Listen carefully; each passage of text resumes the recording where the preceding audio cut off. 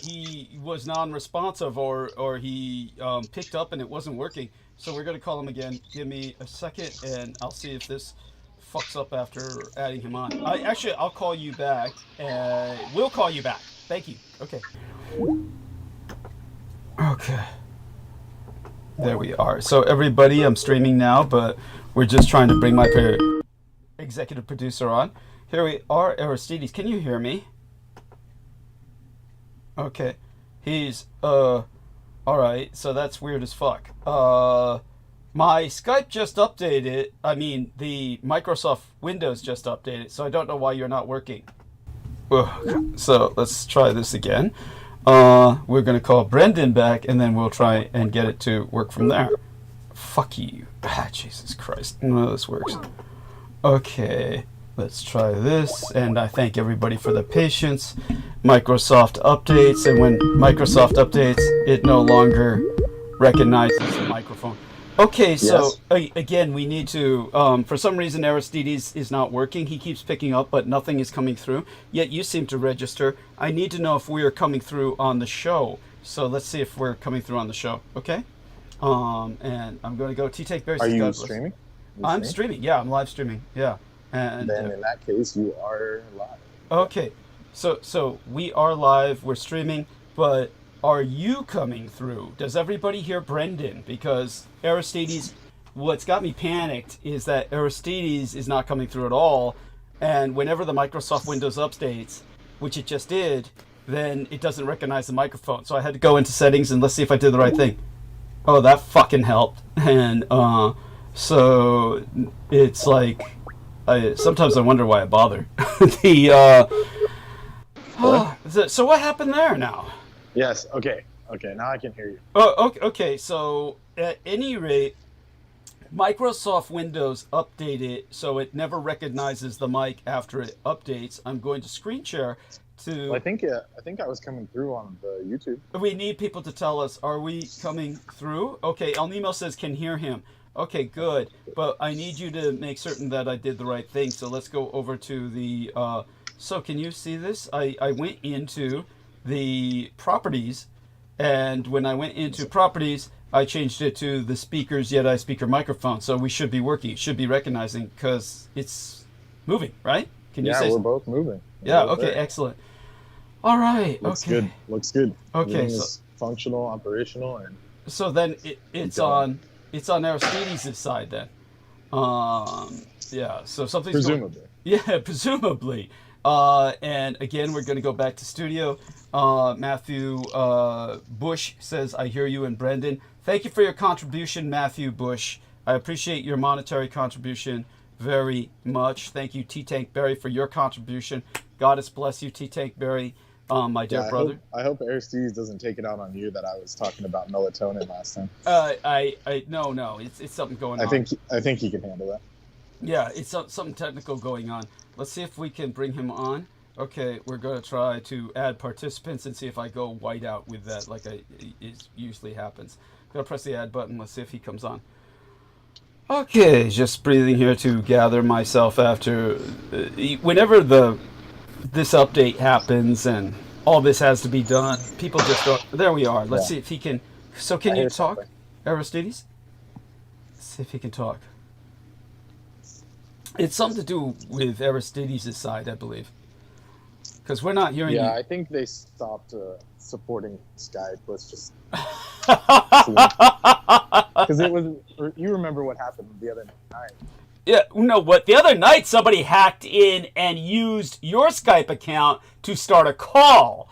That's what happened the other night. Yeah, I basically sat there and watched it. Yeah. I didn't even touch my phone. Yeah, no, I did too, because that was the night I was home. So, so right now what's going on with Aristides, though, is something I believe deeper.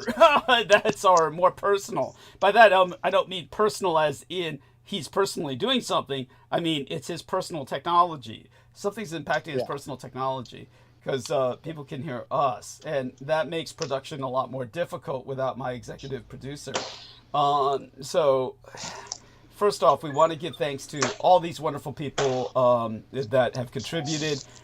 before I forget, because when I get lost in production, of course, it's very difficult to multitask. So I'm going to check my emails to make sure who contributed so I can give them credit later, and people remind me to do that. So Aristides says, hey, okay, so we see that. So it's giving us his text message. And Man, he's even vague on text. yeah. It's crazy. Can you call in, Aristides, and I will blend your call or meld your call. What do they call it? That's something you bring the call in when somebody Add it to. Add it. Yeah, restarting my phone. Hold on. So he's got to restart his phone. This is so bizarre because the very moment my Microsoft Windows updates, and I know I have to go through fixing the mic all over again, and then his phone, it's beyond coincidence. How does it always update like right before the show? It's just like, that's cheesy as hell. Well, it's guaranteed it does that. It's just a harassment. Yeah. It's just harassment. Yeah. It's not. It doesn't.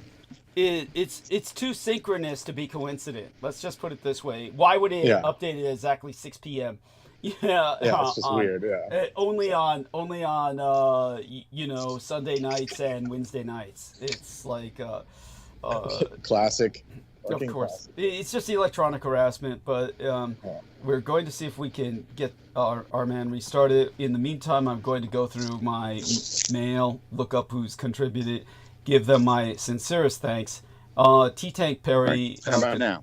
Yeah, we can hear you now. Oh, Thank God. Great. Thank God. Okay. Yes. So let's see if you're registering. Say something again, please. All right. Check if I am registering, please. Okay, it looks like you're registering. You're moving. So everybody, let us know if you can hear our man Aristides. Yep. And then we're going to see if he's going to be able to add people on. You know what we need to do at this point is we need to hang up, and then I call you back, and then you add people on, because I don't think you can add people on when you've just jumped onto the call. I think I probably There you can. Okay, try it. Yeah. Yeah. Add people or do the blurb real quick? Oh, actually, do the blurb, please. Thank you so much. Just do the quick version because we're having difficulties. Please hit the thumbs up. We need it for the algorithm.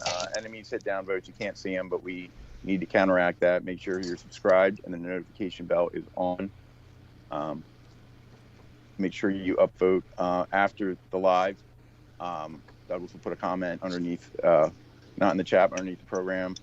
A pinned comment. Make sure you upvote that. You can do extra upvotes by making channels under your profile that you already have an account, and you don't need to make any more accounts. You can make channels under that account. Each one can upvote.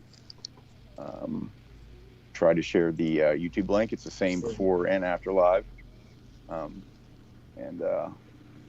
Please donate. The PayPal link is in the chat. So. Contribute.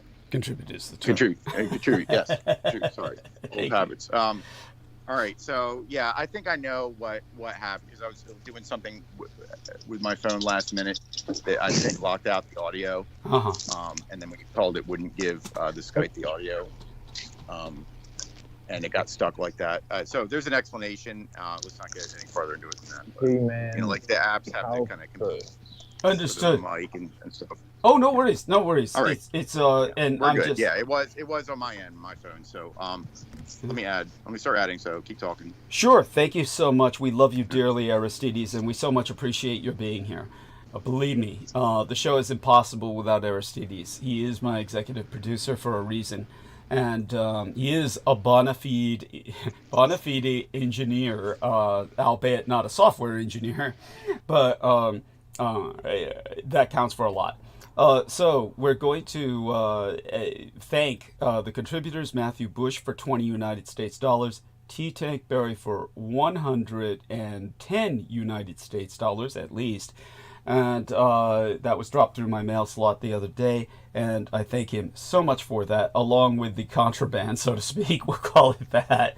And we want to welcome as well Mr. Eric Cradle and El Nemo Albano, of course.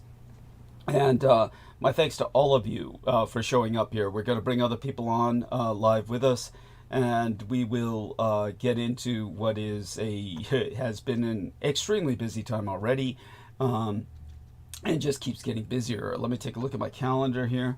And so, oh my goodness, let me take a look at this and add this. Okay. And added 2 O's instead of 2 zeros. And AM. Okay. And I'll say, all right. There we are. Entering that into my calendar, and it's just another all too stressful week. Let's take a look at this. Good stress in many ways, but then it really wears on you. Just to try and come home and live up to my responsibilities. Now we're going to turn on the video here. You might get a double sound effect for a second. And this is all part of just adapting. Sheila Gavin says, greetings to dearest Douglas and greetings to Team Dietrich, including Aristides, Brendan, T-Tankberry, El Nemo, Eric Cradle. Mwah! We love you, Sheila Gavin. We love you dearly. Okay, it was a very important national holiday in my native Taiwan. And it's also combined with an International Awareness Day. We'll get into that when I start veering into monologue. In the interim, the important thing is that we simply adjust here, make certain we get enough people to bounce off each other for a round table before I take my short break, well, comparatively short break, and basically pop a bunch of supplements after eating that. So now that I've eaten a bit of some calories to burn, then I pop some not stimulants but supplements. You believe me, they actually are vitamins. There's plenty of things I take that aren't, but honestly these are. And so it's just part of my habit of doing that whenever I perform these transmissions. We're going to, of course, have all too much to talk about. I still have something in my teeth. And I hate that. At any rate, we are now going to, how would I say it? Ease into the gentle night. And so is, let me see, he added George Knight. It's wait. Oh, maybe now it's all coming through. Okay. I figured there would be a problem. Well, yeah.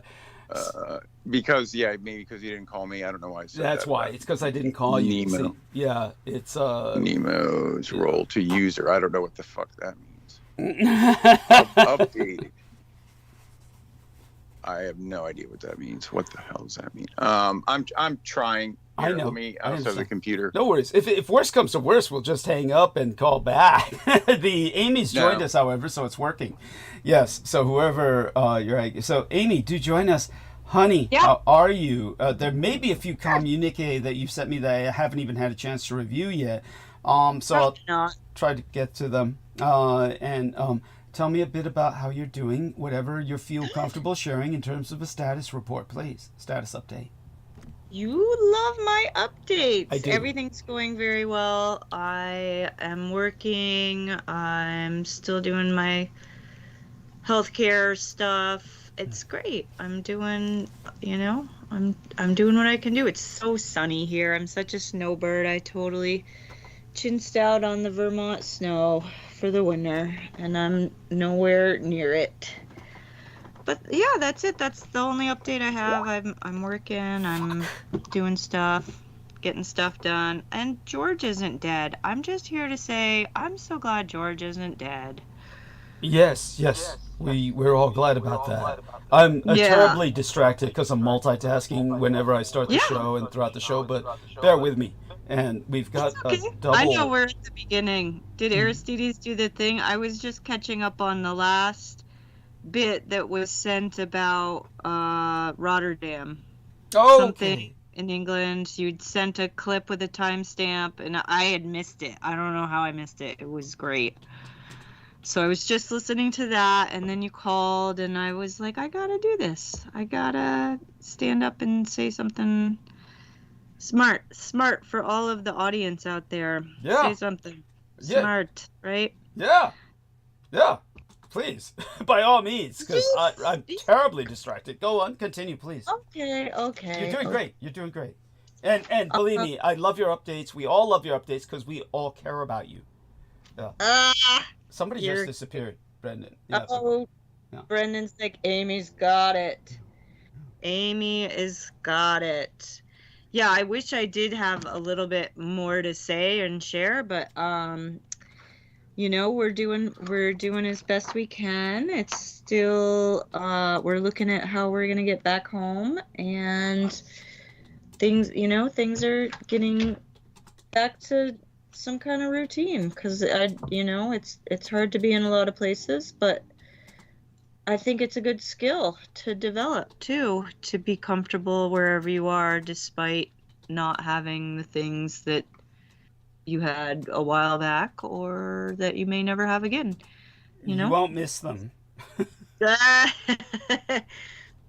Sometimes I think that, but then it's one of those things. Oh, What? did you see that? Somebody sent something. I didn't see it. I think it was to you, Douglas. What, notification? It was from Victoria, maybe? Yeah, she says she has no voice. Oh, she has no voice. She's lost her voice. I mean, she's been sick. Oh. Yeah. Well, that's horrible. Yeah. That sounds terrible. I'm really sorry to hear that. Yeah, no, we're suburbanites here. We're doing stuff like, getting into the museum. Oh, on by the the way, weekend. if you look in the chat room, not our text box on Skype, but the chat room of the video itself, you'll see that Victoria is sending you greetings directly to Amy. Yes. Oh, all right. I'll do that. Well, thank you, Victoria. That's very kind of you. And yeah, so we went, let me tell you, it's not a great time for childless people to go to the museum on a weekend. It's really full of kids, and we should have known better. We really should have, just understood. What museum was this? We went, so there's a bunch in this city, in Pittsburgh, and they're all related to Carnegie. Mm-hmm. So there's the Warhol, there's the Carnegie Museum of Art, there's the Carnegie Museum of Natural History, and the Science Center. So we were at the Science Center. We were perusing the mental health exhibit, and I hadn't been to a museum in a long time, so I was just trying to check it out because, it's a big city. There's that kind of stuff to do, and it wasn't expensive. And of course, when you get to be a member of any of these places, you then can access other museums. That was something I learned working at the Shelburne Museum, is that if you become a member, there's actually more benefits than just buying the day ticket. Like, I was able to get a membership for he and I, and that will apply to all these other museums all over the place. And so that's kind of fun. Like, instead of buying a day pass and, going for one day, we can go for a year anywhere. Wow. That's in this kind of organization. It's a museum science organization, and I just looked up the ones in New York. So on our way back, we can stop and see some other exhibits. But it was, it was the weekend, and it was sort of a lot of children everywhere, and that was just interesting. I hadn't been around so many kids in a really long time, and they were just snotty and everywhere. And Were they sick? They're always sick. Oh, no. These kids at the museum are they're just psyched. It's there's so many things that you can, they're interactive stations where you can get involved. But we went to the mental health exhibit, which is on till August. Mental health exhibit. That's incredible. Wait, tell us about that. Well, I don't want to give it away because, it's all proprietary, I guess. But what? Proprietary? Well, you're not allowed to take pictures or anything. You're not, it's a museum. You're supposed to respect their stuff. Somebody curated it. And so this thing, I was curious myself, how did they make an exhibit out of mental health? And some of it was pretty traumatizing in itself. I mean, just Ooh, like like what? some of these mannequins set up with like and with what? yeah, it was you know, because they try to direct you You through. volunteered for the lobotomy exhibit? Oh, Brendan, I'll have you know that the best part was there was one little alcove that you wander into, and they had this. The thing that bothered me was it was all screens. Like if you wanted to like flip through like symptoms and treatment and that kind of thing for all these mental health issues, you could just sit at home on your phone and do that. So some of it was a little like, like that's not fun. But there's one where you walk in and you look at the screen and it says dance like and then it throws up an animal on the screen. It was like a little dance party. And I thought that was probably the best, was the dance like a bee or dance like a I kangaroo. think that thing was just checking for pathology. You fell for it. Totally fell for it. Yeah. Completely was fell like- for it. There was probably some sick intern that was like, let's see how many people fall for this. Yeah. That was literally the best part of it. Right? That was the best. Yeah. No, I'm just joking. That's for they put that in for the kids. That's because we have an there were no kids exploratory there. science That was museum. the place we went to. We were escaping children. I was about to say they had kids at a mental health exhibition. That's like what? So they could see how crazy they'll get as they get older. Well, that's what I'm saying is like none of the people with kids were in that exhibit. Like it was really like teenagers and young adults in that exhibit. Right. We Some felt people in a psychology class, basically. Oh, but it was not like, I mean, it was like you could just sit at home and do this on your phone. Like, why? Yeah, but like, you get extra credit for going. yeah, for walking around touching screens. Yeah. That's cool. That's how I got 103%. There you go. Just do it. That's cool these days. That's cool these days. Yeah. Yes, right? I mean, we have to embrace it at this point. You can't take it away. Well, we're not going to have school in a couple of days. Yeah. Yeah, it is. It's going to be I done. might not even be employed after this latest firing round. Oh yeah. You're going to be a prison guard. Why aren't you a prison guard yet? I can't. I'm not going to talk about it on air. Top But secret. I'll let you know privately. All What's right. going on with that? I can tell you, honey, because he's affiliated with Douglas Dietrich and he's on a terrorist watch list. Oh, that's so nice. These are the bonus perks we get for having you as a friend. Yeah, that's what you get. You don't notice Yeah, it, Amy, shit. because you're already Shit. homeless. Borderline, yes, or have been for so long. Yeah, I'm sorry. What were you going to say, Bren? Yeah. About how I fucked I your said life it's up? shit. Yeah, it's shit. Bullshit. The only job that called me back was like, we need you clean shaven. It's like, what the fuck? What? Yeah. It's Tell her horrible. what it was. Tell her what it was. Yeah. Whoa, It car was, wash. and it's some stupid car wash. Yeah. Horrible. Like, as if, and those people, no one looks at them. They just they consider you like worse than gum and shit. Yeah. Oh, by the way, I'm so Yeah. sorry. I missed T-Take Berry. I was so busy with other things. T-Take Berry, how are you? Please share with us whatever you wish to share. I'm better than good, brother.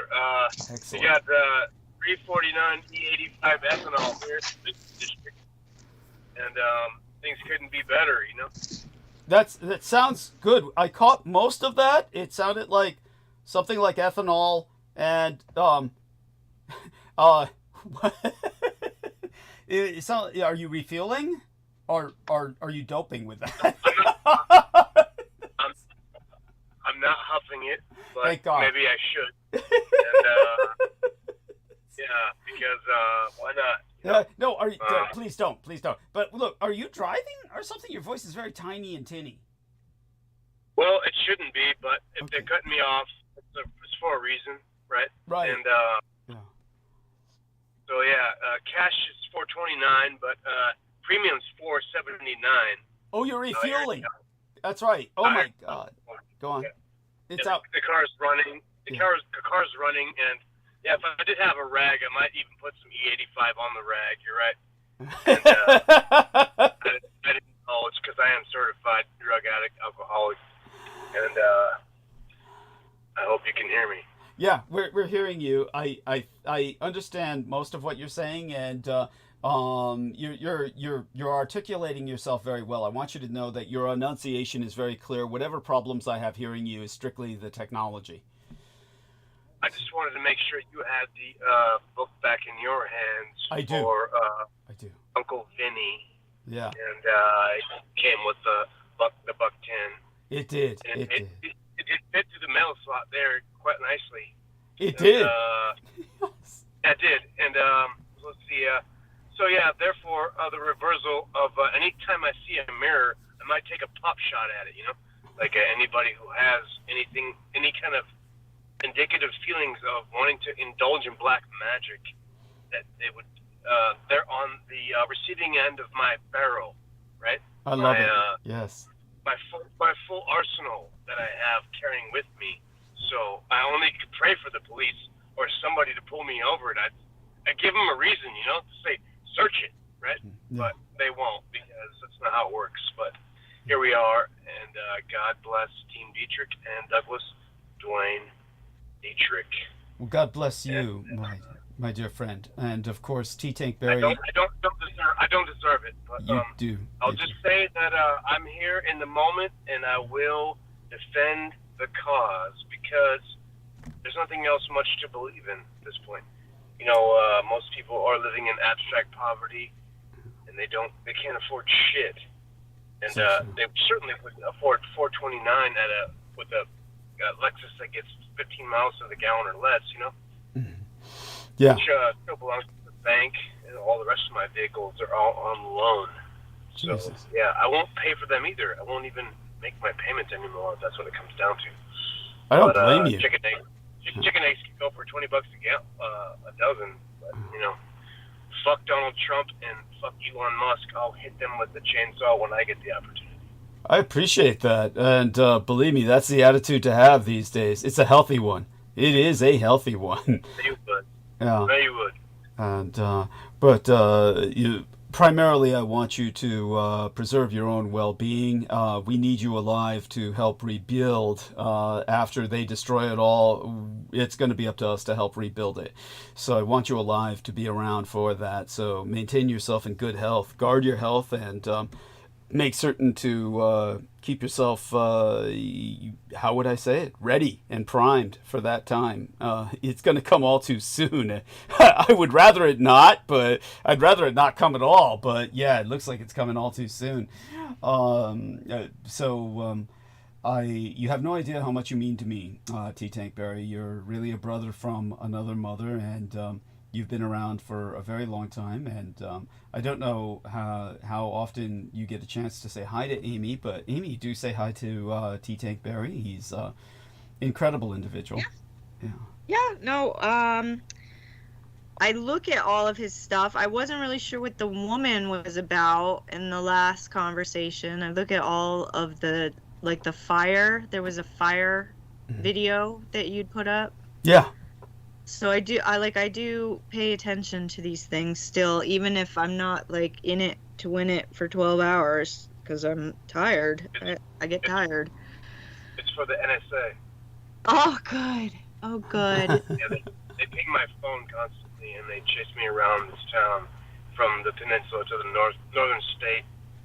And they know that I'm fully strapped, and when they want to pull me over, what they don't know, or what they do know, is that they're in for it. So, that's the way it goes, because they know I would invite Team Dietrich to actually show up at Douglas' store and slip some cash through the slot. You know, nobody else that I've known has done that yet. It's true. We want that to happen. We want to see more of that. That in particular is some guerrilla work that is boots on the ground, and that is so important these days, to have local people behind you making sure that things go the way they're supposed to. I kind of like it nationally. Nationally, there's people that are out there from here to Vermont, so that matters too. You know, they know that they have some more magic behind them that they have to deal with than the people who are Republican, who are retired from the military, or they're not so retired, but like Brendan would say that, you know, if they were to admit that they had ties to that they were still in the game, but yet, you know, I don't think they have faith in Donald Trump. Or Well, no, I think those fuckers could get knocked off at any given moment. They're not off the map, and so neither am I at this point. Like I'm not off the map either, but I anticipate their interaction, and I don't have anything good for them. Just the end of the barrel of my shit, which is not going to look pretty for them or me. And so if they want to make the news, that's what they'll do. I'll wind up on the news, and I'll say what I need to say, and they'll have to know who Douglas Dwayne Dietrich is. And if they don't want to know, well, too bad for them, because they're going to know. And this is the point, is that this is the centrist party of America, the new centrist party of California or the nation, or it's not the right or the left. Yeah. It is what it is. And too bad for them if they don't like it. I don't care if they don't like it. Thank you.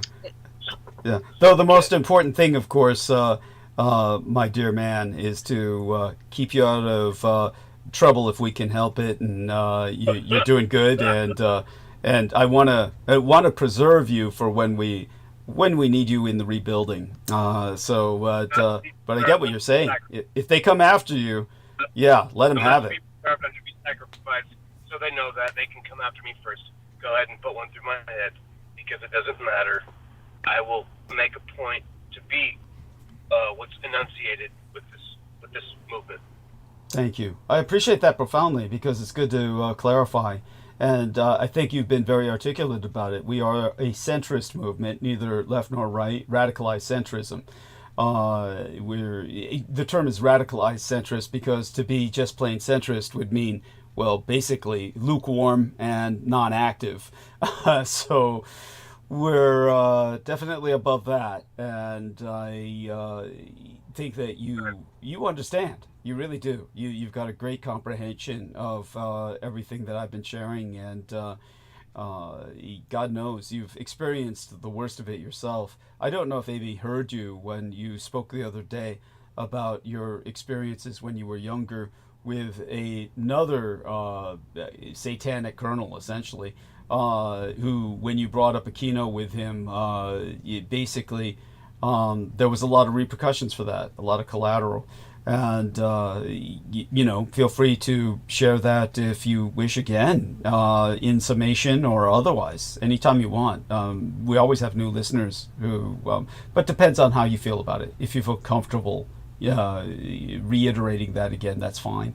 If not, up to you. And hello to Holly. Holly, let's test your audio, and then we'll get back to T-Tank. Yeah, say hi, Holly. I just got on. I missed the intro beginning. Oh, you Just didn't miss too much. We had a host of technical issues that hit us regularly. It's nothing more than electronic harassment, but certainly nothing less. Believe me, it causes its own amount of stress. But we definitely need to get enough people in a roundtable before I take a short break and basically just slam some vitamins down, which I usually do after I eat a short meal, just to have calories to burn before I go into the transmissions. What I call gopher wood type calories, empty calories. They're real food, but it's, for me, pretty empty. It's just something to burn. But that being said, dear Holly, Brendan is back with us. So, Brendan, you're one of my talkers, so I'm glad you're back with us. I might take my break in a few moments, but I do want to stay here for T-Tank for a few minutes and see how he feels about that. So, T-Tank, was there anything else you want to share? Say, for instance, that experience with Amy and Holly, because I don't believe they heard it. Maybe Holly did, but maybe not. Certainly not Amy. So, up to you. How do you feel about that? Well, I feel more than obligated to say that if you're on the move like I am, like including right now where I top the tank off and I'm on the 101 southbound, and I'm always on the move, and I'm always on the lookout for the enemy. And this is important because nobody else feels, or no one else has the balls to show up to Douglas Dietrich's door. That's right. I have yet to see. I have yet to see. I mean, I know Brennan showed up to bring you to San Rafael. Yes. And all that, what you had to do. You know, on Team Dietrich is far and away, right? Mm-hmm. So ideally, they would come to California, which Holly, I believe, is. I won't say where she's at, but I know where she's at, right? Yeah. And also, Amy has a well, she's trackable. She has an address over there in Vermont on a certain court, right? Mm-hmm. Yeah. So people in general, if you have a name and an address, you're trackable. Whereas T-Tank Barry, I don't even associate with that name, and so magically, however it works, I don't associate with things that aren't directly named for me. So when it comes to Douglas's preservation and his movement and who he is, you know, I look forward to people with boots on the ground right here on the West Coast, right? Like because you know my average everyday normal life doesn't include anybody who cares about this subjugation. They really don't. I think they're woefully ignorant and willfully ignorant. And maybe you can give some more context to that as to why people are woefully ignorant and willfully ignorant to the fact that they don't want to know what the truth is. And as far as anybody associated with why I got to this point, it would be that excuse me, I'm driving. No worries. My belief is that these retired individuals, supposedly, who have stock in the nation, they're not Republican. So there's some relief in that, I hope. And even though the Democratic Party also needs to be reformed, as you have stated. Yeah. And so that's the only thing I have to say for now. You know, I'm I'll stay where I'm at. I'm southbound 280. Okay. There's the 101 and the 280. They parallel each other on the peninsula. And anybody who's here, who's following me, I'll spot you out. And I'm well armed. And you better put one through the back of my head. Otherwise, I'm going to get out of my car, put it in the park, and assault you. And so that's kind of where this is at, you know. Like, no one has a choice in this because it's war. It's war for your survival, for you, demonstrated by Douglas Dietrich, who has explained, hopefully, if you've been around a while, you know the concepts. You know what he's talked about. You know why he's talked about it, because you didn't grow up in a Tenderloin. You didn't grow up assaulted by people. Yes. And if you didn't, well, you've had a charmed life, much like I have, a charmed life. Easy, middle class, able to afford the things I have. And so, you know, all this has to be radically changed immediately, because if it's up to Elon Musk or Donald Trump, well, we are so fucked and up to fucking, we're up shit creek with no paddle. Thank you. And that's where it sits. So Thank you. I'll stop there.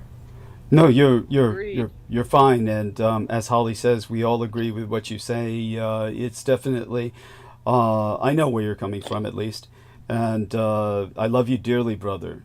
Stay safe and be well, and for my sake, yeah, just stay safe, stay out of trouble, and keep in contact by all means.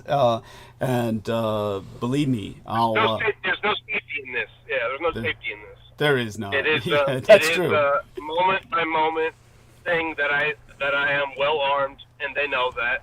And there's not when they want to make the news, they can, because it'll make the news, right? Yeah, I hear you. It might. Then again, they're covering up everything. There was But Yeah. that's fine. They won't cover up this. It'll make the news. Okay, good point. Good point. And but for God's sakes, let's see if we can avoid getting to that point.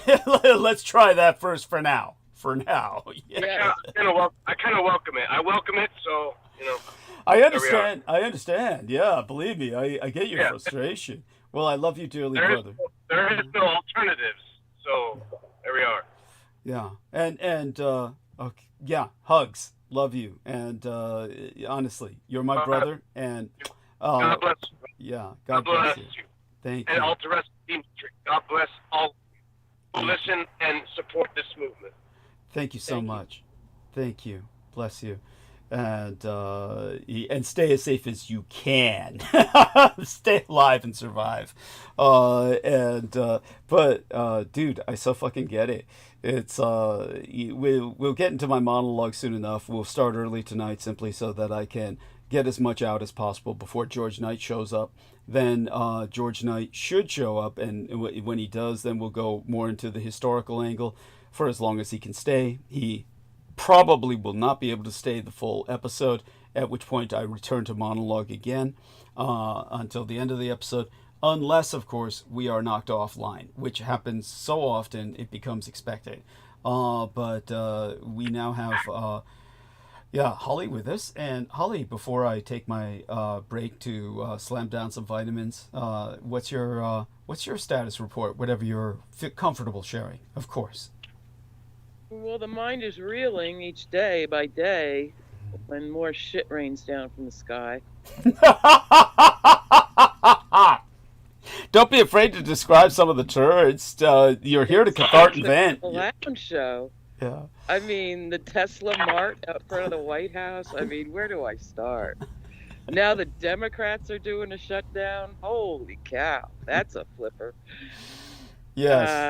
It's just, that's why I appreciate the table, because I can, go with whatever topic comes up as necessary. But it's hard to pick something out. It's mind-boggling, and I believe we have to stay informed without slipping into doom scrolling. Yeah. So it's a fine line there. Yes. But we're all still walking it. Yeah. And, anything in particular stand out? Anything? Well, I weep for the people suffering these firings, of course. Oh God, it's so awful. And it is fearsome what these agencies do, Yeah. and that they are necessary, and that all the fat's in the corporate defense contracts and shit anyway. Yeah. And charter schools and all that, they're just raking tax dollars in.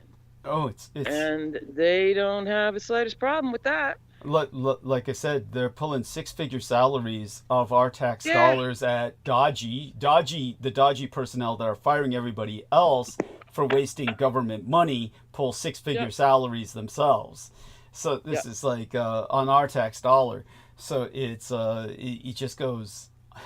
It's so reprehensible, and it's. I'll start in soon enough, of course, and I hope you're all. And based on the performance of his rocketry, why would anyone want a Tesla? God. I love it. No, it's so true. He's such a fucking dork. So let's test the audio of Brendan, because I want him to join in on the roundtable if possible before I take a short break. Dear Brendan, let's if you'd be so kind.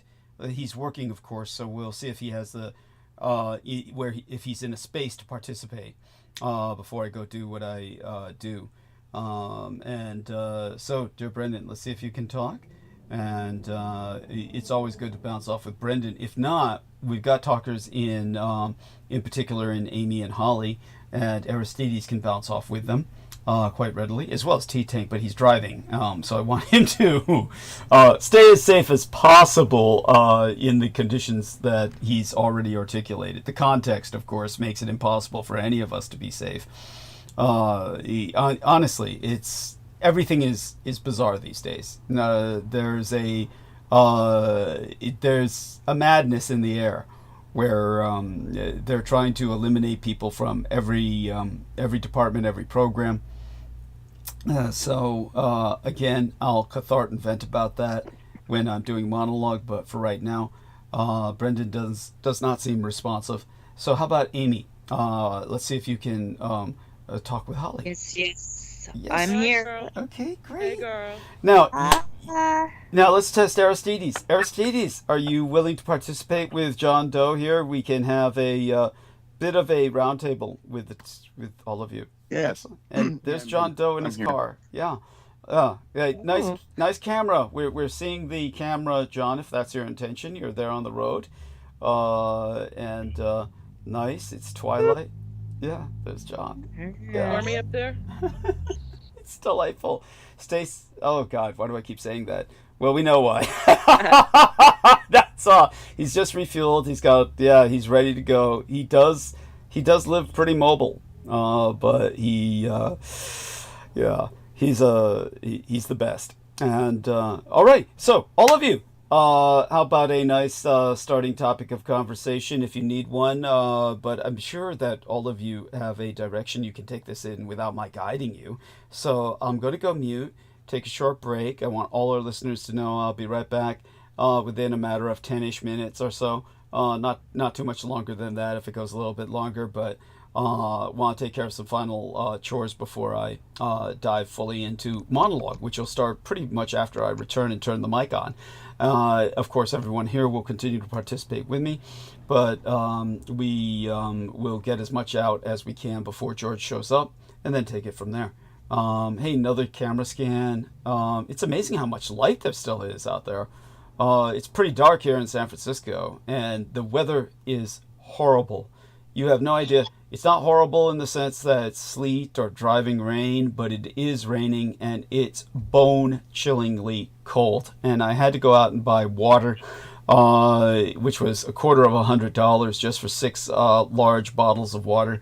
And that was just going up to the corner store. Homeless individual was just literally lost control of his bladder, and just this large stream of urine just coming out of his pants on my way to the corner store, just like as if I were in a ghetto. I mean, and this is Russian Hill. This is Russian Hill. And did the rain bring him out? Was he like camping in a bush in the local park and then the rain brought him out? But the homeless are not cleared from San Francisco. They're back. They're back. You can't get rid of them, and there's going to be a lot more joining them with all of the mass layoffs going on. Okay, with that, going to go mute. You've all got this, and everybody listening, you're in the best of hands. All right. Who's here? Hey. Me and Amy. Hi. yep. Oh. How Yeah. lucky am I? Uh-huh. You're the meat in the sandwich. Hey. Oh, good. Aristides, you had said something about missing the topics that Douglas would talk about, Mm-hmm. the unmentionable. And it didn't make me think back to like all those times where I could like just have him on and like write notes and like put it down somewhere so that I'd remember, because I have like just this, it's an incredible spring thing that happens where my mind just like goes from one thing to the next repeatedly, and I need notes to kind of pull me back. Mm-hmm. But I wanted to ask like what kind of stuff hasn't been discussed in a long time. I think there was topics that, of course, kind of seemed particular to when they would talk, but just in general, and a lot of that still comes up occasionally, but I think it's just a lot more like the historical topics, and like, he was, My maybe- phone's dodgy because of the storm. It drops, so I'll keep coming back if that happens again. Okay. but just history and a lot of the, all the stuff about the really, he wanted to talk about like the Emerald Bomb and all this stuff, but it really brought out like a lot of crazy, details about all that, or just very interesting. And Well, that's let me help develop that a little. I'm asking because as I see it, I think that a lot of what was written but not published had so much of Douglas in it, and the way that he acquired that knowledge, that it seems like it would be really easy to like put it into its own thing and give him full credit, because there just wasn't anything that was added to it that was like when I read some of the stuff that had come back to us, I didn't see a thread. Like I didn't see like how is he tying this together? Like what is this actually about? And it turned out it's mostly Douglas. Like it's stuff that he's become aware of because of the history of who he is. Yeah. And I understand the frustration that he has about just the fact that it turned out the way he did, like nothing was actually done with it. I don't think that the guy was capable of doing anything with it anyway, but stuff like the Techlit Blue, that whole, intertwining with the Lovecraft Jewess that was teaching him about that history, and I feel like that all has a place, and it's more of a serial. And I think if you were to write Douglas's biography, how many books would it take to put all of that into something that you could even manage? He's a one-man community college. Holly, say it again. He's a one-man college. Can you hear me? Cutting you. Is it bad? It's pretty glitchy. I'm sorry. I'm in a really good spot for reception, but it gets weird in the storm. It just got better. Say it again. Okay. He's like a one-man small university. Brilliant. Yeah, that's true. On every subject, pretty much. Astronomy to politics to it's like the Where's Waldo of everything weird, Yeah, and truthful. Yeah, and what I really appreciate is that he didn't choose his road at all. Right. It was presented to him in a choiceless manner, and he lived it, and he stood up, and that's very admirable. It wasn't like he went out hunting for pedophiles, you know what I mean? Right. They found him, and he acted accordingly, but there was never much of a choice in it. And I appreciate that. Like, to broach the subject of where would you live if it weren't for Russian Hill where you're at, like that's like, it's so tenuous. Like even if you did have all the money and all the resources, and say, as a T-Tank was suggesting, like this is a radicalized centrist movement, and say that movement got financed, like to even like suggest that you have a choice, it's hard to imagine, because what more could he create? Like, look at the backlog and library of videos, 12 hours twice a week. It's incredible. And I find that, like, today I was in a room full of people who were just letting everybody know how smart they were not. And they were just going on and on, as everybody seems to be like losing it with the television not making any sense, and it's just, people are having a very hard time even considering the change that's about to happen. And then I want to jump in and be like, okay, so you're arguing about this war between Ukraine and Russia, you don't even have the facts straight. But I don't want to go into why they're so wrong, because they haven't brought up Transnistria. They haven't talked about the neon. They haven't even considered, like, it's a global economy. Like, we have to, like, think about how Ukraine and Taiwan are connected with this trade of resources. It's, like, I don't know even having been so informed and able in some way to digest it, maybe not fluidly and not with any expertise, but to put that into a book or into a video or into a podcast or whatever you want to call it, that is going to be really difficult for the average dope who's retired on a military pension living in North Carolina, who's talking about his favorite time in Afghanistan, where even this little girl was so adorable. I wanted to take her home, and I couldn't even believe I was hearing this guy. And then I sat up and I looked at who was making this noise, and I was like, oh my God, this guy is just provoking me. I couldn't even believe that, like, I was in the same room with this person, and he was talking as if, like, you know, he'd considered being a pedophile and taking this Afghani child while he was over there serving with the military. And I don't have the ability to explain to these people that they're completely defunct. Like, you're non-functional as a member of our world. Like, it just doesn't, like, I don't want to start that war. I don't want to start explaining things in a way that is reasonable and smart, makes all the sense in the world.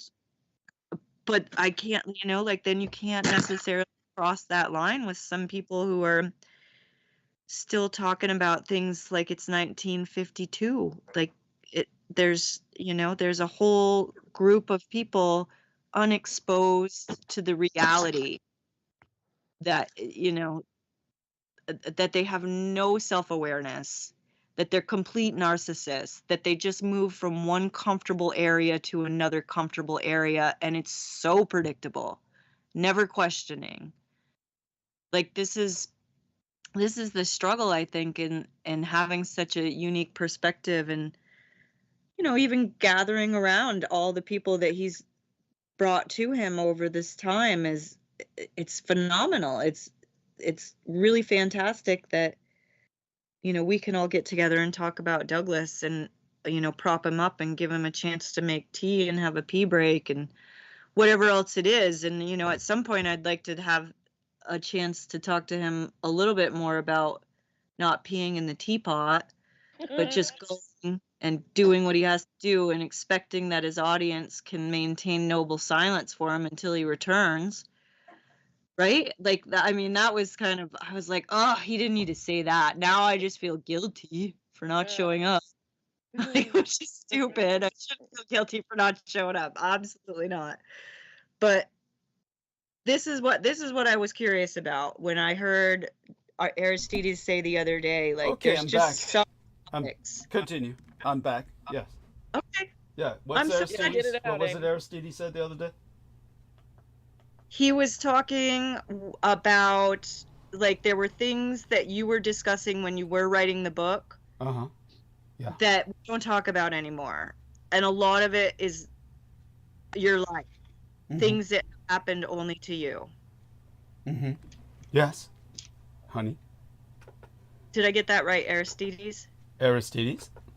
That's part of it, or maybe even stuff that didn't happen to him, but just a lot of the just really deep, like, historical knowledge and stuff of, you know, that you're not going to hear anywhere else. You know, whether it's, you know, World War II or Asia, you know, and what have you, you know, occult, you know, it just drove a lot of topics. I realized there were, you know, other issues, but that's all.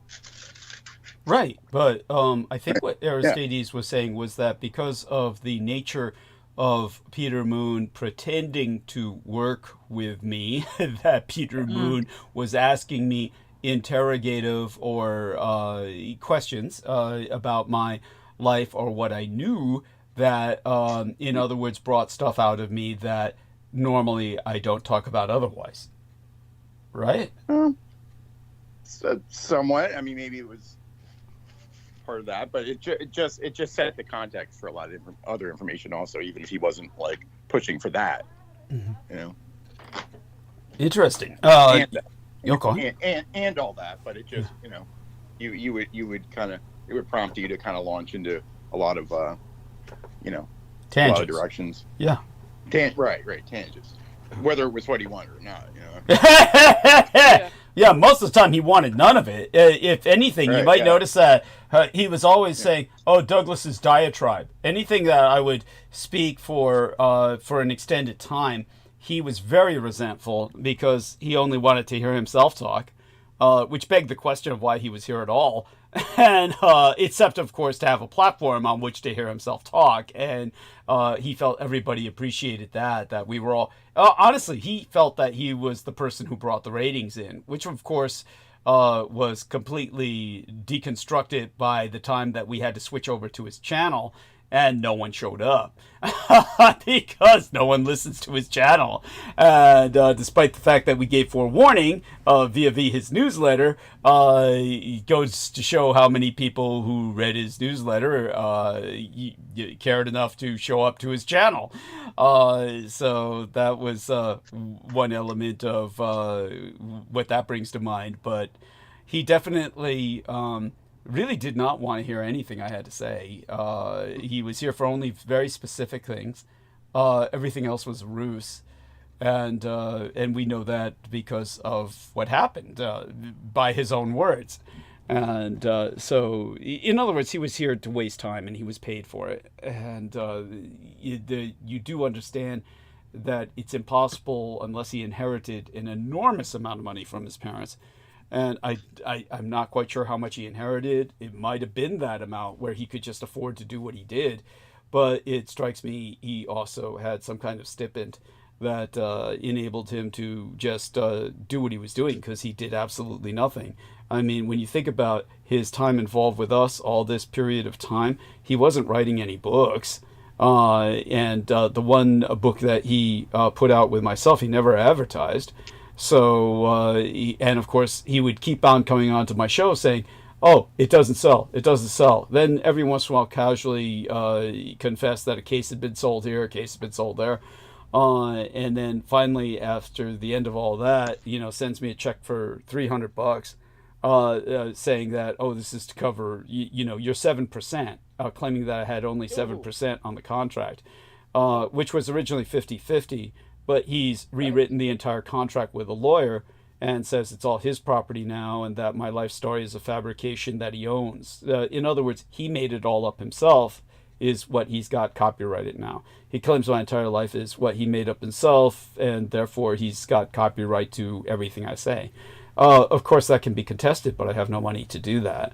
Now, of course, hiring an attorney to do this costs money, so where's he getting all this money? Not to mention all the money he was spending on contractors, all the alternative health treatments that he gets, then not to mention maintaining the home that he's continually renovating, which is a 5-bedroom estate. And altogether, the weirdness comes in with the fact that with all that, he still had his child bride, the Romanian young lady, Paula Masan, paying the mortgage off on the home. He basically exploited her as slave labor, and she worked for him in exchange for U.S. citizenship. She suffered all this in exchange for U.S. citizenship, but in the interim, she was the one who paid the mortgage off, as well as bought all the groceries, etc. So he shared that with me. He was very open about that he never paid off his mortgage. She did. And then he wouldn't will her the house. Then he willed the house to his daughter. It had been willed to his daughter, but when she demanded the house be willed to her because she paid the mortgage off, he told her to go fuck herself. And then he couldn't understand why she left him as soon as the time limit was up when she could do that, and United States citizenship was secured. As soon as that was secured, she took off. And then he has the nerve to tell me that he was the best thing that ever happened in her life. But, when... just as kind of like a counterexample of another kind of individual that just drives one mad, when you're just... you can't dwell on people like this, because if you do, you're simply going to start spending all of your life plotting their murder. But another example of this is now that after years finally went through the motions and went through physical therapy in Kaiser Hospital, only so that I could say that it didn't work and therefore get the pass to go to a chiropractor. The interesting thing is, of course, that there was no scam or disingenuity involved here. The PT department at Kaiser was just there's no word for it. I've never seen anything that I could use the term scam or grift on in a medical setting more than that. That was when I just have to cathart there before I get to the point. But the catharsis here, or the venting, would be about when I took care of my parents for 11 years. I took them to physical therapists all the time, and these physical therapists did all kinds of shit. It was like they treated my parents like pandas. They were like, you got to ride on balls, got to throw hoops around. I mean, all that's constructive. When I went to physical therapy at Kaiser, it was just a counseling session without the counseling. It's just total bullshit. Just, here's a flyer, here's some exercises, go home and do them. And it's like, you get paid to do this. It's unbelievable. Of course, when I brought up what Amy Como brought up, ask them about this kind of PT, of course they didn't do that at all. But at any rate, so once I went through the hoops with that and then went to see the chiropractor, I'm seeing him in this alley in Chinatown. That's next to the alley where Vale works.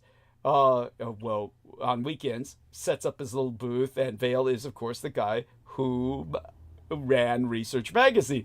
Now, Holly, you sent me a link with a note on my cell phone the other day, and I really couldn't understand what your message was about that before I get into, just a kind of like little dig at that individual. Nothing little about it, really. You were saying, oh, this is all kinds of crazy, this reading list or bibliography. It was bibliography. Yeah. That's all. And what was so outstanding about that in particular, if anything? Well, it's just a bunch of wacky, bunch of weird stuff. That's all. Which makes it Go on. It on. was pop, not so much weird history or anything. Yeah, you mean, in other words, it's kind of like counterculture. Yeah. Yeah. Yeah. And it was supposed to be quite risque and all for the time. Yeah, for the But, time he was like, yeah, it wasn't anything. It was, I don't know, fashionable. Today, you mean? Then Mm-hmm. it was off culture fashionable. Got it. Yeah. Well, yeah. Like bad boy stuff. Right. That was it. But That's pretty tame. by today's standards, you mean? Yeah, and even for the day, I mean, it kind wasn't. of. I mean, like, you had the book Pranks, right? Yeah. Yeah. Now, in Pranks, okay, if people tried to do today what was in that book, they would be taken down by SWAT teams. I'm sure that's true. Yeah. I'm sure of that. Good example was this guy was going around in the book Pranks. What was his name? He worked with Feral House Books, and or he had Parfrey? Parfrey. Adam I Parfrey. think it was Parfrey, or Yeah, it might have too. been. He was Feral House. Yeah. So it was either Parfrey or a friend of Parfrey's involved, or rather, Feral House published some of this guy's books, and I can't remember. I don't think it was Parfrey, but somebody whose books Parfrey published. But this particular guy, he went to like parties and brought like fireworks with him in a vest, where he was going around first telling everybody, oh, I'm this. He looked up in the obituaries, found out one of the people who was supposed to go to a high school reunion was dead, died in a car accident. And so then he went to the high school reunion saying he was that guy. And then everybody was all spooked, saying, aren't you dead? And, nobody had the guts to say, aren't you dead? They all just, took him at his word, like he's back from the dead. And then he made certain to be as offensive and as insulting as possible. So people who were obviously Jewish, he would go up to them and they'd say, what are you doing this day? You know, you haven't been around for a while. What are you doing? And he'd say, oh, I'm working on a plan to exterminate the Jews. And by the way, this is in the book. I'm not making this up as some kind of indulgent example on my own. This is in the book. And this book is a recounting of real experiences because they have the photographic evidence. So there was photographs taken of this guy doing all this shit. It's not like he's making this up. All the way to the point where he pulls the explosives. So then after he's insulted everybody, then he exposes his vest like he's a suicide bomber, and there's all these fireworks on it. And they're all like set up so that he's got metal protection under it so his skin doesn't get blistered, plus some asbestos shielding. And he thought it out. And then he sets all the explosives off, but they're fireworks. So they're all sparking away from him towards everybody else. So he starts sparking all these fireworks out of his chest, and everybody, of course, is panicked to the point where they're trampling over each other to break out of this party, and of course, people get injured and die as a result. But he never goes to jail because it's a prank. It's like, of course, if he did that these days, they would kill him. SWAT teams would come in and shoot this son of a bitch, and rightfully so. But all such being said, so here's Vale working with shit like this. And as Holly said, this is not just pop culture. This is like pop counterculture of a subculture that is supposed to be underground and risque in the sense that it's risky as well as sexy and all this other shit. And he was, for the longest period of time, the bleeding edge of counterculture. And it was supposed to have like a leftist political theater bent, which was really big back then. Actually, a lot of it. Come on now, they had, honey, they had. That was been 40 years. They had Boyd Rice in there. It was leftist and neo-Nazi. That's right. It was both. That's right. Yeah, both leftist and neo-Nazi. I knew Boyd Rice in passing. Yeah. And don't forget, Vale himself was a Nazi at that time. That's why I was always a little weird with it, because it didn't seem leftist enough for me. Understood. No, I get it. But basically what happened with what I can figure out with Vale, no doubt we'll return to the subject when George comes back, because there's this fangirl in England who keeps in contact with George and myself, more with George now than myself, and but she had a daughter or a granddaughter, I really can't remember which, who worked for Vale as an intern. And so she kept trying to get me to get back in contact with Vale, and organically it ultimately happened. But Vale, at this point in his life, is just this loser who sits in an alley from noon till 5 on Saturday and Sunday selling his 40-year-old books. And but while he's sitting down there, and last time I went to my chiropractor, I just dropped into the other alley to talk with him for a bit, because there is some advice he gives that is productive, because he did spend years publishing after all. So when I'm saying, by the way, I love the weekly Vale report. The special feature. I can't even begin to imagine what he would be saying. What does he even say? I don't know. No, you're. You mean? I thought you were like reading a newsletter or something. I get it now. No. Yeah, your report is very important. Oh God. Well, get this shit.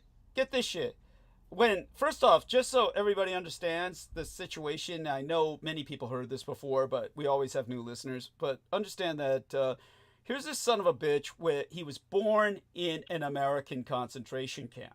So this was between 42 and 45 that this fucker was born. And when it means he's 81. He told me he's 81. And but here's this dumb fucker, and he's like sitting in an alleyway. But what gets me is that when he was young, obviously having been born in an American concentration camp, he grew up radicalized because of his experience. It's like Magneto, right? Yeah, the superhero character, supervillain character, Magneto, he starts off in a concentration camp, and he becomes a supervillain. So that was Vale in real life. And he became a Japanese American Nazi. This was his protest, his rebellion. And so when I knew him, he was a hero to me, like a role model. And he had a German girlfriend, Catherine Ruther, and she drove him around because he wasn't very good at driving because, you know, he's Asian. I could say that. I could say that. Right. But at any rate, he then, when I meet him years later, he still recognizes me, but he's saying, oh, that was my dark past. That was my dark past. I figured, well, he married this chick and he's got a kid now. You know, that happens. But when I meet him now, it's like he never knew me. It's not hostile, I don't know you. It's he truly does not remember me. Now, bear in mind, when I was young and hanging out with this Japanese American Nazi, he knew I was the son of Adolf Hitler. You do not forget that, especially if you're a Nazi. You don't forget you were hanging out with the son of Adolf Hitler. So the way I take it is that when he married this chick, she was assigned to him and basically at some point took him to get reprogrammed. And just to give people an example of this, when I was working with the Department of Defense in the 80s and into the very early 90s, but throughout the 80s, they had an enormous insurgency of white supremacists in both the American and Canadian military services. So they wanted me to investigate and follow up on this as much as possible to help with collating documentation and research for the JAGs, or Judges Advocate General, who were investigating this phenomenon. And so I know quite a bit about neo-Nazism in the American and Canadian militaries. But when it came to his hanging out at the Presidio, as he did peripherally, we were driving through it a lot when I would show them around concerning my work and the like. He doesn't remember any of this. But one of the things I ran across in these documents was they were still using the term denazification for men who they caught who were members of these right-wing insurgencies, and they would bring them in for denazification. That's a term they were using in the 80s that you would have thought had died with World War II. So in other words, in World War II, they said, we're putting this town under a campaign of denazification. They're trying to denazify basically eliminate the Nazi elements in the town, take the civilian population and alter their behavior by a behavior modification process of re-indoctrination or re-education. If they're still using that term in the 80s, they're still using it now. And I'm certain that he was taken sometime and, like Peter Moon, brought into some Clockwork Orange type facility where they just denazified him with repeated like sensorial overload, probably a combination of sensory deprivation and sensorial overload, because he truly does not remember me. And when I say shit like, dude, you were a Nazi, and it's like total denial. And then when I say, dude, you used to wear a Hitler Youth belt buckle, and he would say, German belt buckle. But here's the kicker. Here's the real shit. That on a personal level, there was a stupid comment that didn't bother me, but I told him, you know, if I were somebody else, it would. Because I brought up the fact during our conversation I had PTSD, and he said, oh, well, just because you got PTSD doesn't mean that excuses certain kinds of behavior or something like that. And the weird thing is, it's not like I'm behaving aberrantly in front of him. It's somehow like this was like some response to, he was under this impression that PTSD is a rationalization for aberrant behavior. And so he felt, whoa, are you know, just because you got PTSD doesn't mean you've got any excuse to behave in some fashion or something like that. And I said, you do realize that if I weren't so well adjusted, I would take a lot of offense at what you're saying. And he didn't get that. And I said, you do understand that PTSD alters the very shape of the brain, so you're processing differently. It's not a scam where somebody just says, you know, the point is, I understand where I think he's coming from, where a lot of people claim PTSD, but it takes a psychiatrist and an imaging machine, and then you can confirm it. And most people, it's never confirmed. These are just fakes and people trying to excuse aberrant behavior. But in terms of people who really have PTSD, they truly cannot help themselves. Their brains are actually malformed. So, and as mine is, however, I've overcome that as much as possible. So when somebody just casually dismisses something that you have, that's pretty offensive. So I let him know that very tactfully, saying, you know, I'm pretty well adjusted, so I can handle what you're saying with that. And when I told him about the change in the brain shape, he was completely astonished. He had no idea about any of that. And he was like, but how can they tell? And I'm like telling about all this imaging and stuff like that. It's like, I don't understand how someone makes it to the age of 81 and doesn't know these things. But here's the final kicker. What did offend me was this. Not that, but this. He's shoving, every time I see him, he has a big bucket of sushi. And he shoves that sushi in his mouth relentlessly. It would be like watching somebody watching TV and they're just popping popcorn, metronomically, meaning like automatically, with an autonomous reflex where they're just constantly shoveling a popcorn kernel into their mouth every, just moving like a cuckoo's clock or something, just with this automatic motion. He does that with his sushi, all the while that he's sitting down there for between noon to 5 p.m. Just a big bucket of sushi, and by the time he goes home, he must be. There's no need for dinner, obviously. But when he's eating all this sushi, and it's always sushi, when he's eating this sushi in front of me, and I brought up the fact that, because he had read the book and said he didn't understand the book because probably senile dementia or Alzheimer's truly is creeping in. So we got to factor that in.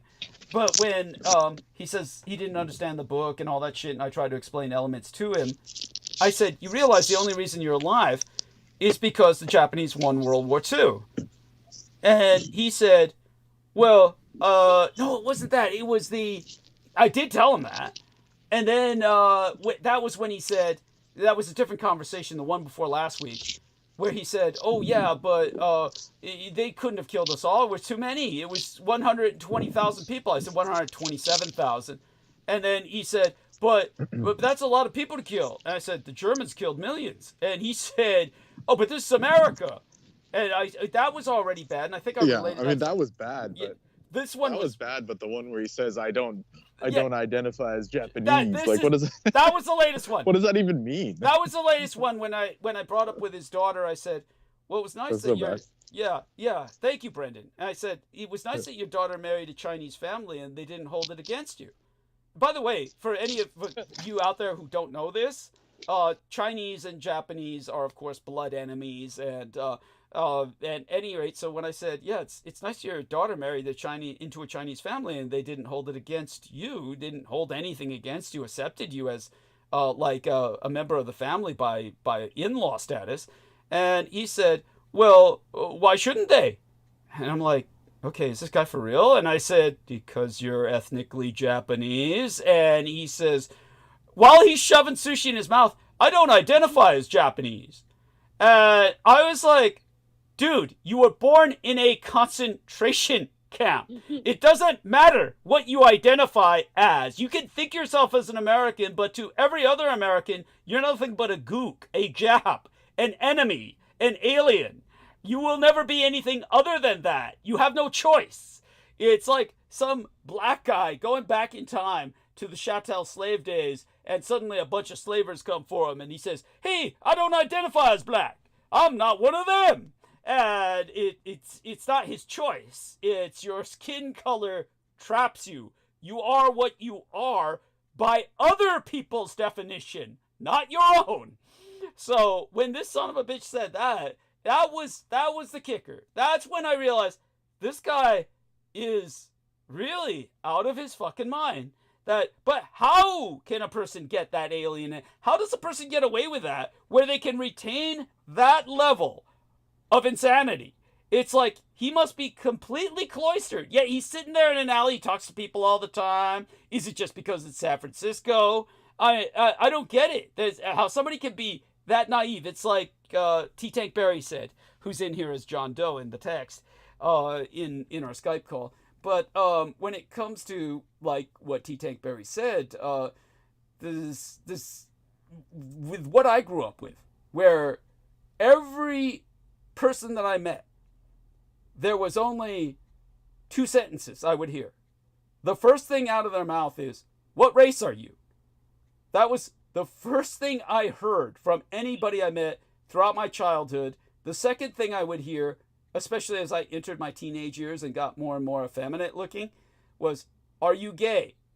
And so all that matters to anyone, as far as I'm concerned, is your race and your sexuality. That's all anyone cares about. That's what they judge you by. This is, and your entire life is decided by that. So the fact that this guy could just sit here and say, "I don't identify as Japanese," like he has a choice, and then say, "Oh, they couldn't have killed us all. You know, that's a lot of people to kill, and this is America." It's, what dream world is this individual living in? America is the place that put him in a camp. Where I grew up, where just by being Asian, I was denied everything. And nobody has any concept of this. It's like, and it went beyond that. It's when I grew up, of course, adapted to being very effeminate. So it's something that I suppose didn't necessarily psychologically scar me as much as it would someone else. It would drive anyone else mad. You could see why some straight male who was born effeminate looking and constantly has other men making passes at him while denigrating him as gay, because it's always hurled as an invective or an insult. Even while I was growing up in San Francisco, of all places, you could see how some man would become more and more insane. But in my case, because I was cross-dressing all the time anyway, and half the time presenting myself as female, I grew far more comfortable being female, because then no one would say such things to me. So that was just how I handled it. But the fact that I had to adapt that way, even though my mother was training me in that art because of my Asian heritage, the fact that I was both that and Asian, I had always been the outsider in every conceivable fashion. And for this man to be born in a concentration camp, then marry some white chick, squeeze out some half-breed mutt that marries into a Chinese family and identifies himself as American while shoveling down sushi by the bucket load. It's like some black man sitting in front of me eating watermelon and saying, "Race doesn't matter. It's all a matter of merit." It's like, how privileged can you fucking be? But then again, it came from, he claims he was, the other bizarre aspect of it was, he claims when I said, "Your parents must have worked really hard and you must have grown up inheriting all that they worked for," then he claimed he was raised in a series of orphan homes. Like, what do you call it? The foster homes. Foster homes. "Oh, I was raised in a series of foster homes." And I'm like thinking, how is it then that you can be so naive? Nobody, all the other people I know who were raised in a series of foster homes, not just one, but a series of them, all they ever talked about was how many times they were raped. It's, "Oh, I went from one family where they were just raping me. Oh, the other family chained me to the wall and fed me out of a dog food bowl. Oh, then the other family." This is what I literally would hear from people who were raised in a series of foster homes. How this guy gets raised in a series of foster homes. And then he relates the experience of one of them, and you'll love this, Brandon. He relates a series of one of them was, "Oh, they taught me to hate bacon. I used to love bacon, but they were Seventh-day Adventists, and they were vegetarian." And I said, "Seventh-day Adventists are vegetarian?" He says, "Oh, they invented it. They invented vegetarianism. They make these vegetable meats that you taste so good, you'd think they were the real meat." And I said to him, "I think I would argue with that." But he then says, "Yeah, but before I left that foster home, she made me real bacon. And when I put it in my mouth, I spit it out.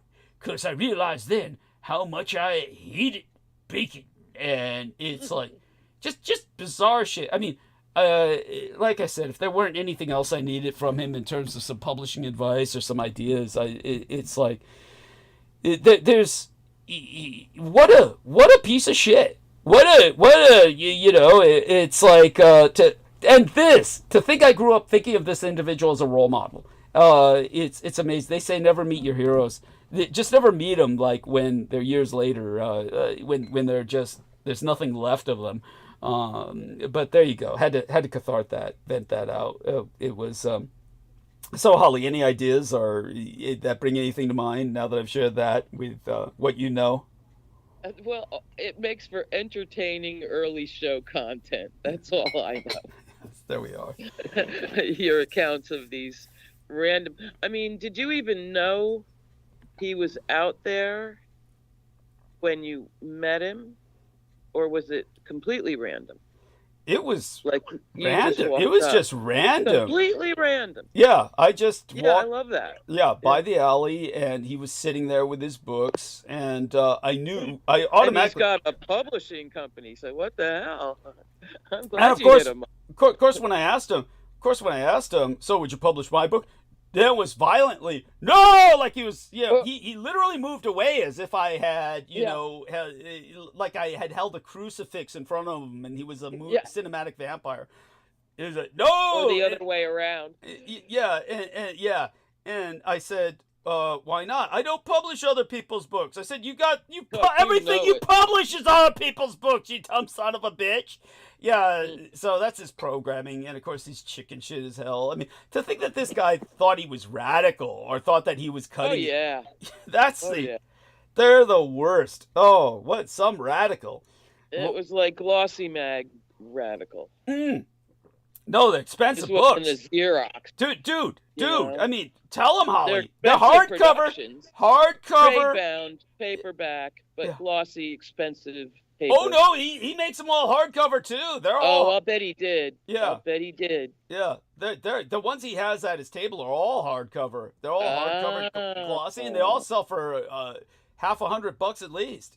So. Yeah, I believe that. Yeah. And if that's all he can get, he'd be better off on eBay. But I guess he likes the street. It's because he's old and he's got nothing to do, and I guess it's nothing to do.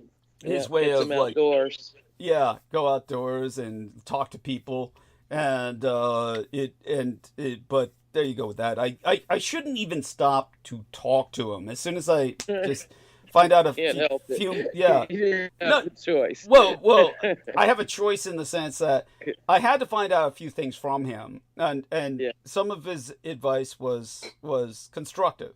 Some of his, but the price I paid for digging that out of him is the psychological just damage of dealing with somebody who you can't believe is that fucking stupid, especially after what they've been through and what they once were. So it had to be a deprogramming, some kind of brain conditioning he went through. Really had, or something.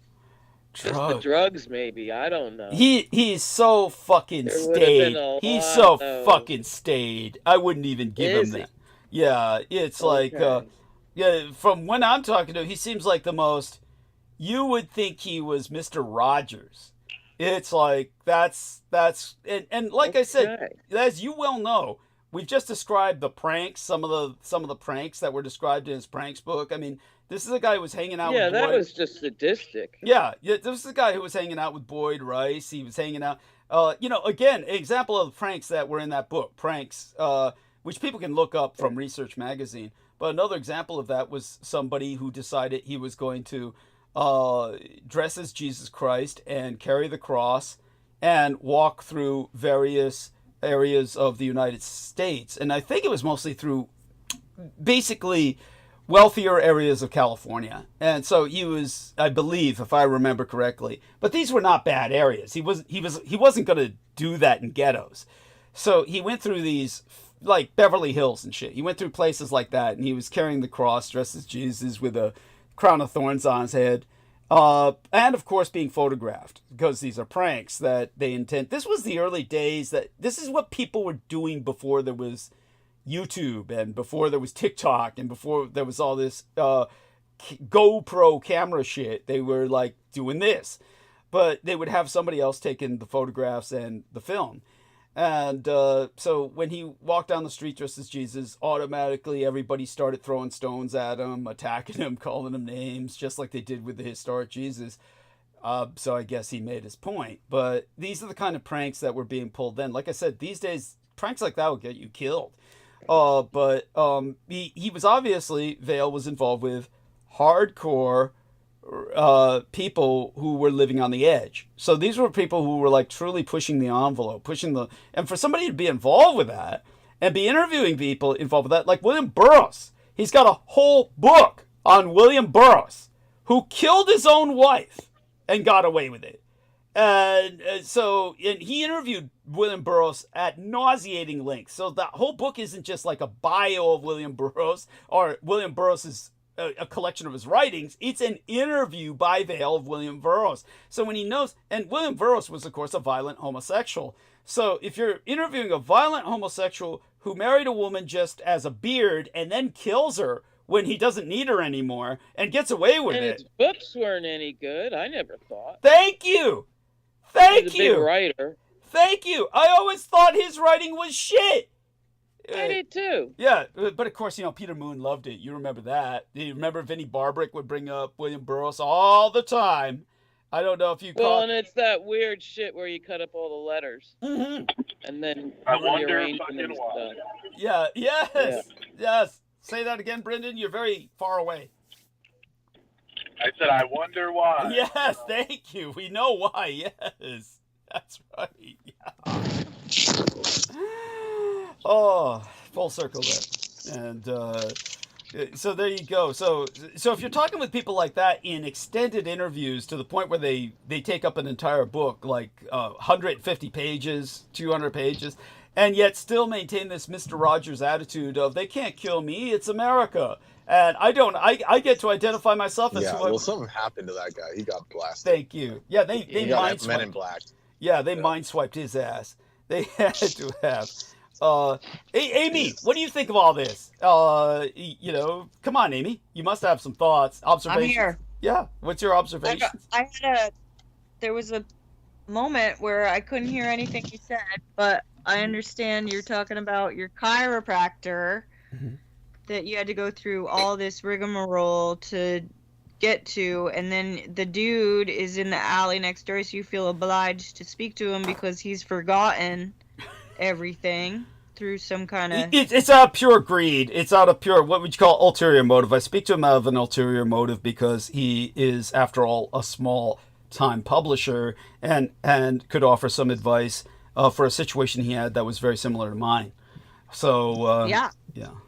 And but I pay a price for that. That was something, when you were taking a little break there, I was interested in what Aristides thought about some of the subject matter that you and Vinnie Barbrick would go over. And to me, the stuff that was sent, that you were able to publish on Smashwords, but then that was taken down and all that. Yeah, Peter Moon had it taken down. Peter Moon had it taken down because he called copyright. He says, I own all this. I own the Vox Arca. Because he titled it the Vox Arca. And, but I titled it the Son of Adolf Hitler. And he said, I own the Son of Adolf Hitler as a trademark. That it's really something I made up. So, great. But I read that stuff and thought there is no cohesive thread through this at all if we take you away from it. Thank you. Yes. Remember when he was giving you bits and pieces and you would send it to me and I'm like, okay, but is Hitler a theme in this? That's why he had to qualify it at the beginning. He literally how do I put it? Essentially, he said, I don't want to talk about Doug's story, but we have to, otherwise it won't make sense. Like, that's basically how he started the book. Does that make sense? Given that it was like uncomprehendable without Douglas's input, like, what can you do to, stay creative, stay interested, be moving forward with the things that are important to you? And this is coming from me really wanting to see you get what you want. I want you to have an opportunity to move in with somebody who you care about and you feel safe with. I would like to know, like, where in San Francisco or elsewhere in the world you would be interested in exploring. I think it's shameful that you've never I have had a a feeling vacation. he'd go anywhere anyone paid it for him to go. Well, I know. theory. I know that's true. I know it's true for me too. If somebody paid me, I'd probably consider. Right. So, But but you guys are missing the whole, like, trauma fucks you up. So it's just hard to get through. I mean, it doesn't matter where you go, you're still fucked up. Okay, but Douglas And I'm is speaking from experience. he's It's like, so much of it. Like, this dude is like provoking him with his ridiculousness. Like, well, Douglas. he didn't have to talk to Vale. well, I did, in the sense I did need some advice on this sort of subject, publishing and the like. So there was some logic behind it. It's not just masochism, Brent, Right. I assure you. And it's one of those weird urban stories that could only happen in a big city, you know? No, it could only happen to That's Douglas. how I take it. It could only happen to Douglas Dietrich. There is You in a like, big city. yes, that's But oh, it's the urban background to it all. I just kind of get lost in it. well, and remember. And I will say this. Yeah, go on. Now, Adam Parfrey would put out the real nasty Yeah. in the 2-book series, Apocalypse Culture, NAMBLA, child porn, mortician sex, all that. So that was considered quite dicey, and nothing Here, good I have about that guy. I have something for Doug here. Ireland is offering $92,000 to move to a remote island and renovate its vacant properties. So you can have your own vampire island at $92,000. There you go. Problem solved. Except he frees his ass off up there. Yeah. Well, sometimes you Have gotta, some roaring fire. put your money where your mouth is. Vampire, cold island, perfect. Oh my goodness. And just You would sell out tours, entire tours of people. You'd be swimming in money like Scrooge. Well, tell you what, it's a scam we can pull off together. We'll bring some other members of Team Dietrich. We could all do that. We need a colony of people to help renovate whatever shithole, ramshackle cabin, or we'd probably have to dig our own well on that piece of shit. It's there's plenty of water, but it's all saline. Yeah, here, look at the comments already. 10 out of 10. I would watch this show. There you go. We would too. Yeah. I've seen that about Italian islands and other ones like that. Well, you're totally dependent on outside supplies, right? There's no such thing as There's well nothing. water. Yeah. Yeah. And no, there's maybe nothing. even little towns. Why Not do they want to sure about populate that. these islands? Because they're historically significant, and there's no one. Oh, okay. There's no That's infrastructure, different. so no one wants to go there. Right, got So it. they need a live-in ranger guy. Right. But Or community. Essentially. but I think the That's rationale. cool. I think the rationale is nations do need to occupy property, even if it's historically within That's their right. rights, because if they don't, then other nations can make a claim to it. And worse yet, That's right. these days The you've got, Brits would. yeah, and There'll be meth labs up there and shit. yeah, yes. And these and days, coaching. yeah.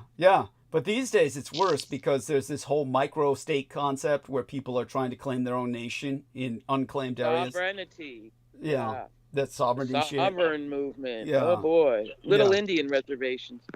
Yeah, but yeah, it's not worth it to live out there. Not someplace like that. Well, I was just saying, Yeah, got it. No, I appreciate the humor. That No. would be like exile. I mean- Yeah, what's that, Amy?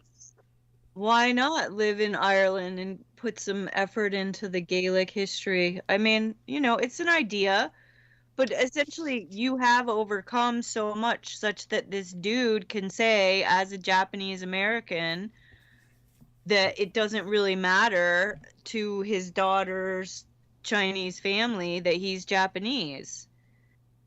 Like that is provoking you, and yet the trauma to your brain has been healed in such a way that you didn't react to him in a negative way. For saying something that every time I bring this up to anybody, how your mom was both Chinese and Japanese, they're always like that. He's lying. That doesn't happen. They hate each other. Interesting. Well, those are idiots, of course. Obviously, the world is a million shades of gray. The kids don't care. Yeah, it's not that the kids don't care. Actually, just so Holly understands, it's always context. But say for instance, in Taiwan, the Taiwanese people love Japanese, even though they're ethnically in the main Chinese. In mainland China, they hate Japanese pathologically because it's all on TV 24 hours a day. It's just wartime atrocities. And they're claiming, kill Japs. It's basically, they say that literally on air 24 hours a day in communist China. Kill Japs! It's on, 24 hours a day. You just channel surf. You're going to catch that. I was thinking of it as a Romeo and Juliet kind of thing. There is that those things happen. Yeah, those things do happen. What? And, yeah. Oh, Romeo and Juliet is actually an apropos parallel, Brendan, because they were from rival clans that hated each other, and but when it comes to the Japanese and the Chinese, that can happen at times. But the fact that this individual that Amy is referring to, that I didn't respond to him violently. Don't think the fantasy wasn't there. I mean, as for the Chinese family, they probably didn't even register him as human. Like I said, that idiot looks like a Jawa at this point in his life. He just sits down there and he's so nondescript with his melted... How did he get all his money is the question. Yeah, he's sold that many books. I know. He's got a home in San Francisco, which says everything, and he owns the home. He owns it because I visited it, and I told him that. I said, look, buddy, I was at your home, and you don't remember me? I was in your home. And he's like, really? I'm like saying, yeah, Phoebe Glockner visited while I was at your home. And she did? She only came to my home a few times. Wow. Wow. So he knows what I'm saying is true, but he still doesn't remember it. It's because you were the target of the excised memory. That's why. Yeah, it's gotta be. And for those of you who don't know, and like I said to him, I said, Phoebe Glockner, she was Jewish, right? And he said, why would you say that? And I said, well, because she was doing medical illustrations about diseases that only happen to Jews. And he said, I only know of one disease that only happens to Jews. I said, there are thousands of diseases that are Judeo-specific. They're morbidly inbred. And he was like, really? And then he starts looking things up. Then he starts looking Phoebe Glockner up. And he says, oh, she married a Jew. I said, oh, that explains it. She made that. He said, but she was born like some Amish or something, and she rejected her heritage. She was born Amish, and then she went batshit. But wow, yeah, that's a combo. Yeah, there you go. And but there you go with that. It's like she moved on up, is what it sounds like. Oh gosh, that was Don't even remind me of my. I'm not sure. Yeah, better way of saying it, Ollie. Yeah. I'm not sure about that. Yeah, that's a coin toss. Yeah, Amish at least are less bloodthirsty. Yes, thank you. Oh God, no, the whole. And they're not shakers. Yes, yeah. Oh, that was a weird one. Yeah. Any of them left? Shakers? Not many. Not many, but white guys selling their furniture or making bank, copying it. Mm-hmm. They're an architectural movement, but there can't be many left. Jesus. And so, Brendan, how about a status report, whatever you feel comfortable sharing with our listeners? Obviously, everyone is always concerned about you as well. I mean, myself is as stable as I could get. Broke as hell, overworked, dealing with crazies and occult siege, but everything's good. Yeah, I hear you. As good as it can be. Yeah, I hear you. I'm. Wait, you can't hear me? No, I hear you. You do hear me. Yeah, You do hear me. yeah. I'm just kind of, how would I say it?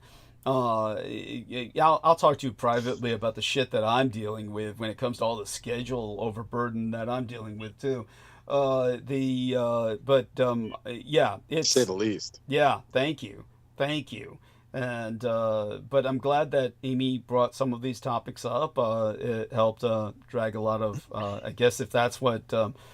I take it this isn't necessarily what Aristides is looking for. Aristides is looking for more erudite topics. But Yeah. No, believe me, I can get where he's coming from.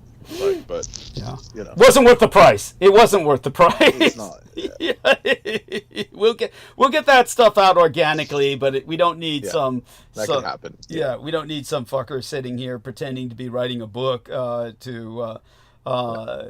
know, Yeah, and I have some ideas about that too, but we'll Thank go you. over it privately. Yeah, thank you. And I think what Amy was trying to like get from you is like, what is your ideal? Because like I know what it's like being in a trauma, just constant hell. Is like you can't think forward, you know. So I get you. Just if people are sitting there pressed and saying, "What can we do? What's the best thing what would you want?" It's like you don't think. I don't think like that. It's just I'm just dealing day by day. Yes, that's true. That's true. Actually, Amy, I appreciate what you're saying. Sympathize, Brendan. Yeah, yeah. What's up? I truly do. Oh, say it again, Holly, I because he couldn't. sympathize. She I sympathized. sympathize with that position. Yeah, Yeah, deeply. I do out of just you know the hell I grew up in. Yeah, it's just or my life devolved into that. So it's like People I ask can me, "Oh, how I can are you?" relate, but I don't want to relate. Let's just Yeah. does that make sense? Yeah, Yeah. yeah. And what Amy is saying is, you know, Douglas, are you visualizing enough to get yourself out of where you're at now? Because, of course, we always have to consider the fact that all good things come to an end, and I have to prepare for a life where I can live with someone outside of the crypt in terms of my shelter. Yes, we all need to visualize that for me. We'll make it a team effort. And we'll all visualize Brendan getting a better life than what he's got right now, and Holly and T Tank Berry and Amy. Yeah, I I mean, appreciate it. yeah, and Thank you. Aristides. I mean, we're all basically everybody on this call. We're all in a sense trying to get ourselves out of the La Brea tar pits, and but the way things Yeah, are exactly. changing, the way things are changing, and the society around us is collapsing. Well, we'll just have to try and take what opportunities we can during the collapse. Yeah, but what would be your ideal? Like some kind of like picket fence and a little house and you know.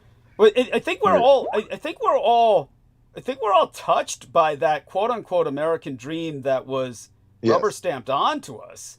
So Yeah. that's we all. Well, you said some stuff to me privately that I wasn't expecting, so it was just Well, That's What why I'm about what about a swank pad in San Francisco with DoorDash every night? sounds awful. Yeah, I was about to say, I didn't know how to respond to that. No, I mean, it's not awful per se, but it's it's like that's cute. Thank you for that offer. Let's Holly. put it this way. My view would be like, you know, like some British farmhouse where I could live undisturbed. You know, Doug wouldn't be able to handle that, or he wouldn't like it. No, You know, so No, that's no, why I'm I don't asking, see what's your him ideal? small town. Right. I don't see him small town. At No, least no. not in America. No. Like no. just for the sake of fun. Like it doesn't have to be serious. Like, Right, but no, Brendan. What I'm curious about is, my entire life is pretty much the Truman Show. So you can go ahead and share it. What did I share with you that surprised you in terms of like some particularly idyllic pastoral vision that I might have had or something? Palm trees and shit. yeah, I mean, well, just the fact that you just described, you know, some just normal family stuff that you would have liked.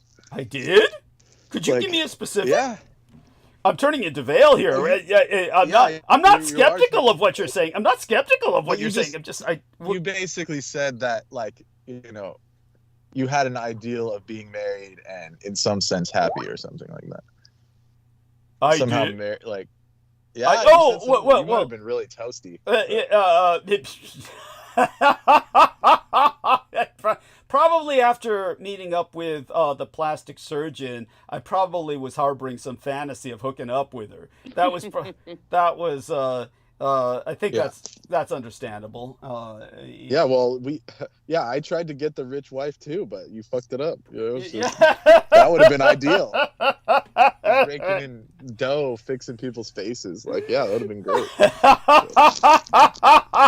I'll fucking stay home and make her roti all day. You know? By the way, tell Holly about this chick. I don't think Holly knows who we're talking about. No, I do. Oh, Doug's plastic surgeon. I mean, she's an attractive, like, the East one Indian he told lineage he lady. spoke Urdu to? Oh, let's not even get into that. That was so bad. I mean, it was horrible. Yeah. But she kept her poise. Me? No, it was him. I didn't even have a chance to get a word in. It's like when your grandpa melts down and you're just sitting there saying, there's no more Jim Crow laws. Just chill. Marriage someday. Yeah. Oh, you son of a bitch! All that tea went up my nose. You busting your balls. Oh! It was bad. Maybe someday. Oh. But we burned that rubber right there. Yeah, I mean, maybe if I ever get another chance, I'll try again. But we'll see what happens. Yeah, really. Get an affliction. But I think it boils down to, if any of us had money, we would be able to do whatever we wanted. I wouldn't even want a house. Right. So, You'd hotel surf. Yeah, I think T-Tank actually has the ideal scenario. He does. Even though he probably, it's probably hard for him, but it's like he has an ideal scenario in that sense. Yeah. Does he have one of those tricked out vans? Oh, honey, he used to. I don't know. He had an armored mobile home that was straight out of Mad Max. It was straight out of fucking Mad Max. It was like armored, white, completely white, and it was like half a truck, half a mobile home. Just this single unit. It was like a single unit truck rather than a trailer with the, the, what do you call the thing that's dragged behind it? The mobile home, I guess. But, no, it was a single unit and it was, wheel or something. Yeah. And, but it was incredible. And he has other vehicles. He's basically got a vehicular fleet. But he's worked very hard all his life and he's purchased some recreational property. We won't go beyond that. Very good. But he's definitely a very... tricked out van and recreational property? I can get with that. Yeah. Maybe that's where we should have our community. Yeah. We'll go fund me a Winnebago Palace for Douglas. Yeah. And but he's definitely he's definitely got it together. He's got it together. You might not think that when you hear him, but he does. He does. And I'm just glad he's not a Republican. Yes. Thank God. Yes. I have never treasured men more that aren't. Yes. I mean, that's a real thing. Yeah. And but I do treasure them. Yeah. The ones that aren't. I appreciate that. So what I'm going to do now, since we've got good numbers... It's a very Berkeley thing to say. Yeah, she is. Yeah, would you call yourself a Berkeley chick? No, I'm more Greenwich Village. Okay, yeah. I mean, I could see why you think I would like Wait, you're from New York? Yeah, where are you? Worse. Newark. New Jersey? Yeah. Oh, what a town it was. What a town it was. Yeah. It was amazing. Tell us what that brings to your mind, Amy, because I heard her squeal with that. So yeah, cactus. That was good. You're like even worse, Jersey. Yeah. Jersey. Yeah. Jersey's not really Greenwich Village. You know. It was a 50-cent bus ride. Oh yeah. Pick it up a block away. I mean, high school, tab of blotter acid, 50 cents for the bus. It was all good in the museums and shit. Shit, you guys had it good back in the day. Yeah, Yeah, they did. Yeah. Yeah, we did. We don't get shit now. It's like Yeah, nothing. Yeah. We Two- have TV $2 was for a bus free, that doesn't God's show sake, up. even though we didn't want it. Yeah. Oh no, we had it real good. And the acid's not even real either. It's a wonderful area, and all I wanted to do was get out. One of my earliest prayers. Oh, Get out of there. isn't that the way with everybody in New Jersey? No, nobody leaves, it turns out. Really? Yeah. Asketh and you shall receive it. Uh, Generation. sounds like a nightmare. Well, It is now. Oh boy. Well, Oh my God. you've heard what I've said about one of my geopolitical objectives is to relocate the majority of Jews in the United States to Long Island and New York City. And basically, New Jersey they can have as their Palestine. I would actually find it funny to see what Jews do to Palestinians happen in New Jersey. That would actually be something I could put my support behind. That's really quite an angle. And I mean, that's happening anyway because of this huge mass migration of Orthodox that come in droves with a very political agenda and have taken over town after town. In Big Jersey. wads of money. Oh, yeah. Oh, that's You right. Jewish? Have you ever heard of this, Amy? I saw it. I don't know. Like I saw it. really am like Oh, boy. tangential to that place. I would have to travel through New York, like all the time, Yeah, going but I to mean, the I'm thinking south. it's spreading out to norther, but probably southern too. But yeah, it's a real thing. You can even Google it, phrase it right. But I saw it. It was crazy. Like Well, Lakewood, New Jersey, half total Stepford wives, town looking town, half a line down the middle, and this was less than 20 years ago. Jesus Christ. And it's nothing but increased ever since. Amy, tell Domination. Holly about your experience with being tailed by a bunch of these Hasidic Jews. Ugh. Yeah. I don't even And want to repeat Hasidic it. is I don't want to Orthodox give them any light. power. Yeah. I don't need it. I don't need like it was one of those things where like I was like in transition, like really didn't have a place to stay, just had some ideas about things I wanted to do. And at the time I had some money because I'd been working. And so I was just kind of tooling around, but I'd mentioned on Douglas's show about this thing that was presented to me all through the internet. It was all like presented by people who were like explaining their lives, like because I do love biography. I do enjoy reading about other people and like noticing the techniques that the biographers use to discuss their lives. That I do enjoy that. And so he was talking to me about this thing where we were looking at like through fidelity.com or for the Edgar search, which was I'm having a hard time remembering how I even got there to this thing where they were discussing the slave ship of certain kinds of people. And what happens is you can put your name or your social security number or something into this site, and it will show you the different businesses that your name is attached to. And when I did it, it was like 424 different businesses all over the world. But when I talked about it on Douglas's show, I was mentioning the interesting one for me had been the Department of Justice in Israel. It was bizarre to me that there would be a business with my name attached to it through the government of Israel. And so I'd mentioned that, and then while I was riding around, I'd stayed at this yoga center, which I was thinking about that the other day too, how Brendan had the same experience where he'd gone to this yoga center to study, and it was like just an old couple nobody else. That's so fucking sad.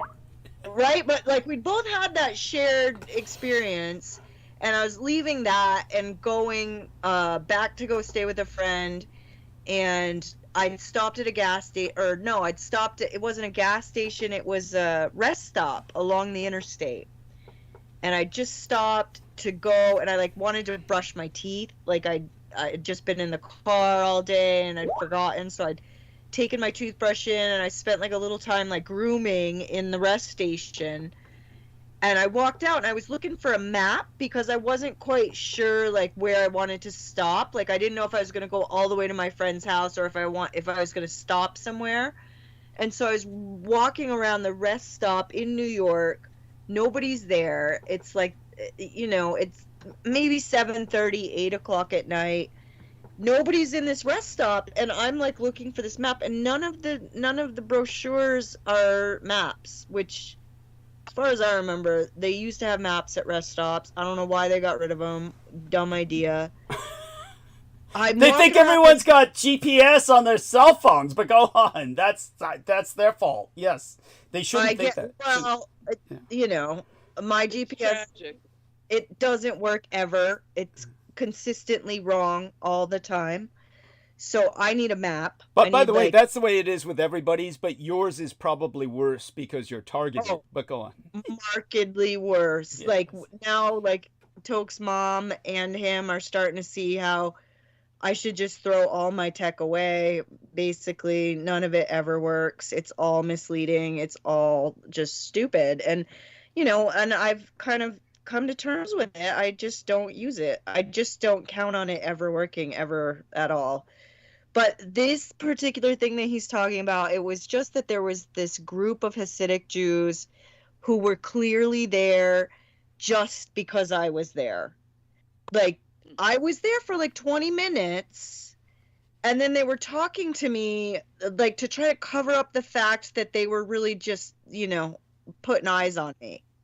Like, they didn't have anything to do there, but they were like, oh, do you work here? I didn't look like I worked there. Like, there was nothing that would indicate that I had a job there. And it was just like, it was so strange, and I was just kind of confrontational with them. I was just kind of staring them down.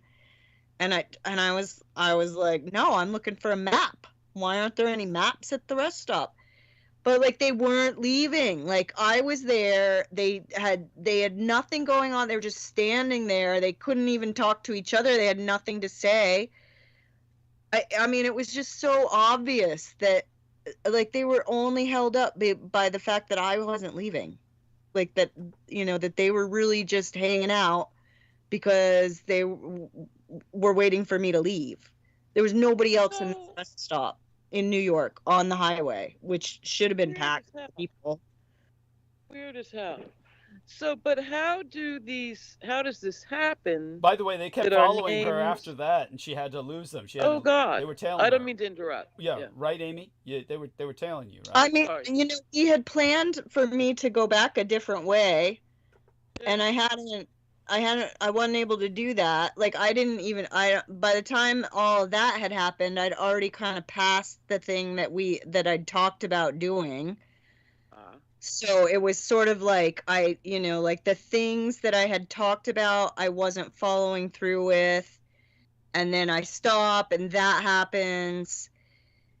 And, you know, I could have gotten upset. I was all by myself. Like, I could have, like, really, like, pitched a fit and, like, you know, made a scene, but it's, you know, I guess I credit my head injury father for teaching me just to let everything slide off. Like, just, you're never gonna fight the system, just let all of it slide off. And that, yeah, I had to take like some pretty empty back roads and mountaintop highways. And then they, you know, and they knew that I had seen them at that point. They knew that they'd been recognized, that it was no longer them tailing me. It was me aware of what they were doing. Okay. But it's always like that. It's always like a theater presentation in order to provoke me to do something crazy. Like I can share with you, like, the latest thing was, yeah, and it's all just to drive you insane, and you can't give it to them. Yeah, You can't give them. the terminology used by Michael Aquino is street theater for the gang stalking. The technology and the gang stalking techniques and tactics that he developed and trained his stalkers in. So the gang stalkers do what's called street theater. But tell us about the latest example, Amy. You said there's a latest example of this? I was in the hospital getting some imaging that had been ordered by the new primary care because I had all of that switched, only because nobody was helping me in Vermont. You know, they had 10 years being in my native home, knowing everybody, and not getting any help for 10 years. So I've switched it all. And even though this might not be a permanent situation, I've switched it, and I was able to see a gynecologist. She suggested to me a doctor of osteopathy who was in her group, her medical care group. I got in the following week with this other woman. She ordered an MRI, blood panel, and ultrasound. I went to the hospital associated with this medical group. I get to the hospital, I go to the imaging department with my orders, because they printed out all the orders for me, and they're like, you don't have any insurance. And I'm just thinking to myself, I have insurance. I've just called them. They've referred me to do this, and you're now trying to... I actually went a little bit further and just said, you know, this feels more like an assassination attempt by denying me any kind of help, because we're looking for a blood clot. We're looking to make sure that my blood has not been clotting. And I knew I didn't have a blood clot, but it was nice that she wanted to make sure. And so I was in there, and they're like, oh, you don't have any insurance, which was nonsense. I had the card. I spent 4 hours that afternoon on the phone waiting on hold twice, because the first time the woman, after an hour of waiting on hold, hung up the phone on me, said she couldn't hear me. So I got on hold again, another 2 hours on hold, and then I asked, what's the number? Like, they're not allowing me to get this lab work done. She gave me the same number that's on the card. And it was just, I mean, it was just like this whole thing, like, just to drive me totally mad, because I don't know where I'm driving. So, like, I spend extra time trying to figure out where I am, where I'm going, because I now am, you know, I'm not in this place where I know anything. Like, I don't live here. So it's just an interesting journey. They did finally do the ultrasound the next day. There was a number of apologetic voicemails for me suggesting that it's super important that they check for the blood clot. And I'm like, I know this. They're supposed to freak out at the merest sign of that. Yeah.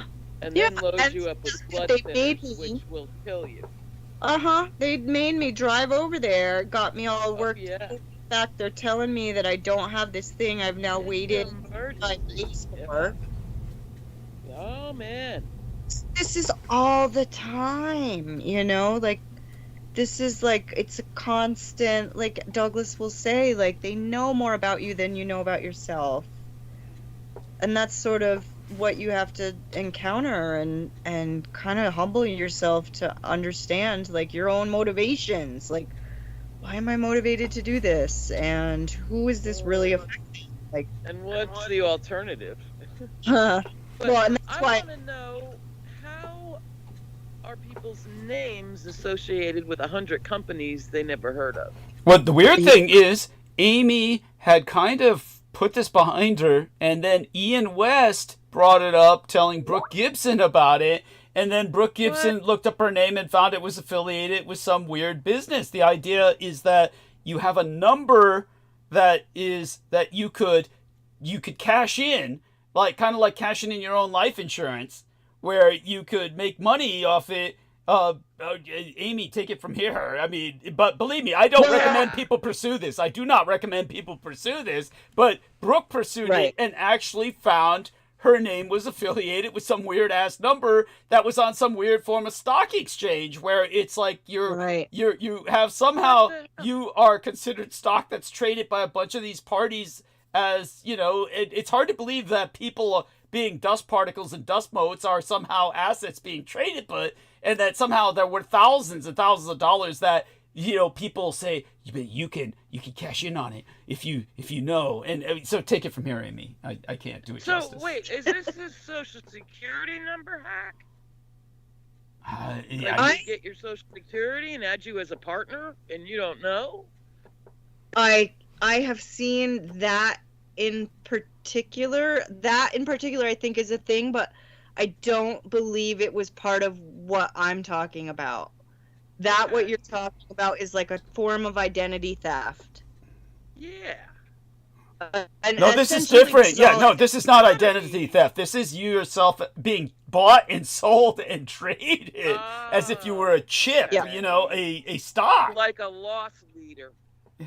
But go on, Amy. And this was presented by a Romolidi report from the Everyday Concerned Citizen. And she had interviewed a woman who talked you through the whole process. Her explanation was that she had terrible, tragic accidents, car accidents in her life, and she had been led down this financial forensics, is what she called it. Like, she was doing all this accounting forensics. Yeah.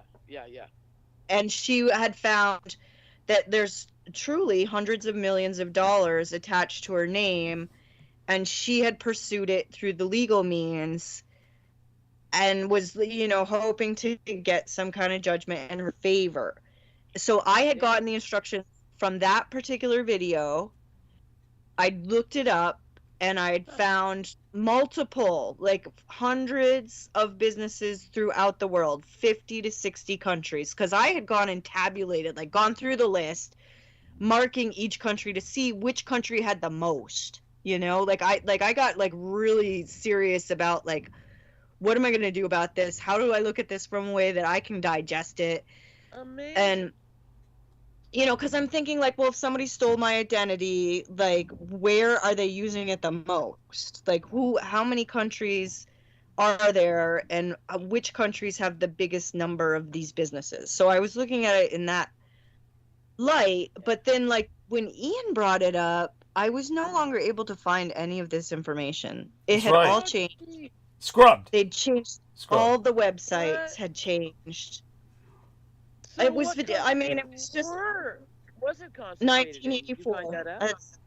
It was I mean, Edgar. There's a site called Edgar that sorts people's names, capital names. Like, if you type your name in all caps, that was one of the ways that you could access the data. And it was something about the Social Security, you had to keep the dashes in for that to come up. Okay. So that, you know, it's all just hearsay, really, until somebody follows through with it. Like, I don't understand where the enforcement is. I'm wondering if, like, people that have necessary medical expenses that are adding up to a certain cutoff, does your insurance company's underwriters say, hey, let's sell this tranche of people to Angola? Yeah. This is like you're potentially a junk bond or something. Interesting. Yeah, like buying up your debt and then selling the debt. Their debt. Yeah. I want that's all I can think. Like an ugly kind of usury. I wish that something good, I could say something good came of it. Like, somebody approached me and was like, oh, I've been looking into this, and you're this and that, and we're going to help you. shit, and you're not gonna have to deal with this constant unemployment and no housing. So do we know what happened to that lady after everything got scrubbed? Poor thing. No, and I can't. I want to be able to like. Man, Search. I'm worried. You guys talk amongst yourselves. I'll search for the woman's interview and try to drop it in the chat. Maybe I'll drop it into the YouTube also. I will search and see if I can find that interview. Her site is grown exponentially. So it's all like all the links are really small, and there's tons of categories now, and I know it was probably one of her reports, and I'll recognize it when I see it, but it doesn't work anymore. Like, her instructions worked when she did the interview, and now they're different. And now there's like other sites that are suggesting to do it a different way. Like, there's all kinds of sites talking about using the 1099 to access your trust funds directly through the Federal Reserve System, through the Treasury. There's if you put in 1099 into YouTube, there's so many people who are trying to tell you that this is how you do it. If you don't want to do it, you can pay us to do it, but we're going to show you how we do it. I don't know if any of those people are for real or, you know. Yeah, that's some deep not voodoo. Sure. So I can't really say, because it's something where, like, if I send an email and they don't get it and I don't hear back from them, I don't know. Like, I can't go forward. Right. Go charging over to whatever country. Knock on the door, right? Yeah, and some of them were really like room. No office. Well, this kind of stuff was started by like Jordan Maxwell, and just by his life, we know it's not true, or it can't be used, because he was poor as hell and getting taken advantage of left and right the whole time. Yeah, so, but he was the original person that brought forth that said the secondary number on your Social Security is the red number, is the blood number that they trade you as a security, because you're worth, it's reciprocal to your GDP of the country that you're in and how much you're worth and all that. Yeah, right. Not a liability. Yeah, you're considered an asset, but I have yet to find any real person to access those funds, because those are for the elites to use. Those aren't for just like randos to get your money out of it or something. That's right. You don't even know. Right. And by the way, Jordan Maxwell, his trip was, he was like Peter Moon, obsessed with etymology to an unhealthy degree, to a pathological degree, where Peter Moon claimed that there was an etymological root to everything, and but with Jordan Maxwell, he said that, and he would take things literally, which is a sure sign of insanity. One of the first things that psychiatrists, or even psychologists rather, not psychiatrists, but psychologists really, because psychologists, for those of you who don't know, psychologists do the counseling, the heavy-duty counseling, and psychiatrists are really the pill rollers. Prescription pads. Yes. So when it comes to the psychologists, what they'll do to ascertain whether a person, one of the things they'll do to ascertain a person's mental status, whether they're insane or not, is what they call concrete thinking. And concrete thinking would be, they'll ask you about a passage in the Bible. If thy eye offends thee, pluck it out. What does that mean? It means that when I see something I don't like, I gotta rip my eyeballs out. And then they'll say, wow, this guy's crazy, because that's concrete thinking. That's what Jordan Maxwell had to a pathological degree. He felt that the language of birth canal was a legal translation of like passing through the English Channel or the Suez Canal. Yeah. And therefore, every time you came through a birth canal, that made you the property under Admiralty law of the British Empire. Yes, go. Yeah, you were under Admiralty law, maritime law. Yeah. Wow. Exactly as Doug described. Yeah. And that the capital.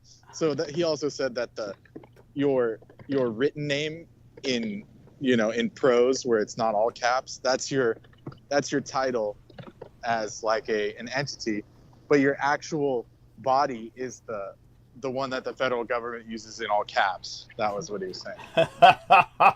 So when you write your name in all caps, that's like your actual capital, like your body and that's your corporation as a body. I got it. So, And it but comes there's some down to truth the to it, but Yeah.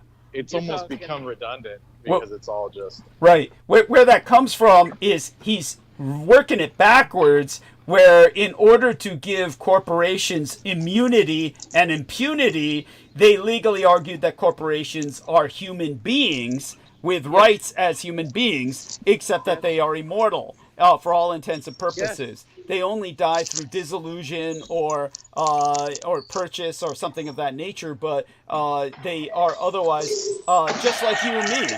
Just like you and me, except that they're, multi-billion-dollar corporations. And so he took that and rendered it backwards, saying, you too are it's like the sovereignty movement, where you're your own nation. Yeah. Yeah. Yeah. That's yeah. right. Well, all those sovereigns right. came out of listening to Jordan Maxwell. Jordan. And Yeah. that's right. God. So how is it? And there are people that can set up like living God trusts where you're your own God and shit, and you get supposedly you can keep all your money without taxes, but the one person that figured it out properly was what's his name? Bill Cooper. And look what happened to him. They just went to his house and just shot him up. I mean, so he was the one who actually cracked that code, and then they just had to take him out. So there is a truth to it, but you'll never get access to it. And if you do, then they'll just get rid of you. Yes. So there's Thank no you. point in doing all that Thank you. at this point. But in the case of Jordan Maxwell, Brendan, and Aristides, I would also appreciate your input here. How is it that somebody who fucks up the world so much, influences the world so profoundly with these J-June cockamamie ideas, how is it that he is sleeping on the floor of a what do they call it? Roach Motel, one of these flea bags. They call them flea bag hotels. And how is it this guy never made bank on what he impacted the world with, where all these fools believed everything he said and entire ideologies are molded upon his madness, yet he himself gets nothing. Well, because they had the Peter Moon level shit where someone came in and took all his shit, took all his money. More than once. That's right. More than once. Yeah. That's quite true. And nobody but you knows like Atwater's into him. Oh, tell us more about Margaret. No, I mean, the only reason I know is because you outed her as a big fan. The Handmaid's Tale. Oh, Margaret. yes. Thank you, Atwater. Yes, I hate her so much. The only reason Yes. I know that. Thank you. Yeah. And I'm sorry, what was She's like worshipped by the left. she is? Oh, it's disgusting. So It's disgusting. that's uncomfortable. Yeah. Strange bedfellows. Yes. Thank you. It's well, a lot of these people don't even know what the hell they're thinking about. It's like, a lot of people think, "Oh, Bernie Sanders, like he's something positive." I mean, Amy, tell him what it's like living under Bernie Sanders, this fucking communist who's turned Vermont into North Korea. And he came back from the Soviet Union just before it collapsed. He had visited Gorbachev, and he came back home and he said, "I have seen the future, and it is the greater Soviet Union." I mean, this is just before the Berlin Wall fell. This fucker said that. That's how off that motherfucker is. The fact, I don't know how this guy keeps, raking him in. But go on, Amy. Tell us about the experience of what it's like. I told you the only Vermont thing about Bernie is those mittens. He is not from Vermont. He has 4 properties in Vermont, but he does not live in any of them. It's bizarre to me how this tiny little state can have the same people, and here's the thing is I had a fond appreciation for Patrick Leahy. I can't believe that man was up as long as he was as a senator. I mean, he should have retired long before, but I did have a fond appreciation for him because I'd met him a couple times and he seemed really solid just as a human being. Bernie is a whack job. Nobody likes him. Like, the people from Vermont are just really upset. Although Bernie gets us the money. Like the two dudes together, the Patrick Leahy and the Bernie Sanders, you can count on them being in Congress because we can't seem to vote them out. And they got us all kinds of money all the time that never gets to anybody who needs it. Like, we always get a large allotment from the federal budget. We always do. It's bizarre. We have the smallest state, and yet we have these chronic problems that only exist in cities, and they're in these tiny little towns. Like the drug trafficking, the enslavement, these things happen in our towns, and it's more like a city problem, but it's in our rural communities. I don't really know the man. All I know is that I can't believe he's still our representative. I just can't believe it. It's not Pulling crowds. I'm not sure. Yeah, I don't know. Anyway. Yeah, it's so sad. It's so fucking sad. But I thank you for sharing that. Because the Democrats have no one. Oh yeah, they got Right? no one. No, well, I mean, Zero. there's Alexandria Ocasio-Cortez. If they went behind her, That's right. yeah, but they won't go behind her. And- Not in a million years. yeah, yes, it's so they're all like, yeah. Well, that's because right now they're dominated by the palliative care crowd. They're a hospice party, older than the God. Republicans. They're on average older than the Republicans. So the Democrats. And Gavin Newsom, he's turning California red single-handedly. Oh, you saw that? You saw that? Gavin Newsom No, is now. I'm saying it. Yeah, tell him. Nobody tell, else knew it but me, I thought. Yeah, well, tell everybody what Gavin Newsom is doing now. He's got his own podcast where he's bringing on all the right wingers and broing with them and shit. Tell him, Holly. Yeah, because he sees the future. No, that's He's what he made thinks some is the future. It's the now, really but bad it's not the future. decisions. Yeah, he thinks it's Yeah. the future, but it's only what's going on now. But He's trying to play it for sure. yeah, but But he's tone deaf and he's divorced from reality and well, I mean, he's gonna I lose don't all know. his blue. He's gonna lose all his blue support with what Yeah. he's doing. So he's not gonna Yeah, win anything. He's dooming himself. bulldozing homeless camps and the whole thing. Well, I mean, let's put it this way. Look, we got to be realistic here. Brendan, help me out here. I've dealt with the homeless all my life. I have very I little know. sympathy Sorry I for- went down there. Yeah. I could come up with another one. Yeah. The thing that scared me so much is rent control, reasonable rent control, statewide. Nothing to do with Gavin.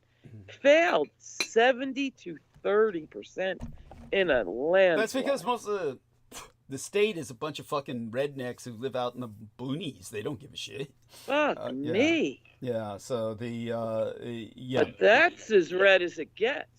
Yeah. Well, no, there's elements of California that want to sever, and so we have that Yeah, phenomenon. but it's like a quarter-inch toenail on along the coast. Oh, well, You you're reversing it. You're reversing it and thinking about the liberals wanting to get away from all these rednecks. Yeah. Oh no, they're all on the coast because they can afford it. The liberals are the rednecks. The liberals.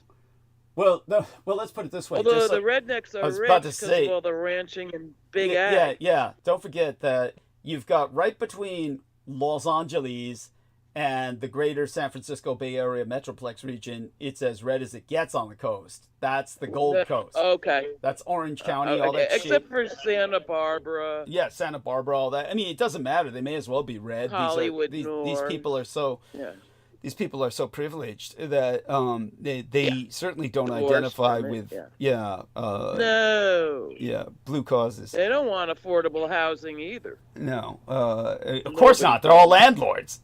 They're all landlords, and that was ultimately one of the things that, quote unquote, I guess, was a factor in breaking up a friendship with this one guy.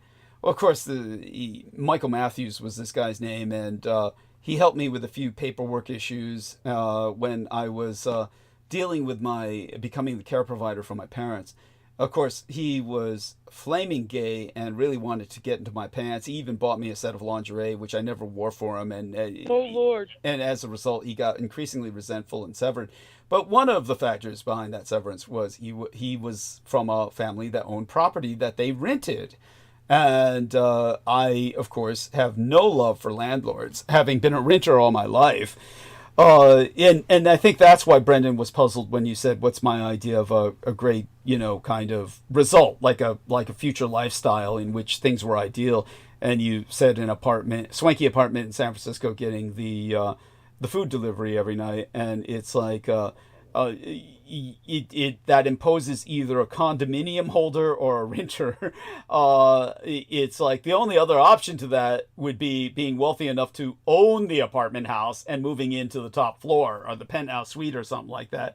But That's fair. yeah, but Think big, right? yeah, think big.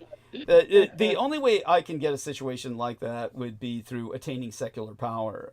Yes. And for years when I would say that, people could not understand what I was saying because they were thinking in terms of electoral politics. And I kept telling them electoral politics will no longer be in effect all too soon. I've been saying that all my life. But, in the period of a historical time span, my whole life is very short compared to a historical sense of time. So when it comes to what I've been saying, I've been right on the money all this time, and we're getting to that point now. The electoral politics is now being brought to an end by the current misadministration. And after that, we're just going to be left with force majeure, basically civil war and whoever takes power by force.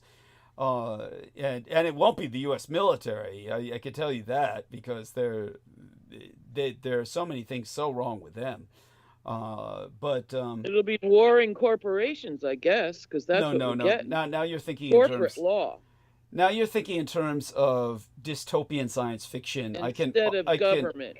Well, I can rest assure you that's not going to happen.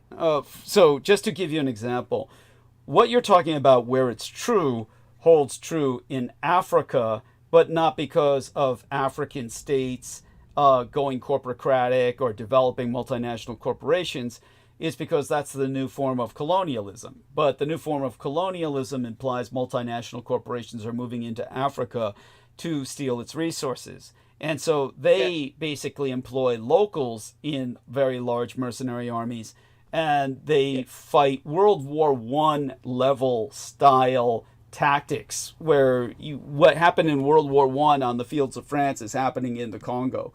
And it's definitely mercenary armies hired by multinational corporations. And that's where you have that scenario. But multinational corporations are parasitic.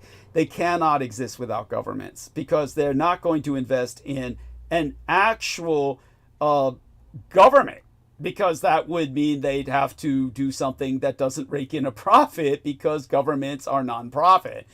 A government, if anything, is about deficit. So it's the exact opposite of how a corporation functions. So a corporation... Right, spending, not making. Yes. So a corporation can become a government, but only in a company town or a series of company towns.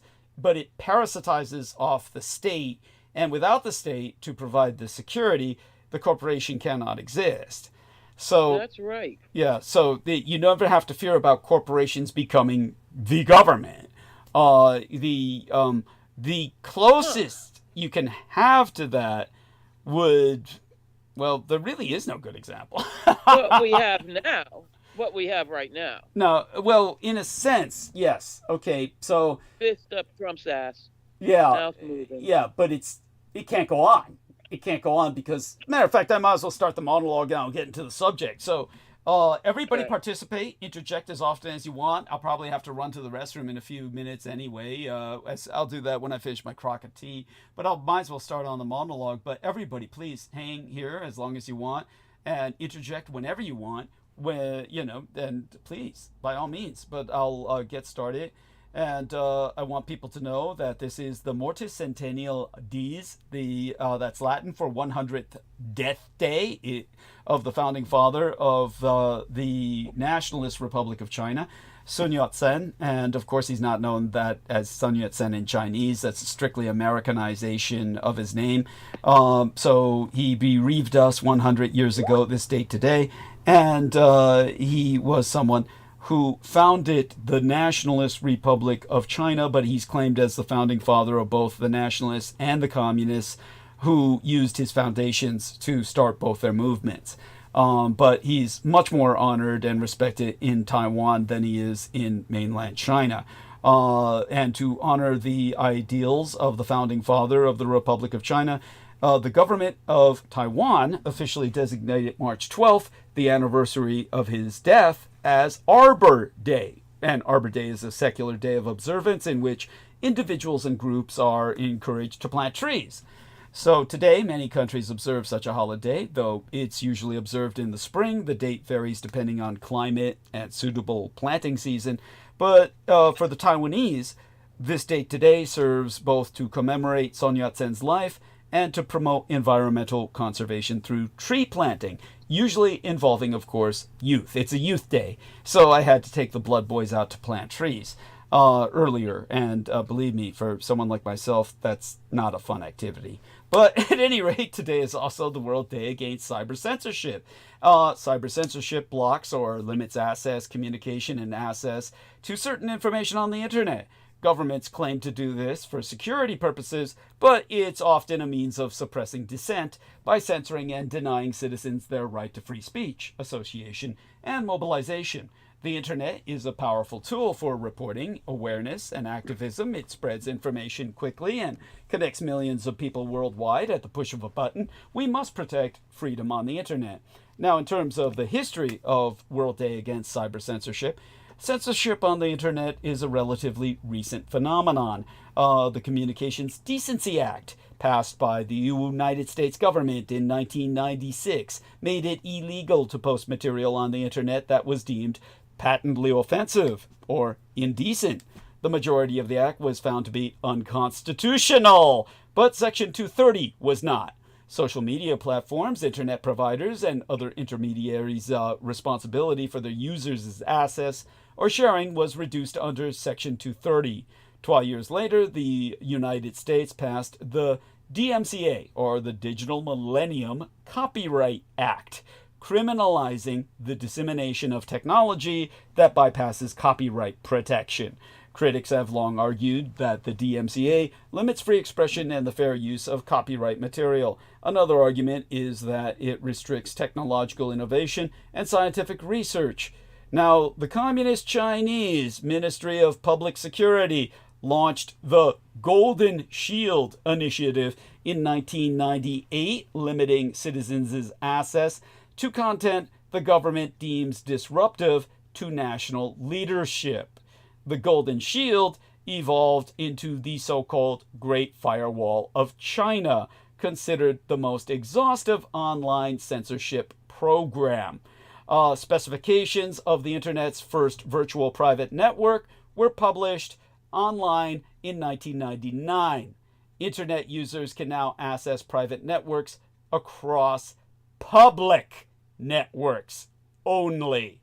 Initially abused by companies to share personnel services with satellite employees and offices, VPNs soon became popular with individual users avoiding online censorship and geo-restriction. I find all this quite ironic, and people might wonder, why are you talking about communist China? Because, you dumb fucks, in America, you have no idea, but your entire fucking internet is subsumed under communist Chinese law.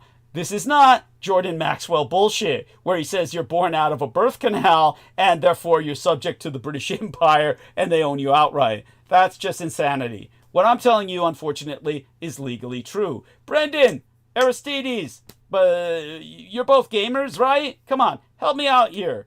So Brendan, if you would be so kind, let's go into this a little bit. You're gaming. You've got first-person shooters. You're just knocking down the enemy with round after round. You can do it in Somalia. You can do it virtually, I'm talking about in gaming world, you're in cyberspace. You can, be fucking with the pirates in Somalia. You're blowing up the Russians in Call of Duty. You're fighting the Nazis. And, of course, the Japanese in World War II. But you know what? You can try. You can look. But you'll never find the Korean War. You cannot game the fucking Korean War. Why can't you game the Korean War? Because communist Chinese law says you can't kill Chinese. Get it? You have no idea, you dumb fucking Americans, that the gooks have overrun you. And you're all subject to the law of the chinks.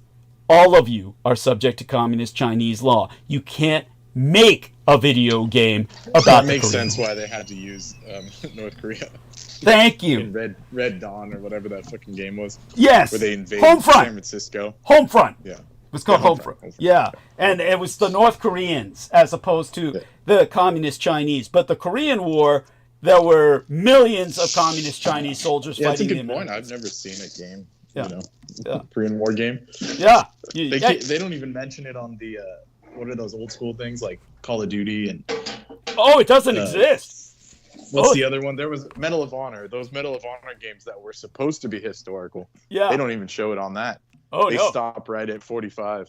Oh, yeah. Yeah. It's like, and people can, you just try to design a video game about the Korean War. Just try. They will arrest you. You will be taken to prison in these United States for trying to design one. And why? Because the communist chinks say you can't kill Chinese, even virtually. And they don't want Americans to get used to killing Chinese. But in communist China, all they have are video games of the Korean War where they're killing Americans. So understand, they're training to kill you, you dumb white motherfuckers, you dumb ass niggers. But none of you can train to kill Chinese. So that when you finally face them in combat, you won't know what to do. You've never shot them virtually. Believe me, psychologically, it works. You won't know what to fucking do because you've never practiced in cyberspace. You're all so fucking stupid. None of you even goddamn know it. And you're all on Zoom, a communist Chinese communications network. And, there you have it. That's why this day is so important. And why you better hope they don't censor me, because you'll never find these things out. And no one ever asks. No one ever thinks about it. But you know what? This was going on even before I left the Department of Defense. Back when the communist Chinese weren't even at the level they were at yet today. But now they fucking own you. You can't even make movies about the Korean War because the communist Chinese say it's illegal. So there you have that. By 2015, the United States Federal Commission, or the FCC, the Federal Communications Commission, they approved a net neutrality order that assigned ISPs as common carriers and banned discriminatory throttling or blocking. The net neutrality order was challenged in 2016 and survived, but the FCC repealed the order in 2017. In the same year, China began suppressing VPN services, making them more challenging for activists, researchers, students, and business people who relied on them to surpass the Great Chinese Firewall, or the Great Electronic Firewall of mainland China. Cyber censorship has increased worldwide in recent years. It's unlikely the debate around it will die down anytime soon, but you've got to know what you're debating about. And basically what you're debating about is how the hell do we get around the communist chinks who now run America, who run your internet?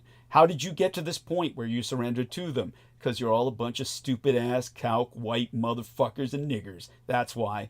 And I hate you all. And I'm stranded here among you against my will. I so wish I was back in nationalist China, but I can't. I'm not allowed to go back. Yes. Don't hate everybody. It's okay. Why not? Don't hate them all. Don't hate them all. It's not worth it. But I like that you brought up the VPN thing. I think that saved me in a lot of cases. Tell us. To just throw the VPN on while you're searching for something really important. And then they'll tell you, do you want to turn it off? Don't turn it off. Leave it on. It might take longer to load, but leave the thing on. I think that's important. I think that people need to know the fact of the kettling, the way that they construct your life through the electronics. Like, you can't avoid it anymore, and you have to know how to protect yourself. Thank you. I'm sorry. Is No, that That too was much? wonderful. No, not at all. I encourage it, and I'm grateful for it. I encourage it, and I'm grateful for it. Thank you. That's very much appreciated. And when it comes to that, it's like, that's very tech savvy. And you got tech savvy for a reason, because you're a targeted individual. So thank you for that, honey. I appreciate that. And Well, darling, I studied computer science as part of a cognitive studies program. Like, I really was all in, like, with the whole colloquial study of the 5 different topics, the archaeology with the philosophy and the psychology and the computer science. Like, I thought that was a great mix for a major, and I had a double major with cognitive studies and philosophy, and then I wanted to graduate early, so I dropped all that and just picked up an art minor. But I studied it all. I studied all the computer science. I saw the statistics, the way they construct psychological studies, and realized this is just a sham. They're just looking for one particular thing, and they're designing their study to achieve that result. And that was basically all I learned in stats, was that this is all performative. It has nothing to do with reality. It's creating an outcome. That was all I could see in the study of psychology. And it was disappointing, and that's how I came to learn about all these other ways of helping yourself get over stuff, like the Graston treatment, and you need to see a chiropractor, and just Dude, that's deep what you said. Thank you. yes. Thank you, Holly. Very. Yeah. Thank you, Holly. I appreciate your supporting Amy. And I do. yeah. Beautiful. Yes, thank you. And with that having been articulated, stocks bounced back today on cooler inflation, despite lingering trade war concerns, but buckle up for more volatility. Stocks will be volatile until the cost of Trump's tariffs become clear, after which the stock market's going to fucking crash. While stocks are being propagandized as having roared higher at the open today, consequent to cool inflation reading outweighing lingering concerns about the simmering trade war, investors will need to have a sense of the cost of Donald Trump's tariffs before the U.S. stock market finds a bottom, as reflected in the modest rebound in stocks after today's better-than-expected CPI, or Consumer Price Index report. Yesterday, the Dow went for a plunge, and here's what you need to know. The Dow plummeted almost 900 points. Other major market indices saw even steeper losses, with the S&P 500 sliding 2.9% and the NASDAQ Composite falling 4.2%. The Mag 7 also got hammered. Apple ended the day down nearly 5%, while Google parent Alphabet, Meta, and chipmaker Nvidia all fell more than 4%. Meanwhile, Tesla stock continued to freefall. Backlash over CEO Elon Musk's relationship with the president has erased all its post-electoral gains. Tesla was hit more than most on Monday, but got a nice vote of confidence from the commander-in-chief himself. Trump said he's going to buy a new Tesla this morning, or that's what he said this morning, to support Elon Musk, who confessed to struggling a bit running his business at the same time as doing his dodgy work. His next target? Entitlement spending, as he calls it, including Social Security and Medicare. But not even Bitcoin was safe. On Monday, the cryptocurrency sank about 5%, falling under $79,000. In other news, more eggs. More eggs are coming to these United States. Brazil is doubling its egg exports as American imperial suppliers face shortages due to the bird flu outbreak. And Novo Nordisk's Ozempic successor disappoints Wall Street again. CagriSema failed to meet expectations on a second clinical trial. Why does this matter? Because Ozempic is now ubiquitous in the United States. There are many people whose quality of life is dependent on it, if not their very lives. And where does it come from? It comes from Denmark. That's a nation which Trump has effectively declared war on and wants their territory in Greenland. And all of it comes through Canada. So he's just effectively declared war on Canada as well. So you've got a president who is now denying you Ozempic, and its only potential successor isn't working out. And the European Union has announced 26 billion euros in countermeasures to Trump's steel tariffs. And Market-Leninist China showed off a new, completely autonomous AI agent. Manus AI says its general AI agent can perform tasks like planning trips and analyzing stocks. Not that any of this matters, but it's kind of like they're so desperately trying to find a total software variant on the Dietrich artifact in Taiwan that they're just going to keep hammering us with this shit. As for the Greenland vote, it's all about independence and Trump's billion-dollar pitch. If they truly go independent, they will have no respect from me. It's just so fucking stupid. That's a Darwin Award on a cosmic level if Greenland goes independent. Their only protection is being a territory of Europe. As a territory of Denmark, they are ergo automatically a territory of Europe. Meaning if they're attacked, you're attacking the European Union, which means that you're attacking NATO. In other words, they are under a defensive shield. When take that away, and America will invade. America has invaded Greenland before. You can look this up historically. They did so before declaration of war in World War II. They did so before Pearl Harbor. The Americans invaded Greenland. And believe me, they'll have no qualms about doing so again. But Greenlanders elected a new parliament yesterday, as dated March 11th. The outcome of these elections will influence the island's potential independence from Denmark. U.S. President Donald Trump has announced plans to acquire Greenland by any means necessary, his words, mentioning billion-dollar investments in his latest social media post as the carrot before the stick.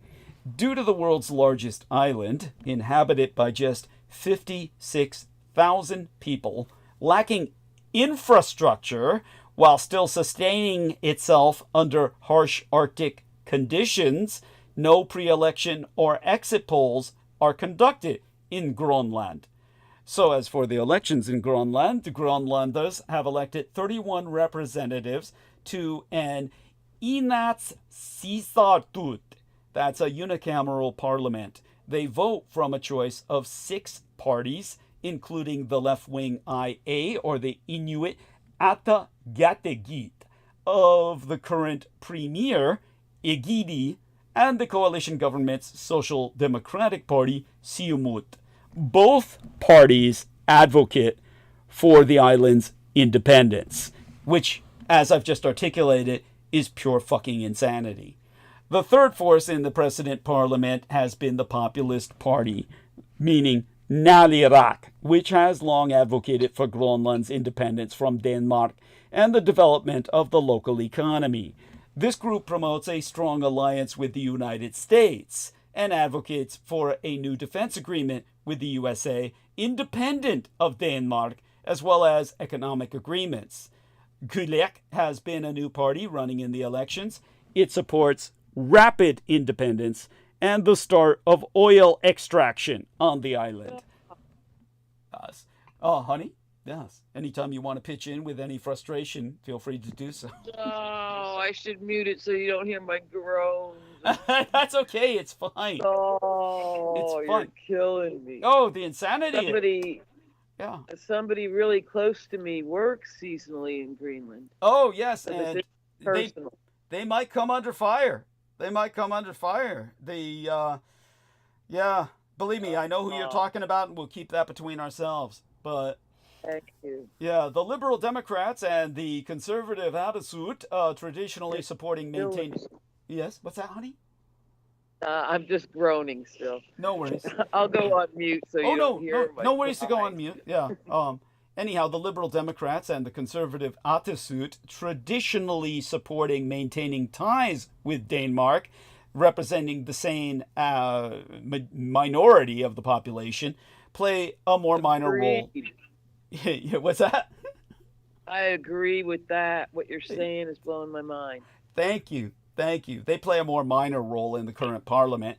1/3 of Greenland's gross domestic product, just to drive that point home, 1/3 of Greenland's gross domestic product comes from grants provided by the government in Copenhagen.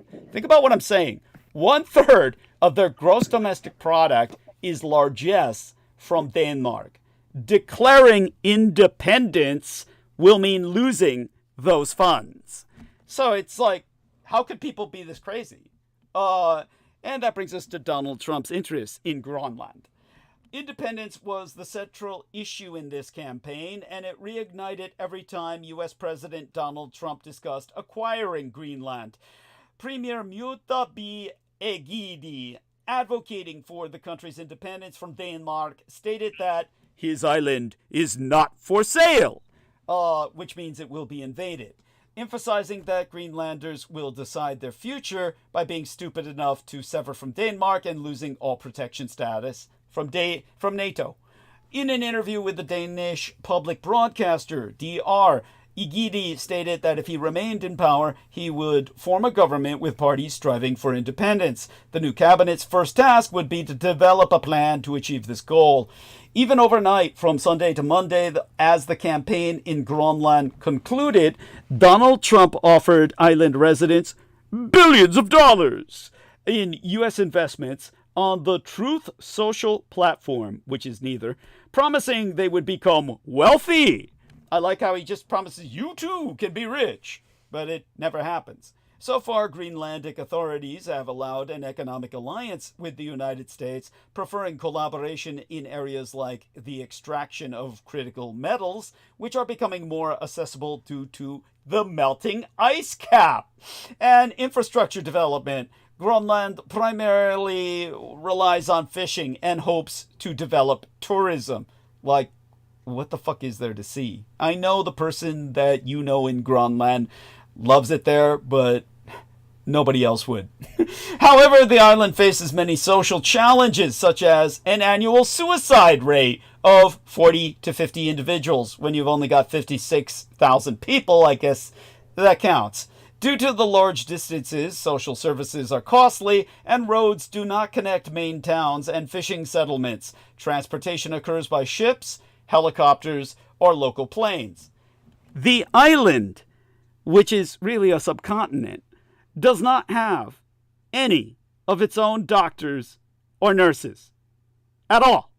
So medical personnel are temporarily contracted from other Nordic countries, which they lose all that if they become independent, which goes to show you how fucking stupid these people really are to even be considering it. What is it? Is it they're eating all that rancid fish meat, the rancid shark meat? That's got to be it. It's rancid shark meat. It's poisoned their brains. Their government keenly observed the election results for the Greenlandic parliament in Copenhagen, their actual capital in Denmark, which should forever remain so. Following Trump's announcement of interest in acquiring the island, the Danish government initiated talks with the Greenlandic government about extending autonomy, including in areas such as foreign affairs. Meanwhile, relations between Denmark and the USA have deteriorated following Trump's accusations that Danes are not fulfilling their obligation to defend Greenland. What is it that I'm not catching here? I'm missing something. Trump is saying the Danes aren't defending Greenland. Yet Greenland's a part of NATO. All Europe defends fucking Greenland from Trump. And if they gain independence and are no longer part of NATO, Trump invades. So, that while Trump himself has surrendered Europe to Putin, does Zelensky/Ukraine have any chance at the Trump peace talks? Yet Vladimir Putin probably isn't laughing at the whiplash presidency anymore. Rubio said the U.S. would have contact with Russia today after the Ukraine has agreed to a 30-day ceasefire. And dual use can't justify Russia's attacks on Ukraine's energy grid. International law prohibits the targeting of civilian infrastructure, even if it's also used for military purposes. In geopolitique, the top U.S. diplomat, Marco Rubio, downplayed the possibility of any breakthrough in yesterday's meeting in Saudi Arabia between American imperial and Ukrainian officials, saying talks would instead focus on potential concessions, meaning surrenders. Trump is said to be sending envoy and real estate bud Steve Witkoff to Moscow this week to meet with Vladimir Putin to develop the real estate that Vladimir Putin has stolen from Ukraine. I honestly never thought I'd live to see the day when the American empire would so openly and deliberately betray friends and allies. The notion that the U.S. would support the aggressor, an aggressor that has been the arch enemy of these United States for 70 years, is disgusting. Ukraine is the victim here, and the rewarding of Putin for naked aggression is unfucking believable. What has Putin got on Trump? During the night of March 7th, Russian forces carried out a concerted bombing campaign against the Ukraine's energy facilities. The acts were widely condemned by the international community, including U.S. President Donald Trump, who wrote on social media that he was strongly considering large-scale sanctions based on the attack and urged both parties to the negotiating table, before he changed his mind and said, "I can understand why the Russians are bombing Ukrainians. They're assholes." By the way, I'm not making this up. You can look that up. At the same time, Kremlin spokesperson Dmitry Peskov stated that Ukraine's energy infrastructure is a legitimate target because it is linked with Ukraine's military-industrial complex and weapons production. But contrary to Peshkov's claim, a country's energy infrastructure or any other civilian infrastructure does not become a legitimate military target just because it supports both civilian and military uses. If the defining feeling of the start of the first Trump misadministration was chaos, this midterm, it's whiplash. Back here on the American home front, Trump made the stock market a marker of success. Now he's hedging as markets dip. Trump has imposed a 25% tariff on all steel and aluminum imports, setting off a stock market plunge that hammered American imperial retirement accounts. That will mean higher prices. Trump wants a stock market crash. President Donald Trump imposed a sweeping 25% tariff on all steel and aluminum imported into these United States today, a maneuver that threatens to drive up prices on a broad range of consumer and industrial goods for Americans. It's the latest salvo in Trump's multifaceted tariff war aimed at correcting perceived trade imbalances and reigniting domestic manufacturing. The European Union swiftly retaliated by announcing that it would impose duties on 26 billion euros, that's $28 billion worth of American goods, in response to the unjustified tariffs. Canada was the top source of iron, steel, and aluminum sent to these United States last year, with the United States importing $11.4 billion worth of aluminum and $7.6 billion worth of iron and steel from there. Aluminum and steel are used heavily in an extensive list of goods, and tariffs on both metals will significantly raise prices for Americans. Meanwhile, a CNN poll released this morning shows a majority of Americans are not impressed with Trump's stewardship of our economy. And in breaking news, Canada has announced new retaliatory tariffs on $21 billion of American imperial goods. Canada announced new trade duties on some $21 billion of U.S. goods in response to President Donald Trump implementing universal steel and aluminum tariffs. In a news conference, a Canadian government spokesman called Trump's tariffs completely unjustified, unfair, and unreasonable. So how long will Canada make a show of standing firm against American imperial tariffs before they inevitably capitulate and willingly become our 51st state? Well, why haven't the Republicans thought this through? Canada has roughly 40 million people, about the same population as my golden state nation of California. If Canada became the 51st state, there's a good argument that given its size, it should be the 51st and 52nd state, and actually even more. They would immediately elect 12 senators to represent them in Congress. Canada has a history of voting for laws and social programs that are very progressive, far more in line with Democrats than any Republicans. Canada has abortion rights, gun control, universal health care, a significantly higher minimum wage than these United States, and more. Things Democrats favor and Republicans routinely, reflexively, reactively vote against. Canada would almost certainly immediately send 12 Democratic senators to Washington. More if they were admitted as more than one state, which they would have to be. It's simply too much land to do otherwise. The situation in the House of Representatives is a little different. Membership in the House. It's capped at 435, apportioned by population among the existing 50 states. The addition of another state as large as California would require a massive reapportionment of the seats in the House. The end result would be that red or Republican states will lose representatives in the House and Canada will gain them. Again, Canada will overwhelmingly send Democrats to the House of Representatives. This massive shift in power will change the makeup of Congress, with Democrats cementing a control on power for years to come, effectively forever. You can't admit a state to the Union and not give them the senators and members of the House that they are entitled to under the basic principles of our Constitution.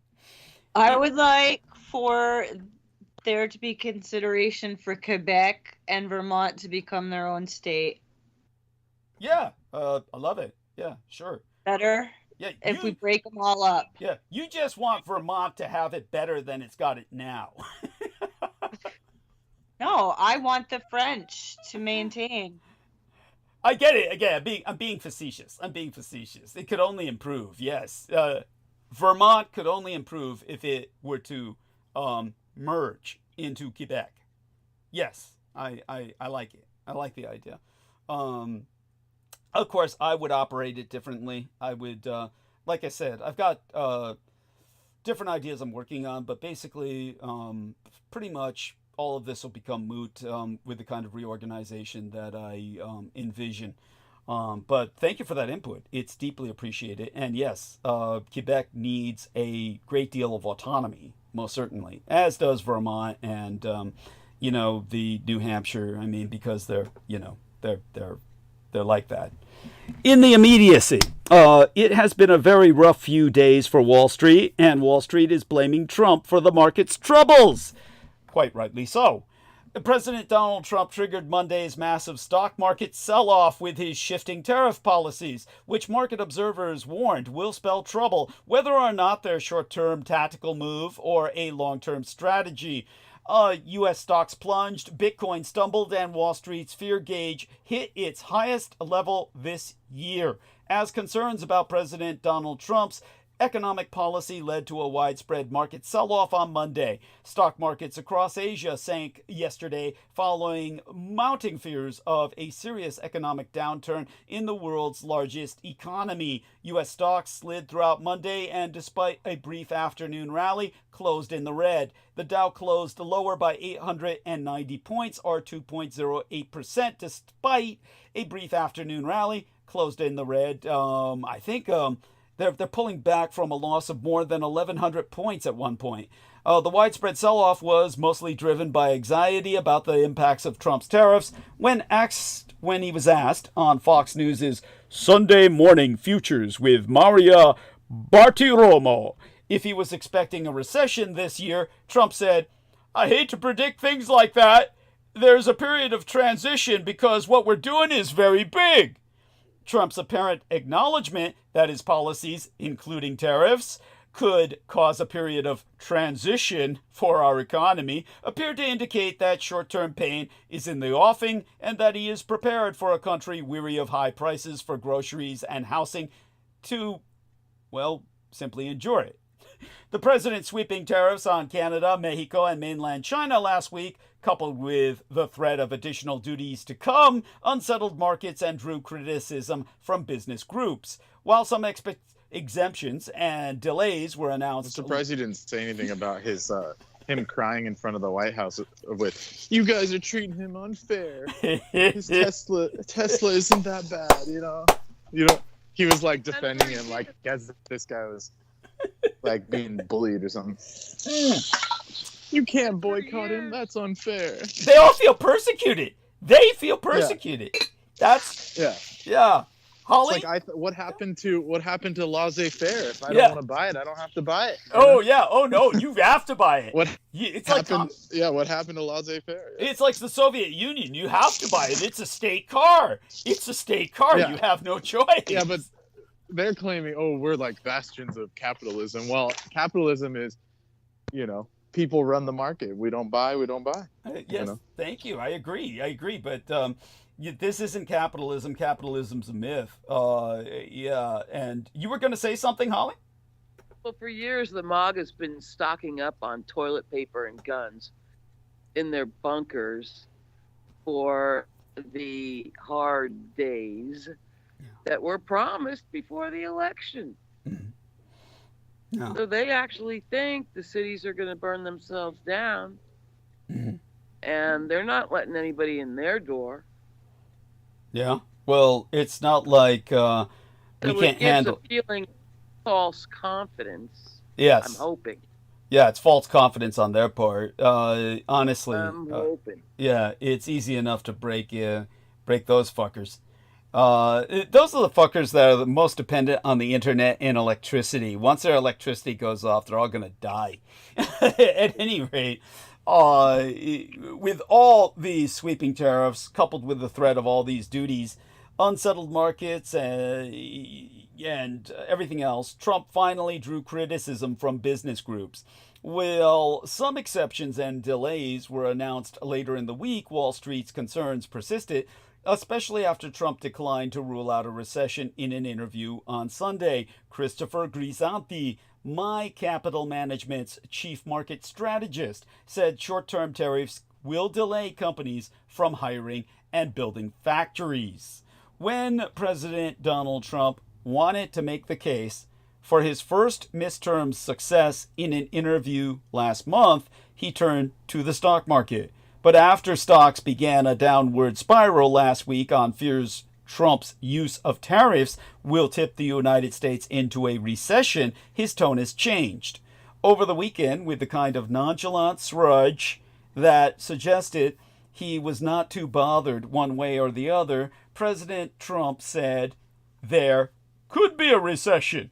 He was even going to buy a Tesla to help out his first buddy, Elon Musk, as the company's share price collapsed. The markets had assumed there was a Trump putt. That is, the president would always ride to the rescue to keep the bull market running, but there is no sign thereof. Instead, Trump seems perfectly relaxed about these huge losses, even encouraging the sell-off. Of course, it might just be that he does not know what to do, but it is also possible that he wants a correction, if not a full-blown crash, and is happy to see the indices fall. Remember everything I articulated in my latest transmission before tonight about that's how the rich get even richer, is by socially, scientifically engineering stock market crashes.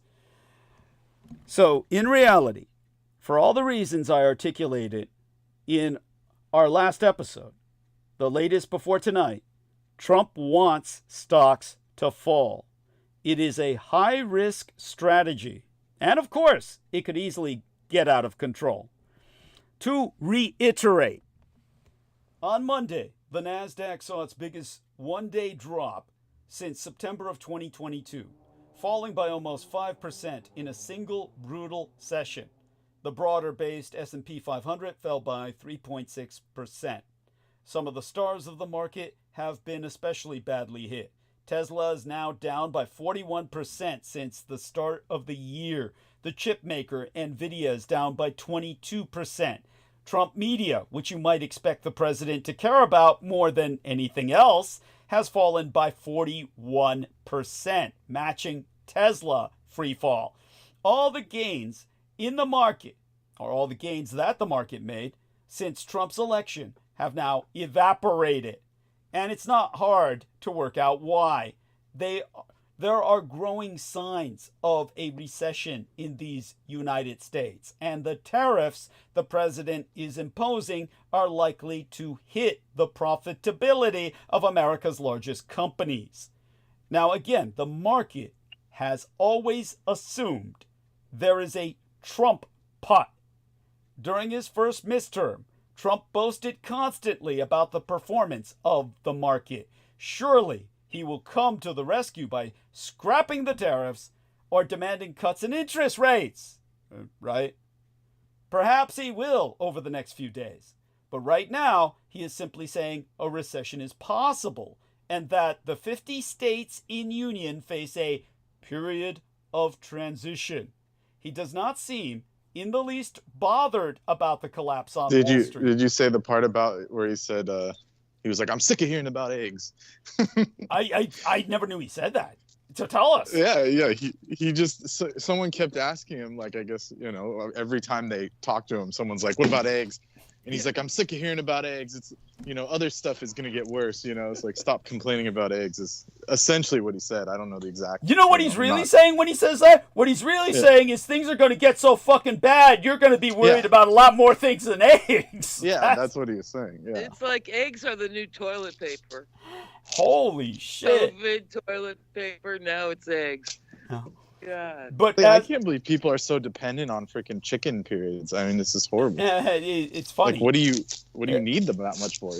I mean, I don't eat them that often, but I would eat them a lot more if I had a chance. Honestly, I love them. I adore them. But yeah, just the way things are. They're good, but I'm saying like it's just. Like, in times of war, you got to sacrifice some stuff, right? Oh, well, believe me, I've been sacrificing. I get it. I mean, it's like... I'm not talking about you. No, I get it. No, I know what you mean. You mean in a general sense. I understand. But, like... where you and I have it lucky, Brendan, and everybody, generally, most people on this call, we're lucky in the sense that we've lived lives of such deprivation that what's coming is not going to hit us nearly as hard as everyone else. Yeah. Tell them about when you called me last night what I was eating. I was eating fucking Middle Ages gruel. Oh, tell him. You got to start your own channel. Brendan's considering starting his own channel where he shows people how to, live the way people did in the Middle Ages off of almost.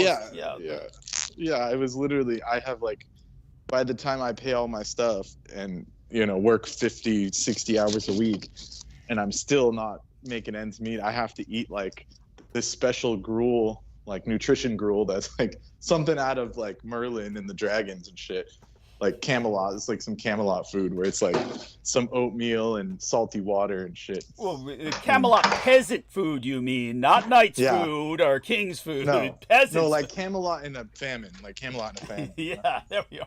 Thank you. Like, that one episode where they kill the unicorn and the whole town gets famined out. Oh God. The whole kingdom gets a famine. Yeah. There you go. So, oh man. Where they hunt the last unicorn, it's like, that's where we're at. Thank you. Yeah. Well, that's so if anyone is interested, let me know. I'll make a channel. That's what that. How to survive with nothing. Middle Ages food. Yeah. Ancient food. Thank you. Yeah, no, I get it. Yeah, you and I. So, Holly, what were you going to say, Holly?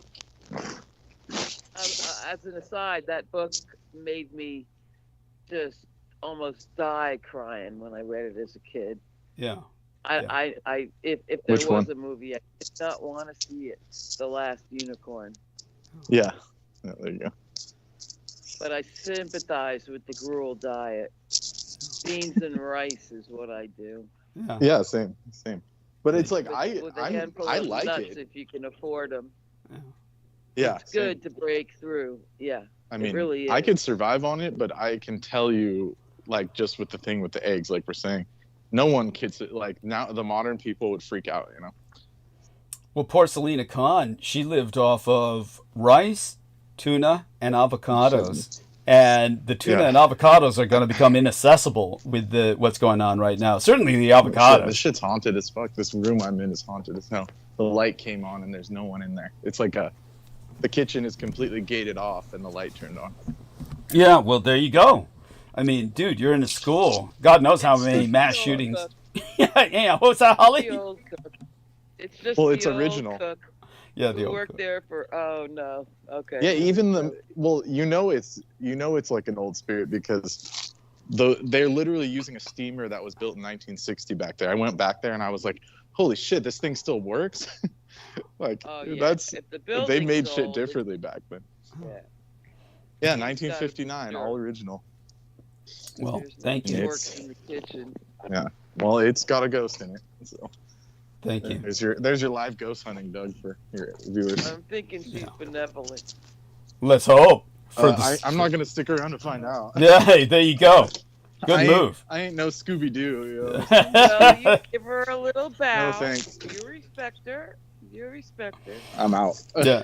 Yeah. Honey, there's no need for him to cultivate any relationship, I assure you. It's just a this isn't moaning respectful Myrtle. acknowledgement. yeah. On speaking terms. Respect. As for why Trump was so nonchalant, there may be a reason for that. Trump knows that Wall Street was massively overvalued on taking office. He knows as well that ending President Biden's wild deficit-funded spending, I should say, as well as significant redundancies as government waste is cut, will mean an inevitable slowdown in the economy. With that in mind, Trump is quite happy to see a correction take the froth out of the market, especially as it will help prevent a far worse crash in a year or two. Or at least that's the logic. In reality, he wants stocks to fall. It is a high-risk strategy, and of course, it could easily get out of control. But there is a limited 10% fall over the course of the spring that it could just work. Regardless, CEOs are losing faith in Trump. Oh, how quickly CEO optimism has turned. On his rebound trip to the Gas Tech Convention in Texas, my son's husband, Sugar Daddy, returned today from the Yale CEO Caucus in Washington, where 100 CEOs gathered with 60 big city mayors and policymakers to talk off the record about navigating Trump 2.0. Gone is the optimistic dream of economic growth spurred by Trump's pro-business mindset around taxes and regulation. In its place is the grave uncertainty of not knowing what this misadministration will do next. As the host, the Yale professor Jeffrey Sonnenfeld, noted afterward, the consensus was one of bewilderment, condemnation, and a feeling that Trump's policies were bad for the U.S. economy. Though the attendees identified as 60% Republican to 40% Democrat, the mood was dour. In a flash poll at the summit, 80% of the CEOs said they find themselves apologizing to our international partners for Trump's capriciousness. 85% oppose his approach to tariffs and think they're backfiring. Almost all, 92%, are now concerned about recession. Indeed, Goldman Sachs' chief economist just downgraded the entire American imperial economy. Here's what else leaders were talking about in D.C. Opportunity costs. America is in a sweet spot when it comes to the depth of our technology, research institutions, and capital markets, not to mention our rule of law and ability to draw top talent. Everyone wanted to come here to do business with the most vigorous economy on earth. CEOs that Sugar Daddy spoke to worry that we're getting distracted by paper enemies. Talent challenges.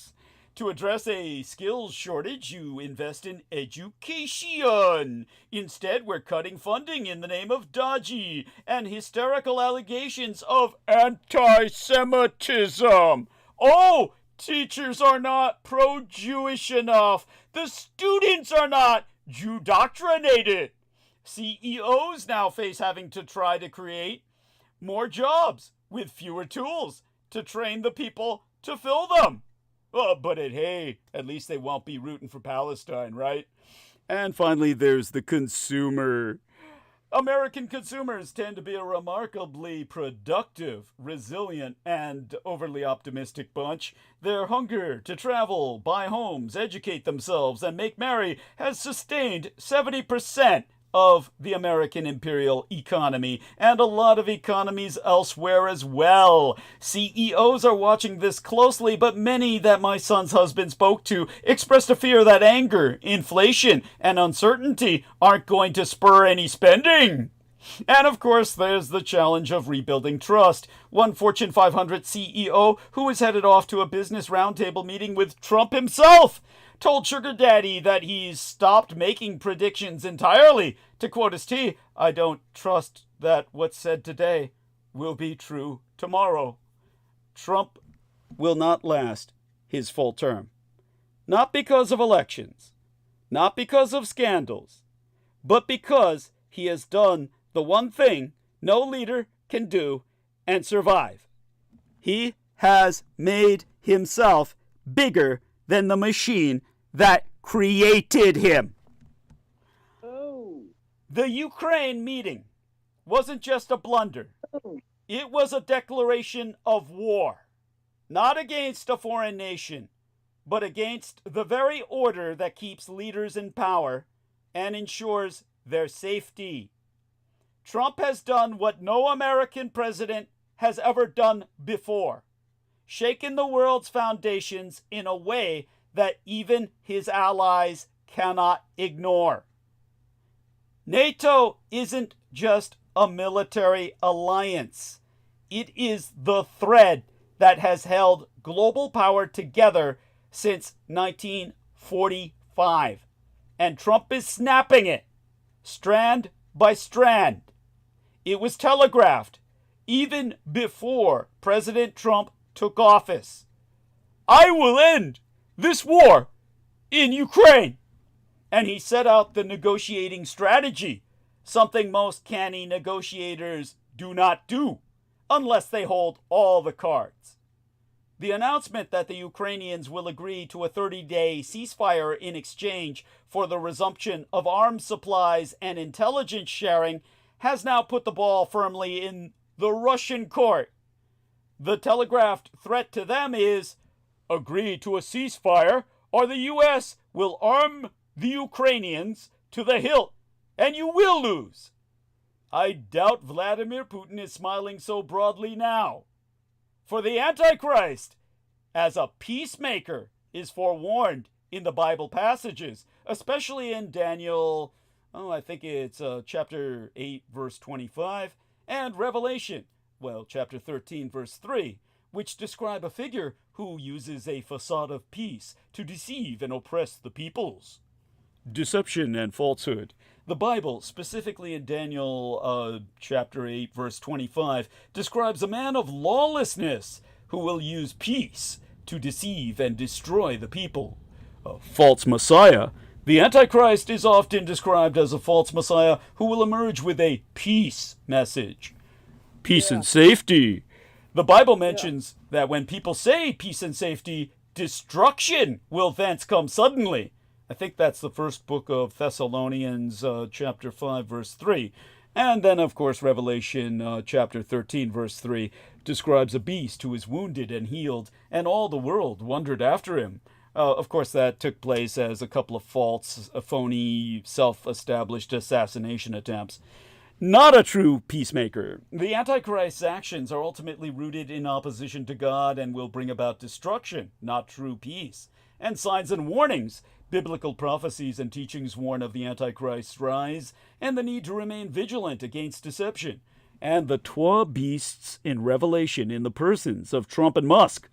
Revelation 13 describes twa beasts, the first with the characteristics of the Antichrist and the second as a false prophet.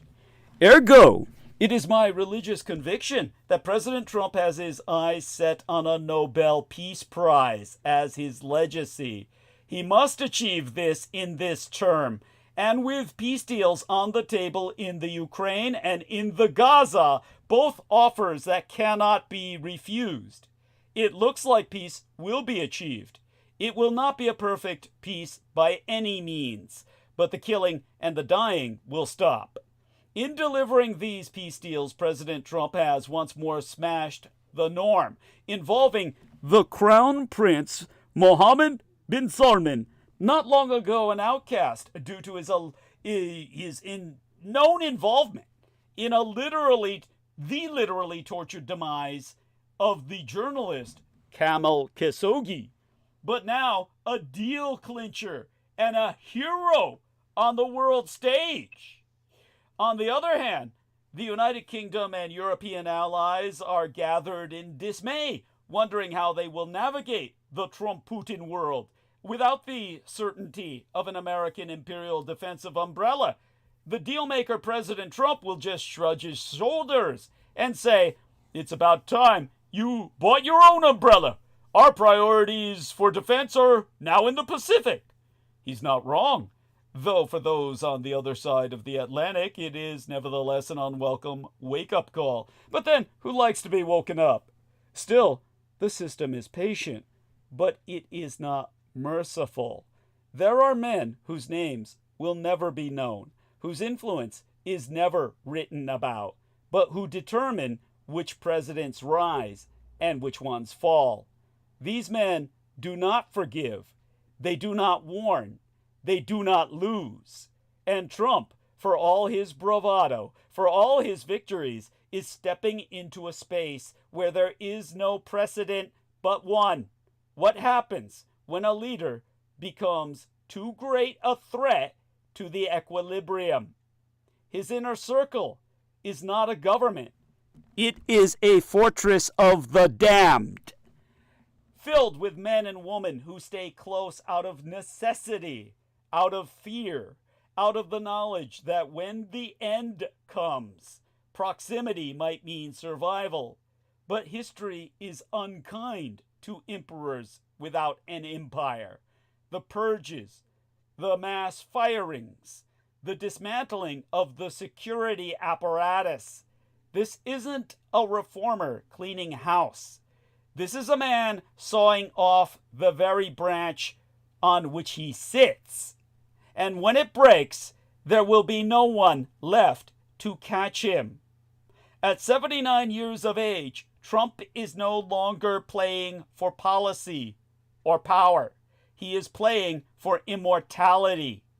He has won every battle, defied every expectation, and shattered every prediction of his downfall. He believes himself untouchable. He is wrong, because men who reach too far, men who stand alone, men who decide that they are the system rather than a part thereof, these men do not get to die peacefully in their beds. They do not get to fade away. They are removed. History does not care how many elections Trump has won. It does not care how loyal his base is. It does not care that the courts have failed to stop him. History cares only about balance. And when balance is threatened, it is restored. Not with votes, not with impeachments, but with force. The clock is ticking, and Trump is standing on a stage built by ghosts. And if he does not step down, if he does not fall in line, that stage will collapse beneath him. Because there is one truth, written in blood across all time. When a leader becometh too dangerous to the system eliminates the leader. All this at nauseating speed. Yesterday morning, the President Donald Trump abused his standard diplomatic channel, his Truth Social account, to announce retaliation against Canada for Ontario's new electricity tariffs, which were themselves retaliatory. To quote his T, I have instructed my Secretary of Commerce to add an, this is an all caps word, additional 25% tariff to 50% on all steel and aluminum coming into the United States from Canada, one of the highest tariffing nations anywhere in the world. It's all in uppercase. This will go into effect tomorrow morning. Oh, wait, Doug, before my phone dies, I just wanted to get this in because I might not be able to rejoin. Did you hear about the Japanese rice tariff? No, tell me. Oh, he complained. He said Japan has a 700% tariff on American rice. It's so unfair, you know. They do. Actually, I think they do. They always have. They do. Well, they do, but it's like as if they would want a lower quality rice anyways. It's not. It doesn't matter if it's free. They ain't buying. Thank you. The only thing our rice is good for. Oh, our rice is only good for sugar puffs. Go on. Yeah, it was almost like it seems redundant, doesn't it? It's like who's gonna buy American rice when they're growing perfectly fine Asian rice? You know, it's just. And the reason why, I'm assuming, is because all the rice they were growing here, the Japonica variety, were all stolen from the Japanese immigrants. All those rice paddies. Oh, of course. Throughout the Central Valley. So that's why they don't buy it. It has nothing to do with economics or even desire. Oh, dude. Well, it's cultural. Does that make sense? They're protecting their own farmers. They are, but they've always done this. That's protecting their own farmers, and exactly. But they've always been Fortress Japan, and that's that's their game. And he's an idiot to complain about it, but then again, he's just bitching and looking for excuses. He's trying to turn America into what Japan is. It works for Japan. It will not work for America. That's the problem. No. And promise. It's just cheesy. I found it to be so cheesy. Oh, I think it's funny as hell, and I thank you for bringing it up. Hey, make sure to recharge your. Oh, he's cut off. Well, somebody send him a text message to recharge his phone. By the way, Amy, of course, I'm presuming is not recommending Swiss Indo, but she put this up here to give us some information about some of this weird stuff that's been going on the net. So I thumbed down the Swiss Indo simply because Swiss Indo is so fucking cheesy. It is so sleazy. It is like. This one poor girl I knew got caught up in it. She was a real fan of mine. She meant the best, but so sad she was lost into that money cult.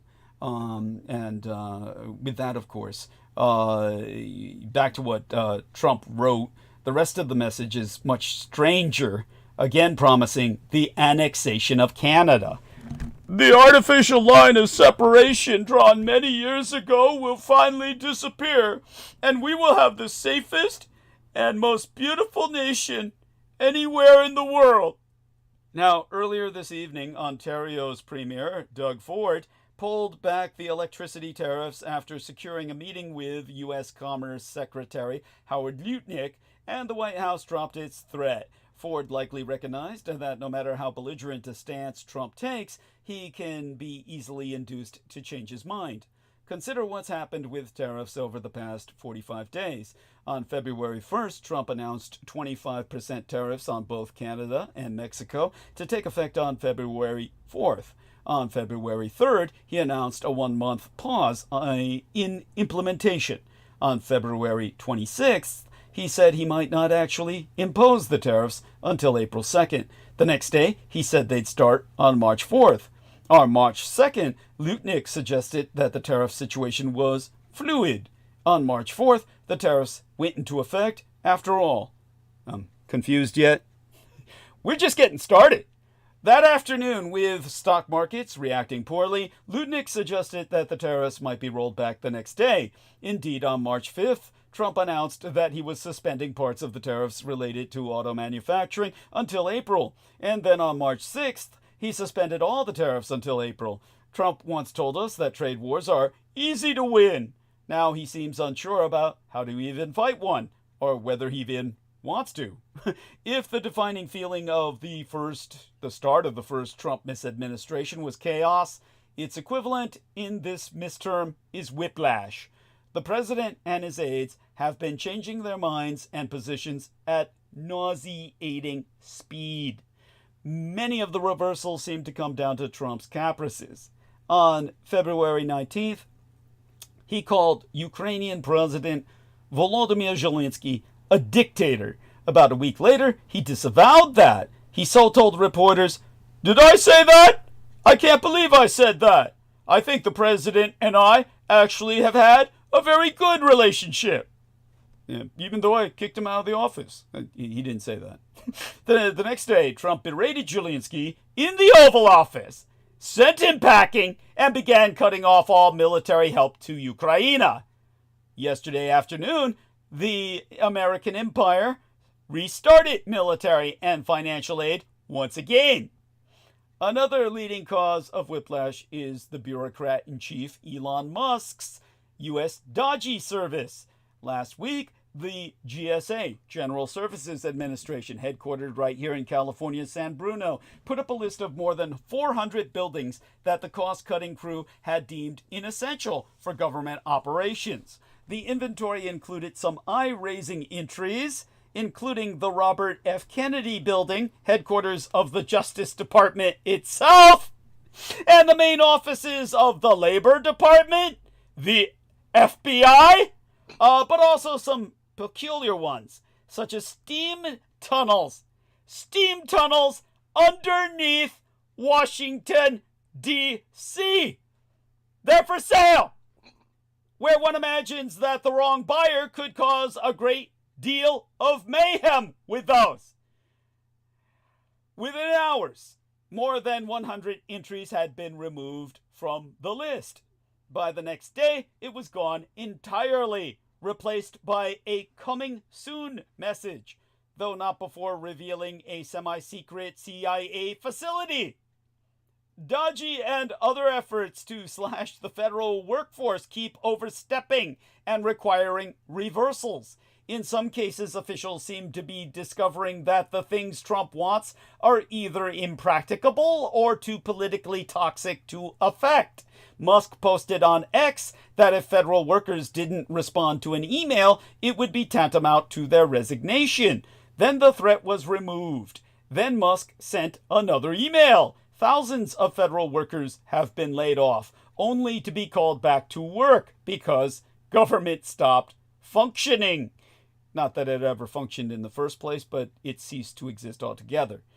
And it's better to have a non-governing absentee government than it is to have anarchy. Storm coming, gotta go. Well, make sure you stay online with us and interject. Say good morning to everyone before you leave, honey. Or good night to everyone here in California. Let's see. I think she really had to go. Yeah. So I guess she's offline. All right. Bye to Holly Kiefer. And Brendan, make certain you recharge your phone. Hopefully he joins us later or rejoins us. At any rate, when it comes to let me see, what did Musk do lately?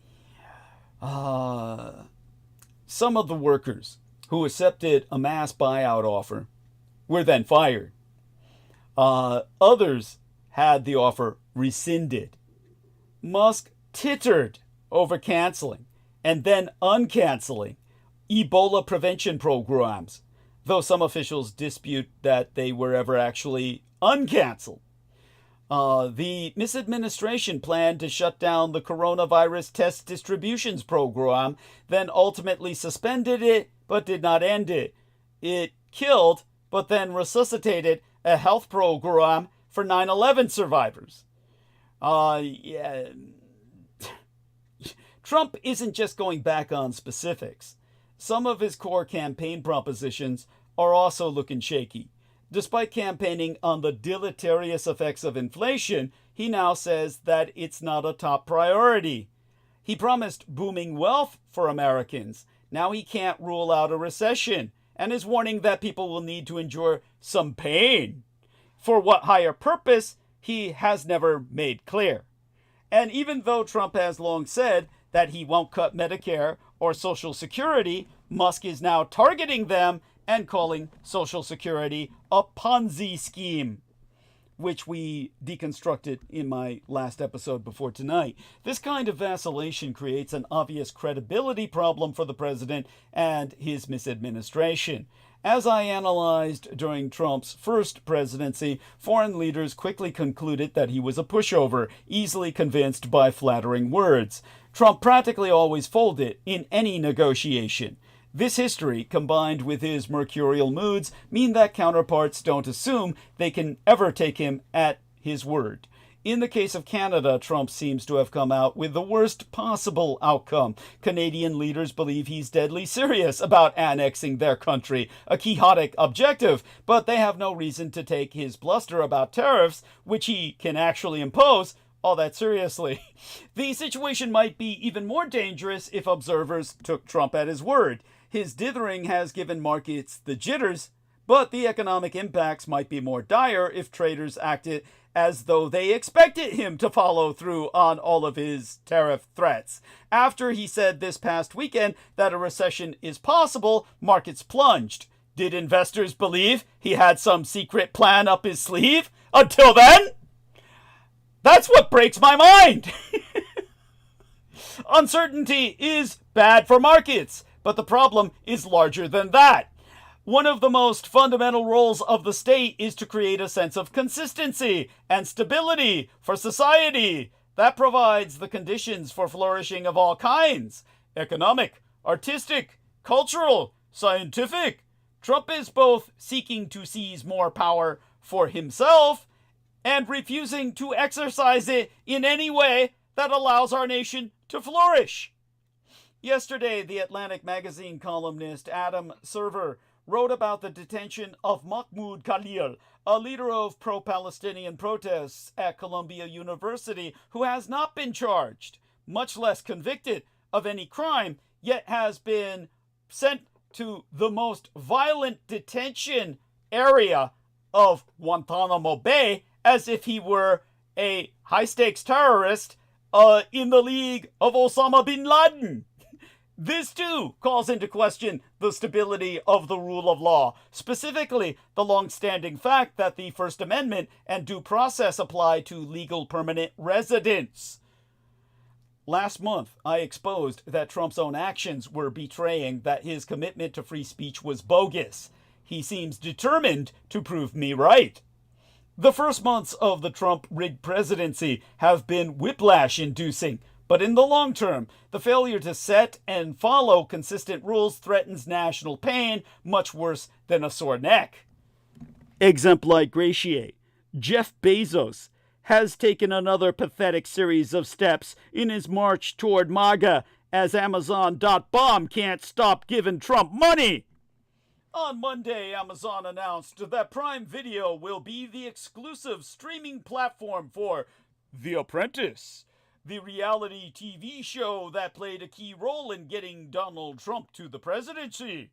While financial terms of the deal were never disclosed, Trump, as an executive producer of the show, is certainly to benefit the most. This marks Prime Video's second significant deal involving the Trump family this year. In January, Amazon.bomb revealed it had acquired the rights to a documentary about and executive produced by Melania Trump. Can somebody make me the executive producer of my own biography? That's some cool shit. What a deal. The techno giant also contributed, I should say donated in this case, $1 million to Trump's inaugural fund, becoming one of the first major public companies to do so. All this Trumpanista propaganda promotes a pro-corporate libertarian movement attempting to take over these United States. With Trump's help, tech execs are pushing Trump to build freedom cities run by corporations. A multi-billionaire-backed push to develop libertarian enclaves in Central America is being imported back into these United States, where its proponents want to lay the groundwork for their own privately run, corporately governed cities.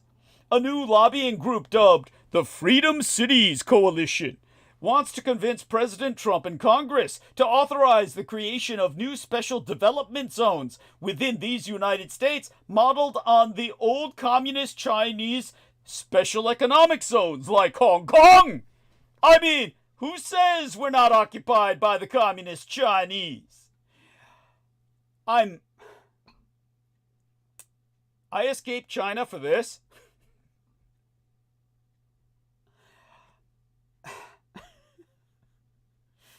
These zones will allow wealthy investors to write their own laws and set up their own governance structures, which will be corporately controlled and will not involve any traditional bureaucracy. These new zones will also serve as a test bed for weird new technologies without any need for governmental oversight. No Federal Food and Drug Administration to test what they're feeding you in terms of placidity drugs in your water and food. Nobody to test the safety of the radiation exuded by your 6 or 7G. Wired magazine recently reported that the coalition is drafting congressional legislation that will allow it to establish a network of these new cities. One of the chief motivations for the creation of these communities is so that new scientific and technological development initiatives can be carried out without the need, meaning without any regulatory oversight, meaning no safety rules. And if you get injured, no compensation, no unionization. Sourced outlet writes, according to interviews and presentations viewed by Wired, the goal of these cities would be to have places where anti-aging clinical trials, nuclear reactor startups, and building construction can proceed without having to get any prior approval whatsoever from agencies like the Food and Drug Administration, the Nuclear Regulatory Commission, and the Environmental Protection Agency. Imagine that. The Freedom Cities Coalition is a project of NEWAY Capital, spelled N-E-W-A-Y. It's like no way, but it's NEWAY, a company that has been centrally involved in the development of Prospera, a private, free market, crypto-friendly enclave in Honduras. Prospera was made possible by a special regulatory setup dubbed a ZED, Z-E-D-E, or Special Economic Zone of Latin America, that was established in the country in 2013 in the wake of an American imperial-backed coup d'etat, a stroke of state, a military junta, which then leased out a portion of their own country, and their own population for human experimentation at the scale of thousands of people that they've been pumping full of medical drugs and radiation testing to see how high levels of radiation can be tolerated in telegraphed communications and wireless before people literally fry at the cellular level. Children have been born dead. I don't think there have been any live births in that city ever since. All children there have been born dead.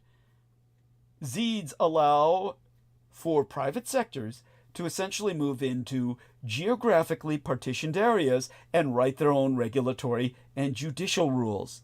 Prospera is also part of something called the Network State, an anarcho-capitalist ideological movement backed by techno-multibillionaires that seeks to create privately run cities, or rather city-states, with native cryptocurrencies. In other words, a cryptocurrency completely manipulated by the company town that runs that city. Wired magazine reports on the efforts of the Freedom Cities Coalition to encourage President Trump and Congress to enshrine their project into federal law. Currently, the lobbyists are pursuing a number of different strategies to get some kind of law authorizing the city-states' development on the books. To read therefrom, Trey Goff, that's his name, Trey, and then his surname is Goff. I think that's an acronym for get the fuck off or something. The chief of staff of the startup nation, known as Prospera, told the Fourth Estate that he and other Prospera representatives working under an advocacy group called the Freedom Cities Coalition have been meeting with the Trump administration about the idea in recent weeks. He claims the administration has been very receptive. Now, on its website, the Freedom Coalition claims that while other nations are creating new centers of innovation, America's regulatory environment is holding back progress. That site continues, and here I read therefrom, Freedom cities are America's boldest solution to unleash our nation's full potential by creating zones of regulatory clarity and economic dynamism. These specially designated areas strip away decades of bureaucratic buildup while maintaining essential protections, allowing entrepreneurs and builders to move at the speed of human ingenuity rather than the pace of paperwork. Where will America's new freedom cities be built, you ask? It seems hardly surprising that the network staters want to build them in our national parks.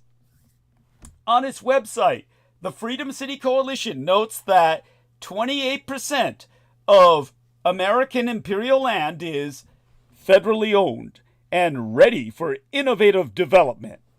It doesn't specify what kind of federal land is ready for this innovation, but most of the government land that isn't used for farming and energy development is used for wildlife conservation. It's also worth noting, in a video released during the presidential campaign, Trump openly spoke about abusing protected federal lands to build freedom cities. In that video, Trump says, and here I quote his T, "Past generations of Americans pursued big dreams and daring projects that once seemed absolutely impossible. They pushed across an unsettled continent and built new cities in the wild frontier." Trump then called for the abuse of protected federal lands to develop 10 new urban metropoli. He has said that these developments will reopen the frontier, reignite American imagination, and give hundreds of thousands of young people and other people a new shot at home ownership and, in fact, the American dream. Now, before I move on, your input, please. Come on now. We've got a bunch of people. Oh, Sammy Romero has joined us. By all means, Sammy, please respond. And I'll give him time to get off mute. He is a family man, and God knows he's probably entangled with, family stuff. Because he's Family Guy. Well, he's Vin Diesel. The Family Guy, the Vin Diesel edition. There we are. He's typing. And now, surely, Brandon, Aristides, Amy, you must have some thoughts to share about what I've just articulated. Okay, well, I'll get back into it. I'll check back on what Sammy's typing in a moment. Let's check our, make certain everything's still streaming. Hello. There we are. Hello. Dear brother Sammy, love you dearly. How are you? Doing? Oh, much the better for speaking with you. Oh, likewise. It sounds like what Trump's trying to do, or what these CEOs or these corporations, they're trying to pretty much resurrect more Eastman Kodak. Yes. Towns. Yes. I couldn't help to think of Walcott, New York, or well, not Walcott. I'm sorry, that's where your parents. Rochester. Right, but, yeah, Rochester. Rochester. Sorry. Thank you. No, Rochester. Very astute. Go continue, please. Which in the problem is a lot of memories start flooding in. Like, what is that one syndrome? The dog dick syndrome? Oh, yes, yes. Where... Rochester Dick. It actually has a technical medical name, but I'll have to find the journal article about it that actually Laura Lee Solomon found. But yeah, so what happens is all this toxic waste, they paid farmers to bury it on their farmland, and they paid well, and it all leaks, of course, into the water aquifer through the soil. And so a great deal of many men born in Rochester are born with their penis in the same position that a female's vagina would be in. So they call it dog dick because their erections go backwards and shit. So, yeah, but yes. That's a very disturbing, Yes. But also, I do remember you explaining that your father, the conjugal system in Eastman Kodak town was different from the U.S. Yes. So which people can look up. People can look up the fact that George Eastman, who developed Eastman Kodak Company, developed his own calendrical system that he wanted to become the universal business calendar of the world. And he failed in passing this through legislation with the League of Nations. And afterwards, because his nervous system was so diseased by all the chemicals he had been exposed to from developing the chemicals used by his photographic technology, he was in constant chronic pain. And because he couldn't get that through, he felt he hadn't changed the world enough, and he was in too much pain to try anymore, and he killed himself, blew his own brains out. Please continue, Sammy. Yeah, by all means. Right. No, I mean, this just, it's just insane what they're trying to come up, but it's... and by the way, just to clarify, sorry to interrupt, Sammy, so people know, even though the rest of the world didn't take his calendar up, Eastman Kodak Company maintained his calendar as their specific method of measuring time until they closed, until they went bankrupt and shut down. And basically, just so people know, any blueprints you saw from Eastman Kodak for optic devices in World War II and throughout the Korean War and all the way through the Vietnam War, they all would all say made on Kodak Company time. And this was meant so that you could compare your own calendar dates with that of Kodak and match them up to ascertain when this was developed. And so they were living in a world of their own. Those people were completely isolated in their own little, not only their own world, they were in a different sense of time. They operated on a different sense of time. Their whole world was the company. Please continue, Sammy. Yes, by all means. Thank you for your patience. Right.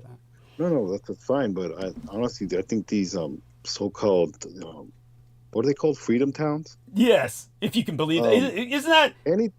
believe that shit? Freedom. Anything with the name freedom, and after that, it's actually not free. It's complete opposite. It's really they're trying to go around. They're pretty much creating sweatshop towns, pretty much. Yes. Where everybody, you're pretty much slave labored, which it's insane. Yes. It's almost where they're trying to make it where you can have the American dream by owning your home. In reality, we don't own anything. We don't pay your taxes. Your home or the government decides eminent domain. Yeah, it's really not your home. You're renting, and you have if you somehow pay off your mortgage, you have equity. But even then, you got to pay taxes on that. So,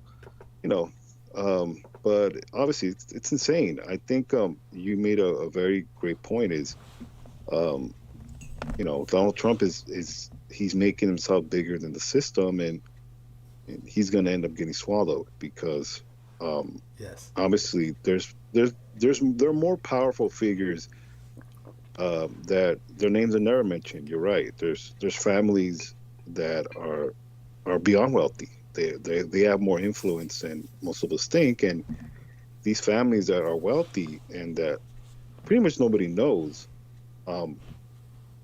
they're going to make it where he's going to be eliminated, whether they force him to resign or he has a heart attack or they just out now kill him. well, I mean, if you see in the past, I mean, to be honest with you, he's one cheeseburger away from dropping. I mean, yeah, good point. Thank you. Yes. The man sucks down a Diet Coke like it's running out. So he has a terrible diet. I mean, honestly, to me, it's just it's the reason why he's alive is because he serves a purpose. He's actually, to me, in a lot of ways, to be honest with you, it's very interesting how you talked about how our government works by accident. Yes. And we're seeing it now where, Elon Musk, what he has done, it's very interesting that he gets to, have these illegitimate kids and he doesn't take care of them. Thank you. And he's high off of ketamine and he does all these things, but he's qualified to run the country illegally. Yeah, thank you. And he's not in handcuffs. His assets are not frozen. It's very interesting that none of that is happening to him. He's losing his money, quote unquote, his wealth, but he never, in my opinion, he never really was wealthy. He's rich on paper, but he's wealthy on paper, but he's really just an idiot. Thank you. Excellent insight, by the way. Excellent insight. Continue, please. Yes. Right. He's just really an idiot, and he's just a really South African European trash. Thank you. Quite so. And who illegally entered the United States through Canada. I guess we can call him a snowback instead of a wetback. The audacity. Well, to tell you the truth, I mean, it's very just apropos with this nation. Okay, we're a nation of criminals. Okay, going back to us, not listening to the Royal Proclamation, where the British established, an agreement with the Native Americans. They won't go past Appalachian Mountains. And we talked about this, and it's showing already where, we don't like to be civilized. We're far from it. We're eliminating, all programs. Forget, immigration. Forget, diversity. Just as women. We're stripping it pretty much the power that women have earned. And I'm no feminist, but we have to be honest in the sense that a lot of our innovation is because of women in the last couple of decades where, most of, Anglo white men have not really done anything productive. It's really, thank you. Women that have really taken the mantle, and obviously with the having the ability for them to vote, which is hilarious, but they've had to get the right to vote, which is it's already mind-boggling. I don't need to repeat myself, but what I'm trying to say is it's almost where, Donald Trump is the last relic of this dying generation that doesn't want to die. That's right. And unfortunately, he's pretty much walking dead because he really does not care. And you're right in the sense of he wants immortality, but the way he's going about things, he does not want to play the political game in Washington. And it's always been, politics. It's not necessarily functional. It's a working dysfunction, really. But, you try to break that in a sense of what he says, the power of the tongue, saying things like, where we need to annex Canada. You don't say those things because that really creates chaos. And he's an agent of chaos, obviously. Yes. But what he does really is, and what makes him very dangerous is he's very just unpredictable. He's unpredictable in the sense that he, quote unquote, might come back to his senses, but because if he's very ego driven and his weakness is pretty much, stroking his ego. Yes. He's very, very, he's very influenced, but in a very terrible way. Yes. I have to say he's somebody that can be negotiated with. The problem is anybody can negotiate with him. He has no boundaries. He has no morals. It's pretty much a robber baron type of mentality where it really shows why all these European rejects were cast away from Europe. Oh yes, thank you. Western society, because of their ability not to be civilized. And I'm not saying all Europe was, everybody was Socrates or Aristotle or anything, but to a certain extent, most of Euro trash came to the New World because they had nothing. Yes. And they were castaway. So, at the end of the day, with these, slave cities, it's just really a rerun. And I think where these new corporations are seeing is their greed. Their greed is coming out. They never really cared about the American public, which I don't know why anybody would think, these big corporations would care about. They don't. Yeah. All they care about is the greed. And when you really look at things, the more leeching you see in this country is pretty much these big corporations.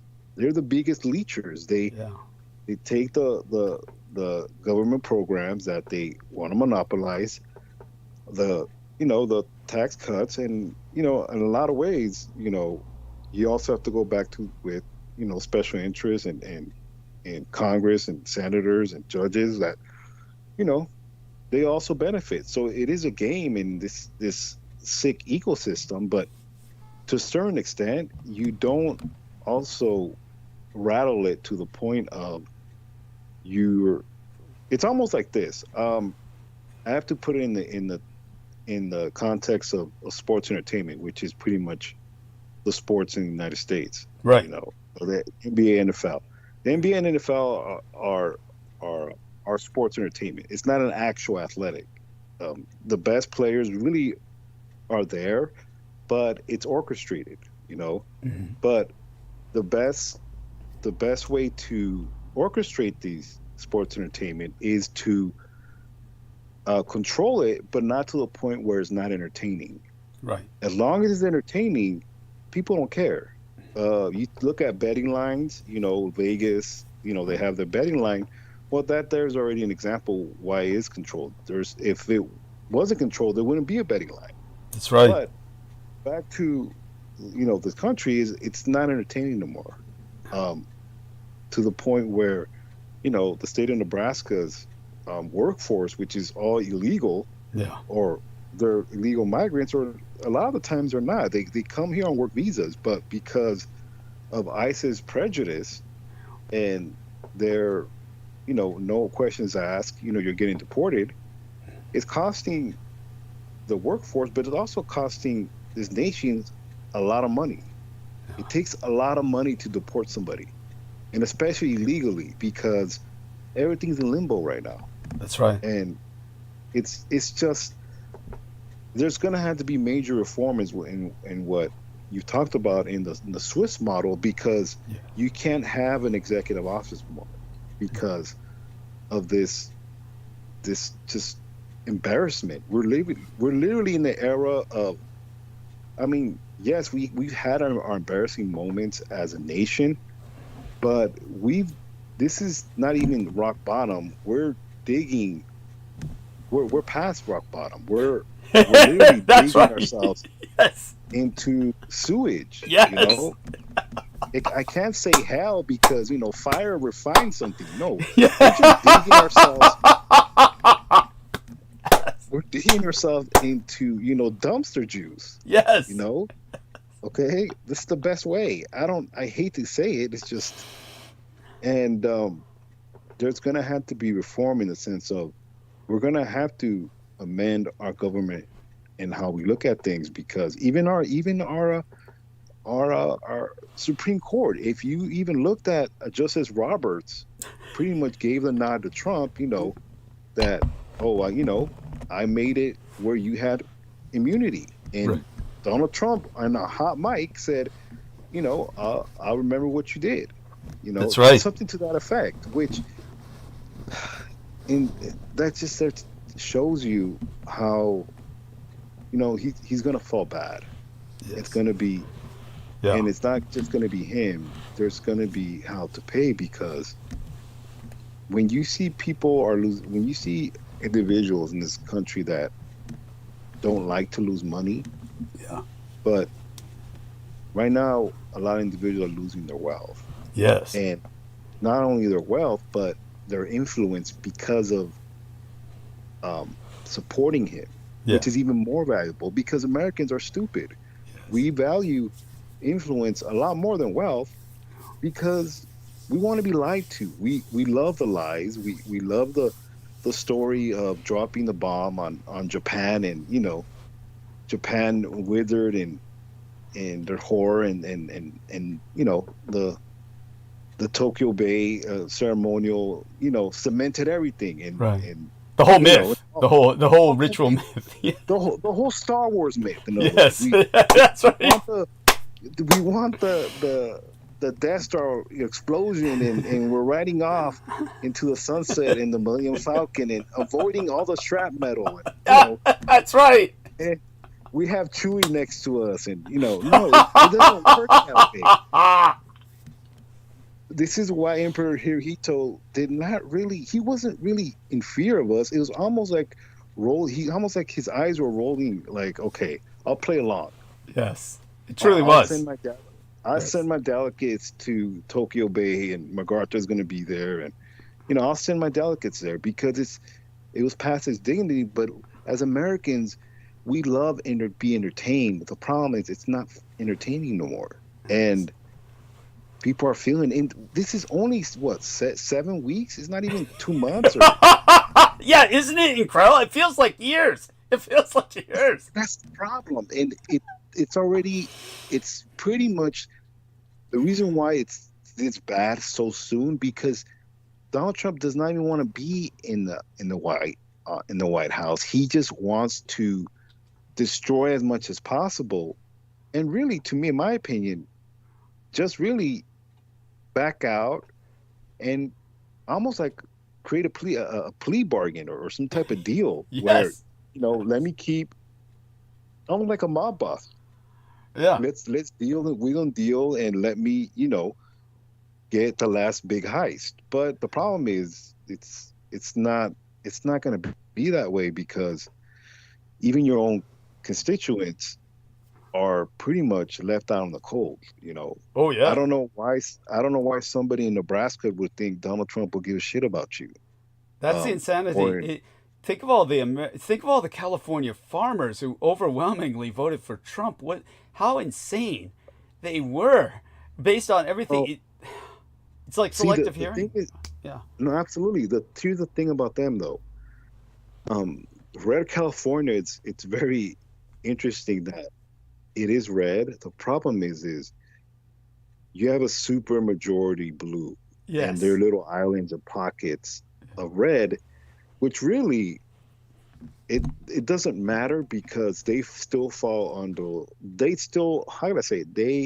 They benefit from the benefits of our economy here in California, right? Which is a blue economy. Right. Come on. Exactly. They get coddled into thinking, they're these these lone sharks, these lone wolves, and they're like an island, in other words, of little red pockets. But other shitty states like Nebraska, Missouri, Indiana, all these pretty much wastelands are left out in the cold. Absolutely. Yeah. And they're the main recipients, that benefited from these programs. Absolutely. And they got, their white, quote unquote, indoctrination or manipulation that they were victimized well, they realized we weren't the victims. We were the recipients of privilege. Yeah. You know? Yes. So, you know, they're getting their wake-up call, and it's really too late. The damage is done. Right. And here's the real question is, who the fuck's going to want to be a Republican? And I'm not saying no one's going to be, but you have to understand, too, that a lot of this system is broken now where, how can I say it? I mean, I'm not saying it's not rebuildable, but when we see the U.S. now in the landscape, as much as, you know, they're trying to fight integration and fight people coming from other nations to help as far as diversity and identity, which obviously is white identity phobia, which Trump really wrote on. Yes. Absolutely. The reality is it's not even, when you think about it, it actually is helping the quote unquote white community, because they're not going to be left out in the cold because they're privileged. Yes. You know, and a lot of this is sad because, you know, they buy into the indoctrination of, you know, the white, you know, race being overtaken, which is right. I mean, the great replacement theory. Go. Right. That theory. And unfortunately, it's there's going to be change, and it's not going to be, you know, subtle. It's going to be swift. In my opinion, I think he's going to do a big blunder where it's inexcusable.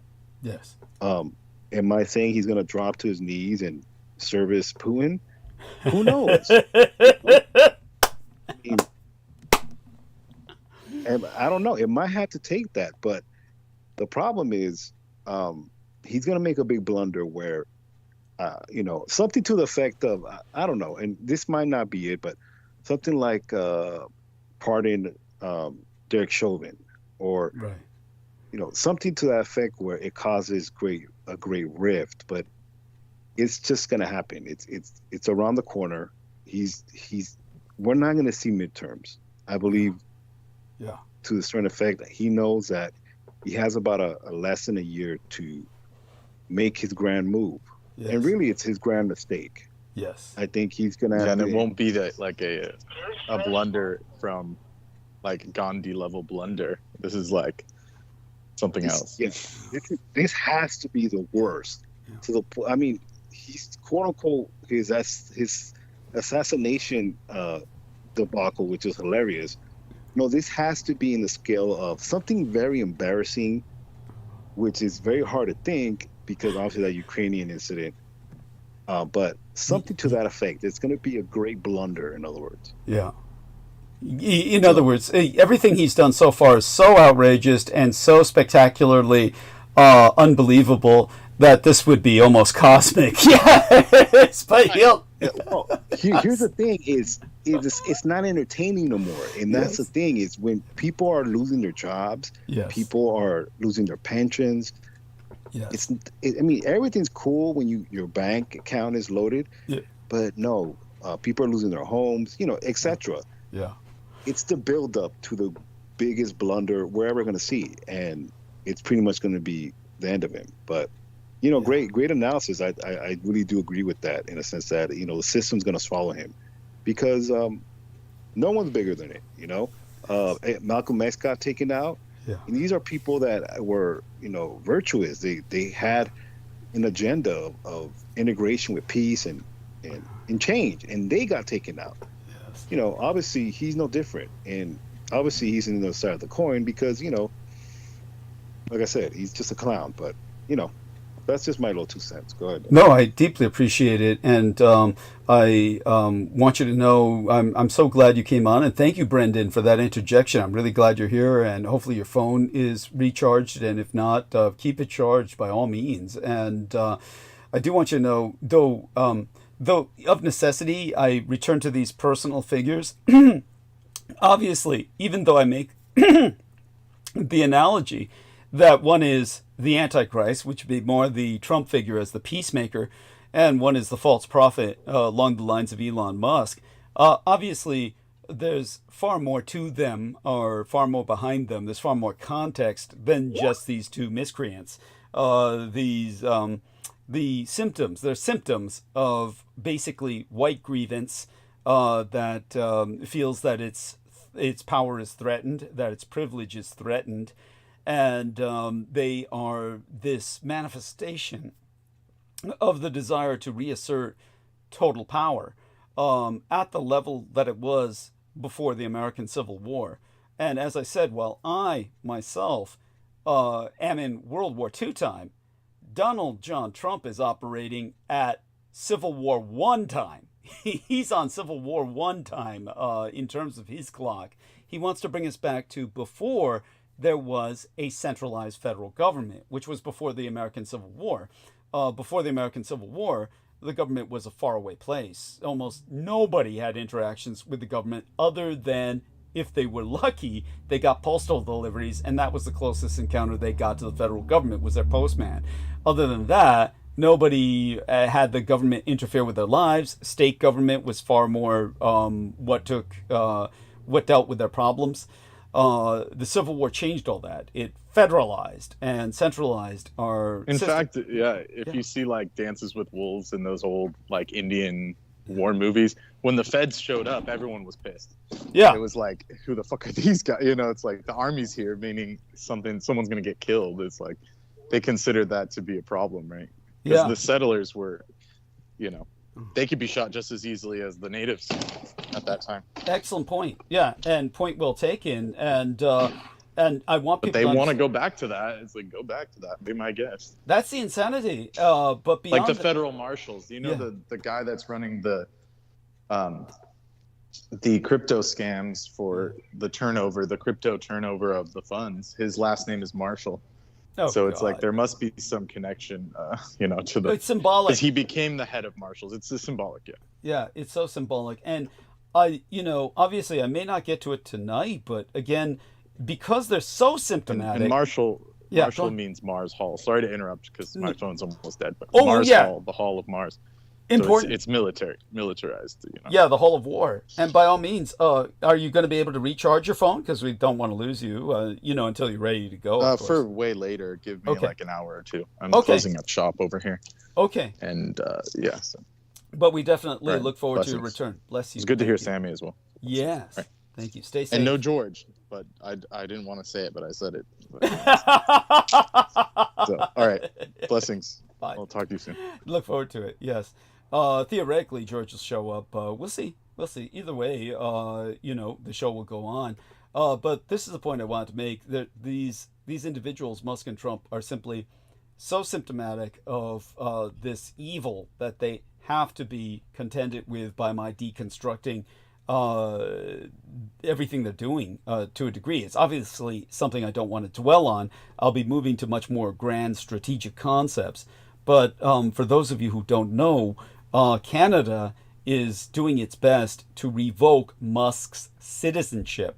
So for those of you who do not know, not only is Musk a illegal immigrant from Canada, his citizenship was never gotten in the United States. It was Canadian. And the Canadians now, thanks to a transgendered individual. Yeah, he did that because of the Commonwealth connections, and that there was a trade agreement that if you were a Canadian citizen, you could do business in the United States. So why destroy that? I don't know. Thank you. When he took advantage of that whole scenario. Thank And you. his family, yeah. Yeah. And so, yeah, he was born in South Africa, and he got his Canadian citizenship in 1989 through his mother, Mae Musk, who was born in Saskatchewan. So you've got this son of a bitch. He's not even an American with the highest level of security clearances. And Brendan, I hope you find a chance at some point to listen to what I said about his being the sperminator. How all of his kids, the overwhelming majority of them, are in vitro. It's like, what? And he's trying to say he's got all these kids like he's masculine. But dude, you didn't even fuck a woman to get those kids. It's like, this is what I don't fucking get. They're probably not even his sperm. I think the fuckers. Well, he feels I think he has some kind of weird, what is it called, germophobia, where it's like to him it would be gross to like he's basically gay. You're telling me he's basically fucking gay. Or it's like even worse than just plain old gay. Yeah, I know that sounds fucked up. Yeah, I get it. Truly gynophobic. Yeah, it's. Or he's like Gnostic. He's almost Gnostic, where it's like only technology rules. Like humans are gross. You know, I have to make my babies in this sterile tube, and you know. And I don't know if you guys noticed when he got the haircut, but he has this crazy scar on the back of his head. So he must have already had the Neuralink installed. Yeah, the Neuralink. Yes. Yeah. Thank you. So it's like he. Oh, they cut him off. Oh shit. They caught him. Oh my fucking god. Oh, we love you, Brendan. Hopefully you hear that. If not, he'll catch us later. He'll recharge. So thank you, dear Sammy. And I do want people to know that if there's anything you ever want to talk about, just interject. Just jump on the bandwidth. Interject. I think what Sammy did is wonderful. Thank you, Sammy. Love you dearly, brother. And say hello to Isaac. Stay with us as long as you wish. Interject as often as you want. Meanwhile, what I'll do is, get back to completing some analyses of the world situation, because I think we've covered the domestic situation for a little bit enough. We'll probably get back to it inescapably either tonight or next episode. And I want you all to know that, of course, it all impacts each other. The world situation, the domestic situation, you can't really separate the two. But across the Atlantic, Zelensky has warned that the Ukraine won't accept decisions made without them in peace talks, and as NATO prepares for a post-America alliance, Friedrich Merz's Germany is rethinking nuclear weapons and energy. More than just a big, beautiful ocean, in President Trump's words, separates the American empire, or these United States, from our European allies on the third anniversary of Russia's invasion of Ukraine. Die Neue Vereinigte Deutschland, the new United Germany, is rethinking everything nuclear.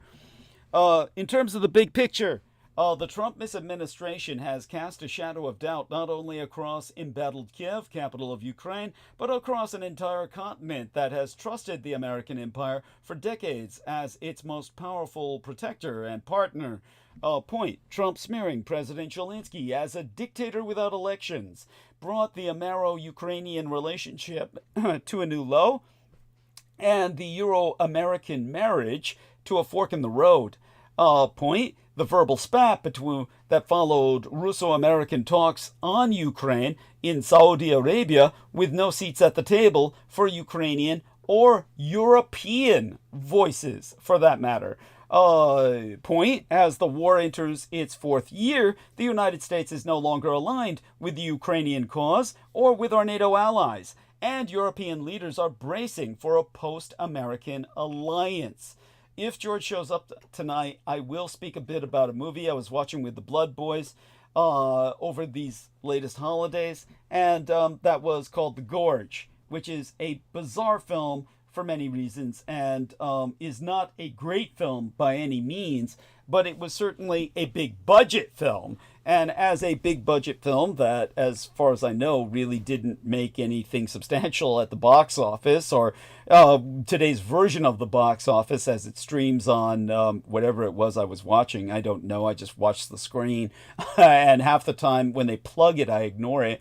Whether it's Hulu or Netflix or whatever the fuck it was definitely just basically an action film with way too much action. Not that I don't like action, but I'd like to see action with a fucking purpose. And it was all just more like a dungeon crawl where you've got people like just shooting at things.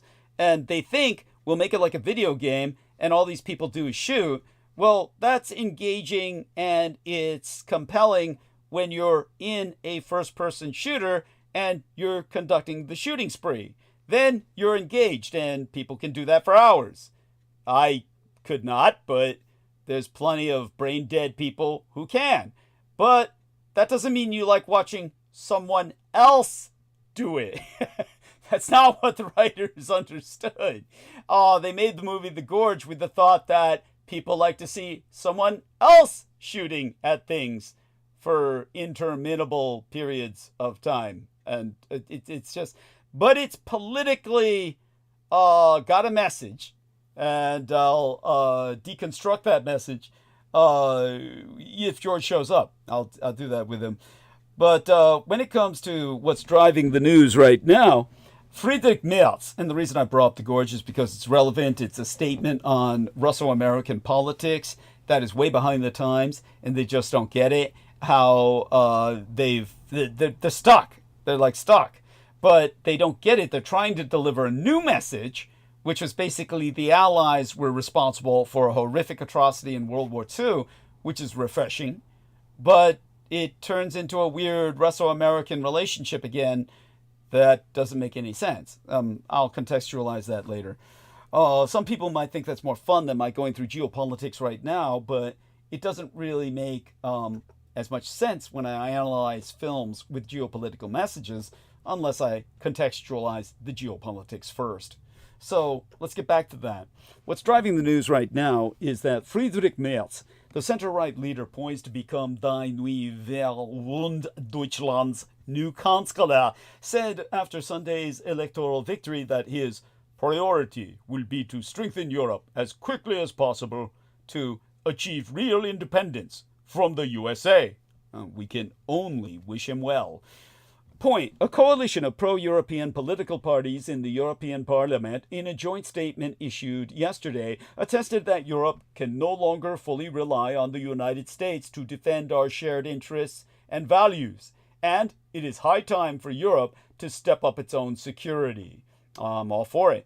Point. Those once unthinkable statements from conservatives and progressives alike mirror calls from French President Emmanuel Macron, who is visiting Washington, or did so yesterday, Monday, starting this work week, for European strategic autonomy.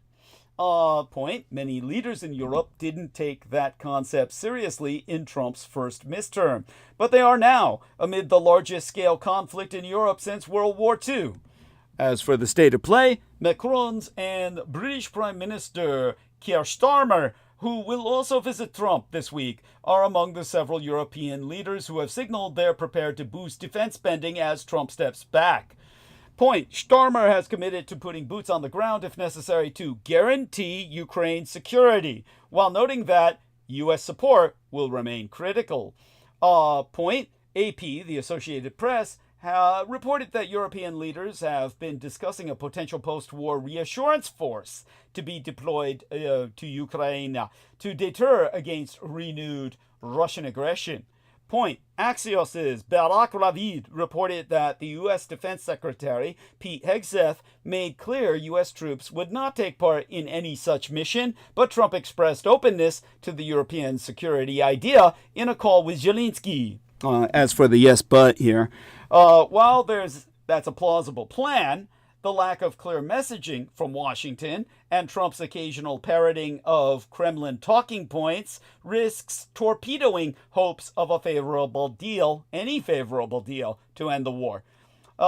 Point. Daniel Fried, the former U.S. ambassador to Poland and Assistant Secretary of State for Europe, has affirmed that instead of arguing from a position of strength and forcing the Russians to step back, it starts to resemble some kind of deal by which Ukraine is subordinate to the Russo-American understanding.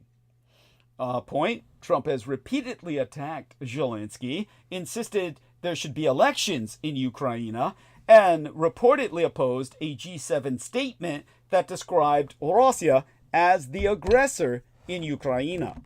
Point. On Monday, the United States was one of just 18 countries that opposed a United Nations resolution that referred to Russia as the aggressor, the other being Israel, which, of course, for all intents and purposes, the United States is under suzerainty undue.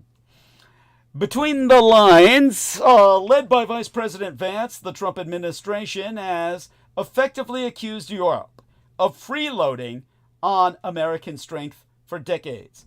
Point, they will welcome the idea of Europe investing more in its own security, though the growing transatlantic divide is likely to produce tensions as well. As for what to watch, European allies have conceded they will struggle to make up the gap in supplying Ukraine, let alone ensuring the security of their entire continent. So, Berlin is rapidly reconsidering its nuclear weapons posture. They have these SS missiles left by the Russians, IRBMs, intermediate range ballistic missiles, that are just ancient. And there's no point in cannibalizing those. Germany's got to start from ground zero with home manufactured or domestically produced nukes. The incoming German government, rattled by the prospect of U.S. President Donald Trump withdrawing all security guarantees, is preparing a fundamental readjustment of its defense posture.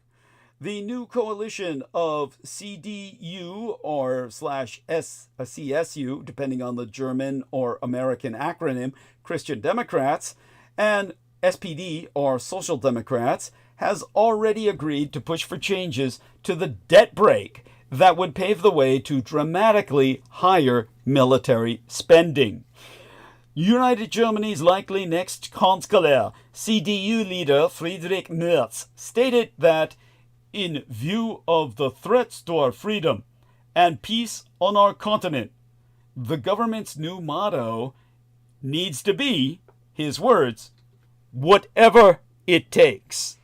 A litmus test for how serious these efforts are is whether the new government will pursue a plan B for a possible end to the United States nuclear security umbrella for Die Neue Vereinigte Deutschland, the new United Germany, and Europe altogether.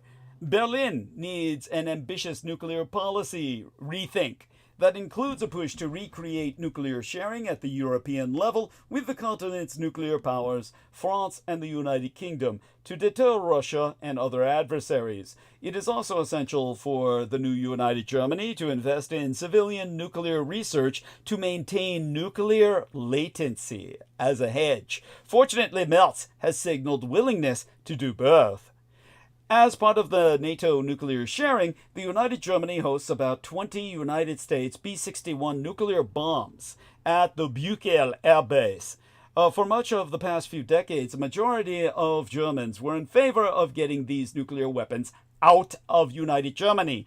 This was part and parcel of the United German desire to exit everything nuclear, be it military or civilian. As late as mid-2021, a survey published by the Munich Security Conference found that only 14% of Germans favored nuclear weapons on United German soil. Russia's invasion of Ukraine led to a dramatic shift in public opinion. In mid-2022, 52% of Germans surveyed for Panorama magazine expressed support for keeping or even increasing United States nuclear weapons in United Germany. Russia's attack against non-nuclear power Ukraine, which included the threat of abusing such weapons to deter Europe and these United States from supporting Kiev, clearly left a mark on the German population. In light of such threats, it seems that a majority of Germans have concluded that it is better to be directly under a nuclear umbrella. As Russia's invasion, after Russia's invasion, Die deutschen Kanzler, the German Chancellor, Olaf Scholz, decided to pursue a 10 billion euro, that's $13.85 billion deal with these United States to buy F-35s to replace the aging Tornado fleet that would carry the United States nuclear bombs stored at Buchel Air Base. With this deal, Scholz sought to lock in American imperial commitments to United German defense. Of all recent United German chancellors, Scholz probably pursued the closest relationship with that of Washington. He tried to stick to this path even after the return of President Donald Trump to the White House. At the Munich Security Conference in mid-February, Scholz said, "We will not agree to any solution that leads to a decoupling of European and American security." That statement sounds decisive, but only if you ignore that the decision to decouple from European security lies in the hands of these United States. Berlin has no veto power here. Scholz's likely successor, Merz, strikes a very different tone. Before official results had been announced on the night of the February 23rd election, he stated, "My absolute priority will be to strengthen Europe as quickly as possible so that, step by step, we can really achieve independence from the USA." Merz also said that it was unclear whether we will be... he said it was unclear whether... I'm trying to translate from the German here. We will still be talking about NATO in its current form. In other words, he's saying NATO as we know it may not even be around by the time of the bloc's planned summit in June.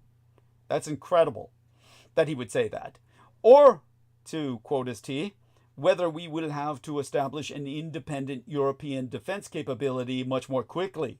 In other words, he's thinking the US pulls out and NATO collapses completely. And, well, Merz is convinced that this needs to include a plan B for the possible end of the United States nuclear umbrella. The Kanzler-in-Waiting has proposed discussions with France and the United Kingdom on whether the twain are willing to engage in a nuclear sharing agreement with the new United Germany. That is a sea change in the German debate. Former Chancellors Angela Merkel and Scholz had consistently ignored French President Emmanuel Macron's offers to engage in a strategic dialogue on nuclear deterrence in Europe. In a televised address on March 5th, Macron responded positively to what he referred to as Merz's historic call.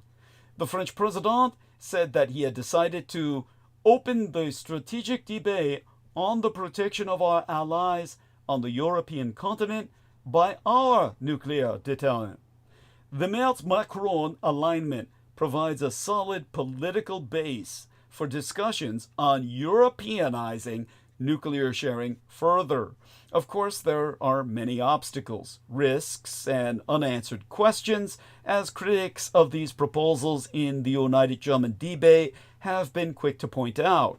It is easy to belittle so-called somewhat panicky political suggestions by an increasing chorus of pundits and policymakers from across the mainstream political establishment that fear American imperial abandonment, as the German arms control researcher Ulrich Kuhn has said in his belittlement of the new trend, but then of course he would. But given the havoc that the Trump misadministration has caused in only 7 weeks, it is not panicky to think through a potential American imperial exit from the transatlantic alliance. Not seriously pursuing a plan B would be grossly irresponsible at this point. A first requirement is a shared vision of a realistic political arrangement for Europeanizing extended deterrence and nuclear sharing. One option would be to recreate NATO's nuclear planning group at the European level, with France and the UK as its nuclear anchor powers. To allow for UK participation, this should be done outside the formal EU framework. At its core, the planning group should include a handful of European countries. Poland, Italy, and United Germany would be certain to be amongst them. The EU could be collectively represented through the European Council President or the EU Foreign Affairs Chief. Leaders of United Germany and Poland have already expressed openness to concrete nuclear sharing arrangements, like having French capabilities stationed in German or Polish soil. Of course, the final decision on any nuclear weapons use would remain with France and the United Kingdom, as Macron also stressed during his comments on March 5th. This mirrors the current arrangement with these United States. Members engaged in nuclear sharing would contribute financially to the burden of maintaining the French and British nuclear arsenal. As early as 2019, Bruno Tertre, one of France's foremost nuclear strategists, discussed such an arrangement. Mindful of the obstacles, he also deconstructed some of the most common criticisms. Exemplar Gratier, even combined, the limited French and UK arsenals would not be a full substitute for American imperial extended deterrence based on an arsenal many times that size. But that does not mean that a France or UK-based deterrent would not be credible per se. As Tertre argued, a small arsenal can deter a major power, provided that it has the ability to inflict damage seen as unacceptable by the other party. I mean, Jesus Christ, people. This is a size issue to the idiots. It doesn't matter how large your nuclear arsenal is. Just fucking having one that can target the enemy's capital and other major cities puts you in the game. You are already a player at that point. No one can ignore you. You are at that point a great power. A superpower, actually. Let me try and think here. When I think about this, I would say it is also unconvincing to claim that a focus on Europeanizing nuclear deterrence distracts from the necessary investments in conventional deterrence, including deep precision strike capabilities. Tertre contends that Europeans simply need to pursue both. And yes, the United Kingdom does rely on Washington for key elements of its own nuclear arsenal, but the French capabilities are fully autonomous, which is crucial for credibility in light of a possible American imperial turn against Europe. To claim that a push to Europeanize nuclear sharing would incentivize nuclear proliferation globally seems far-fetched. South Korea, Saudi Arabia, or Turkey will make their own determinations about going nuclear based on their own assessments of their security situations. And in the medium and long term, the new united Germany and Europe also need to think about arms control and confidence-building measures with the Russian Empire. Of course, the United Germans and others now looking to France and the UK for nuclear protection might ask themselves how stable and reliable those European nuclear powers are politically. That is a valid question. After all, in the UK, Nigel Farage, the leader of the far-right Reform UK party, is making steady gains.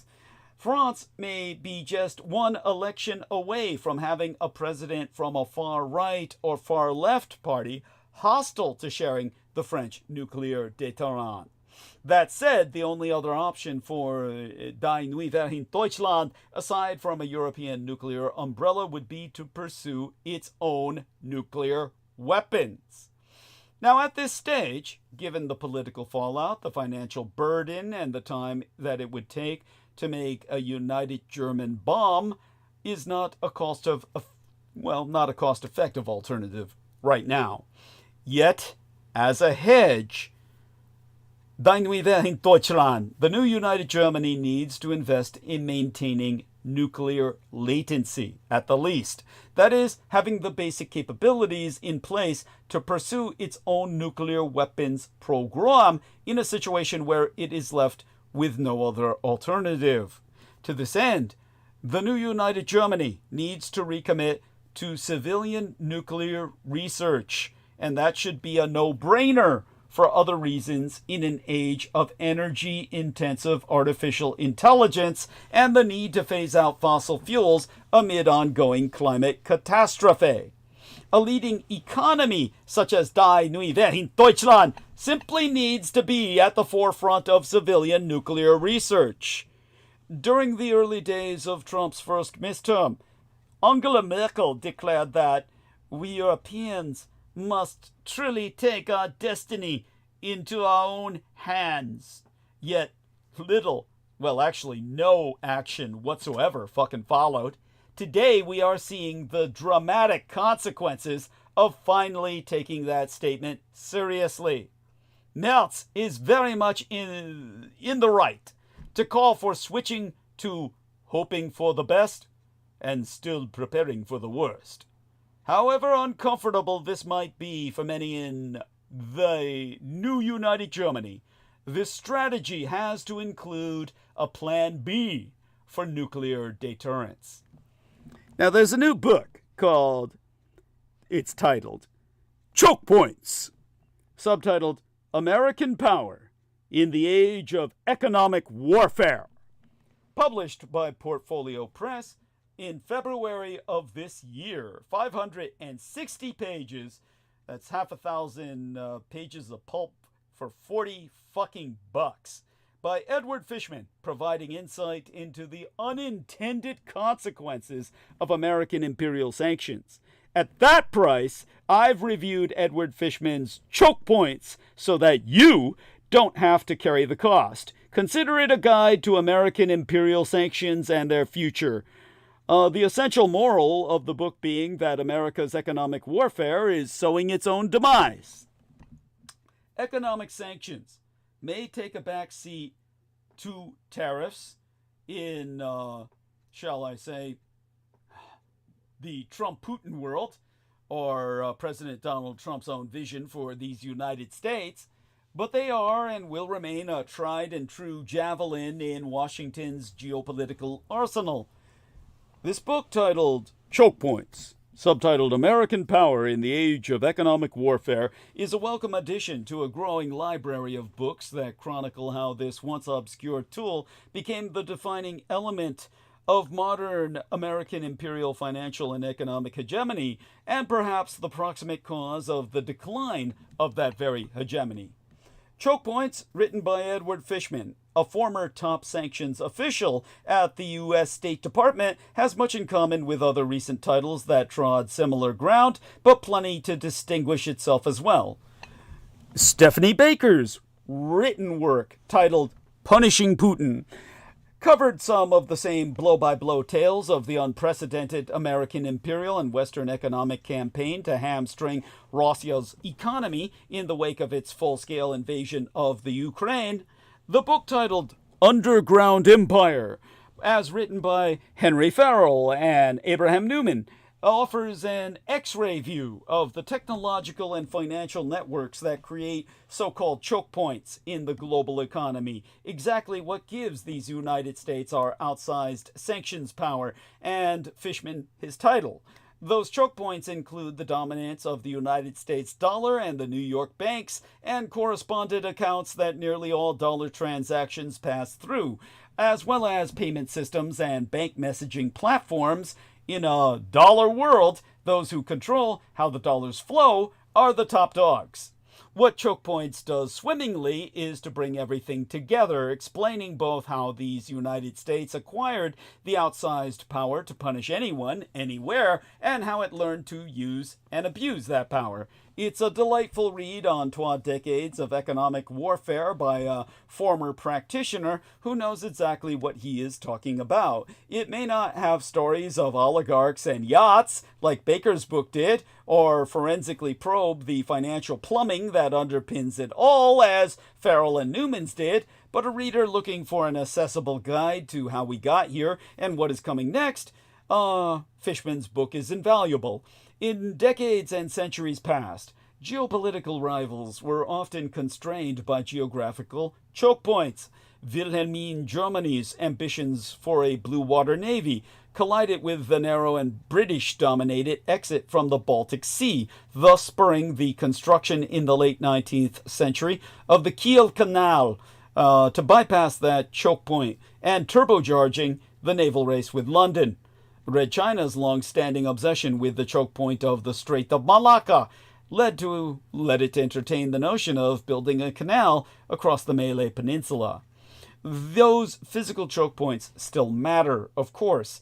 Witness Trump's obsession with the Panama Canal, or the Houthis' disproportionate impact on world shipping in the narrow waters off Yemen. But in the more financialized and interconnected global economy after the Third World War in effect, the so-called Cold War, it was financial choke points that became the commanding heights. Choke Points offers a couple of insights that are especially relevant now as the new Trump misadministration seeks to redouble already massive sanctions pressure on Russia in a bid to force a negotiated end to the war in Ukraine. The first thing to note is that the ad hoc architects of American imperial sanctions in recent decades have always managed to find ways to use Washington's economic and financial dominance to do what was initially unthinkable, unworkable, or deemed unwise. Consider the story that Fishman tells of the origin of modern American imperial state-directed sanctions, the campaign to bring Iran to its knees in the aughts, the zeros of the 20th century, 21st century, the 2000s. Then President George W. Bush thought it was an impossible task since Washington had already sanctioned itself out of influence over Tehran. Yet, over a little less than a decade, a sprawling package of American imperial sanctions gutted Iran's oil industry and brought Tehran to the negotiating table, where it signed a multilateral deal to pause development of its nuclear program, later jettisoned under Trump. The latest sanctions escalation against Moscow is a case in point. At the beginning of the war in Ukraine, fear of touching Russia's energy sector hamstrung the American imperial response, but Washington imposed progressively more creative and stiffer penalties on Moscow's cash cows. In his final days in office, the former U.S. President Joe Biden hit one of Russia's big energy firms with sweeping new sanctions. These have inflicted pain with remarkably little blowback or economic cost for Americans, seemingly silencing the naysayers. The second thing to note is that the Cassandras, who warned about the perils of misusing American imperial sanctions power, may have had a point. Fishman notes that U.S. Treasury Secretary Robert Rubin, who served in the Clinton administration, warned that weaponizing the U.S. dollar would be counterproductive because it would undermine the centrality of our currency. President Barack Obama's Treasury Secretary, Jack Lew, left office with a similar warning, even after having overseen an expansion of American imperial sanctions power and expertise to target first Iran and later the Russian Empire. Lew warned that overuse of sanctions was the greatest risk because it could undermine American imperial financial dominance and the very effectiveness of the sanctions themselves. His point was simple then and telling now. The more the United States abuses its position as the dominant player in the global financial system, the more those on the receiving end will try to find workarounds or alternatives. To the extent that American imperial economic warfare has been successful, from crimping Iran's economy to pouring sand in the gears of the Russian war machine, it has simultaneously failed to achieve its broader strategic goals, all while sowing the seeds of its own demise. Iran is closer to a bomb than it has ever been, and Russia's war effort continues to grind down Ukrainian cities. For now, fears that the United States dollar will lose its dominance remain overblown. Whatever threats Trump makes about BRICS, or Brazil, Russia, India, China, Sweet Africa countries devising their own alternate currency. But what is real is a subtle shift among those countries, including Red China, Russia, and Iran, to bypass the financial choke points that give the dollar its starring role and American imperial sanctions their bite. For instance, market Leninist China's efforts to nudge the Middle East away from petrodollars and toward petro-yuan hinges in part on technological developments in alternate payment systems that bypass Wall Street altogether. The Russian Empire, meanwhile, has built its own alternatives to American imperial and Western financial systems, which limit the sting of some financial sanctions. But Red China, Russia, Iran, and others have not yet escaped the tyranny of the United States dollar. Neither have the new United Germany or the Fifth French Republic, which would like to. They barter or do some cross-border deals in their own currencies. They have some novel payment systems that avoid Western fingerprints entirely, and they have some banks that are air-gapped and isolated from, and thus immune to, the benefits and contagions of the American imperial-led financial system. These are cracks in the sidewalk. But they will get wider. And what used to be a well-maintained thoroughfare for international trade, commerce, and finance will become bifurcated and broken down. The world can choose between economic interdependence, economic security, or geopolitical competition. This is what Fishman calls an impossible trinity. As countries embrace a vision of economic security, barriers to trade on national security grounds have recently mushroomed around the world. The autarkies that developed before World War II redux and face an era of geopolitical competition thereby. Something has got to give. Namely, the interconnected global economy that drove so much growth over the past 3 decades. Now let's welcome George Knight aboard. Say hi, George, and I'll close my argument here, my review of the book. But do say hi so we can test your audio. Hello, Douglas. Yes. And good evening and good morning. Thank you for having me on, Douglas. Excellent. Brendan Zogit, please, let's test your audio. Let's see if Brendan's phone is working. Hi, how are you, Brendan? はい、よろしくお願いします。ごめんなさい。Oh, my phone died. yes. Yay. Oh, I love it. Delightful. Thank you so much. I love that greeting. Yeah, so pardon me. Yeah. Well, that was a sorry. That was like, typical Japanese greeting. Yeah, it was. You know. No, it is. But very formal. yeah, of course it cuts off right when I'm talking about Musk's hairline and shit. It's just did. classic. When you were talking about And he's then- chipped. He's been chipped. Go on. Yeah, he's been chipped and they cut it. And then not to distract from you, George, it's good to hear you. No, thank you just for a Brendan. second. Yes. Thank you for joining. Yes. I know it was suspect because every time my phone quote unquote dies randomly on Doug's program, when it comes back on, my wallpaper is erased. So my sigils and my runic protection gets completely wiped out, and it's never happened on any other phone in that way before. So it's obviously an attack. It's obviously they are occult aware. They're aware of the significance of the sigils, and they do that to wipe out an occult protection. By the way, tell George about how, and our listeners, about how you heard the voice of this other caller on our call on our last episode. By all means, Brendan, please. Yeah, well, I heard something, when you mentioned it.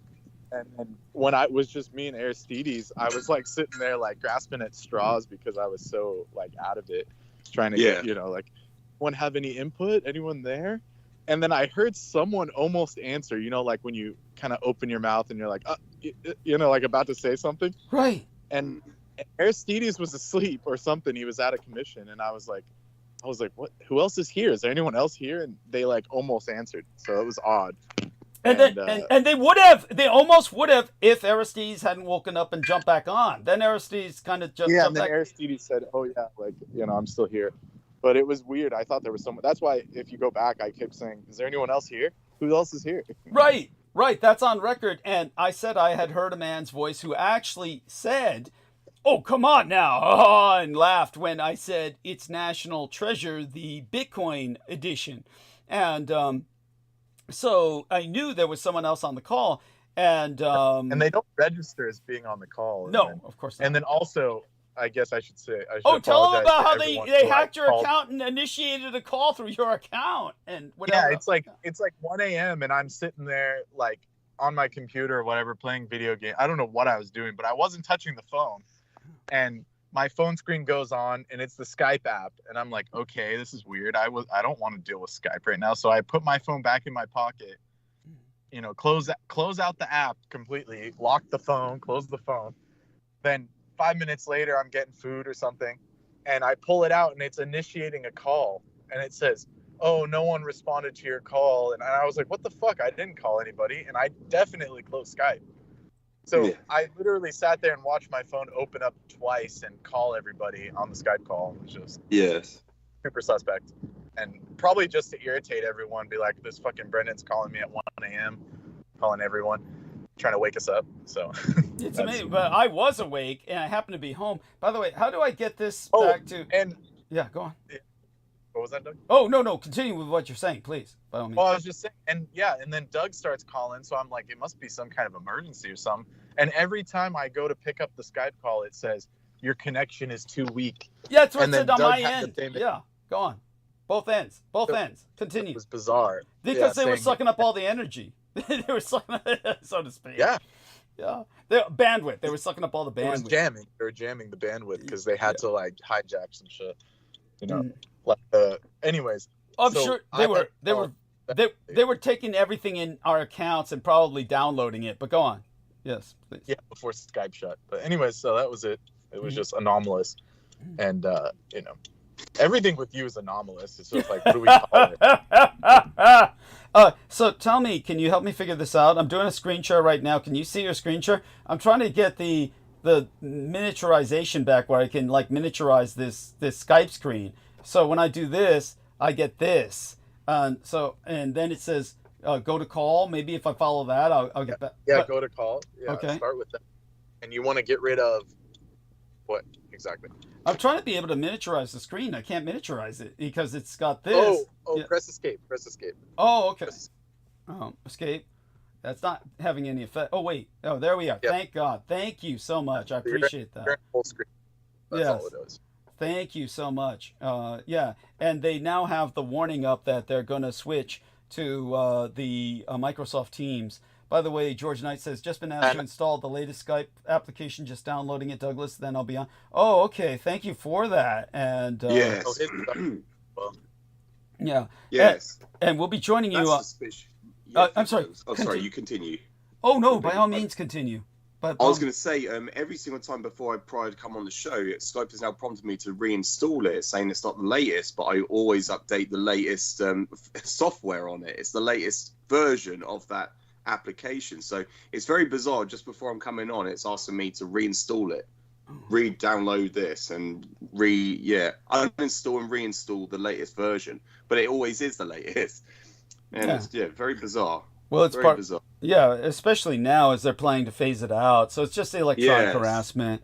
I just want to say a few things about the final review of this book that I was bringing up to everybody. I do want people to know that when I spoke about this risk of overusing sanctions to the point where they no longer have the bite that they used to and therefore less impact, the costlier part of that risk is that as countries under siege find a way around these choke points, whether that process takes a few years or plays out over decades, the appeal and potency of economic warfare will recede in favor of that other older kind of warfare. Thus, Fishman, the author of the book Choke Points, concludes, someday the age of economic warfare will end, but we might miss it when it's gone. So later, if George has to take his leave of us later in the night, hopefully he's with us the rest of the night, but if he has to take his leave, we'll return to that question. Who will lead the democratic world in the next global war? But right now, we're going to talk about the old wars and everything else with George, including ongoing wars. Were you able to review a little bit about what I said about Rotherham, George? Yes, thank you, Douglas. I have. Actually, I went over it twice. So Okay. thank you. Much appreciated. Bless you. Yes. And Yes. please give us Wanted to address it. your impression and oh yes. We Yes, will there's we so will much. discuss that film The Gorge as well. I don't know if George had a Yes. chance to review that, but we'll No. discuss it. Okay. Haven't. But continue. No, but thank you. Yeah, Douglas. it's not I'll look forward necessary. to that. Yeah, it's not necessary that you do, and most of it is, like I said, a vapid action film, but Yeah. certain points of it are important in whatever statement they're trying to make, and we'll analyze and deconstruct that with George soon enough. But continue about Rotherham, George, and tell us. Oh yeah. yeah. No.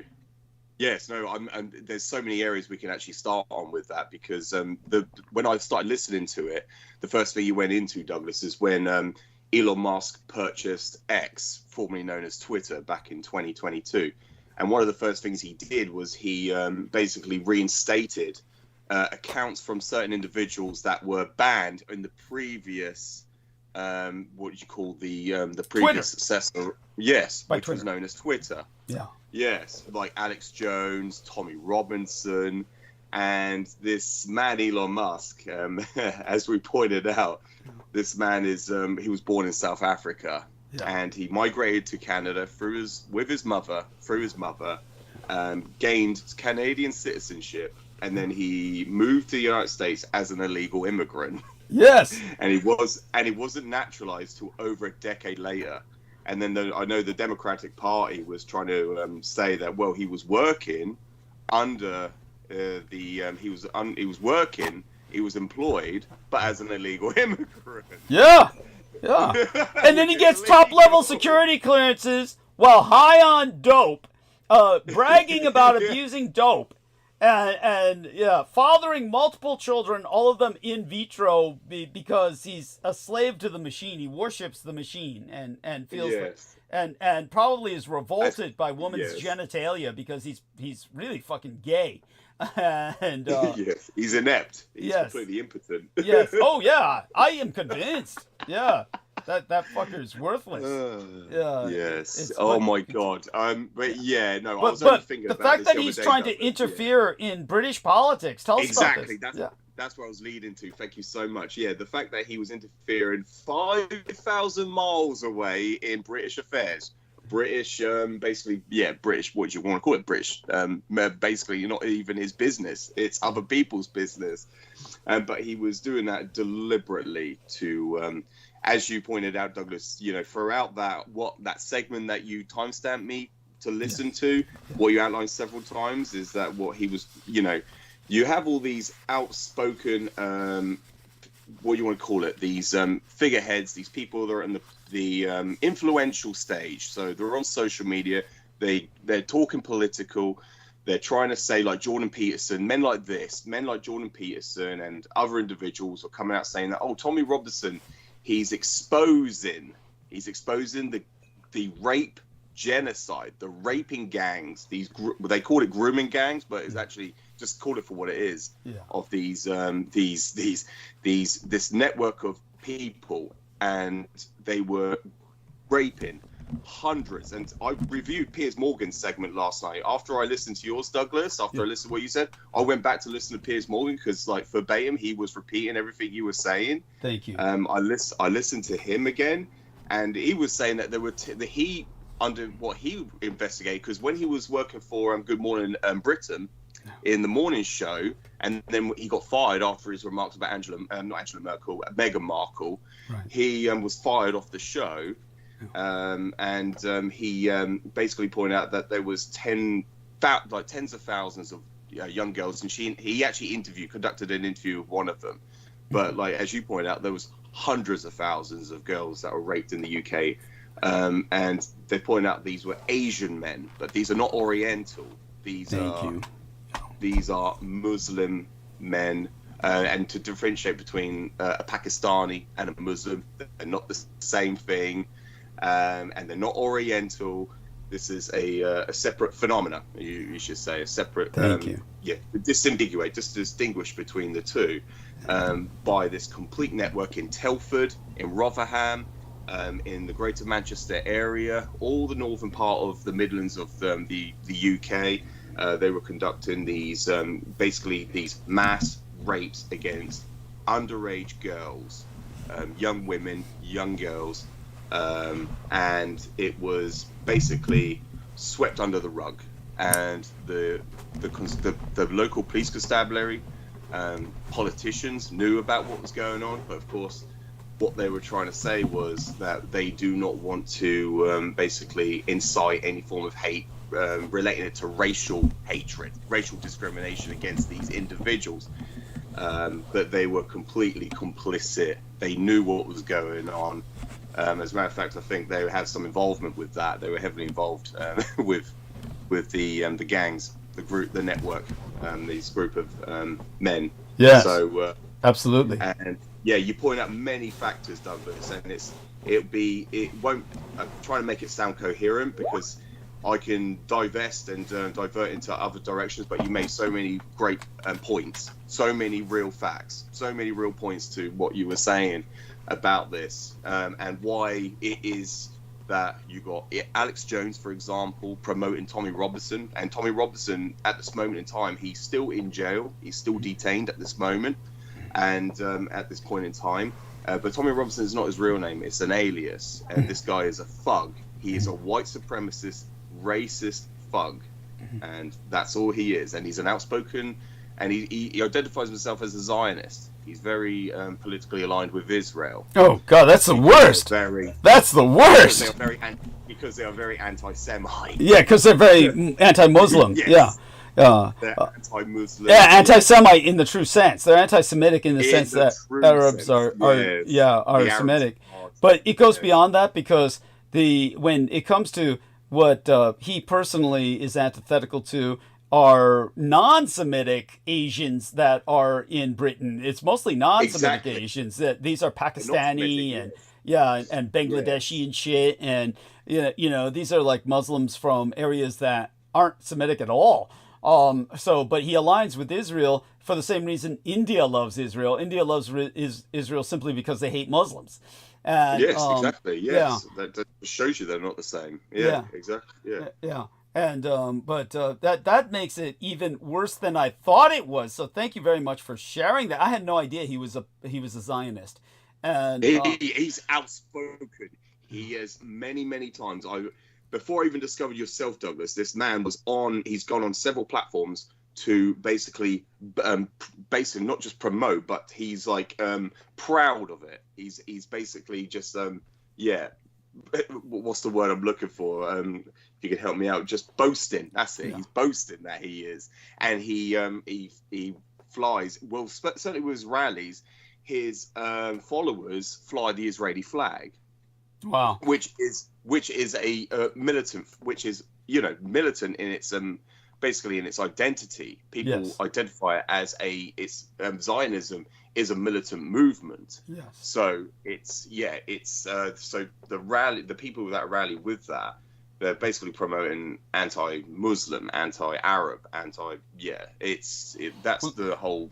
And they're saying they're aligned with Israel. I continue, Douglas. Oh, no worries. What makes this so despicable is that their white supremacy and their own violent thuggery is rationalized and justified by aligning with Israel, and before they claim they can do no wrong, and most of the world gives them a pass, saying, "Oh, they're waving.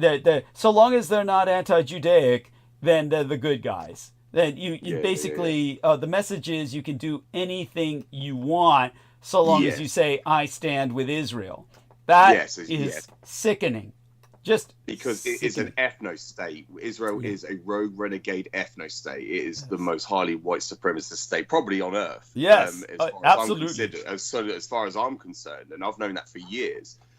The other factor that you point out is that what Elon Musk is promoting, what he is basically promulgating, is a conspiracy that it's against these gangs. He's using that as a conspiracy against white people, and why would he promote a man who's in jail, such as Tommy Robinson? Because he's not the man who's the researcher, as you pointed out. He's not an investigative journalist. He's not exposed anything. Yes. He's just basically promoting white supremacism, which is why this is the whole point of going. That's the whole point that the original, going back to the source, the original, where it stemmed from. Why the reason why you went on that course about Rotherham, be using that as Elon Musk is now promoting foreign affairs, you'll call it. I'm trying to figure the words. Sorry, Douglas. He's basically trying to influence foreign nations politically, their domestic politics. He's trying to influence the domestic politics of foreign nations. But when you see the thread here, as I shared, like I said, if you guys get a chance to listen to it, it was last night's episode, or the episode before now, the latest episode before tonight's, I went deep into Elon Musk, and one of the things I pointed out was Elon Musk has these 14 kids, and his latest one that's getting all the attention, little X, he actually took little X to Auschwitz and Dachau. That's it. He took him on a tour of these Holocaust memorial sites for no goddamn good reason. Why would any parent take a child that young to such a site? But he's trying to Jew-doctrinate him and tell the world that, see, we're white supremacists, but it's okay because we support Israel. And so Musk is reaching out to another thug like himself. They hide their white supremacy behind Israel. Israel is their shield for committing their crimes. Because their justification. Because Israel is the only nation that can get away with genocide in plain sight. So Israel not only ethnically cleanses the Gaza, but then gets the Americans to come in, clear up the real estate. As Trump has said, we'll dismantle all the bombs that were dropped. Any of this unexploded ordnance. I mean, demolitions disposal is one of the most dangerous jobs on earth. But Trump's willing to sacrifice American lives so that they can clean up the Gaza, so that Israel and America can conjointly develop the real estate. I mean, this is so brazen, so gormless, so shameless. And but this is what these people are behind, Musk and the thug in prison, Robinson, who I've basically purged from my mind. And they're all part of this movement where, sure, they want to get away with that too, but the only way they know they can do it is by Israel as a shield. Thank you. It is beyond disgusting. It's unspeakable. So by all means. Exactly, Douglas. Yeah. Yes, and I actually, I was going to mention there's a sketch. I don't know if anybody's seen this, but it's called Saturday Live in the United States. Yes. Saturday Night Live. Yeah. That's it. Yeah. Did you see that sketch with Mike Myers? The guy, I think he's an English comedian that played Austin Powers. He done a sketch. He was playing Elon Musk, and there's a guy. He's Canadian. Yeah. Is he Canadian? Thank you. I knew he was part of the Commonwealth. He's Canadian. Thank you for clarifying that, Brendan. Mike Myers, he played. He was playing Elon Musk. But at the start of the sketch, I did watch it because it was one of those things that just popped up and it said, "Oh yeah, watch this," because it is so brazen, so inescapable to reality. Even though it's just a sketch, it's just a comedy show. But it was so it hit reality so hard that it had a massive following from people. Just kept retweeting it, kept resharing it, and all that. Sorry, I keep saying retweet, but it's not that anymore. It's whatever it is. Yeah, just kept sharing it online. It went. Oh, viral. They call it Zweeting with the X. Zweeting. They call it Zweeting. Frankly, I'm off that platform. Yes. But yeah, I was going to say that the intro to that, the guy who's playing Trump, he said, "Oh yeah, I'm the CEO of the Ghazian Hotel," and it's just what you just mentioned about the real estate. They're just that's incredible. That's incredible. Yes, and so they're pointing out the fact that there is this collaboration, there is this cooperation between Israel and the Trump administration, I should say. Mm-hmm. Yeah, and with Elon Musk, and oh my God, it's just so. Yeah, I do advise people just to watch that, but just to put things into perspective, what Douglas was saying, that even on that Saturday Night Live show, they even just the intro was, I'm Donald Trump, and you know how they can get away with that? You know how they can get away with that? Yeah, because they're all liberal New York Jews, so they can get away with doing that. So they're all liberal, progressive New York Jews that are not necessarily sympathetic to Zionist genocide. So good for them, and that's appreciated. But they also showed him slapping the back of Musk's back or neck or head because he's chipped. I mean, Brendan will talk to you about that. Brendan, he's funny. Yeah. By the way, I'm gonna take a short break. I'm hoping you two can hold the conversation, but let's see if Brendan feels like he's able to talk. Brendan basically has a truck outside casing near his warehouse in which he lives. He basically lives in a storage facility. So, Brendan, are you safe enough to talk with George? Go on. But for presumably, yeah, but I pulled up. When I pulled up, it was out there. Shit. And I pulled in, did my thing. Yeah. And then sat in my car for a few minutes, charging the phone. Yeah. Still there. Oh man. Getting to my house, still there with the headlights on and everything. Yeah. And there's no logical reason why it should be out there or who this person is. I don't know. I've never seen this person. Yeah, they've got George monitored in other ways, but yeah, believe me, George is under the microscope too. So, and excuse for the chat room thing. Those were supposed to be sent to your private chat. Oh, okay. Sorry about that. Oh, no worries. Sorry about that. And yeah, and that was my fault. Oh no, that's all fine. It helps with keeping the show. Honestly, I believe these sigils really do help to prevent us from getting taken offline. The sigils, but then all the dark magician girl. Let's not expose too much. Got it. But still, pleasant to look at for all of us. I'm sure Sammy and Aristides and Nemo appreciate it, as well as T-Tank and everybody else who's male here. Yeah. As well as a number of the females, I would guess. But yeah, she's pretty powerful, so she can protect me all she wants. Oh yes, indeed. So, gentlemen, if you will do me a favor, when I come back, I'd like to talk about the film The Gorge, because I do feel it's important, and we won't overdwell on it. But it's had a political statement to make that was showing the Allies responsible for a massive war crime in World War II. But thank you, Douglas. Yeah, but we're we'll tackle that when we get back. And in the meantime, it'll take me about 10-ish minutes. I'm going to make another crock of tea. So some of this stuff takes a little time. And so, Brendan, are you able to talk with George? Just make certain, so long as I know I got you two guys bouncing off each other, we're totally safe. I mean, the show is fine.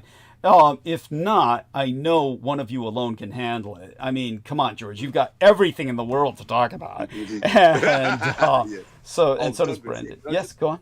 Yeah, can I just mention something just before you course. disappear? Did you see the other thing that the Kremlin, the other thing that's coming out of the Russian Federation is they're trying to blame Britain for instigating World War II, and just like they're instigating this conflict now in Ukraine. I did not. I want to see that. By all means, provide me whatever information you can. Yeah, so I'll tell go me what online and share it. Yeah, Okay. I'll get the screenshots and I'll share it with you. But yeah, they're basically blaming Britain for instigating this, and like they did in World War II. Yes. As well, yes. So yeah, it's just more propaganda that's coming out of the Kremlin. Well, it's important. It's important because this brings us back to the film The Gorge and what they're trying to say, whatever it is they're trying to say, but it brings us back to reality as well, that the realignment of our world is where Britain is on the side of Europe against the United States and the Russian empires. And so the Russo-American, basically the Sino-Slavic American Zionist axis, that's it. Yeah. Axis. Yes. And that is the new alignment of evil, honestly. And I'll think of a proper name for it, in due time. Not too long from now, but it won't take long to think of a proper name for it. But I'll be right back, and I'm going to go take mute. your time, Douglas. Yeah, and so let's test Brendan's audio. Are you able to talk? Yeah, Brendan, I was gonna ask you, Brendan, have you seen that sketch about Mike Myers? Because you mentioned about Elon Musk being microchipped. Yeah, I'm here. Okay. Yes, hello, my friend. Yes, I was gonna say, like, there was this part in that segment, and that what they uploaded was Elon Musk just starts. Well, it was Mike Myers playing Elon Musk. He goes, "Oh, glitch," and he starts twitching. He's like, "I'm gonna glitch." Did you see that part? No, I have not, but I thought that was I'm brilliant. Yeah. Fond of the early Mike Myers films, so I can imagine the antics. Of course, like his style of just Yes, and he hasn't aged well because he's had a lot of Botox. I've noticed. He's had a lot of surgery. Yes. Yeah. Another cosmetic. Yeah, and his last movie was like 10 years ago, like Love Guru, 15 years ago. It was horrible. Yeah, I've never seen that, but yes, I remember that coming out actually. Yeah, it was so bad. His peak was in the 90s, like Wayne's World and Austin Powers 1 and 2. That's it. It was Wayne's World, and then he brought out all the Austin Powers series, the franchise. That was his peak. Yeah. So what the reason why I said that is because I guess Musk got a new haircut or something. Yes. I don't know if you saw that, but if you look closely on the back of his head, there's this weird scar that's like unexplained, but it's in the same spot as they were installing the chips into people, like right behind it, you know, above the ear, you know, behind the frontal lobe. So it's very odd, you know, and it was almost like he was showing it off. It was like people were asking, why would he get such an ugly ass haircut? You know, it doesn't even make sense. Well, that's why. So people would talk about, oh, look, you could see a scar. What is that scar from? But strangely, no one was talking about it. I'm the only one, I feel like. So. It's true. Yeah, you can see his scar. You can't see Donald Trump's scar on his ear because it doesn't exist. No, totally. And then the ketchup incident is so bad. So bad. And I was going to say, I thought on one of the layers, not to go into the politics of it, but the fact that Elon Musk is now losing. I did see he's losing around about an estimate around $1 million like a minute, or like less than a minute. Did you see Trump come out to the lawn and say, what your guys doing to him is unfair. It's not fair, like crying about him. Yeah, these boycotts. So then Donald Trump, what does he go do? He buys himself a Tesla. And he's like, I can't drive, you know, but I'm gonna give it to everyone. Let everyone drive it. It's so great. It was bad. Like, it was so awful. Come on. Yeah. So they can destroy other people's lives, but when they get a little bit of pushback, they're gonna sit there and cry about it. I mean, this is such bad optics and such just spineless, you know, so spineless. It's unfair that you're, you know, costing my friend money because you don't like him. And it's like what I was telling, I don't know if you heard, it was too early. But I was saying, like, well, if we're going by their like Ayn Rand economics, right? Their laissez-faire, then we should be able to buy whatever we want for whatever reason we want. If we don't want to buy a shit, we don't, you know, too bad. You can boycott if you want, you know. That's real capitalism, right? That's real capitalism. If your product is shit and you're shit, then we don't have to buy it. So, it's real capitalism working. Yeah, that's it. Thought that's what they wanted.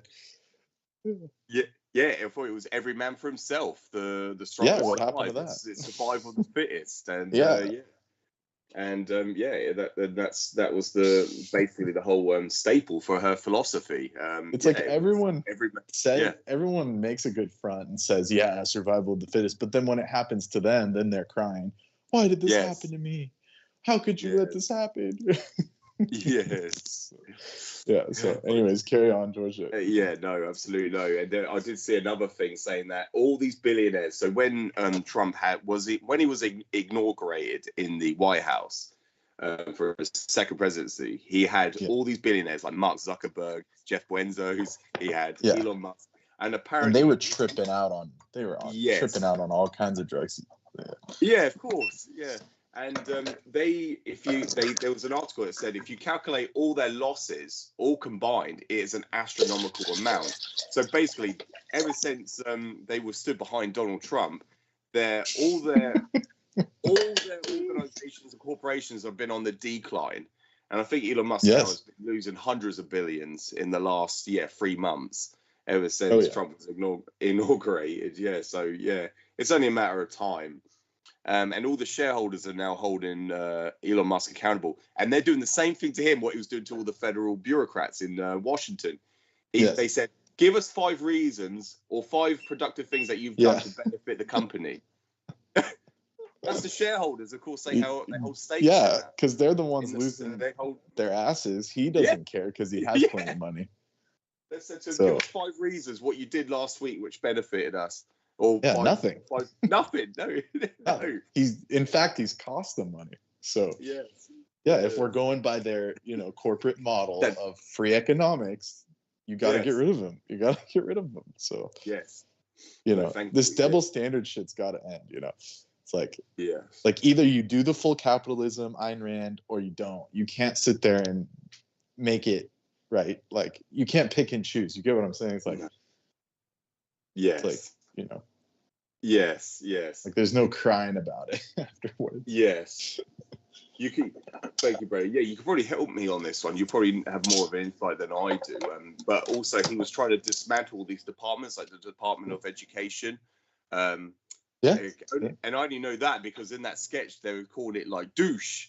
They were called the Department of basically just dissolving and dismantling all these departments of like education and and they've also declared war on inclusionism of people who are and then when he said that in front of, I believe it was, who was it? It was in front of both parties. It was both in front of the, I don't know if that was in the Houses of Congress or in front of the Senate, but you had all the Democratic side. None of them applauded. They all stood there motionless. And then you had all the Republicans stand up and give them applause. That where we declare a war on inclusionism. And what else? It was three. It was two others. It was we declare war on it's basically LGBTQ community. It was basically anyone. This is part of the sketch, or this is actually real life? Because it's hard to tell anymore what's real and what's wokeism. That's what they were declaring. Wokeism.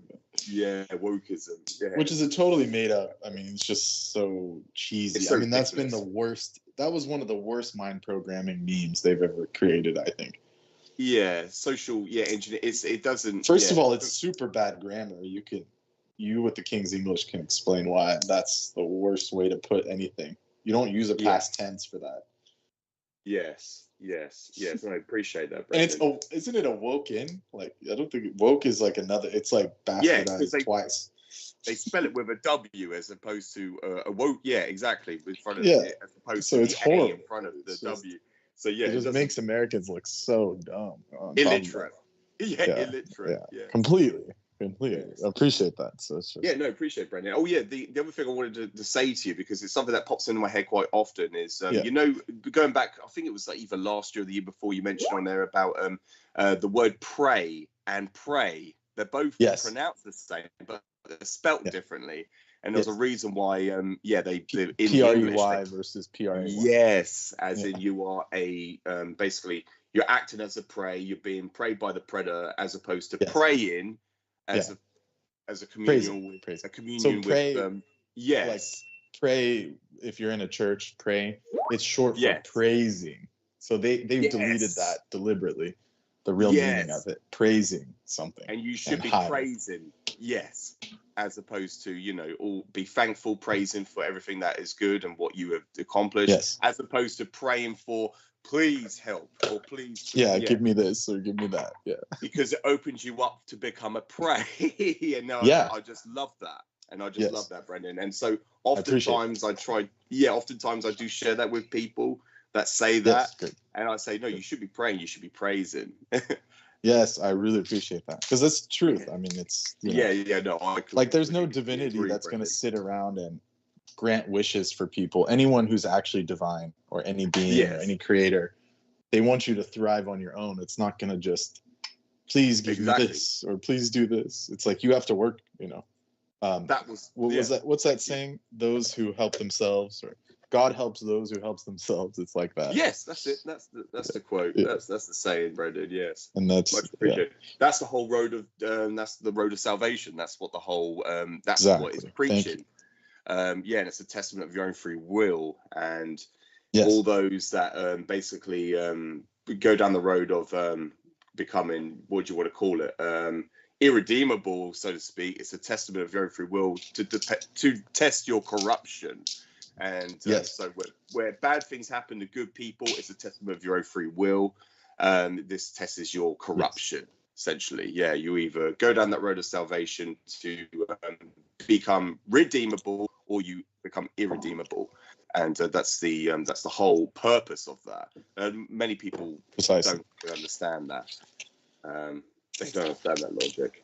And I appreciate that beyond my ability to express. And I can read the entire principle. It's a pure principle of the universe when it comes to this fact of the praise versus pray. It's encoded into the, so this isn't, it goes beyond opinion when it's encoded into the language. Does that make sense? Yes, so it's into the language. Yes, absolutely. So the language, even though it's created over time, it has these principles inside of it, because everything comes from, the source. So it's like the language was constructed in a certain way, but it still shows these pure principles, which is pray and praise. So let me find it, and I will just hold, bear with me for a second. I gotta find the right section. No, appreciate it, Brendan. Yes. Yeah. Yes. No, it's so important because I think when people are praying, you can open yourself up. You become very vulnerable, and so that logic makes perfect sense in that regard. But it was very interesting why those two are very similar. They're pronounced the same, but they're spelled differently. It's very important. Here I have it. I think this is the full thing. Yeah, so this will explain the correct way. So it says prayer. Yes. There are those who are suggesting that prayer is done in silence. Prayer comes from the term pray, which in turn comes from the term praise. Yes. Prayer is nothing but praise of higher and divine. Yes. And this praise is done through words and deeds, not silence. Silence is the mark of the insincere. All the devotees of divine in all ages have one thing in common: praise of divine through word, song, and deed. The more continuous, the closer to divine they are.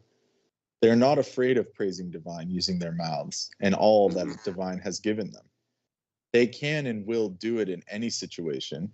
They don't need solitude or silence. For just like a lover doesn't mind expressing love, even in a crowded place. So there you go. Yeah, no, thank you very much, Brendan. Yeah, no, that's very much That's the principle of prayer. That's like the principle of prayer. Yes, yes. And so, automatically when I hear that, when I hear someone say that, I do just, I reiterate what you've just said, basically, Brendan, to them, because I always, find that very important. I appreciate that, because that's so important. Because when all of us grew up in the Christian world, it's like, just submit and pray and just do what you got to do, and just ask for help from God. And it was never about doing, like fixing your body, becoming stronger. Like in the Vedic system, it's all about you do the action, the karma, to build up yourself, and then you can evolve. Whereas the way they set up the religions the last 2,000 years is you just ask, and it's a loss. Overall. The whole principle has been lost throughout basically the translation side of things over the past several millennia. Definitely, Brendan. Right. So it's about time it's restored. Yeah, restored. Thank you. Yes, that's a good word to use, Douglas. Yeah, we have to restore that. But yes, there's so many things I could talk about, Brendan. I'm just obviously no worries. Things that popped in my head that I don't know if it should be mentioned privately or not. But something that we can talk after a show. Regarding like certain things. Stuff that I said along those lines. That I said. I was just joking, by the way, last time. But it just doesn't come across as sarcasm. Like when Doug was like talking to you, and I'm like, I don't think that's George, and it just didn't come out as funny as I thought it was at the time. No. So I just just don't take that personally. I know. Yes. And let's say if someone didn't, I know what you're saying, because if someone, thankfully, because I know you and I know Douglas, I know exactly, I understand both of you. The stupid California jokes. But no worries at all, man. Yeah, but thank you. It was like, that old joke. It's like, was that really him, or is that really him? It's just that's what likely story. So I was just it was obviously inappropriate timing, but I just Yes, no, thank you. And I was gonna that just brings to mind when you said about history, his story, and that's where history, the term his, because it's always someone's story. That's why it's called his story. That's where that derives from. Where that word history comes from. It's his story. It's not her story. It's his story. But yes. That's why I like the German. It's called Geschichte, which also means, it's like there's a homonym like Gesicht, and so it's similar to face. So it's like history is like the story of the faces of people, of over time. So Geschichte is like a German word for history. It's very close to the word face in German. It's not related etymologically, but I think the concept can be, like, because when you think of history, what do you think? Like, you think of like, like Roman statues or something, right? Like if some Westerner was to describe history, you would say, "Oh, Roman statues." So you have to put a face to it. And there's this Vedic concept called you associate it. It has to be associated to a face, which is a person, which is their story, right? Yes, otherwise, what's the point? It's just this weird, ambiguous thing. So in Vedic, it's like, called. Karen? I was going to say, it's like with the people pervert it. They derogate it as the Sieg-Heil, the Allocutia, the Roman salute, as the Hitler salute, and that's what they refer to. Yeah, and then if you look it up, they I don't know if I sent it or if Doug sent it to you, but I found this article that was saying the Romans never did the Allocrutio. Exactly, yes. It was something constructed by these. It was constructed by these 1930 racists that they just wanted something to glom onto, so they made this up. And it's like, that's such bullshit, because the Romans definitely had a salute. I mean, they definitely had one. Everyone knows that from history. I mean, it's just. What's startling is, of course, I'm going back into that. My lifestyle now is I've gone back to the gym. So I'm pursuing like the bodybuilder sort of lifestyle without going too crazy, without going overboard. You can go over the top. Not the full Schwarzenegger or something. If you type in, I believe it was Ronnie Coleman, the 8-time Mr. Olympia. He done a photo shoot with 2 other professional bodybuilders, IFBB pros, and they were conducting the Allocrutio. You could see him in Roman. That's right. Regalia. Yes, you can see them performing the Allocrutio. So like, even there we are. I'm back. So sorry it took me so long. Pretty soon they're gonna say, "No, take your time, Douglas." They're gonna say bodybuilding was invented by the Nazis for like purity or something. What we were saying, Douglas? And thank you. What we were saying is, people refer to history. They always put a face. And Brendan was just saying about the term and phrase in the German, the Deutsche Sprache. It was the term that is close to face. So people, when they think of history, they put a picture to the term, so a face to the word. And nowadays, when people think of the Allocrutio, the Roman salute, they automatically don't think of the Romans. They think of Hitler, and they call it the what's referred to as the Sieg-Heil. They go, you're giving them too much credit. You give them too much credit. They think of it only as. It's the Heil Hitler salute. They don't even know the term Sieg-Heil. Yes, thank you. Brendan, what's this German term? Appreciate that. Hold on. Let me put the other one in, and I'll tell you. Okay, and let's see if we can recoup our audience. You guys are holding good numbers, but we could be better. At any rate, how long are we gifted with your presence tonight? How long are we gifted with your presence tonight, George? I've got a few hours, Douglas. Yeah, good few hours. So now it's just approaching 7 a.m. in the morning. So we have a while. Okay, good. Brendan, now explain this to us, please. Thank you so much. Right. Okay, so the German word for history is Geschichte, which also can mean story, such as, der Rest ist Geschichte, or Geschichtswissenschaft, the study of history, or Volksgeschichte, background or past events, which can also mean a personal record or the study of history. Volksgeschichte also can mean background or past events, but I call it a homonym because it's not etymologically linked, supposedly, or as far as I could tell. But the German word for face is Geschicht or Gesicht. So there's something connection there, whether conscious or subconscious, that history means his story, which is always connected to a face. So it has to be personal connection, otherwise it's like this, ambiguous thing that no one is interested in. So if you go to like some Westerner that's like, say like in the 60s or 70s, and you say, what is history? Like, what do you think of in history? They'll say like some Roman statue, right? Or some like, one of those busts of like a Roman ruler or something. And you'll say, that's historical.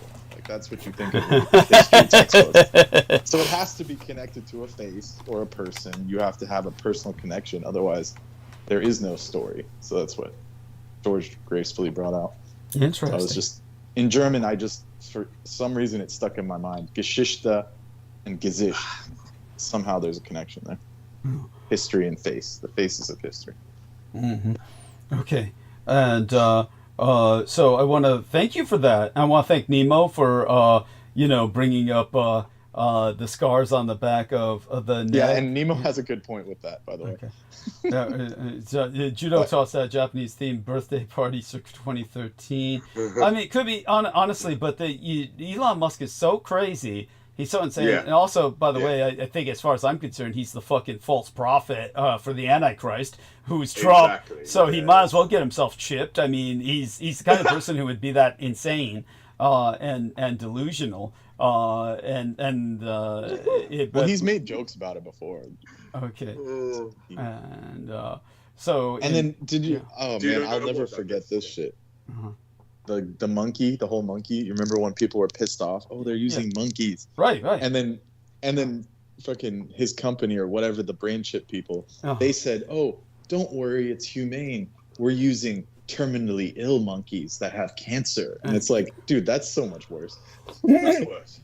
Like, it's already dying. The poor thing's already dying from all the experiments. And then that's your mercy, quote unquote, is to put a chip in its brain. They're lying anyway, and they're lying. Where do you find that many monkeys that are terminally dying of fucking cancer? Well, obviously it was a lie, but it was such a bad lie that it just doesn't make sense. Yeah, you wonder why they bother. It's like that's what I said. I was like, why not just say like, look, these are just experiments. I don't care about the monkey. It's just that's better than saying whatever the fuck they said. Hey, by the way, anyways. Chris Rimmel in the chat, please look at what he says, Brendan. He is German himself, and he says, well, I never thought of Brendan's comparison of Geschichte with Geschichte, or Geschichte. Geschichte. Thank you, Geschichte, which would be the plural of face, but it is a neat comparison, just as to prey. Yes, faces. Yeah. Thank you. Yeah, opens one up to becoming prey. Yes, P-R-E-Y. Got it. Yeah. Very good point. Glad Christoph joined us. Our numbers are going back up now.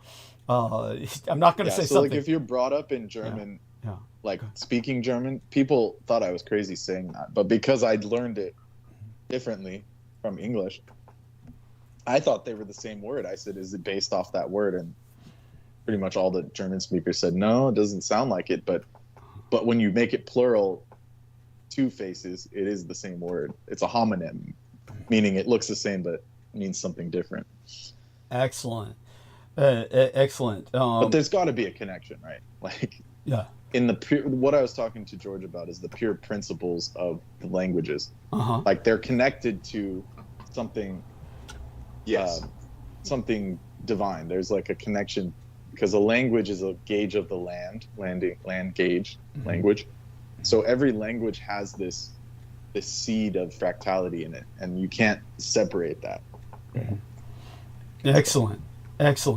Yes, and that's why they call it spells and casting. Yes. It's the same. Yes, it's to apply quantum mechanics. it's to basically use the universe around you. I could go in that in another direction. Sorry, Douglas, to interrupt you. Please continue. Never. It's how we speak organically. And but before I get into the gorge, I want you to kind of tell us about when you were listening to me talking about Rotherham, and obviously we want to balance, of course, the outrage that I felt that was essentially plagiarized by oh my God, Piers Morgan. The outrage that I felt is without crediting you. That without crediting myself, Piers Morgan is speaking about as if he were spontaneously coming into these insights himself, which, by the way, I find it very intriguing that a white man would want to claim those insights when I was speaking from the position of a minority and talking about the outrage I felt that white people were not protecting their own. he took that, and when he says it, it just doesn't come out with the same, shall we say, in the same context that I brought it up in.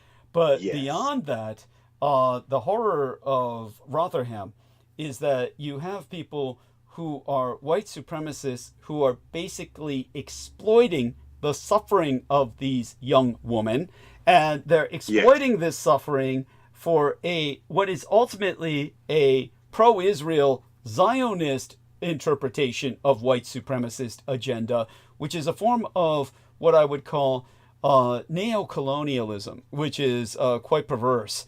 And this form of neocolonialism is more of a domestic colonialism, because their entire exploitation of these women is the second rape. In other words, they're not advocating for women's rights. As you remember, I pointed out that there's plenty of white men raping women in Britain. There is. And so tell us a bit about that, your own impression of the perversity of this, that the fact that they're saying, they're bringing up all this outrage, crying that these women are getting raped, and it sounds almost like they're pissed off simply because a bunch of coloreds are raping them instead of white guys. That's the point that Elon Musk is coming from. No, I completely agree, Douglas. You can certainly draw parallels to that. You can certainly draw conclusions to that just based upon what you just articulated. Yeah, much appreciated. But that's what Piers Morgan kept bringing up with these people, that come on the show. I can only remember part of their name. I can either remember the first or the last. There's this man called Hassan who appeared on the show, and he was pointing out that, the majority still in the UK, the statistics, Hassan was saying to Piers Morgan that the statistics still show that white men are in the majority of conducting these rapes and these molestations, to Piers Morgan. And I think that basically jingled a lot of his, it rattled his cage. Piers Morgan didn't like that. Yeah, I remember. That just brings to mind after you hear what you just said, Douglas. But he said, but still the statistics show that white men are in the majority of the felons that are conducting these rapes in the UK. And it's right throughout. It's throughout the entirety. And then it's just so... Of course, I've got to be careful what I say, Douglas, as well. As you fully are aware, because of reconnaissance. When these men, because basically there was, do you remember these, last year it was all these protests, but they were violent protests, and they were going around trashing, smashing everything up.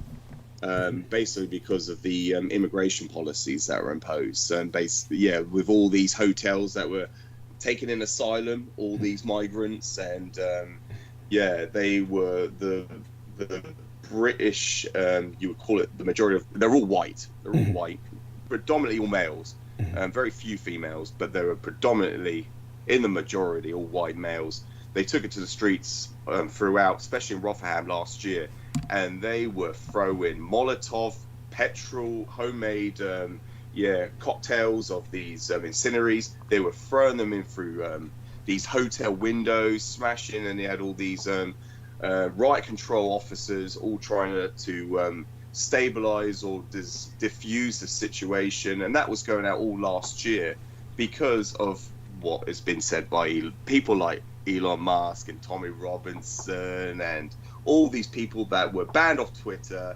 Then when X was basically accepted, when it was purchased by Musk, then he reinstated all these accounts, and then you have all these protests that are going on, and there's this massive anti-immigration side, which is aligned with Israel, with white supremacism, and then you have the opposite, the polar opposite, which is the anti-Nazi. They're calling them fascists. Right. And so, these are both resistance movements to a paradigm shift. That was what's going on in the UK. As a result, what's being with this, they call it the scandal, the grooming scandal in Rotherham. Just to throw that in there as well, Douglas, hopefully it helps further contextualize things. Absolutely. I hope it helps to put things in a coherent sense, so to speak. Of course. So people can fathom and understand it. the gravity of the situation, and yeah, well, it's Anything else you wanted to add to that, Douglas? Well, anything else that springs to mind with that? Oh, I think we've covered it for now, and Yes. but it was very important that we actually address that. And Christoph Riemel says he says learning any language is a cumbersome process. When I heard Douglas in 2012 on firing lines and critical omissions, I listened to him because his most remarkable command of the English language. Thank you so much, Christopher Riemel. You're very kind. He says, the content I couldn't care less. However, my American wife probably paid no attention to how he spoke when going behind my back secretly in the browsing history, but strictly focused on the content. And when she found Project Camelot, which I equally consumed for the above mentioned reasons, she divorced me after 15 years of marriage. Go figure. Oh my God, so sorry, Christopher Riemel. But hopefully you're a free man now to pursue other ladies, and at least now you're here for the content. So things have a way of evolving. Oh my God.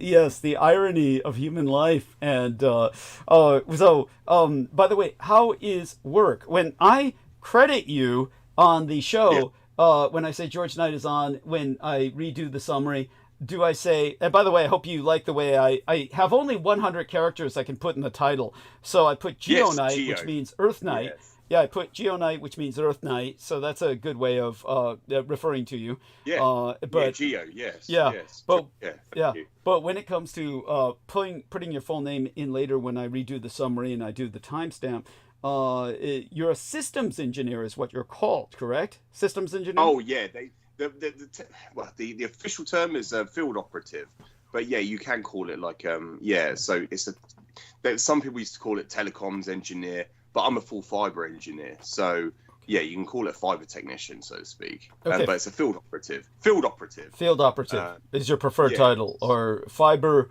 I'm sorry. What did you say? Also, fiber technician. Fiber fiber optic. Yeah, you can call it fiber optic, but yeah, call it fiber optic technician. That's an applicable term. And so my official term is field operative. Mm-hmm. And I'm pursuing my career path is I want to become a specialist. I want to become a specialist in my field.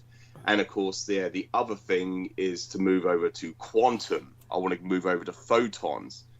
Quantum key distribution, which is what I want to move over to in the future. Right. They are sort of like it's conceptualized at this moment. They are trialing it, but it's something that I want to be part of in the future. It's to move over to something that is far more, because there's always progression, and the next thing after shooting down power down a fiber optic cable is moving over to the quantum mechanical side of things. So yeah, it's moving over to that aspect. So which will enable the UK with all these undersea cables. Yes, we'll be able to shoot photons through a fiber optic cable faster than anything you can imagine. So it's something that they're looking at towards the future. It's the next step up from fiber optic. Right. You can't get any faster, but when you're diving into the realm of quantum mechanics. But it's something that we're going to certainly be doing in the future, and I want to be a massive part of that. So excellent. Just throw that out there, Douglas, just to throw it in there. Well, I'm very proud of you. It's on record, so then people can yes. Yeah. But by the way, are you willing to share how at the celebration these people convinced you're not going to work tomorrow? Come on, slam down some wine bottles. By the way, I was not feeling well when he related to me this story. I myself was not feeling well, and he absolutely made me feel like I wanted to puke. Yes, but go ahead. You can share it now. I'm much better now. Yeah, you'll be all right, George. You'll be all right. Have another bottle, because what happened? And yes. Well, at least tell people why. They were recognizing you as one of their top employees or something. Yeah, I got recognized. Recognition. That was the whole award. So we were in the corporate booth. We were in the corporate box on the top of Wembley watching the female English versus Spain football game. Wow. That was a fortnight ago, 2 weeks ago. And and it was obviously complimentary. It was hospitality, so it was unlimited booze.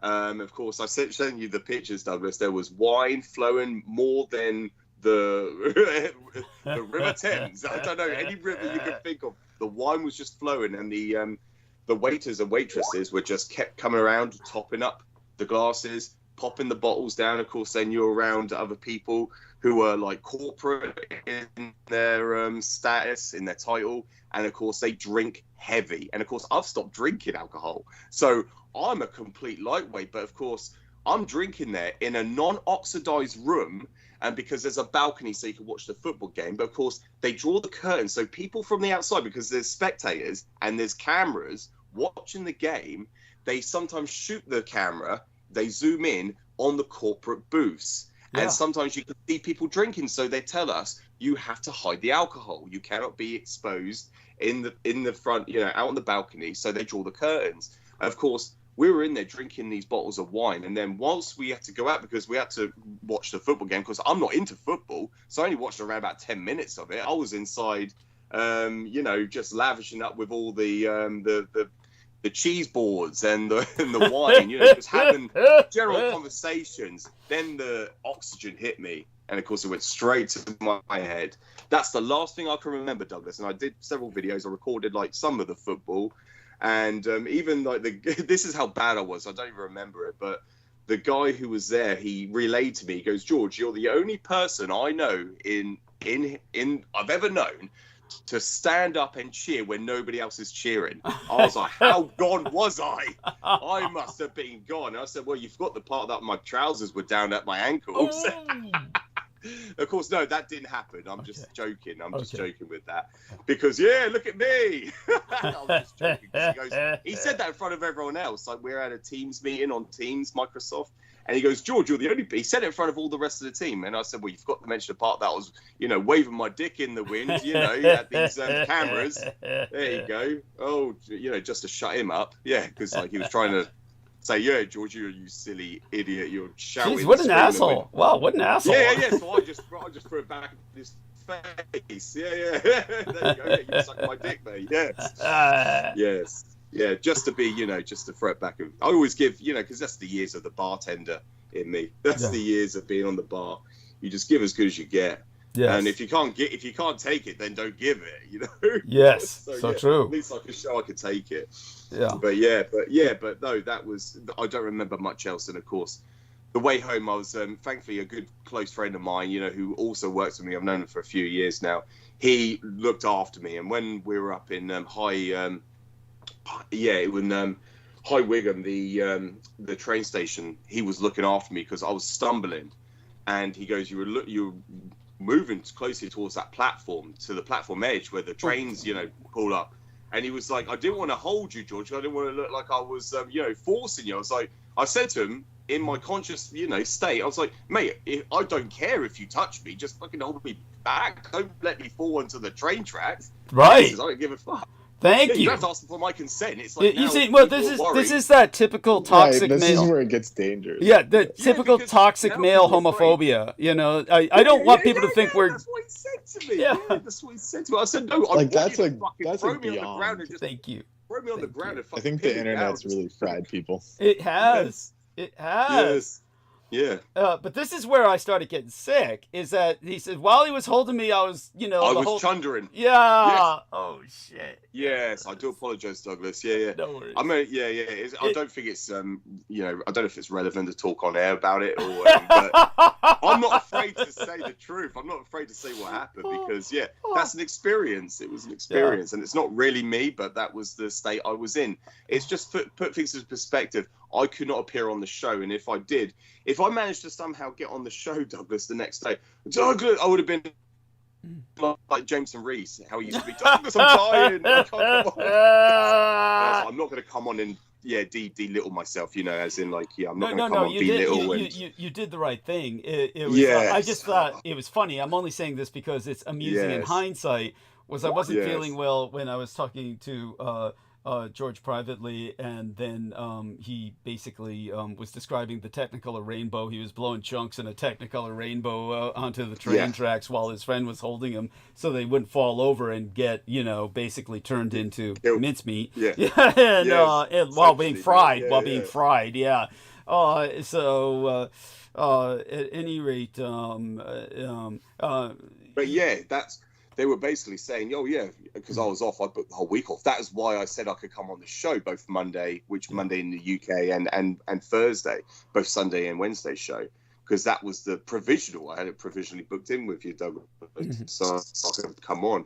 Of course, that all occurred, so I only got invited the week before that, and I was like, oh, okay then. So it doesn't conflict with, the Thursday. And I said to myself, I'm not going to drink a lot. But of course, when you're there and you've got like another young guy who's like, oh yeah, we said we were going to drink some wine sometime, George. I was like, for goodness sake, wine after drinking beer? This is not going to end well. And of course, at that time, I didn't think of it, and I thought, oh, it's not going to impact my day tomorrow. And I thought I could handle it, but no, it ended up going, and that's where I basically said to myself, oh, why'd you do that to yourself, George? Because usually I'll be in I'll be conscious, because usually I don't drink so much when I'm out in an unfamiliar area or unfamiliar environment, because I'm self-aware and self-conscious. But there I totally let my guard down completely, and so I was asleep all the way home in the car with the window down. Thank God. I do remember getting indoors and then just me chundering up. Again. But then the next morning, I do apologize, Douglas. Yeah. No worries.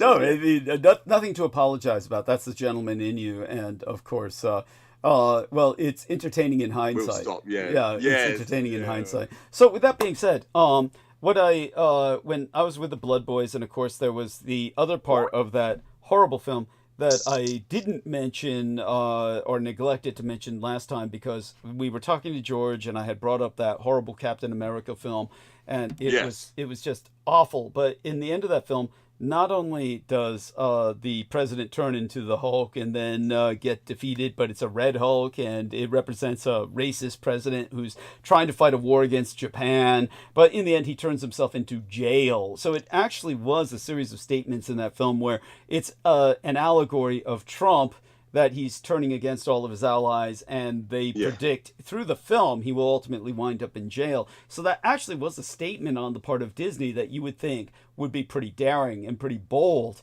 But the film is destroyed because they add in, among every part, it's just a horrible film, but it's destroyed in, aside from that fact of being horrible, a killer factor is they introduce a viciously militant Zionist actress who plays the part of an Israeli superheroine, which of course she doesn't get into costume in that film. She's just this midget, for lack of a better, that's a horrible thing to say, but very short woman who, of course, kicks the ass of all these grown adult males, and it makes no sense. But she'd have to be superhuman to do that. But they portray her dressed as a regular female, so it just comes out looking dyke. She's not even dressed femininely. She's dressed as a Secret Service agent, meaning a kind of a male-looking tailored suit, a pantsuit, which then, of course, just makes her look like some weird dyke fantasy.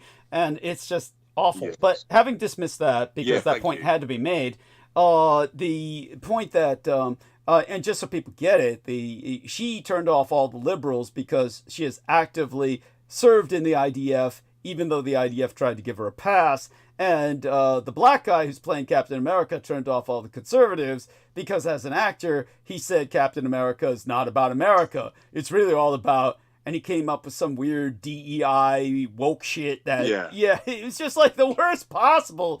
They couldn't do it more to sabotage their own film. But The Gorge... But go on. Yeah. Sorry, Douglas. I was just going to quickly add. They've also I don't know if they call it revamped or remastered, but they've basically done Snow White. Disney have as well. And the mother who plays, when you've got Snow White, it's like Mirror on the Wall. I believe it's that one. Mirror on the Wall, who's the fairest of them all. And this, and she tries to take the beauty, the essence from the Snow White.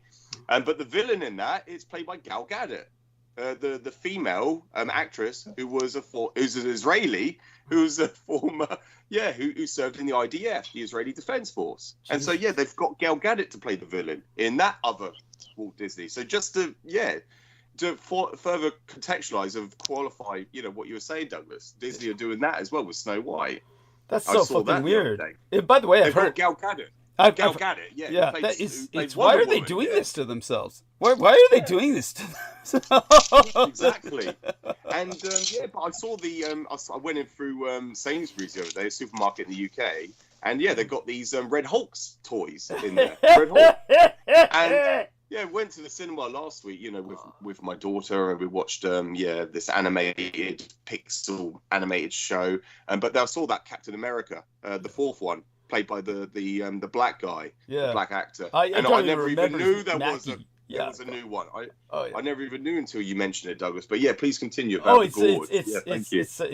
It's so awful. It is so awful that they keep they keep doing this. But at any rate, when it comes to the gorge, thank you, Brendan. Yes. Thank you. Sainsbury's classic. Is that the wine that you were drinking or something? Sainsbury's is Jay Sainsbury's is the man that opened up this supermarket chain, and so that's the super. It's the Walmart of England, Doug. Oh, yes, okay. It's the Walmart. Yes, thank you. It's the Walmart of England, and I loved it. It was great. Okay, that's great. So people can see I'm no wine and cheese expert. That's obviously there's. If you're buying wine from Sainsbury, it's like you might as well be at Walmart. except they actually have Italian wines when I saw it. Oh, cool. Yeah. No, the British. I went to some super center. Yeah, the British have got it a lot better. I mean, they conquered half the fucking world. Of course, they got exactly. Logistics from everywhere. So yeah. I mean, when the supply chains are running, how's the supply chains, George? Is it still like rotten bananas and moldy bananas, or better now?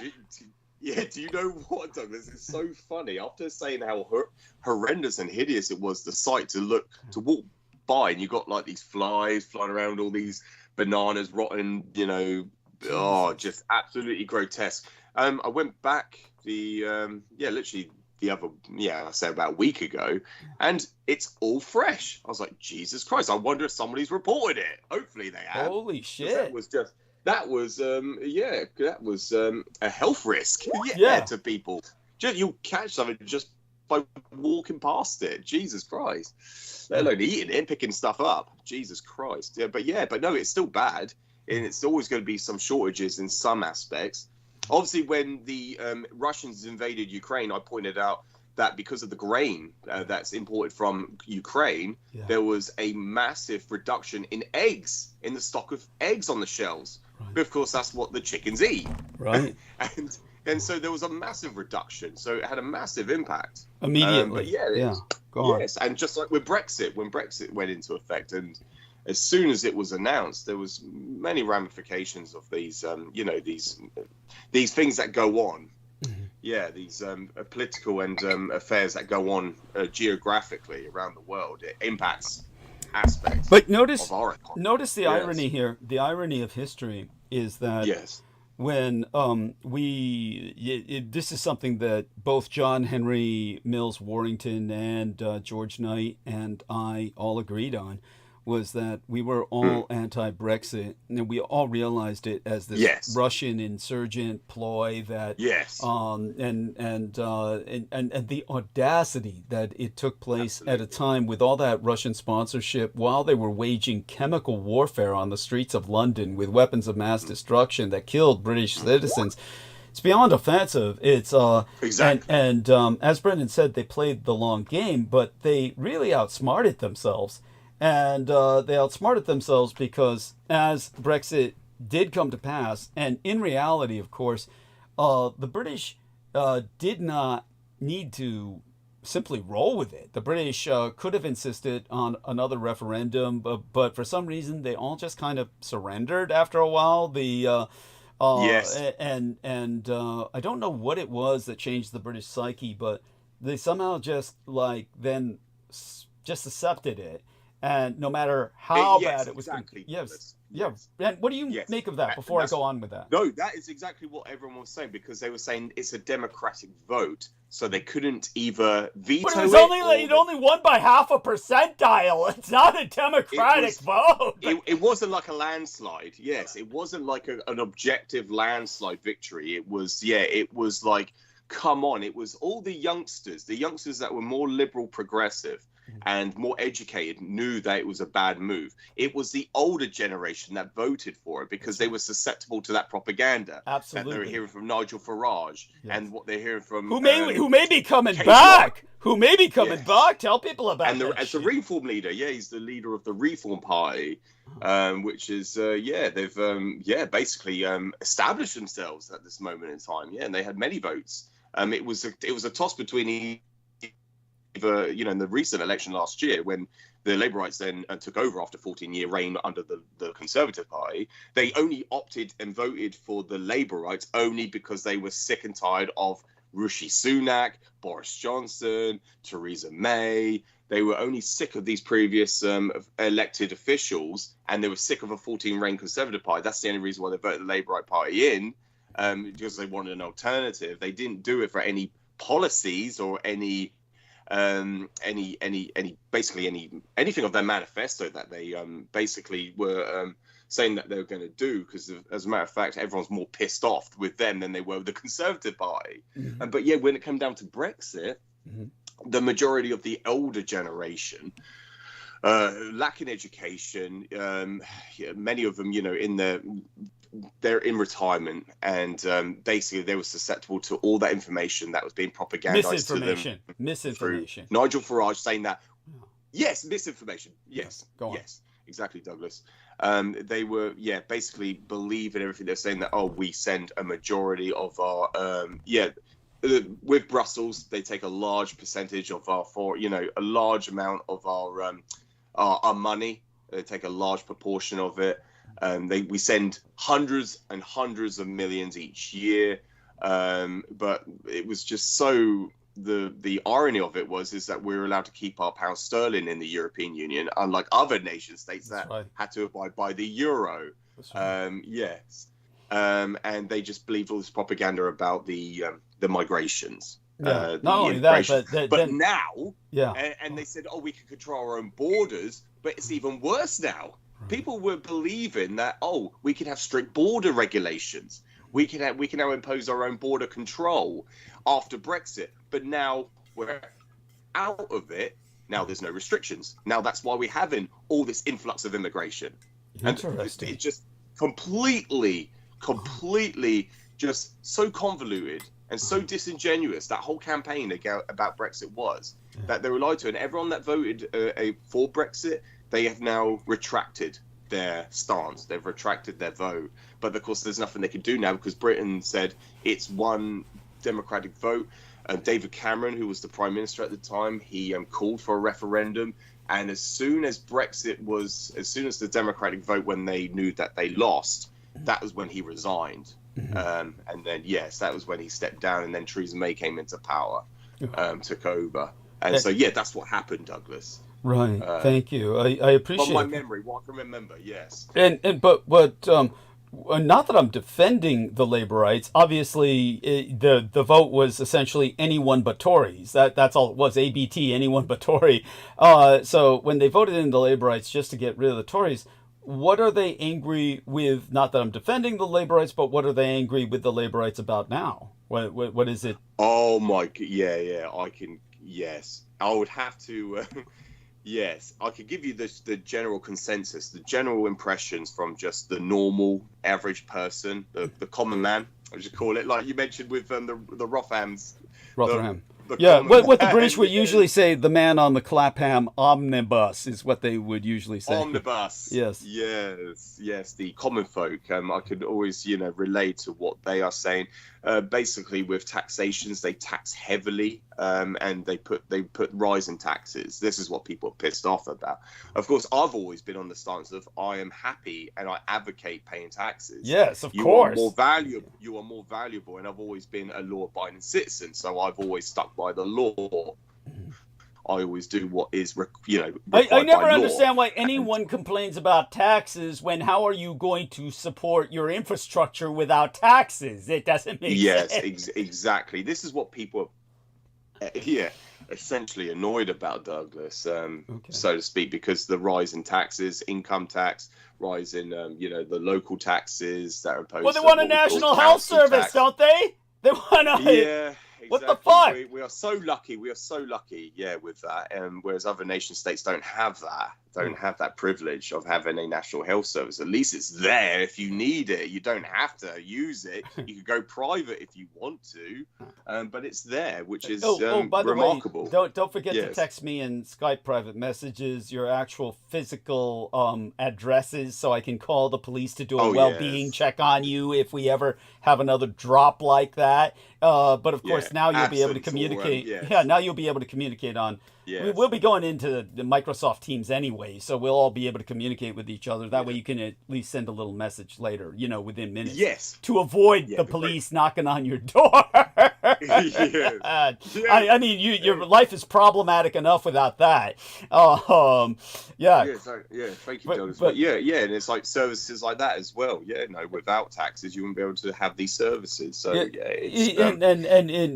you didn't hear earlier, but I was talking about how bad it is here in America. But maybe eventually you'll hear me going over it again, where you got the corporations are now trying to open up their own city states here in America. Yes. And but all such being said, the irony. I'm sorry. Oh yeah. Go on. Oh no, sorry, I don't want to interrupt you, Douglas. Yeah, I was just going to say the irony of it all is that when we expose the things like excise war taxes that are imposed on our phone bill, nobody bats an eyelid. But yet they're upset and pissed off because the taxes they pay are rising. Well, this is one of them. You can abolish that if you just raise it with the government. If you go to the governmental level and raise the question, well, why are we doing this? And then it will force them to say, well, because you're still illegally in a state of war. It's like, if they're uproared about tax rises, then why aren't they saying about these taxes that are imposed, which shouldn't be there because we're the victors of World War II? It's just the whole convoluted irony of it all. It's just so contradictory. Is they're pissed off with one aspect, but they're not. It's only because they're not acquainted with it. Anything I say, people just batter. They just turn their heads and just like walk the other way. Because basically I've just shattered their whole paradigm. Obviously, the government takes what we're saying quite seriously, that at least is a, shall we say, consoling. It's a consoling factor there. You can, but in terms of, I wish Brendan were here to join us. I sent him a message saying, "I pray thee be well." Hopefully, he didn't get knocked off again. His phone gets knocked off, but no. In terms of the film The Gorge. So here's what happened with it. Now, again, these are things that on various holidays, the Blood Boys and I, we sit down and we watch various films that are fairly harmless, but nevertheless, I think The Gorge fell into that category. I don't know what its rating is. I don't know if they have ratings. I believe, and I really don't know its background. I don't know if it was ever a box office release. I do know it's a big money release, either through the box office or through one of these streaming channels like Netflix. Again, I don't pay attention to it. I watch what's on the screen. And when it came to The Gorge, this was the point of the film, or the context of the film as it was evolving. First off, you can take half the film and they could have just cut half of it away. It really was just a shoot 'em up. And it's, as I was explaining before George Knight came on, what puzzles me is that they try to make these video game films, and rarely, sometimes they come up with a really good one. That's rare. Most of the time, the video game films fail because what can you do with a video game? Well, you'd be surprised, because video games are now basically role-playing games, and they get you all involved with a story. Which, by the way, I pointed out today is the World Day Against Cyber Censorship. That was the day today Wednesday, the 12th, was that. So you're already in Thursday, so you're way ahead of that. But basically, yesterday was World Day Against Cyber Censorship, and one of the things I was pointing out was the incredible power of communist Chinese industry in these United States, and their various cyber censorship tools and laws that have now, in essence, conquered the United States. You even have that idiot Trump trying to buy TikTok, which is communist Chinese. But what people don't realize, but what you would realize, George, as a gamer, is that you can take a look at all of the gaming, and kids grow up with first-person shooters that Yes. render them comfortable with killing certain identified enemies. Yes. Often ethno-specific. And Ethno-specific, yeah. we all know about the anti-Nazi indoctrination, but Yes. obviously when one's involved with various combat games, you're also, depending on the theme of the game, shooting Russians. You're shooting at various times the Japanese, if it's a World War II themed game. You're shooting if Yeah, you're yeah, playing one of that's these right. modern horror games. If you're playing a modern horror game like, I forget which was the zombie series, but they had one set in Africa where all the zombies were, of course, black. And some people were claiming that was racist, but that's stupid because you're in Africa, right? That's Most of Resident the- Evil 5. Resident Evil 5. Thank you. That's the one. Yes. Thank you. So, believe So- me, depending on the game situation, you're going to be shooting blacks, Russians, Japanese, Germans. Obviously, people become very comfortable with shooting various groups. But what nobody has ever asked the question about, and nobody ever notices, is that these games are, of course, usually, if they're not speculative games like the Resident Evil 5, thank you so much for that, George, that input. That's it. Yes, that is the Yeah. one. Thank you. Unless you're in a speculative scenario, what you'd call a scenario game, you do have video games where you're firing at black pirates in Somalia and the like. I mean, that Black Hawk games are Yep. out there. You've got every war covered, I pointed out, from World War II fighting Nazis and Japanese, Cold War scenarios fighting Russians. And these would be World War II, Vietnam, various brushfire wars or third world it. conflicts.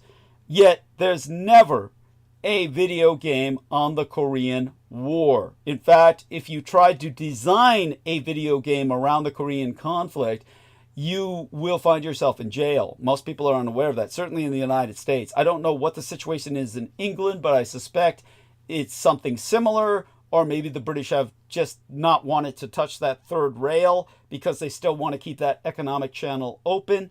But even when they did make a video game about fighting communist Asians, it was called Homefront, where the North Koreans were invading San Francisco and the American mainland, but it was only North Koreans. It's a speculative scenario that they used an EMP, it blacked out America through electromagnetic pulse and invaded, but there's not a single game, that you can find, nor are you allowed to design one about the Korean War, because that's when the Americans and the United Nations forces, including the British and Commonwealth forces, fought the communist Chinese by the millions. And that's when they were fighting communist Chinese human wave attacks. And the Korean conflict is a perfect first-person scenario because it's a human wave scenario. But nobody makes one. Nobody makes a Korean War first-person shooter or any kind of electronic game. And this is because the communist Chinese have outlawed it. It's as if they've won a war. They said, you can't shoot Chinese. So you can shoot Russians, you can shoot blacks, you can shoot Japanese, you can shoot Germans, but you can't shoot Chinese.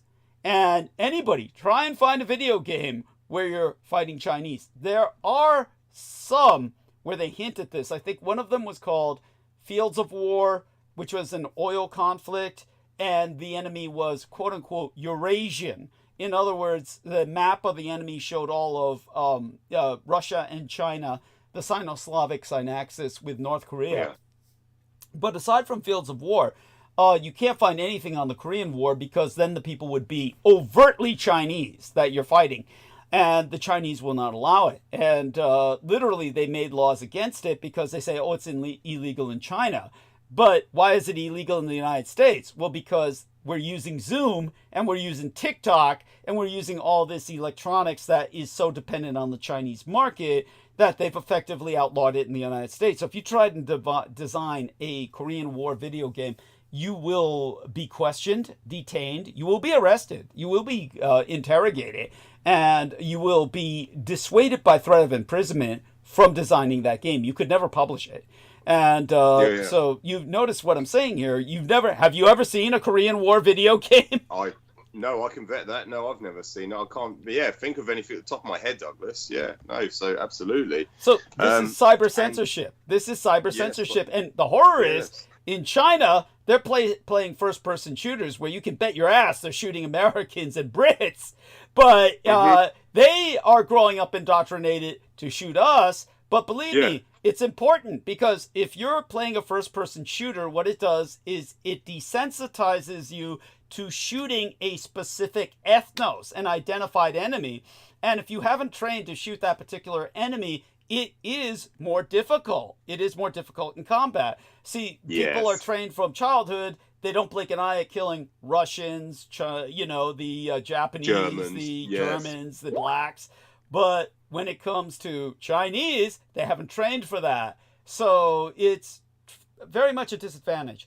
So yes, address that for a moment before we get into the gorge. By all means, any thoughts you might have. Oh yeah, and the other thing that springs to mind is I question why in these what you call upmarket, but they're not. It's very low key, low quality, but very low priced. High street brands like Primark in the UK. I was like, why is there so much clothing brand from the NBA? Why is there so much basketball, national basketball? Oh, the Chinks love basketball. The communist Chinese. Yes. And then you brought up the link, the connection between the Chinese and basketball. It's like, we don't have an NBA in the UK. Why is there LA Lakers? Why is there the New York, what are they called, the Hornets? Why are the Nick? Oh, I don't even know, Douglas. The Chicago Bulls. That's the only one I can remember. And LA Lakers. Why is there all this in the high street? Why is that? Well, there you go. It's the connection with China. They're like embedded. And it was just like with Kong versus Godzilla. They had that fighting in China. They had the battle between both of them to appease the Chinese government. It's just like, what? Yes. And not only that, but both Godzilla and King Kong were destroying Hong Kong because the communist Chinese were trying to send a message to Hong Kong of, we will destroy you, we will smash you if you rebel. Yes, because they want to go Democrat. Yes, exactly, yes. And that's when the British government said, well, we'll take in a lot of, people from Hong Kong. We would take them in. Thank God. Those are the best immigrants you've ever fucking had. But go on. Yes, thank you. Yes, no, much appreciate, Douglas. Yes. Yeah, it was the battle was in Hong Kong, wasn't it? Yes. It was, not just any part of China. Not just any part of China. It had to be Hong Kong. So they could just show it getting wiped off the map.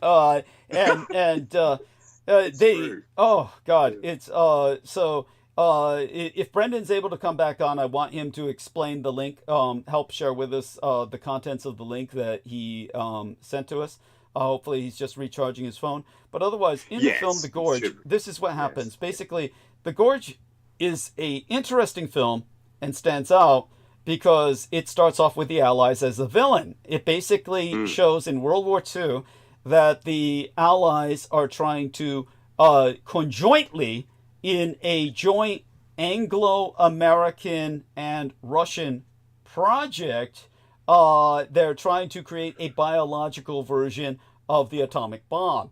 And that it goes disastrously wrong when they test it in a ravine to contain its effects. It goes horribly wrong and out of control, and basically infects all of the life and mutates it within this gorge, this ravine, which it's never really, I believe, identified where this place is. It's almost like what you would call, they used to have a term for this as a literary conceit in short stories where the author creates a non-existent place. They would call it a Bohemian seacoast. They call it a Bohemian seacoast, meaning, of course, that's impossible because Bohemia is landlocked. So you get what I'm saying. So this is one of these notional areas that's just existing for the sake of the story. But in terms of this ravine or gorge, there's all kinds of mutated life forms that they call hollow men and other animals that are infected. And it's basically a typical kind of mutant or zombie, very Resident Evil type of shootout. It's a Resident Evil shootout. More, you're killing mutants rather than zombies. And like I said, the biggest mistake is, they make this the film. And it's like, sure, people who are engaged in a video game in the first person shooting, then they're locked into the story because they're shooting as a first person. They're in the game. But that doesn't mean you want to watch other people do it for 2 fucking hours. That's some people may like that. I don't think so. It wasn't a big success, and it really, because of its drag effect in that regard. Some of the action scenes are okay, they keep you engaged, but most of it, the shooting, there doesn't seem to be a purpose, because you're not really going, it serves no purpose because it's, but anyhow, so here's the story. Basically, there's an American mercenary employed to guard one side of the gorge. They call it the west side to symbolize the West. Then there's a woman who's employed to guard the eastern side, and she represents the Russians. And so she's a Russian assassin type of archetype, and the American male, of course, has the name Levi because he has to be Jewish. And yeah, our friend Brendan says literary MacGuffin. But when it comes to, here's this macho Jewish American guy and this Russian woman, and she has to be Russian, when they do wind up together falling into the gorge, then they show a flag in the gorge, or rather a series of flags in the gorge where they're positioned in such a manner on the flag line where the bottom flag is the American flag. The flag that's above it is the Soviet flag, and the flag above that, above them all, was the Greater British Union Jack, the Union Jack, the British flag. And yes, thank you. That struck me as odd, because they have an American character, they have a Russian character, there's no British involved, unless the evil corporation is supposed to be British, which they might have been insinuating, but I do not know. And if anyone finds the lore behind the film, like that was the writer's intent, but they didn't have the guts to follow through vocally with that, let me know. But it also, it requires just at least scanning through that film to get your impression. By the way, thank you, Brendan, for rejoining us. Do you have, yes, explain to us a little bit about this link before I go back to the gorge. Tell us about, what are they trying to say in this link? What are they trying to claim about why there's no games based on the Korean War? Oh, it was just a bunch of like history literate nerds saying it's the forgotten war. That's why, and then they're saying absurd things like marketing shit, like saying, "Oh, no one wants a game about the Korean War because World War II is what sells." And it's like, I don't think. What about the Vietnam War? They make ton of Vietnam War shooters. Go on. Yeah, of course. But they claim that that's not as popular, too. They're saying it's like Vietnam. No one really cared. There are all kinds of games about Vietnam. Hey, this is just what these nerds on Reddit are saying. It's not what I'm saying. Understood. Yeah. Understood. What a bunch of idiots. What a bunch of, ignorant idiots. Well, there's ignorant, yeah. Yeah.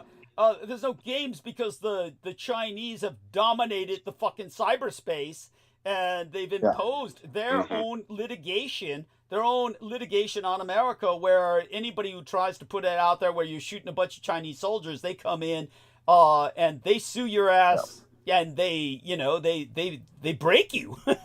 They break you. Yeah, it's like Disney. Remember, who was that fucker who said the Japanese were allowed to make video games? Yeah. For domestic markets. There. So the Japanese have some Korean War video games? That's incredible. Yeah.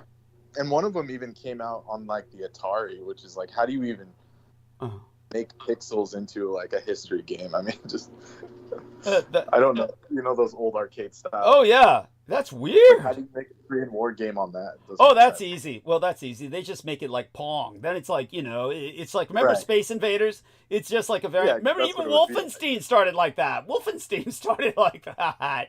Yeah, but the original had some charm. I mean, but yeah. It was not playable. But yeah, that's right. No, yeah, well, that's because we're so spoiled now. Back in the day, that shit was like, we could lose ourselves in it for hours. Yes. Yeah. Oh yeah. Oh yeah. I was too poor to ever engage in any of that, but I always dreamed about it. But if you can imagine how pathetic it was to be that impoverished, where you would just dream about playing video games, but you couldn't. Yeah. And but all such being said, so when it comes to this movie, The Gorge, as I was saying, So they basically in the film, here's this. By the way, George has just gone mute. Hopefully he's okay.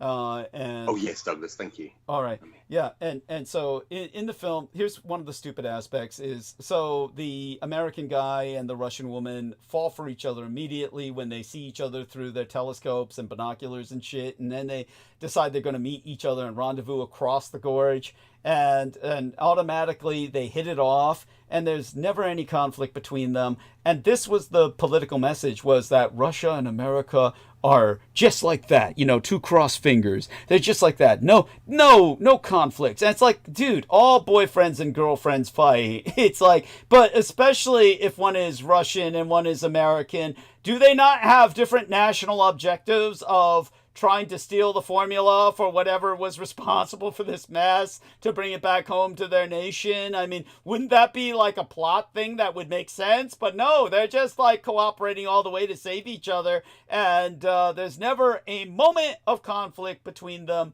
at all. So what is the conflict? They're just shooting their way through a bunch of zombies. So there's no point. But then they find up fighting this major evil corporation, a multinational corporation, where the corporation is trying to hide what's in the gorge or harvest whatever made the gorge. And yet, so they bring in this corporate angle because it's politically safe to hate a multinational corporation. But where is it based? And so I'm just wondering, was that supposed to be a British corporation? Because they showed the British flag, so the British were in on the project, yet they show only an American guarding the West and a Russian guarding the East. But the British are not involved.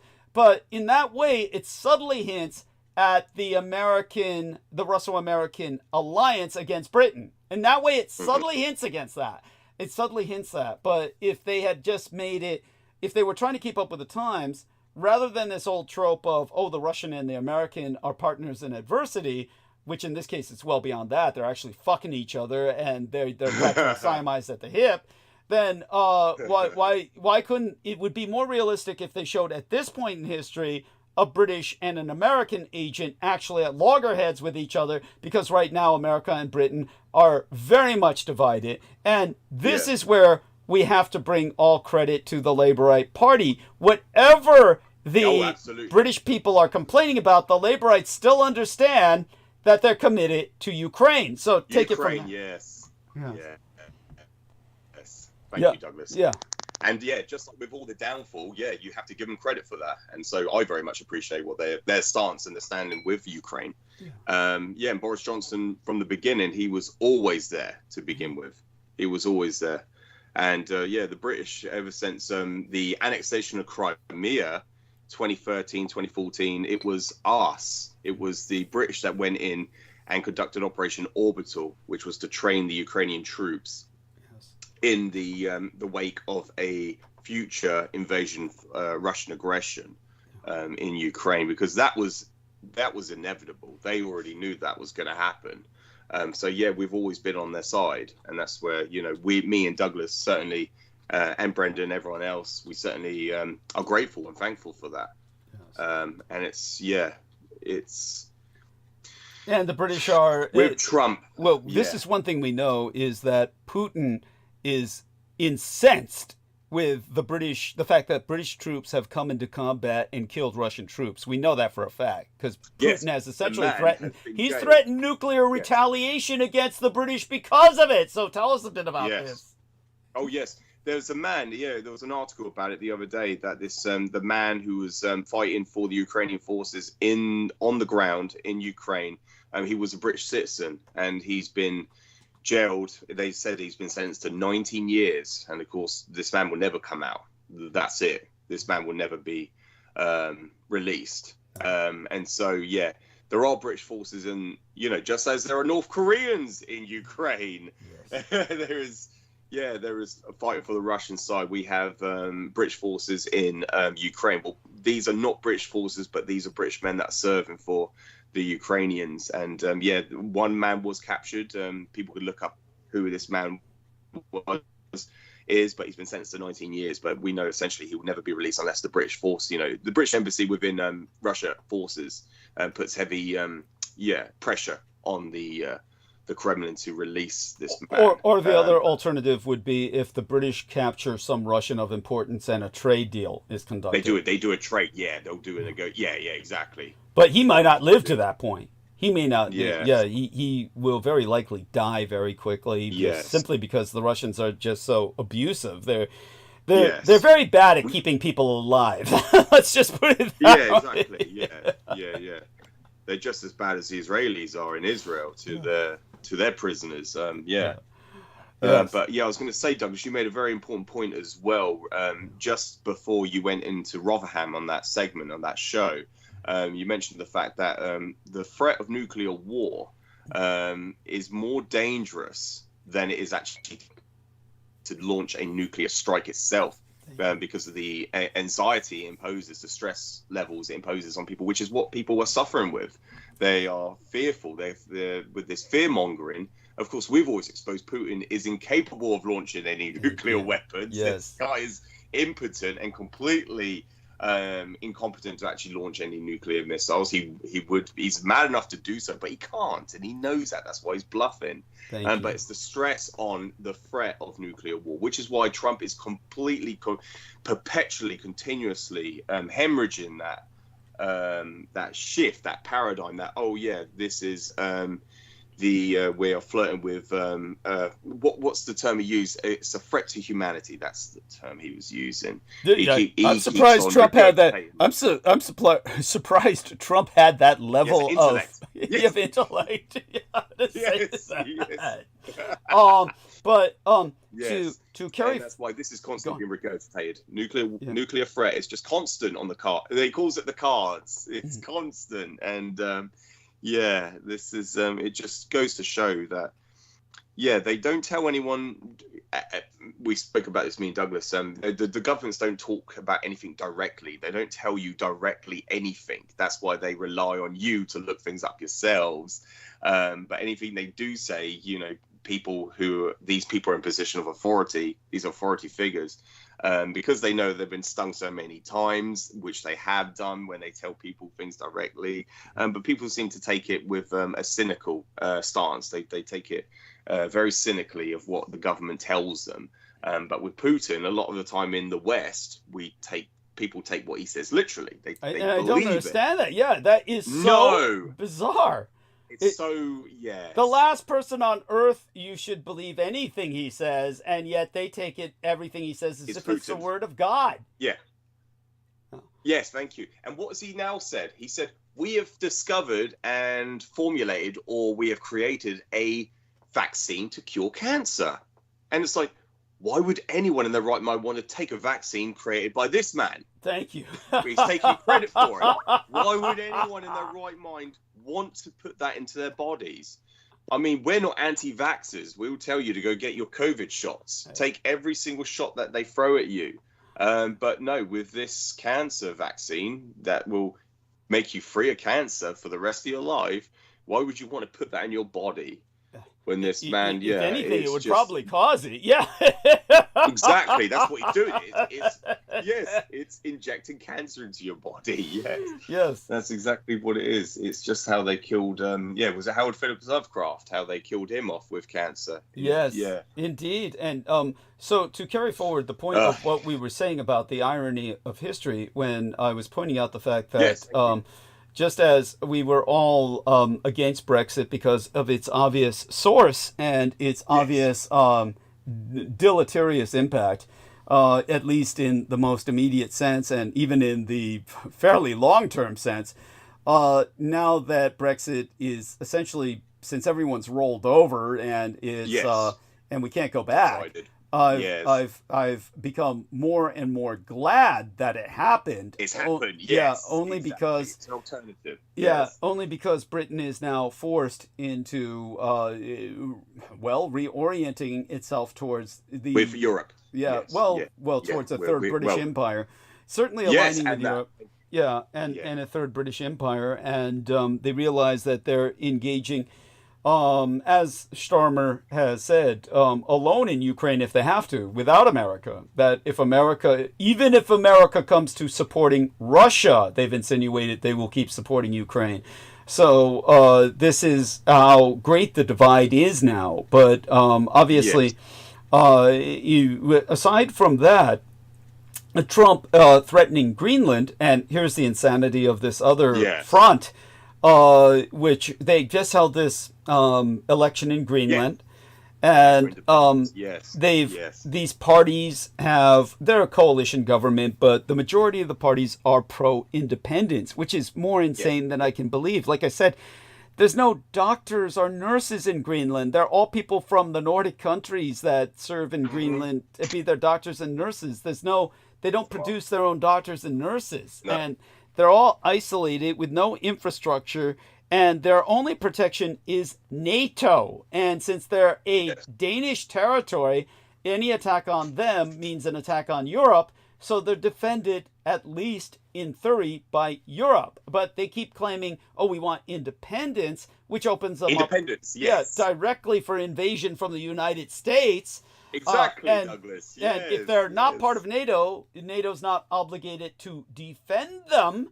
And not only that, 1/3 of their GDP, their gross. Why would they do that? Yeah, it's insanity. Yeah, why would they do it to themselves? Yes. I'm sure there's a self-emulation. Oh yeah. I'm sure there's a lot of Russian propaganda behind it. I'm certain the Russians are funding it. But the 1/3 of their GDP is support from the Danish government. It's literally Danish welfare is 1/3 of their gross domestic product. Without Denmark, they're just going to wither up and fucking die, and somebody's going to invade. So it's why are they doing this? And again, it's got to be Russian influence. But beyond that, also now it's just Trump is outwardly trying to bribe them, saying I can make you all rich. And I mean, there's only 56,000 of them. Quite truly, he could actually give each one of them a sizable amount of money and bribe them. But still, it's still it's madness. And there we are. Brendan says, mineral deal, Russian mafia accent. Yes, of course, there's that.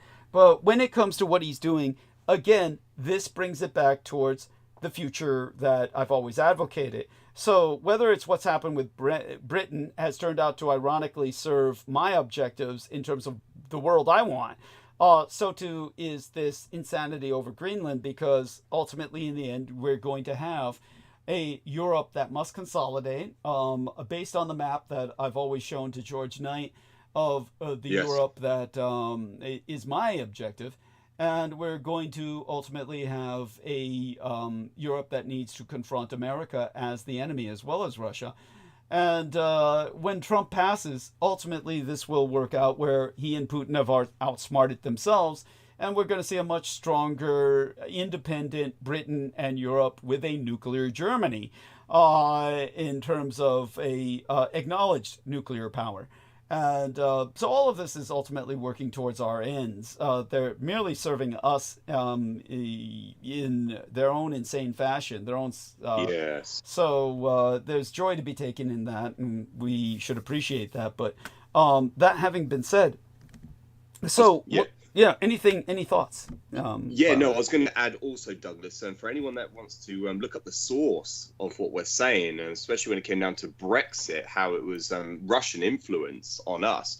If people take a look at the book by Alexander Dugin, we've mentioned it many, many times in the past, the Foundation of Geopolitics. What he advocates in that book is he regards the United Kingdom as merely described as an extraterritorial floating base of the United States, and should be cut off from the European Union. This is outlined in that book. And so, he was already advocating that Britain sever ties, severance, basically becomes a schism from the European Union.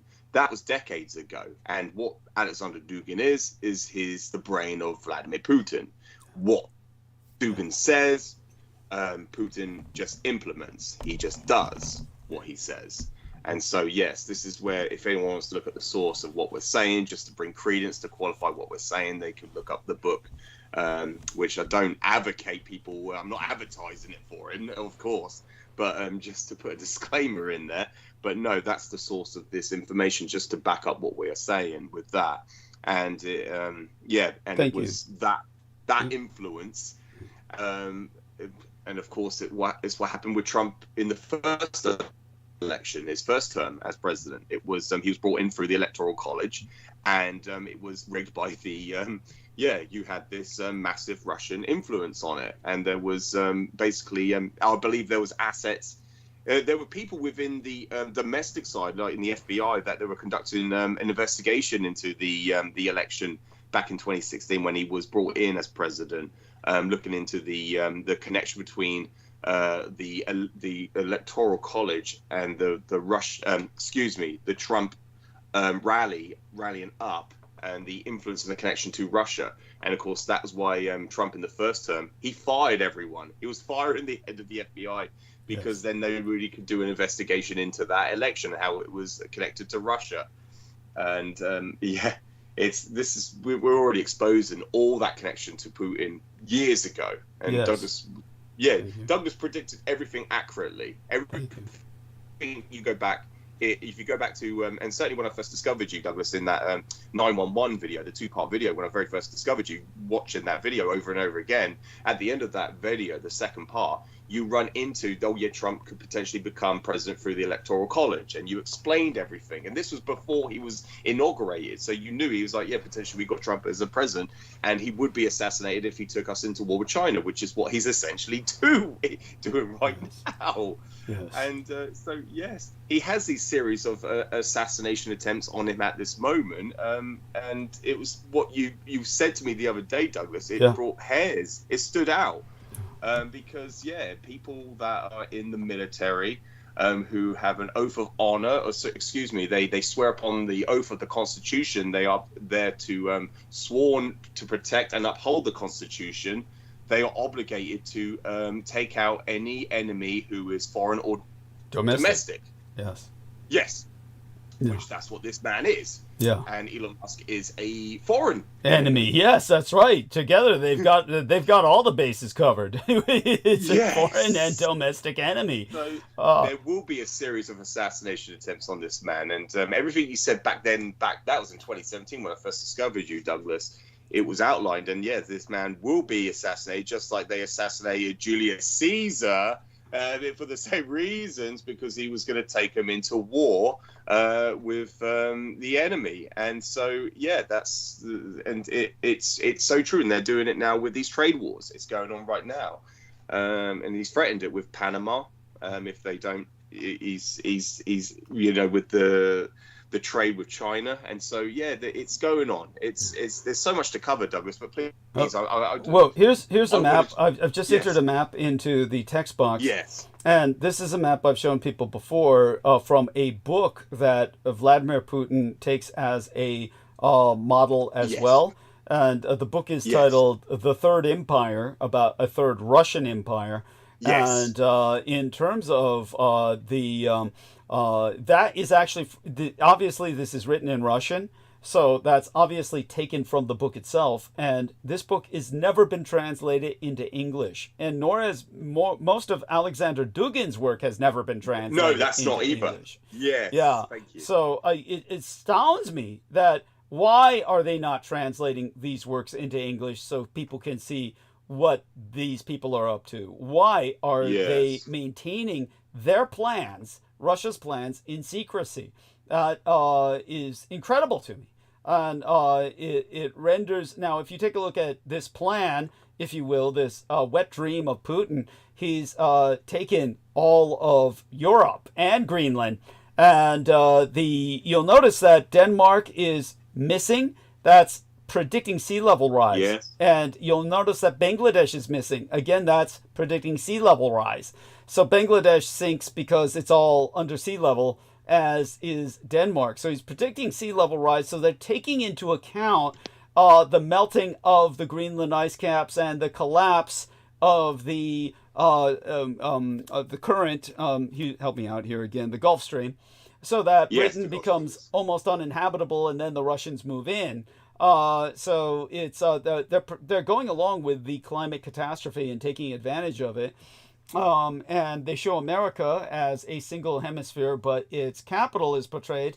You can see the dot there where it says in the Russian Jamaica. Its capital is portrayed as in Jamaica, and they're just saying this because they think of the Western Hemisphere as all basically niggers in the Russian mindset. So they think that the capital of the American hemisphere should be in Jamaica. And then they show, of course, Indonesia as part of a greater Islamic. Yeah, that's like yeah, go on. It's like an inside joke, you know, like send the Brits back to Jamaica to rule from Jamaica. That's kind of funny. Thank you. Thank That's you. a good, Yeah, but you'll notice that Israel. push them back to. Yeah, go on. All they'll have is Jamaica. Yeah. Okay. That's their idea. Thank you. Yeah, that's their idea. Give them Jamaica with all the blacks, and they can interbreed with them. Yeah, but you'll notice Israel is grossly expanded to include Lebanon and the Kingdom of Jordan. So it's a greater Israel is integrated with the Russian Empire in Putin's world. Yeah, there you go. Yeah. That tells you all you need to know. Thank you. By the way, for those who can't read the Russian, the Chinese Empire, it says Celestial Empire, meaning the Chinese Empire, which has conquered Japan in this scenario, along with Australia. Talk about simplistic, but they show Asian India expand. Well, the Chinese are definitely privy to the plan. Oh, That's yeah. why they're going along with it, yeah. Oh, yeah. Thank you.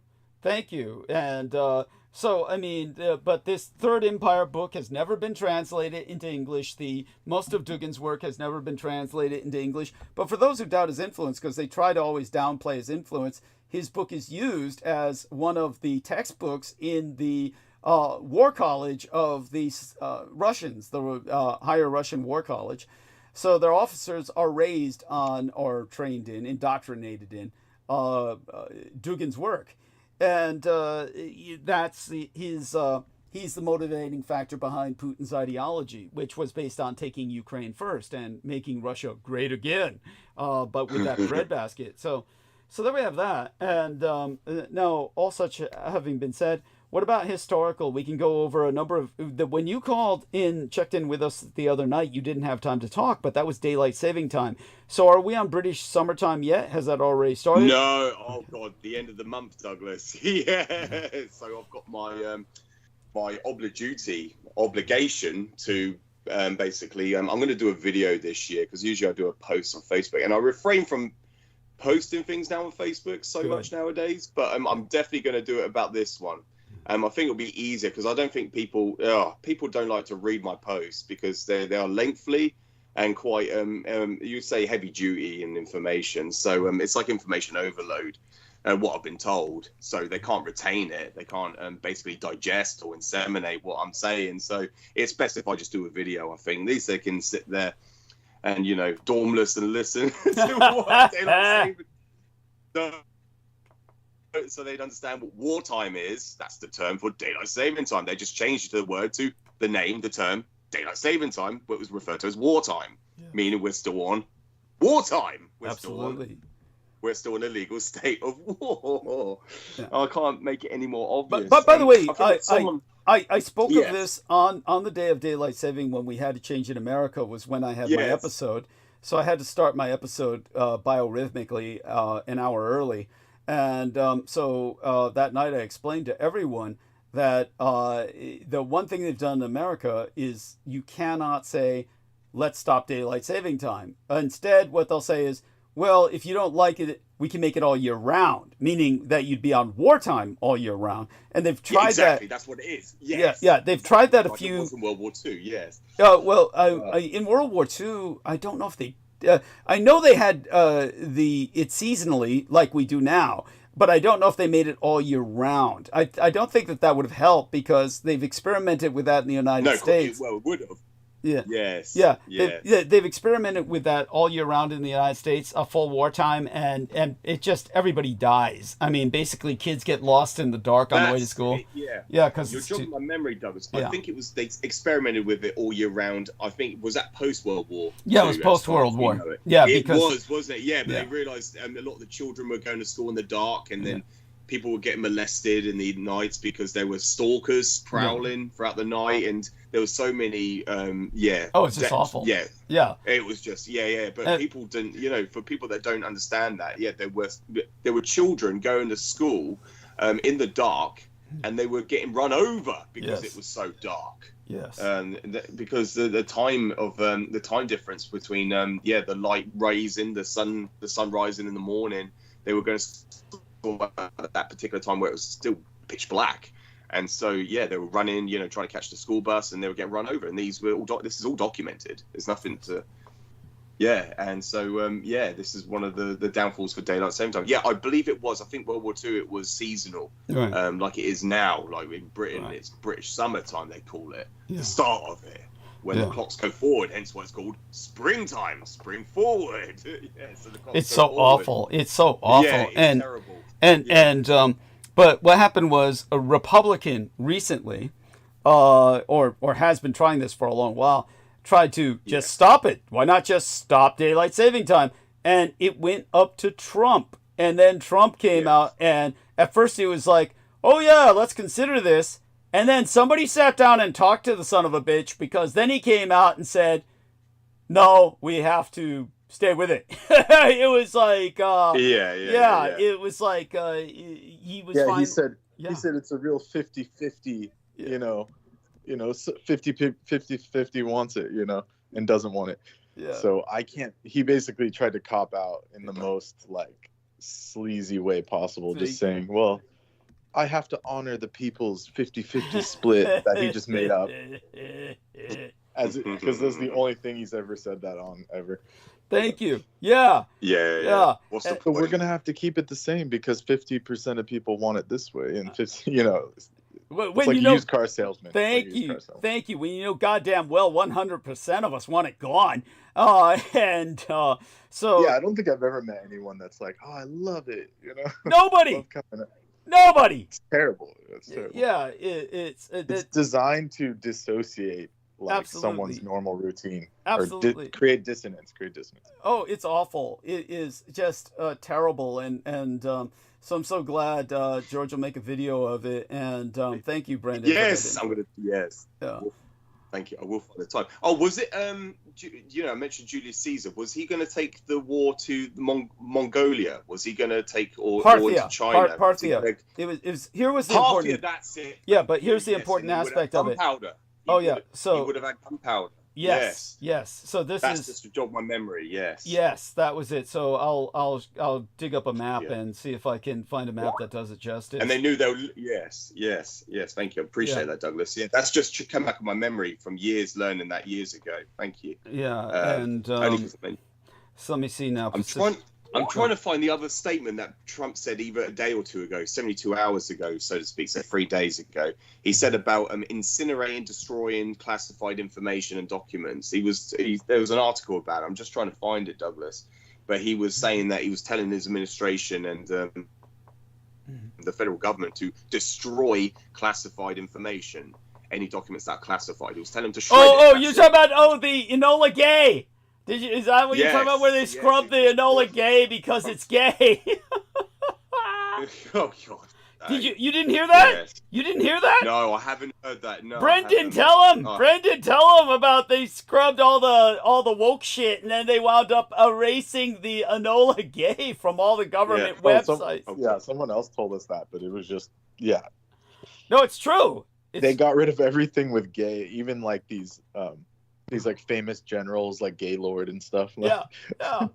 That they're like, oh, just delete it. They used some AI program. Get rid of gay, and it just took it literally. Yeah. Unwokeify this system. That's like literally the commands they're typing. I'm not even exaggerating. Thank you. And it just deletes what the most controversial thing that the AI thinks it is. Yeah, but this was so funny because George Knight had, with a Freudian slip the other day, said Elon Gay. And I said maybe if they had named the plane Elon Gay, it would still be up on the government website as opposed to Enola Gay. Enola. Yeah, yes. But here, I'm going to do a screen share. And with this screen share here, let me do that. And this brings us to the map, which will better explain this. So can both you gentlemen see this map? And basically, here's Rome. And Parthia is Iran. And at that time, what made Parthia so important was that Parthia was the only thing that stood between the Roman Empire, which ruled all of North Africa and a great deal of Europe, and China. And China had the gunpowder. And so gunpowder, yes. Julius Caesar had learned of this gunpowder, and the Latin term for it that was used by the Romans was fulminatum, F-U-L-M-I-T-U-M, fulminatum. I hope I spelled that right. F-U-L-N-A-T,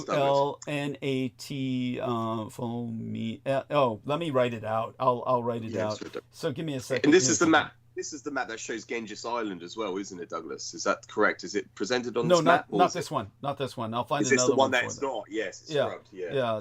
It's scrubbed by this time. This is a relatively new map, comparatively speaking. But let me enter the word here in the text box. Fulminatum. There we are. So that's the term that was used. F-U-L-M-I-N-A-T-U-M. Yes, fulminatum. It was the ancient Latin term for gunpowder. So now showing the screen again, this is what was so important about the situation strategically, was that if Julius Caesar conquered Parthia, the Iran, like Alexander the Great did, he knew Alexander the Great had done so, so he knew he could do it. And so if he had done so, then the road was wide open, the Silk Road, to the Chinese. And it wasn't that he was necessarily interested in conquering China or even India, other than perhaps India, but not China. He wanted to trade with them. But all he really wanted from China was the gunpowder and medicines. That he had heard of the Taoist elixir for immortality, and he wanted that. So medicines and gunpowder. But if they had done that, Rome would still be around today, and because he was assassinated, he was assassinated, that never happened. When they killed Caesar, they killed Rome, and so that was the important aspect of that history. So I don't like comparing what they're going to do to Trump to what happened to Caesar, because it just dignifies Trump too much. It's more. Yes, exactly. Yes, like Caesar. Yes, absolutely agree, Douglas. Yes, that's not what we're saying. That's brilliant. Yes, absolutely. But in terms of, I want people to know our numbers are good. We went back up to good numbers, and so everybody, let's talk with George about elements of history. You could tell people how the trouble you had finding out anything about the disc war until I finally gave you the hashtags. Basically, I gave you the hashtags, so to speak. Yes, that's a great anecdote, or basically, it's a great analogy to use, because I was just talking to Douglas, just organically the other day about with information online, and how a lot of people nowadays, they consult, or they, as an information consumer, they're trying to basically they're on this what do you want to call it, this discourse, or this trajectory of pursuing the truth. And when they jump online, if they jump on the Google search engine, they type in just what they think in their head. They're trying to pursue something which they don't know what they're looking for, but when they type certain aspects or certain terminology into the Google search engine, it comes up with all this distorted, fragmented, and it's not anything related to what you're actually pursuing or you're looking up. And when you jump on the internet, what you find doesn't help. You haven't found out what you're looking for, but also it just makes you more confused. You're even more confused before then you even jumped on that search engine to find out what you're looking for with any form of information. But I basically said to Douglas the other day, when it came down to me conducting my due diligence in the disc war period, when I go onto Google, I cannot find, or I could not find, anything at all about the United States proactive prosecution of hostilities against the Third Reich in exile during the periods of 1951 to 1956, for example. This was the height of the disc war period. It was known in the Department of Defense as the massacre. It was codenamed the Massacre of the Skies. That's how they referenced it, because it was an undeclared space war between the continental United States, or the United States itself, against a foreign government in exile, which they're still legally at war with, which they declared war against after the Axis declared war first. And so this was a period of hostilities but it was undeclared because they were in a still legal state of war. But when I went on the search engine to try and find anything regarding it, I couldn't find out any information whatsoever. Douglas, in his free time, he contacted me, and we spent several hours, and he gave me all this information, and like you just said, Douglas, the hashtags, so then I could go on that search engine, I typed these specifics, these specific terms, dates, references into that search engine, I could find then everything about it. Absolutely everything. And so that only expanded my knowledge on the Dis War period and basically the ongoing legal state of war with the Third Reich in exile to this day that we are still contending with. It's indefinite and it's perpetual, and it just keeps on going, and hence why there is what they call a sophisticated indoctrination program, which is still in effect to this day, to indoctrinate the population and to make the masses, the population, the masses believe that there is an extraterrestrial presence out there, but it's not. Or there's a Soviet, but when the Soviet Union was still extant, there was a Soviet threat. And this was all part of that indoctrination program to propagandize from you discovering there is a government that exists in exile. That is still extant, and it's a breakaway, it's classed as a breakaway civilization, which we're still legally at war with. And it was all because of like issues with national security. They violated national security measures, and so it kept the United States at bay, but it kept them in great fear. It made the military high command, the levels of government that are higher, not the state or municipal, but the state, I would say state level. Anything above that, they were in desperate fear, desperate need. And so that is why there was this ongoing campaign to discredit or to basically make fun. They make fun of you if you said you saw a UFO. You'll get visited by. The term would be they character assassinated you. They would character assassinate. Yeah, they would character assassinate you. They'll threaten you. They'll threaten you with national security violations. All this that would bring fear onto yourself and to prevent you from talking. With the military men, the military personnel, they would swear an oath of honor. They would, so they would basically, you'll be compromised. You would be, you'll be court-martialed, and you will be strung of everything if you. Which is what makes it so stupid when the so-called informants are actually on, at these hearings. At these hearings, congressional hearings, for violating their oath. Yes. For violating their oath. And they're taken as expert witnesses without being court-martialed? Are you fucking kidding me? You expect me to believe this? This is so insane. And how can people be so fucking stupid? Yes. They believe, And this is what we're going back to what I was saying earlier. But they don't tell you anything directly. They quote-unquote rely on you to look things up yourself. And as I just so you can become more confused. Yes. Just so you can become more obfuscated. And discombobulated. And so you cannot find out anything. Because what you look at is all disinformation, misinformation, and it's all promulgated by the military high command in the military junta that's promoting that extraterrestrial trope, that trip, that whole thesis or premise that there is an extraterrestrial presence that is out there, and it could even be among you. Of course, that is all completely disingenuous. That is not the case at all. You're still legally at war with a government that exists in exile. And, we always talk about Taiwan, which brings it back to the title of the video itself, this episode, Douglas, with Taiwan, the Nationalist Republic of China. The Republic of China is a government that exists in exile. It it established itself as a government in exile from the mainland into Formosa, which belonged to Japan.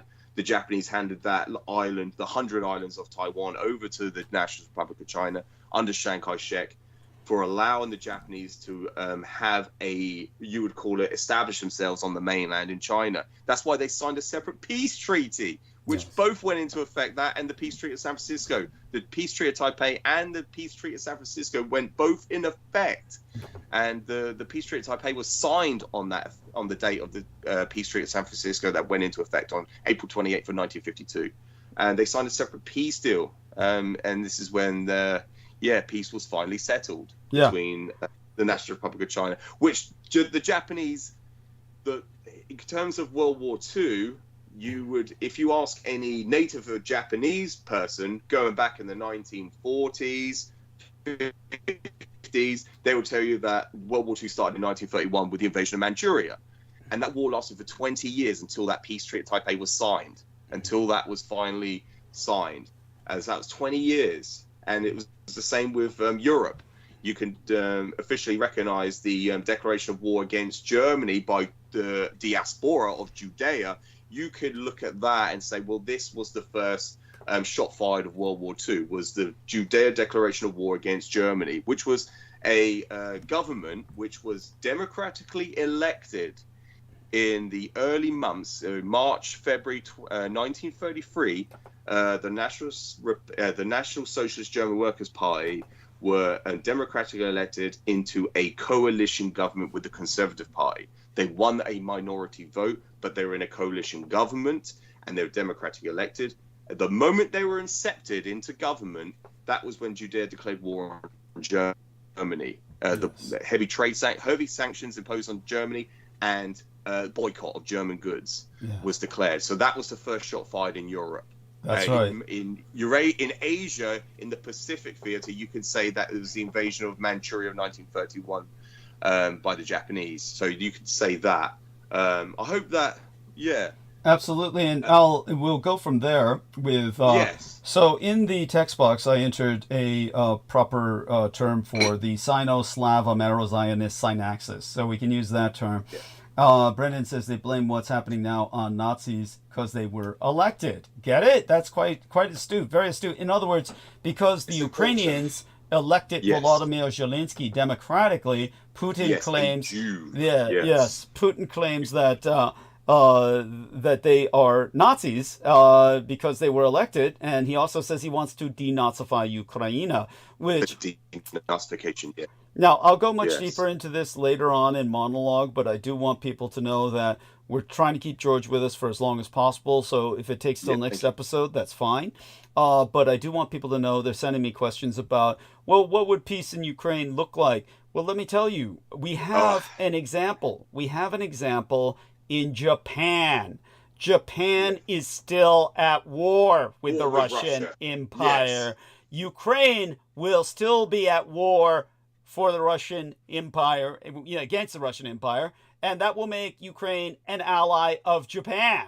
Because just as the Russians occupy islands, which Japan claims, and the Japanese say we'll be at war with Russia until we get those islands back, Ukraine will have areas like the Crimea and parts of Ukraine stolen by Russia that the Russians will occupy, but the Ukrainians will forever claim them, and what they're going to say is that we will still be at war with the Russians until that territory is ours again, which means that Ukraine and Japan will automatically become allies in adversity against the common aggressor. They share the same aggressor. So, which it means at some point Japan's going to have to step up and start supplying the Ukrainians. But just so that we have a question from Brendan, and Brendan asks, is Russia still fighting the 1,000-year Reich? No, actually, because they went off daylight saving time. Putin I was going to quickly just say, Douglas, and then I'll answer that as well. And please correct me if I'm wrong here, but doesn't Japan have a bigger naval base or fleet? Not base. Sorry, excuse me.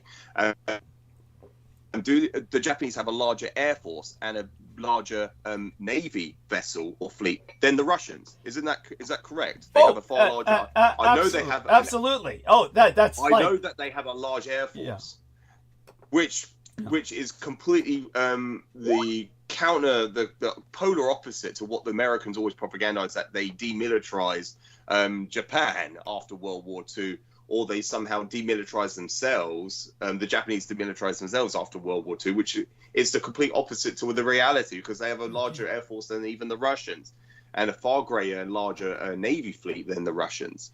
That's an important point.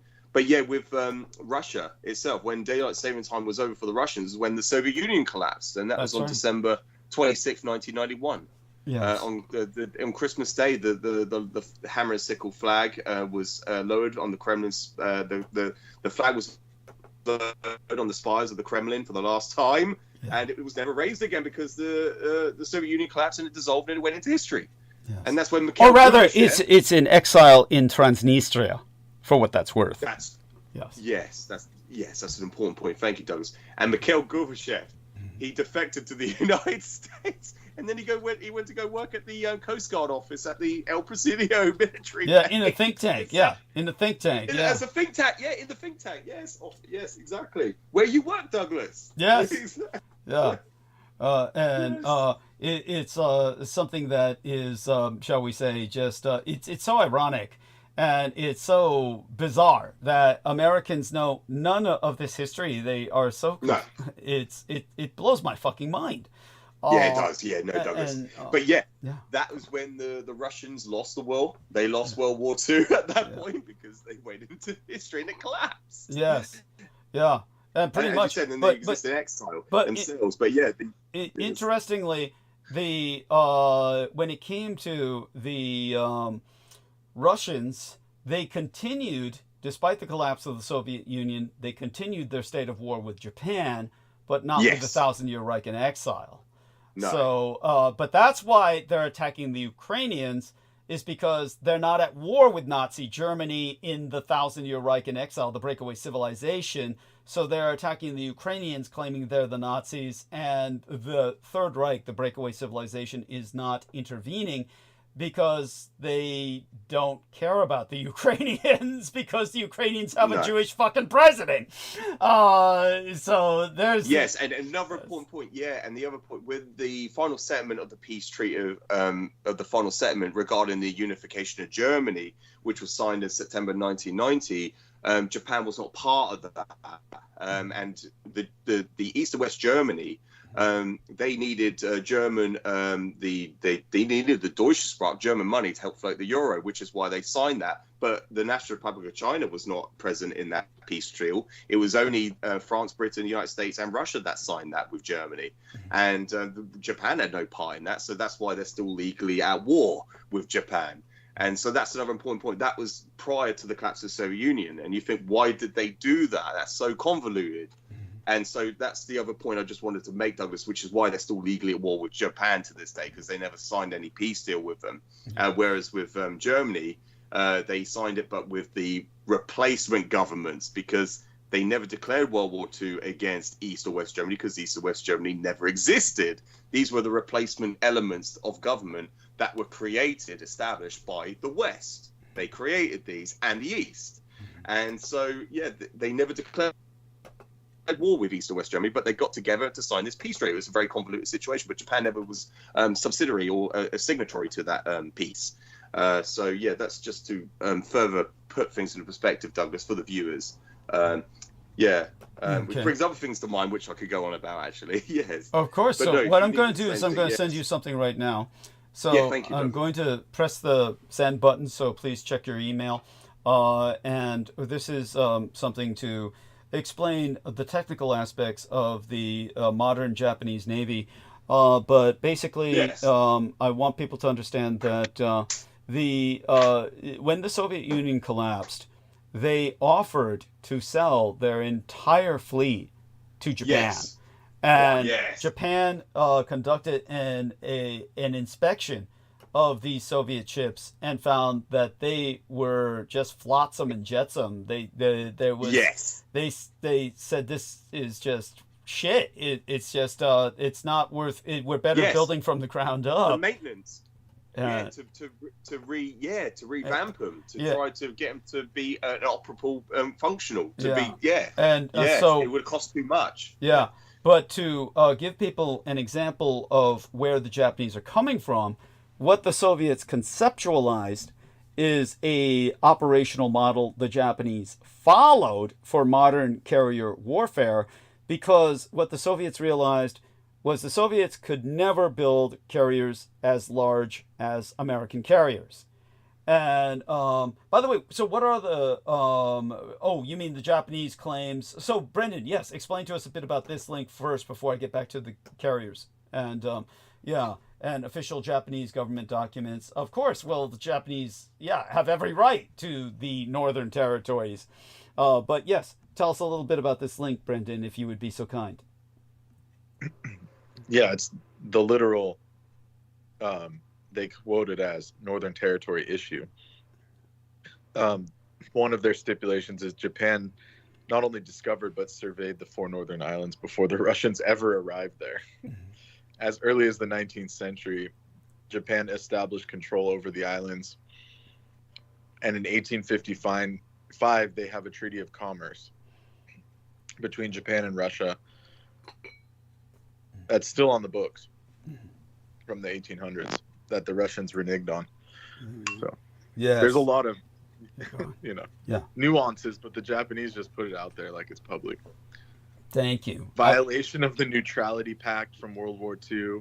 Like they're holding them to their P's and Q's. Well, good. Yeah. Rightly so. Good for them. Thank you. I appreciate that. And that means, like I said, they're partners in adversity with the Ukraine.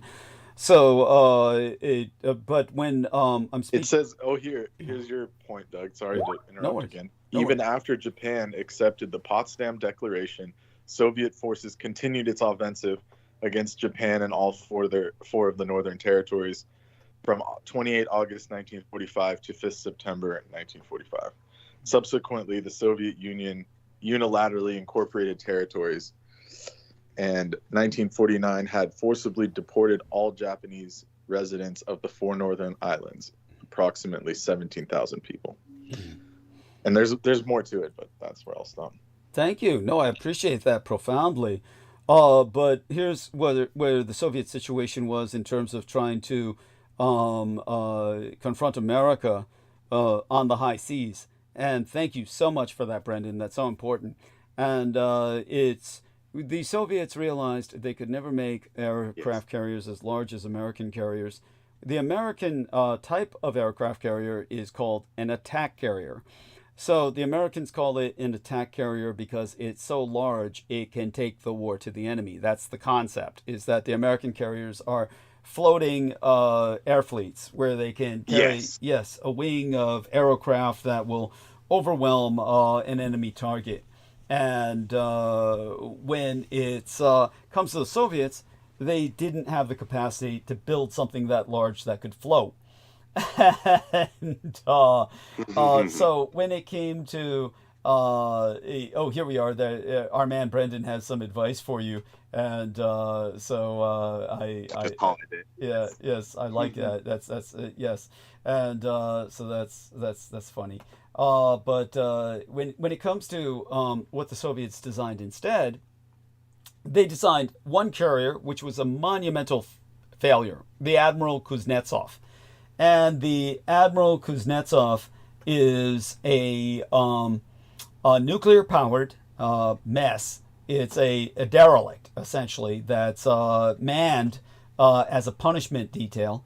And so when it comes to the Soviet carrier, if it were functional, if it had been built, say, for instance, by the Japanese, then it would be a functional nuclear-powered carrier that would never have to stop except to change crews, which, again, it wouldn't need to theoretically do. You could always rotate the crew by air landing and air evacuation. But in terms of the Admiral Kuznetsov, it had relatively few planes, but was meant to use them for strike purposes, and it would defend itself not by its planes, which would be swarmed by American planes from an American carrier, but by its rockets. And so it had this missile defense system, or rather a rocket defense system, that it would use to take out American carriers without engaging them in aerial combat. So the Japanese have taken that principle based on the Soviet admiral who wrote the book Sea Power and the State, which we can look up for the admiral's name. I forget it, to tell you the truth.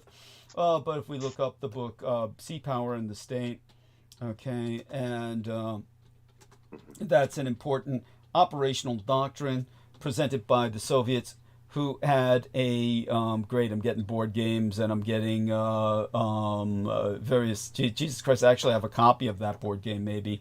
So let me see. Book. Here we are. Let's see if we can find that. And what the fuck, did they never translate it into English? Okay, they probably never translated it into English, and what I saw was at the Department of Defense in Russian. Okay, so let me just explain. I'll try and find the name of that admiral later, but the principle is understood. I've articulated it. So the Russians, the Japanese learned that much from an inspection of the Russian fleet. So now the Japanese have a carrier fleet. They simply call them super destroyers, which is just it's just silly. It's just so that people won't think they have a modern carrier force. But every Japanese carrier afloat today is larger than the Japanese carriers they floated during World War II.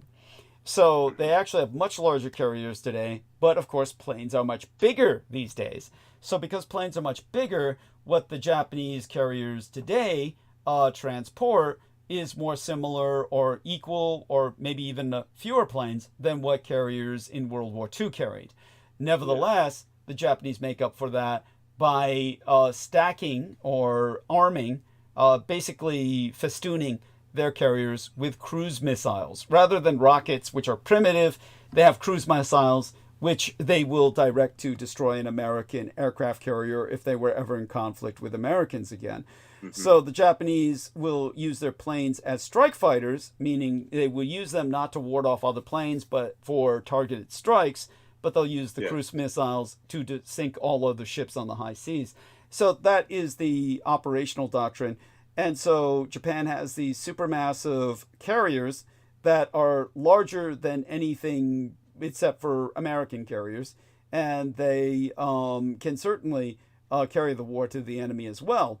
But beyond that, what the Japanese have are pretty much all their ships have a helicopter landing pad. So because almost all of their ships have a helicopter landing pad, every single one of them can become an aircraft carrier for a single Harrier-type jump jet that the British pioneered. So if the Japanese invest in VTOL aircraft, vertical takeoff and landing aircraft, or short stall, STOL, short takeoff and landing aircraft, but they're basically vertical when you come to the Harrier jump jets, so long as they supply all of these ships with one Harrier-type aircraft, then all planes that are attached to a single ship would become that ship's plane that they could attack with. So you actually have a much more better aircraft carrier force in Japan that they could easily float, where every one of their ships carries one plane. And so each one of their ships carrying one plane is far more dangerous than the Americans concentrating all of their firepower on one aircraft carrier, which once that's sunk, the planes have no place to return to. So they're either going to die at sea, or they're going to have to find some place to land, or just ditch the plane and get into a raft, which the pilot could easily do. But all such having been said, the Japanese deployment of air power at sea is much more dispersed, and therefore much more difficult to destroy, rather than the concentrated force that the Americans have, which is far easier to destroy, which is why the Americans realize that the Chinese could wipe them out, the Japanese could wipe them out in single engagements using ship killer missiles. All it takes is one nuclear warhead, a tactical nuke, a very small nuclear warhead, targeted at a single American carrier, and that's think of the math. One TAC nuke takes out one American carrier. It's like hitting the side of a barn door. You're not going to miss. So the Americans have an anachronistic and obsolete carrier force, whereas the Japanese carrier force is meant for modern warfare. So if the Japanese and Americans went to war, the chances of Japanese operational success are much higher than people realize. And then if they start going into all this bullshit about the nukes, then, at that point we enter a different level of war, of course. But understand, Japan is also a nuclear power, which I've expressed before. And I've explained to people how they became a nuclear power, and they do have a arsenal of modern nuclear weapons. That's something the Germans have not pursued. The Germans had what was left over from the Soviets. They took from East Germany, and these were nukes that they actually provided them a nuclear deterrence, because when Mikhail Gorbachev withdrew from Germany, he saw Germany as a bulwark against the West. So he left the tactical nukes with Germany, thinking that Germany would be a bulwark for the Russians against the West. And Americans just don't get this. They don't understand it at all. But United Germany kept those nukes working as long as possible. In fact, under German hands, they refurbished them, and they were working better than they ever would have under the Russians. So the Germans actually modernized those weapons as best they could for as long as they could. But at this point, they've got to build an entirely new nuclear arsenal. And just like the Japanese built their own fleet from the ground up rather than buying it from the Russians. And okay, so thank you for the screenshot. I'll download it. Here we are. But take it from there, George. Oh yes, no, absolutely, Douglas. No, thank you so much for speaking of that. It's very, very much appreciate it. And I'm happy to if anybody's got any questions to ask me, Brendan or anything. I'm actually reading as well what you've just entered in the chat box. Regarding Japan. I'm reading it as well. Yeah, not to mention what he said about James Bond. That's why it threw me off, because I was just reading it. Yes, beg your pardon. Yeah, the good old days. Yes. You like how he talks to the black guy?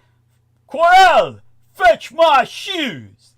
Yeah, just like that. Yeah, it's like talk about colonial imperialism. Just that whole mentality. The Spectre guy had a point. Everyone was scamming. Yes, that's right, Dr. No. Well, he was half Chinese, half German. Remember? That was the character was, and that was the typical fear that people have of hybrids, like myself. You know, Cosmo. Yes. But so, our man. Like we were saying, we're going to move forward with this. I'm going to take maybe a short break in a few minutes. And I want people to know that recently I've bitten my tongue and it doesn't seem to be able to heal. Or maybe I'm biting it at night in my sleep. So I'm going to need to go to UCSF and have them make a mouth guard for me. I haven't done that in years, but it's painful to talk for long periods of time like this because the tongue feels irritated. And I'll take care of that Coke jaw. It's funny you say that. Would be if I drank Coke. He says shit's cut as fine. Yeah, that's true. He's got it down. It's not liquid. He's talking about my powder. Yes, that's right. Yeah, and it's true. He knows me too well. So such being said, let's take advantage of George being here. Let's take a look inside of the text box. See if anybody's asking any questions. We've got good numbers, and let's take advantage of that. And we're going to. And Nemo? Does Nemo still listen in? Yeah. Nemo still listens in, but he doesn't join us. He doesn't participate in the show. Hopefully, he'll start again soon. But with the good numbers that we have, I'll bring up something to you. So basically, one of the things that I will again articulate in monologue is that we have. With the scarcity of resources, with the climatic changes that are making so much of the world less and less habitable, we are going to see a return to wars of expansion. We're already in a world where the borders are already changing. When Russia and Ukraine are being forced to accept new boundaries by America so that America can rationalize its taking of other territories like Greenland, yes. We've entered an age of territorial expansionism and a world of changing borders. We've entered a world of great power conflict. Everybody knows this. And as climate change requires more and more aggrandizement of other people's resources, then what we're going to see is a conflict for energy, rare earth metals. We can go into that in detail in the monologue, but one of the things that has been pointed out is this revolutionary drilling technology. And now there's this company called QUAISE. Quays. So, or Quays. So it's either Quays or Quays. I'm going to write it down into the chat box. And this is a company that's leading this, to use a pun, groundbreaking project. And here we are. So they're trying to drill the world's deepest hole ever drilled. It'll be deeper than what the Russians did. Right. And the whole point is they're trying to tap into geothermal energy, the planet's most powerful energy source. Like the Reich did, like the Third Reich did, yes. Well, this is what will, not only is the surface world going to be coming into conflict with each other. Yeah. It is this technology that will bring the surface world into direct conflict with the Third Reich. Yes, it will. Yeah. So scientists now know how to drill deep enough to tap into an energy supply that would power our world for more than 20 million years if we capture just 0.1% of it. So with this effort to tap into deep geothermal energy, it aims to drill 12 miles into the Earth's crust, unlocking a clean, unlimited power source for millions of years. Now, what they're hoping is that the breakaway civilization of the 1,000-year Reich in exile will allow them to get away with this. And that if they do, maybe they will, because they are a breakaway civilization. Do they really care if there's some slant drilling? We don't know. We don't know. No, we just but don't it know. could result into a kind of fracking or a kind of break-off polluting that would destroy their ecosystem or damage their ecosystem or threaten it, and that could bring us to conflict. Yes, but like with the nuclear. Yes. But that brings us back to Greenland and Trump's desire to have Greenland under total American control when he tries to make a deal with the Third Reich. So it would be over this. Does that make sense? Yes. He's trying to make a deal with the Third Reich to start drilling. In Greenland. Yes. Yeah, through Greenland. Through these outlets. Yes. Yeah. And because that was where we used to contact the Third Reich, the United States. Before the severance of all communications during the Clinton administration. Yeah. That's right, Douglas. So it makes perfect sense. Yes. Yeah. And the only time that the Third Reich have ever intervened into our affairs, I say ours as in the American, you would say Anglo-American affairs, like the coalition between us. Because Britain and the United States were at war still, preceding World War II, as we know, as the average person understands the ending of World War II. So post-1945 onwards, we're in a perpetual, continual state of war with the Third Reich. They have done so after the United States went nuclear at several points throughout its history. They have conducted strategic, tactical, and detonated and deployed atomic ordinances against the Reich in exile throughout several decades. They have done so repeatedly. That's when the Third Reich intervened. So if it's a direct threat to them, direct threat to their ecosystem or their environment, they will intervene. So, but we just don't know because there's no communication anymore. So there is no direct communication with them. So everything is speculated on that path. But what we do know is what they have done in the past. And so we can only assume that will be the discourse that they take, the actions that they will take. Is as long as if it impacts them, then they will intervene. Yes, absolutely. But yes, and so that's what we suspect that Trump is doing in Greenland. That's what he wants, is to re-establish communications, establish some negotiations with the breakaway civilization. In Greenland, because that was the outlet, that was the outpost for the communications before. So that's right, Douglas. And thank you for bringing that towards my attention, because I wasn't aware of this company that were going to conduct these drills, because they could utilize that geothermal energy that is throughout the beneath the Earth's crust itself. That's what the Third Reich in exile were utilizing for their infrastructure, when they were establishing themselves in exile, when they relocated their government into Unterland itself. But yeah, very much appreciate, Douglas. Absolutely, of course. Yeah. And this is all part, basically, an extension of the wars of climatic change and resource wars. These are basically resource wars. And so... Yes, it is. Yeah. Yes. Yeah. On the surface world.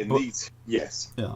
But the Third Reich doesn't need to fight a resource war because they have tapped into unlimited energy, geothermal, unlimited energy, and otherwise. Yeah. Yeah, exactly. They're far surpass anything that we've done conventionally on the surface. So, absolutely. While I take a short break, why don't you tell people about what the Unterlanders look like and how people see them when the Unterlanders have encountered them, what the people describe, and how different they are in Europe's UFO experiences compared to American UFO experiences. I'll be back, actually, but you can tell our listeners about this. We've got good numbers. I'll be right back. Yes. And yeah, so I'll be back in a few minutes. No, very much appreciated. Thank you. Yes, no, much appreciated, Douglas. I was just going to check into Brendan. Brendan, if you're there, if you can come on mute. If you're able to speak. If not, then I will go into some of the aspects of their physiology, their physical aspects of the Unterlanders. But if not, do not worry. It's just, it makes me more comfortable speaking if I know somebody's there just to acknowledge what I'm saying, because I struggle to speak on my own. But if I know somebody's there, but the thing is, I know I'm speaking on air, but I struggle to speak if I'm by myself. I'm still here. No, bless your heart. No, I'm thank you so here, much, Brendan. I appreciate the background that, trolling. Yeah. Yes. No, you're doing wonderful. No, you're wonderful. Thank you for your input and your acknowledgements. Yeah. So do they look like David Bowie, or are we talking? Yes. Do you know what I was? When Douglas returns, I will repeat this because I was listening. There's this YouTube channel I've subscribed to. It's called Eyes on the Cinema, or Eyes of the Cinema. I have to, excuse me. I'm not very good at I haven't done a great job of actually relaying that information, because it would be good if I can actually give people the actual name of the YouTube channel. But it's old archive videos that are re-uploaded that have been published through mainstream television decades ago. So you're going back in the 1940s, 50s, 60s, 70s, and a lot of it's to do with the ufological phenomena.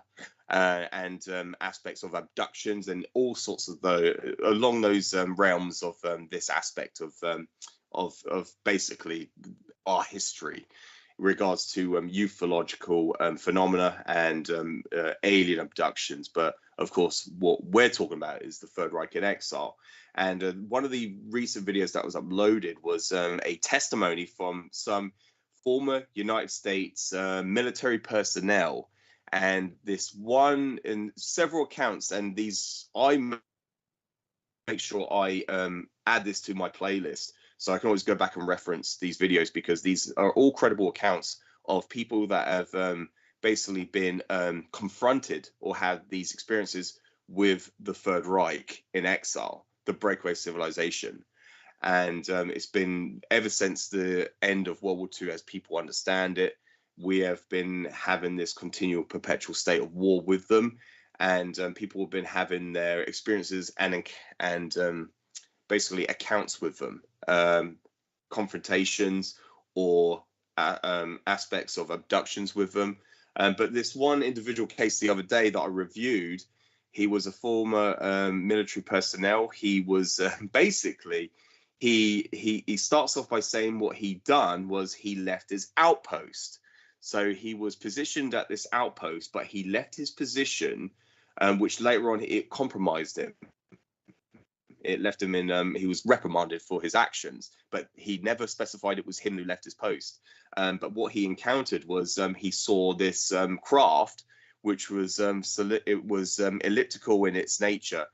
He said it was metallic. It had these rotating lights around it, and it had a doorway that was opened up from beneath it on the underbelly of the craft, and he could hear voices inside.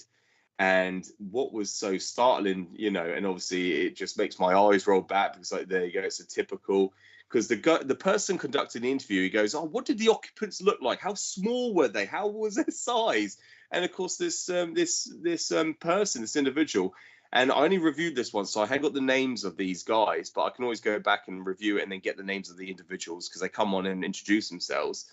And he identified it as a man. He goes, "This was a soldier in this craft," and he had these night vision goggles. And he goes, the only reason why he knew there were night vision in its aspect is because he goes later on, this was in the 1970s, he goes later on, he saw these conceptualized conceptions, these what do you want to call it, these pictures that he saw later on that illustrated conventional, modern, contemporary night vision goggles. And he goes, but the men that were in this craft, he goes, these were men, they looked like soldiers, and they had these goggles on.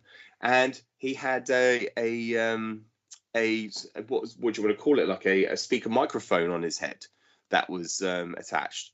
And of course, this man was looking up, and he saw this man looking back at him. And of course, then this thing took off. Essentially, it just left the vicinity. And of course, yeah, he was basically the guy. I don't believe the phone even knew that the man was there until they saw him, and then that's when they shot off.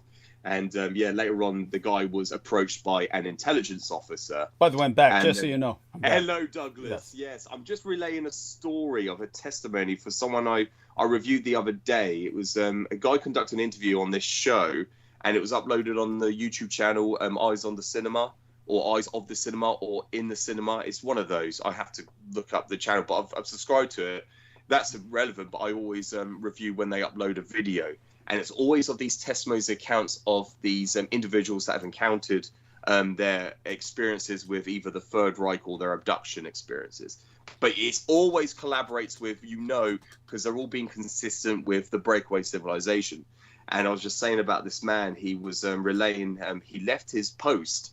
He was stationed at this one post, and I believe it was just outside, it was one of the Air Force bases in the United States. I think it was one of the major ones. Of course, I only reviewed it once, but I was listening to what he was saying, not the details. But it was just apropos that he was later on questioned. Him and several others were all brought to the questioning dock and said, where were you? Where were you? They were trying to differentiate who was there, who left the outpost, who saw this craft. And because I was just saying, Douglas, I will repeat when you return. But this man identified when he saw this elliptical craft above him, metallic. There was a doorway that was opened, and he saw occupants inside it. And of course, the guy conducting the interview goes, "Oh, how small were they? How big were they?" He thought in his impressions that he was talking about alien race. But the military officer, this military man, said, he goes, "No, these were men inside this craft, and they looked like soldiers." And they had these goggles on. And he goes, he identified them as night vision goggles, but he didn't know that till years later when he saw these conceptions, these illustrations about modern day night vision goggles. He goes, but that's what they were wearing back then. He'd never seen that concept before. And they had like a headphone on their head with a speaker, a microphone. And he was later on questioned by an intelligence officer, and he goes, "I know it was you. We got no evidence, but I believe it was you who left and you saw this craft." And he was just saying about what would happen to him if he was ever, basically, it was evident that he was the one that saw this craft. And it's just how they go about, intimidating. How they go about, threatening these individuals to try to prevent them from speaking out on this matter. About if they've encountered the Third Reich or ever to speak about it. It's like that Travis Walton case. It's the most credible and most substantiated case that people regard as the most credible abduction case ever. And in his earlier interviews, he was saying that he encountered men in jumpsuit uniforms with a fishbowl, it looked like he calls it a spacesuit, but it looks like it is an oxygen contained helmet. Yes, And his first testimonies, he would always speak about, oh, he saw this man very large in stature, more muscular than him, and they always present him as like Nordic looking. They always say they were very sleek haired, very pale and blue eyed. And this man accompanied him to another room. And when he left the craft itself, and obviously he was on board the Andromeda Gerrat, because he was in a very large room. He could see the stars above him, and throughout the walls, he could see the stars on the outside, and there were other elliptical craft inside it. So obviously they were in the Andromeda Gerrat. The man accompanied him to another room, and this is in the Travis Walton case, and the Unterlander, the interterrestrial, the Third Reich, the man who accompanied him, never spoke. And he was trying to speak to him, and Travis Walton just assumed that the guy couldn't hear because he had this helmet on his head. But no, he was just not giving him any information. He just wasn't saying anything. He accompanied him to another room where there was a female and another man. And he spoke of this quite in depth, and you know he's telling the truth. But later on, that story is all retracted. So when he appears on Joe Rogan, he doesn't talk of that account anymore.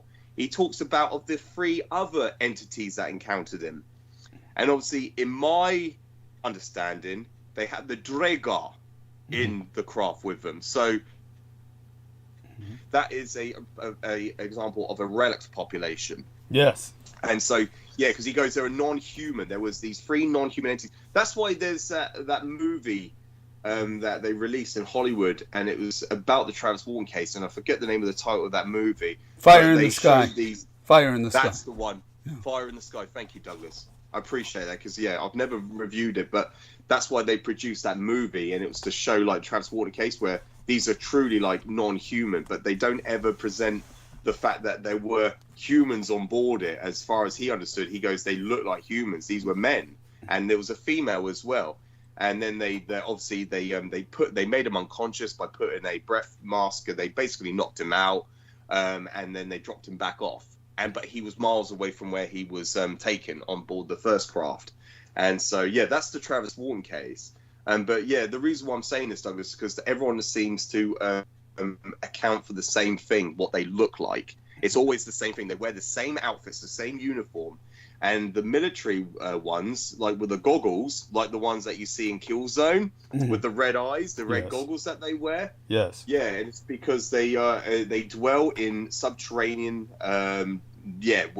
underground cavern systems that are incredibly dark. Yes. Very, humid.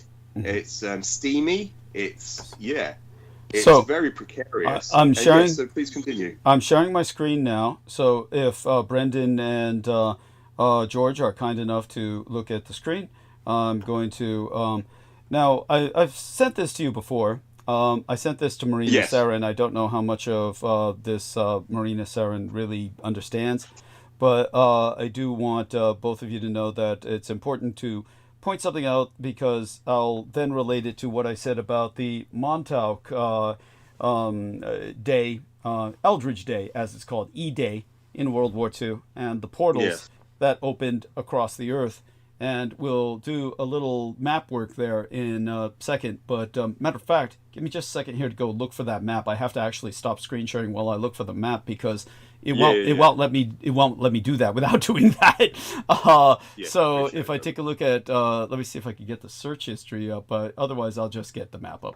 But while I'm doing that, what our man George Knight described about this kill zone and why it's so important is because this was a first-person shooter that was meant to indoctrinate people for war with Unterland and what Unterlanders would look like. So again, going to get the map up here for that.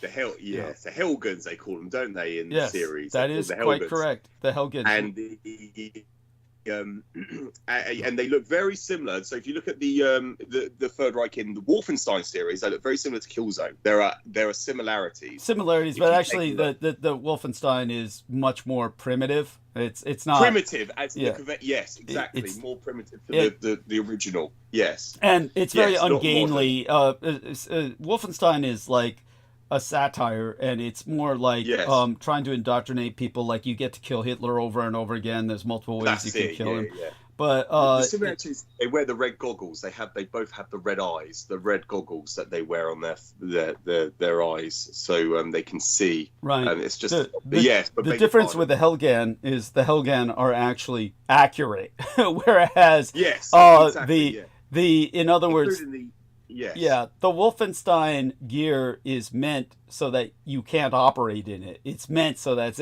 inoperable. But in terms of the basic solar systemographia or solar system geography, this was the point that I had made with Mercury. Mercury would be Muspelheim, or the world of fire, the domain of the Surtur, who be destined to cleanse the world with fire at the end of Ragnarok. They dwellest here. So the Nords, or the ancient Norse cultures, knew about Muspelheim, and they knew Mercury was a fire world. The Venus is known as Leosalfar, or Lucifer, the Light Elves, the world of Alfheim, or the Elven home. And Midgard is the home of man, the only planet named Earth after the ancient German goddess of wisdom. All other planets in our solar system, until they started discovering these exoplanets, or these planets way out in the Oort belt, and they had run out of Greek and Hellenic classical names. Till then, every planet and celestial body was always named after classical Greek mythology, except for Earth. Earth is named after the German giantess, the Mother Earth on which we dwell. Of course, Midgard, or Mannheim, the home of man, the Middle Earth, where Tolkien got the term Middle Earth from. Midgard means midyard, or middle garden. The fourth, and Reich simply means realm, so I'm using it here in that sense. Yes. Realm world here in this sense. For Haven, or Hafin, actually refers to the moon. That was only when the Vikings became Christianized. When the Vikings became Christianized, the moon became affiliated directly with heaven overhead. For the world known as Mars, that was known as basically Gnomeholt, or the home of the gnomes. Svartalfheim, the home of the dark elves. Merkheim means Merk, or basically evil, a dwelling place of evil. It's the tallest planet tallest mountain in our solar system, the tallest planetary mountain in the entire solar system. Olympus Mons is in Mars. Yeah, and then beyond that, the Ginnunga Gap, or the planetoids, the Phaethanoids. This actually contains another planet, Ceres. Ceres is a dwarf planet. That would also be a Gnomeholt, or a home of dwarves, but it's also a Merkheim, or a home of darkness or evil. It meets all the criteria of planetary status. Jupiter would be Jotunheim, or the home of the gods. And then Asgard, or the home of the Aesir, or the Aryan gods. Godheim, God's home, would be Saturn with the rings. This is because of the Rainbow Bridge. The Rainbow Bridge of Rings, guarded by Heimdall, who hath a horn he will blow come Ragnarok. Then Sagittarian world would be Chiron. And then finally, we have Vanaheim. This would be the vanguard, or the home of the lesser gods. Uranus, or what people know as Uranus, his correct pronunciation is Uranus, the Vanir gods. Here we come to Helheim, hell, where we get the term Helghan from. And this is hell in the Nordic sense, is not the Christian idea of hell. Hell simply means the afterlife, would be affiliated with Neptune, the sea world. And it means that of the normal dead, as opposed to the honored dead, or the valiant dead, would go to Asgard. But the normal dead would go to hell. But Niflheim, or Hell's Hell, the misty hell, the lowest level of Nif, or fog hell, would be the realm of the damned, the cowards. That would be associated with the planet that is the world of primordial ice, the realm of the damned. This would be Pluto and Charon. So understand that all of this was mapped out by the Norse before even the modern world knew of Pluto in these various areas. But think about what I said about the portals when they opened. When the portals opened over Earth on Eldridge Day, when we all suffered the Philadelphia effect ever since, even though we do not know it. And as I said, we have, of course, Midgard is, or well, Earth itself. We are the dimension that is somehow downstream of these other dimensions that these portals open up to, that they have attempted to map.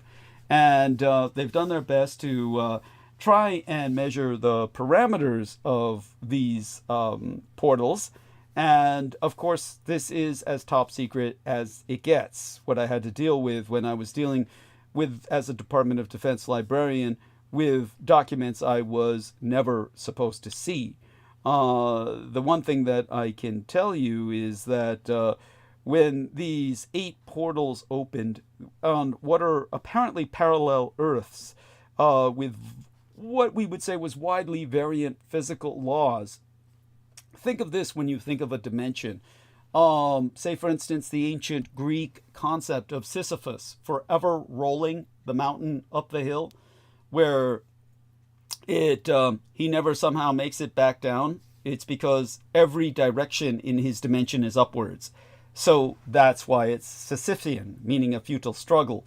When it comes to the Prometheus, the man who brought fire to man, who is tormented by the gods with his liver forever being torn out in this dimension, that is because the dimension has a timelessness to it, where basically he's not suffering the repercussions of the injury and is forever injured, because in that dimension with the timelessness, his injury cannot fester and get infected because he's in a timeless state. This is what Peter Moon was alluding to when the Evanescer who controls Peter Moon is nothing but a Renfeld for his literary Dracula, who is Dr. David Lewis Anderson, who, as I've said, is an Evanescer, which Peter Moon had to ultimately acquiesce to and confess was the case. But one of the things that the Evanescer, Dr. David Lewis Anderson, said was that he tried to develop time travel to keep organs from eroding before they were transferred to a different body for organ transplant. That was his original cover story for time travel. Well, that's the dimension Prometheus is in. He is in a dimension where his organs never rot or fester, so that animal that torments him, that completely tears his organs out, his organs effectively heal, not because he's physically regenerating, because in that dimension it never temporally happened, or rather it's always happening in the eternal moment, but the injury never kills him because he's unable to die, because there's no progress of time in that dimension. Does that make sense? Do you understand what I'm saying? These are the ancient Greek concepts of these dimensions that they encountered through the oracles at Delphi. So when they try to measure these equilateral triangles, they found them to be about a mile on a side each. And they remain open today with their edges. With the right instruments, they shimmer with kind of a faint green energy. We're not talking about normal night viewing goggles here. You can't see them with that.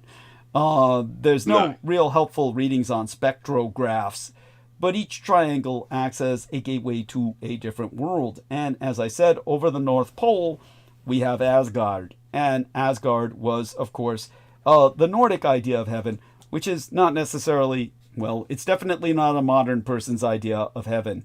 And of course, as I said, Vanaheim, which is the realm of the lesser gods, that portal opened over New Caledonia. So if we make this a little larger here, right over here, New Caledonia, and that is basically a dimension of highly subjective physical laws. It would be pretty much unnavigable to your average human being who's looking for a normal sense of up and down. The Jotunheim, the land of the giants, or the dimension thereof, opened over the, let me see if I can get this better, the Mato Grosso in Brazil. So deep within the Brazilian highlands, you have a portal that has opened up. And I'll go into more of the details of these dimensions at different points as we talk. Some of them I should only talk about privately with George and Brendan and Aristides and Team Dietrich. But I'm giving the public a general outline of these portals that have opened around the world to ultimately bring us to the punchline.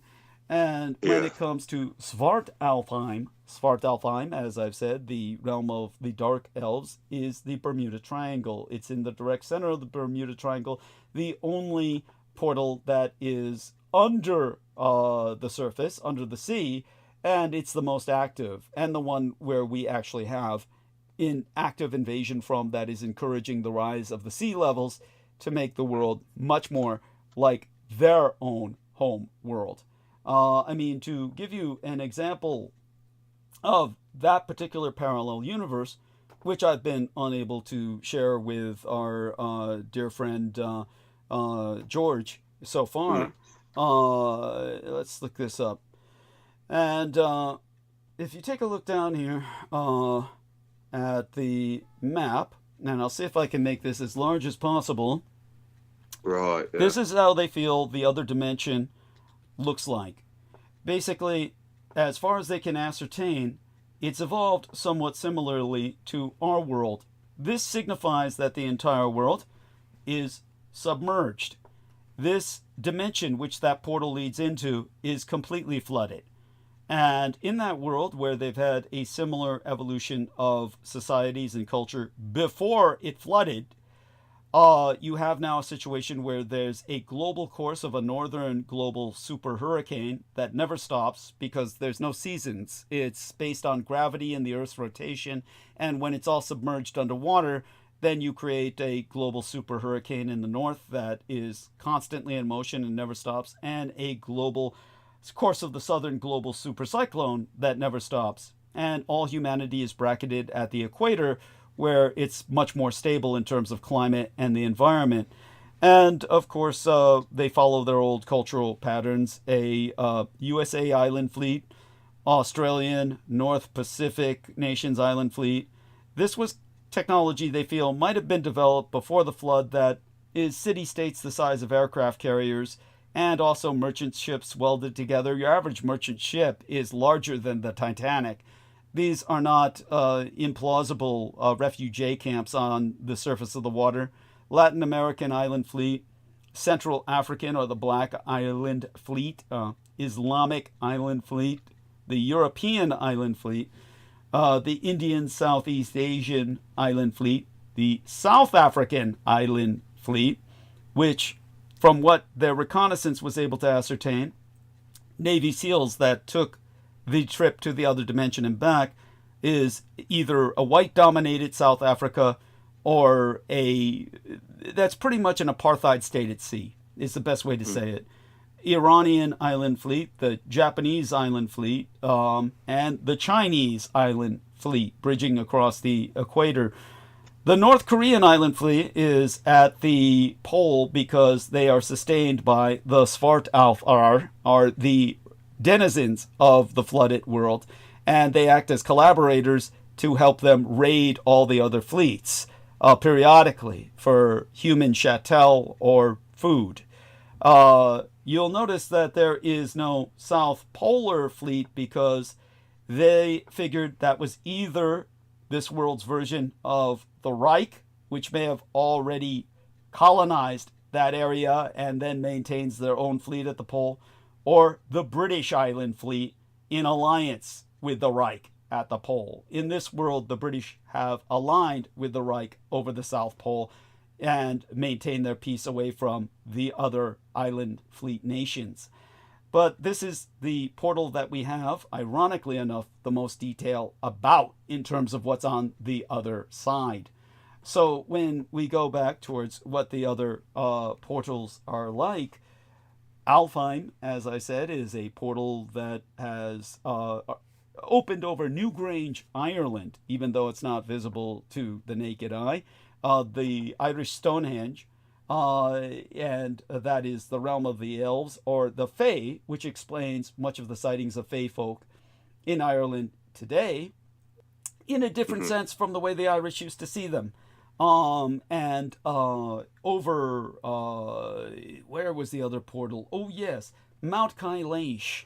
Mount Kailash is in the China, essentially, but it's one of these areas behind the boundaries of China that's almost unreachable. And Mount Kailash is the realm known as Nidavellir, or the Fields of the Waning Moon, or the Fields of Darkness. This is where many saucers are sighted in China. So China, you can look up UFOs in China, and UFOs in China, when the Chinese government pursues them, they almost all source out of the portal over Mount Kailash. And finally, Muspelheim, which, as I've said, is over the Red Mountains of Malegasia, or Madagascar, which during World War II, and Chinese, anybody can look this up, Vichy France, this was a colony of France. So when France fell to the Germans, this became a Vichy French territory. In World War II, the Japanese attacked Madagascar with the help of the Vichy French. This was a collaborationist effort between the European and Japanese axis that almost nobody knows about, but if you look it up, you'll find out everything I say is true. The one thing they did establish after Eldridge Day, after E-Day, because that was in 1944, before the war ended, they established a lock on that portal. That is essentially a Japanese connected portal to the realm of fire, which is fitting for the people of the rising sun. And finally, there is Niflheim, or the realm of the restless dead, the realm of the damned. That portal opens over the city of the dead in Cairo, the necropolis at Cairo. And that would be the portal the British would dominate if they relocate, as I know they will, in the event of a Gulf Stream collapse, to the new city in Egypt. So in terms of all these portals, as I said, people who know their Nordic mythography would notice I did not bring up any portal that leads to hell itself. Niflheim, but not hell. Again, the Nordic hell is not a Christian concept of hell. That is what the Americans and allies, the British in particular, actually were the first to coin the phrase hell for Unterland.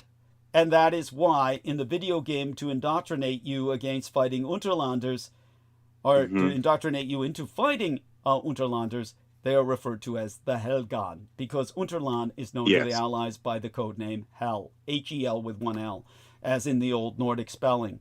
So the Helgan are the true Unterlanders, portrayed accurately in every detail, except they never show what they're like under their masks, except for the nobility. Except for the nobility. They show the nobility without their masks, but they're a human. But under the masks of your average Helgan, or your average Unterlander, they would be very, very white. So by that I mean albinoid. In other words, when the other day was Doll's Day in Japan, what I did was I put up an image of one of the biofacsimilacra, one of the many I had stolen from the Presidio military base. We could use the term liberated. And I put that image up on that particular episode for Doll's Day in Japan. So when you take a look at this particular biofacsimilacra, it was one of those modeled on what an Unterlander looks like. So an Unterlander male looks like this, which Americans, Europeans, they see this, they say, Nordic.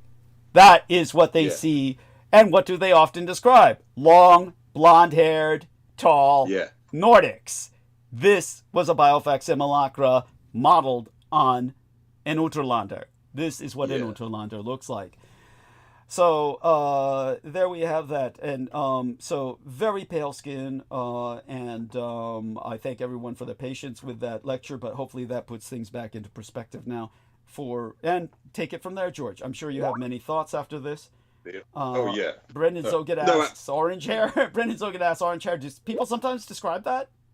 Sometimes I Oh, what with the Unterlanders? With the if people describe them, you get also brown, and they have said about the hair being brunette or not just a fleek, pale or blonde or golden. They do refer to them as dark haired brunette. I was going to say about the other day, it was presented in one of those short videos, the Joe Rogan Experience show. He interviewed a guy that was talking about, Joe Rogan started off the short clip, and it said, there's got to be so many different variations, so many different species of extraterrestrial life. He went about the praying mantis, the draconian, the reptiles, the reptilian, and the grey, and the tall whites. And he was conducting an interview with this individual, and he goes, well, the only ones I've encountered is Nordic, human looking. Interesting. Yes. And he goes, but I've heard there's got to be, he goes, I've heard of others, but it's interesting that the people that have actually seen them, they identify them as Nordic. Of course, in Europe and throughout the rest of the world, other than the northern hemisphere or the northern part of America, the rest of the world sees Nordic Aryan. They see humans, humanoid or human-looking people, whereas in the northern part of the hemisphere of the northern part of the United States, they see greys. They see which is a different phenomena to what we're speaking of. Of course, it all relates. But yeah, it's interesting that the majority of the people is so consistent that they see men, they see women, they see human looking. Thank you. And with the adaptation to their environment, it's sunless in Unterland, it's a subterranean.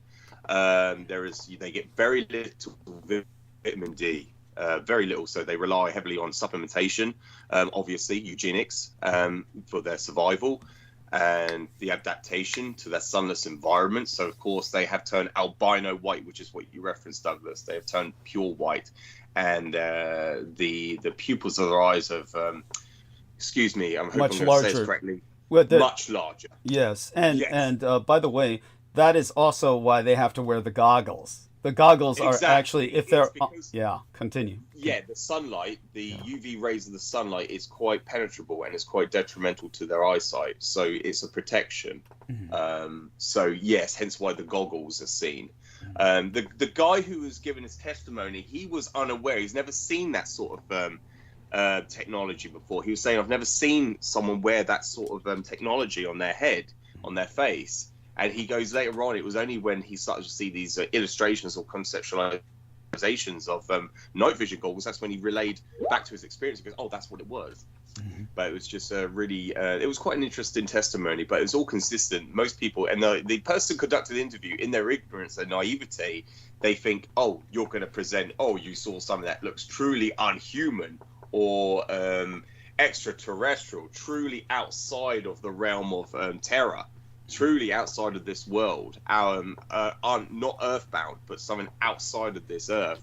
And of course, everyone disappoints them because they say, well, no, we saw humans, we saw people. They're very, and that's, So what I'm going to do is I'm going to enter a link into your private message, George. And so this link will also be in the text box here. And I welcome you to review that film. Because you'll see in that film an SS unit that is portrayed in this film as basically their goggles. Without their goggles, they are basically dead. They die very soon without their goggles because their eyes are so sensitive to the light.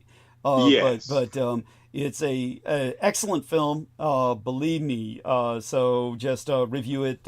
It's not some cheap Nazi exploitation film. It actually has Peter Cushing in it, so it has some level of class.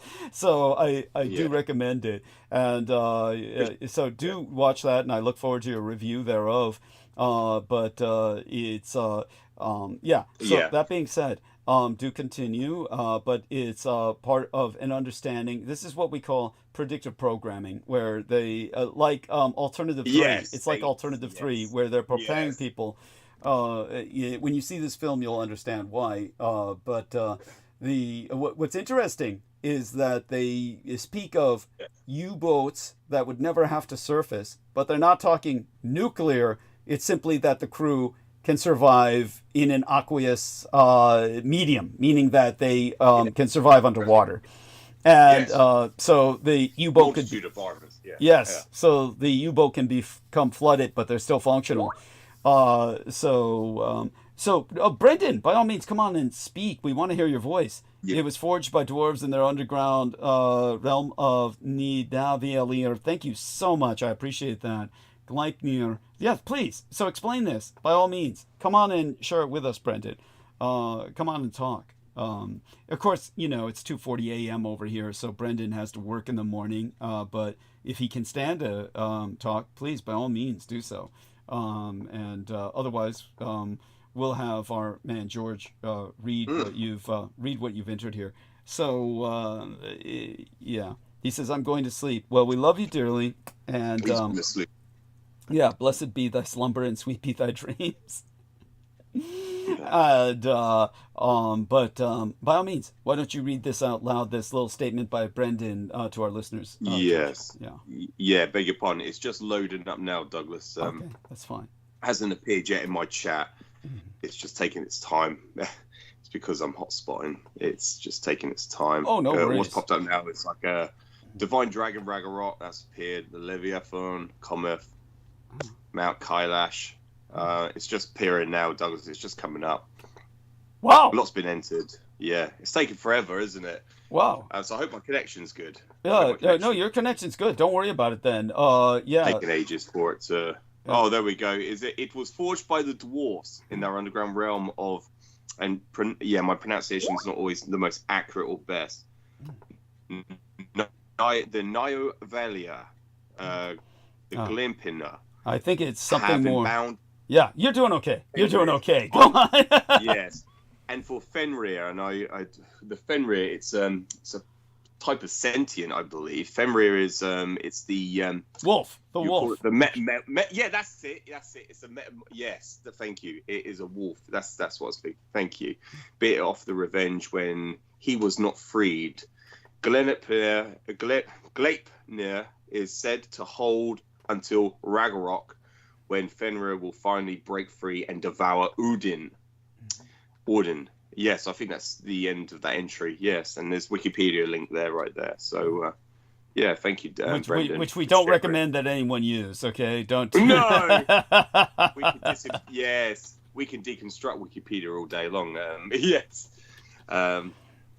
But yes, yeah, you can't rely on that source. Even in British academia, people don't. They're told by their lecturer, do not use it as a source of your information because it is so disingenuous. Where anyone can put any entry into Wikipedia, and it goes back to with Michael Aquino, where for so many years since the year 2008, he had his information about himself regarding himself all censored and scrubbed from Wikipedia because it recognized him as a Wikipedia contributor, as a main one. That's right. So then it was all pretty much all disingenuous if Michael Aquino is a contributor of information because he's the expert in psychological warfare operations, disinformation. Yes. Absolutely. Yes. Yeah. So yes, that's why I say don't listen to Wikipedia. Do not dive on there. Don't dwell on it. Mm-hmm. It's going back. It reminds me of several different accounts I've had with people where, when I've mentioned about the surrender on the USS Missouri, yes, and then you have Commodore Perry's flag, the Commodore Perry flag that was white on one side and it bared the upside down stars, 31 of them, the transposition, of the number 13, because they had at that time 31 colonies, the United States. At the time it was originally incepted. And at the time of World War II, there were 50 states. Hawaii and Alaska were not part of that constitution. And I remember me exposing that about the USS Missouri ceremony, and I said it was just a circus act. And there was no Japanese diplomats that were present on that surrender, so-called. That's that 2018. No, it was about 18 minutes that lasted. Yeah. That entire that showcase, that theatrical display. Absolutely. It was just an 18-minute display of nothing. Yes. No legal consequence. and yes. And yeah, you see the Commodore Perry flag, which was presented. It was an illegal flag. It was white on the other side, which is why it was not on the bulkhead. It was actually framed. It was in a frame, because if you could see the backside of it, it would have been white. Yes. And yeah, they tried to present. I remember. I won't mention the person's name or the connection between myself, but I remember he jumped on Wikipedia and he goes, "Oh no, there was a link between Commodore Matthew Perry and General Douglas MacArthur. They're distant relations, and that's the reason why they had the flag." And I was like, no, it wasn't. Thank you. Oh my god! And that was someone trying to use Wikipedia as a source of information, and it was just like, that was so disingenuous. And I think that's like sort of like what the enemy would try to say. They would try to like present something along that nature of, you know, like you've conducted those interviews before, Douglas, and they say, oh yeah, the Missouri was the official surrender, but you're like, but there was no president of Henry Hirohito drinking a Mai Tai on the at the beach. He was not even presented. He was not even there. So it's just like, and the diplomats, they didn't have any swords to surrender. And then you get all these people just coming on being disingenuous, and they mention things like, oh, the reason why they flew that flag is because it was a connection. It's a distant relation, Douglas MacArthur to Commodore Matthew Perry. I was like, no, it wasn't. I doubt anybody even knows. I doubt anyone even knows that urban myth anymore. I mean, that probably just fell by the wayside. By the way, what Brendan has clarified, Brendan qualified that he said the AI gave the wiki article, but he did check the source material, and he is double checked, so it was from a trusted author. But that's just to defend himself in that regard, and I agree with him. I understand. Yeah, because Wikipedia, unfortunately, you're going to have AI is going to throw that out, and but it will do. Yeah, in channels it searches the it goes through that's how it operates. Yeah, it does its job. But for those of you, unless it's AI throwing it at you, for God's sakes, don't go to Wikipedia. You save yourself the trouble and just go anywhere else. But it's amazing even how the AI. Yeah, it's even amazing how the AI, when you type in when did World War II end, they recognize the peace treaty of San Francisco going into effect, the official end date of the official ceasefire. Doesn't say anything about the legal state of war being officially over, but it certainly says World War II officially ended. Between the Japanese and the United States. I was just referring to the Third Reich, but the war between Japan and the United States was officially over in 1952. It doesn't recognize 1945. It says that the peace treaty of San Francisco, when it went into effect, that was the end date of World War II. And of course, termination of proactive prosecution of hostilities was officially declared on the Presidential Proclamation 2714. December 31st, 1946. That's when ceasefire was officially declared, but the war was not over until the peace was finally settled and signed, and it went into effect. And so, and so that is what, when you type that in on Google, that's what the AI comes up with, Douglas. That's what the AI tells you now. So incredible. It's very interesting. Thank you. Which is incredible. It validates everything we have said for years before this even came into existence, into being, which you can do now with this technology of AI now. But yeah, thank you, Douglas. I just wanted to just add that into it, and of course many other things. Yeah, could go over. Well, you've done a fabulous job. And how much time do we have left with you? Take your time, as much as you want. I can stay on for. Let's say another hour, Douglas. Okay. Let's stay on for another hour. I hope that gives you enough time to go into your monologue that I know you want to. Oh, no. I'd rather you stay with us all night if you can. Oh, right. Yeah, bless. Yes. Thank you, Douglas. Yeah, of course. Yeah, we'll say good hour. If it rolls over, that would be great. I'm still, I feel all right to carry on. Yeah, good. The longer I'm on, like, I've made sure I've had plenty of sustenance near me, so I can and I've got plenty of fluids to keep me going, hydrated, and stop my brain from overfrying. Yes, but much appreciated. And the other thing I wanted to keep reminding myself to bring up is the other aspect of history that people are completely ignorant of is when it comes down to the German aspect in Germany, is when they refer to Adolf Hitler. They keep forgetting that he was never German. That's the other thing that really does continue. Yeah. Frustrated? Yes, because he was Austrian. Yes.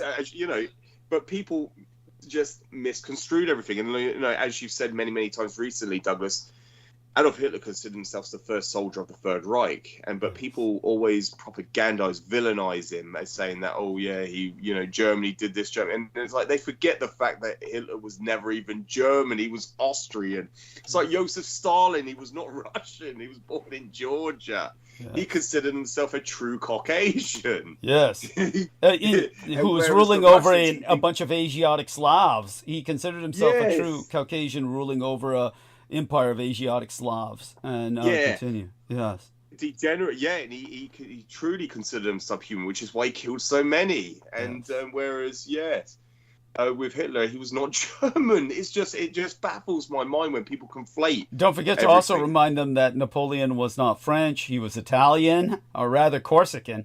Corsican. Yeah, and also that who else? Alexander the Great was not Greek; he was Macedonian. Macedonian, yes, and it's. Oh my God! It's just it's so sorry, I kept saying to myself the other day, make sure, please bring it up, George. Just mention that on the show if you can. Just if you remember about, just how people just completely conflict. How could you believe anything these people say if they don't know that? If they don't know that information. And it's just like, what you said before, is only once in history has Hitler ever signed his middle name. Yes. Nobody even knew he had a middle name. People just simply referred to him as Adolf Hitler. Yes. Of course, his official name is Adolphus Jacob Hitler, but people don't even know that. And if they don't even know that, how can you believe anything they say after that? Thank you. They have no idea who they're talking about at that point.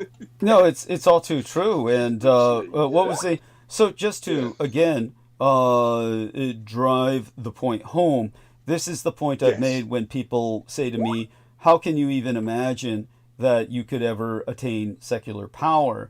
And why would... and they, of course, insinuate... why would that even be something that would be beneficial to America? And I point out, all of the great empires are forged by foreigners to that empire. In fact, the Arabs, as you well know, the Arabs even took that to the point where their concept of the Amir or the Admiralty of the Sands, the Admiral of the Sands was someone who would basically guard or guide the caravans to Mecca.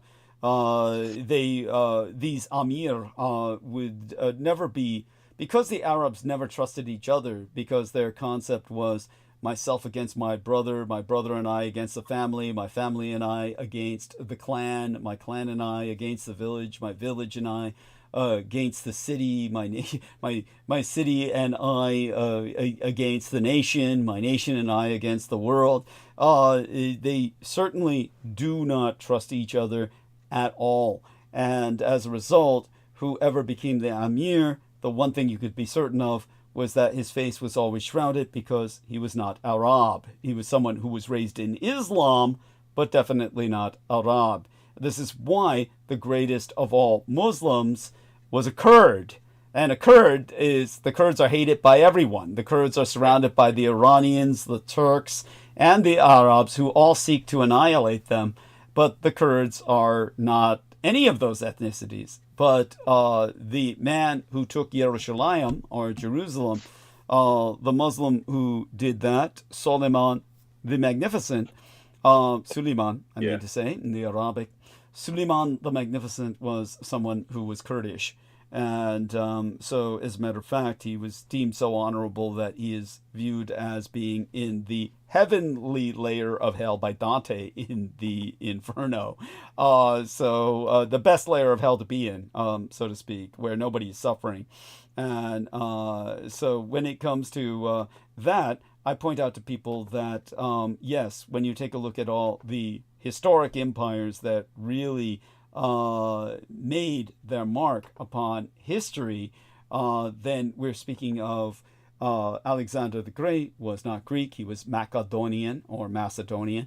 When it came to Napoleon Bonaparte, he was actually of Italian ethnicity via the island of Corsica. He was actually half Italian, or at least Corsican, and maybe Italian by nationality before the Austro-Hungarian Empire traded his island to France. If there hadn't been a diplomatic deal where France took Corsica as a compensation from the Austro-Hungarian Empire, Napoleon would have grown up as Austrian as Adolf Hitler. Think about that historically. He could just as well have been as Austrian as Hitler, except that Austria-Hungary traded the island of Corsica off to the French. And for that reason alone, he was a French citizen, but he was ethnically Italian. And of course, when it came to the Third Reich, Hitler was Austrian, not German. When it came to the Greater Soviet Union, Joseph Stalin was Georgian, not Russian. And he viewed himself, of course, Georgia is in the Caucasus Mountains, where the word Caucasian comes from. Thank you. And therefore, he viewed himself as a true Caucasian who ruled over an empire of Asiatic Slavs, who he had total contempt for, and expended in the millions because he valued none of their lives. Indeed, he tried to downbreed them with apes to produce a chimerical hybrid, a planet of the apes over which he would rule as the true human. And thus the French spy, Pierre Boulle, who was later captured by the Japanese, wrote a number of books, one of them, The Bridge Over the River Kwai, to talk about his experience as a prisoner of war of the Japanese, and The Planet of the Apes, to expose the hybridization program of Stalin, albeit alluding to it in fiction. But his greatest book of all is, of course, A Garden on the Moon, which was written about the Japanese being the first to reach the moon.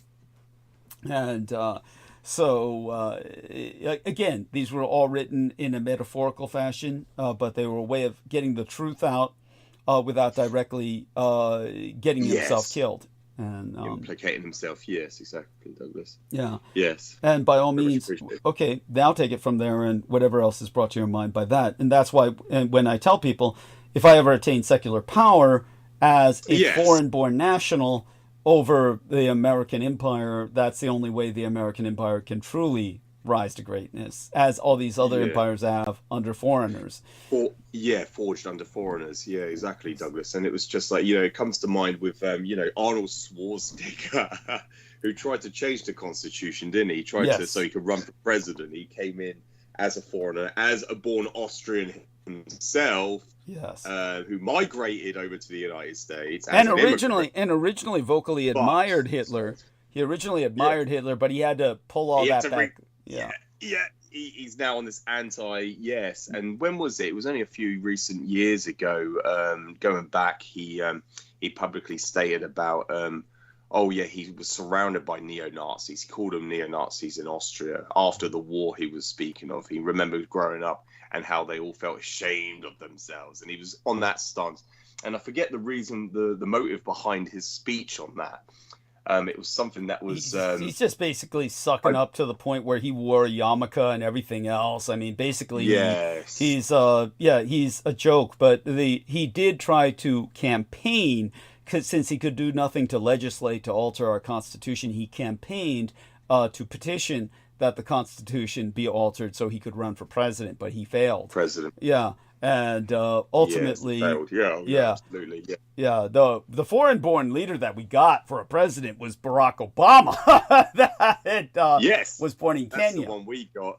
He was born in Kenya. Yeah, absolutely. Which was a British colony after they took it from the Germans in World War I. So you can tell people about that. He was actually, if anything, a member of the Commonwealth. So that explains explains why he spoke such good English. But that's so true. I was gonna with Barack Hussein Obama, he was obviously born in Kenya, where his father his father, I think his father was his I'm trying to remember if it was his mother that was in Hawaii or his father was Kenyan. His father was Kenyan and was tortured by the British. His father was tortured mercilessly by the British. I'm trying to remember. Yeah, and yes. But his mother was Go on. His mother was the white woman. Go on.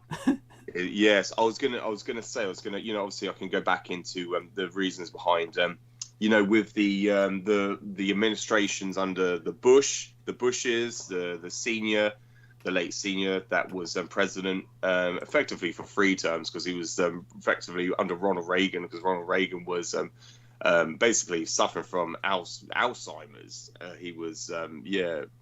He was suffering from dementia, and so he was the vice president. So he effectively ran for president for 3 terms, 2 officially and 1 unofficially.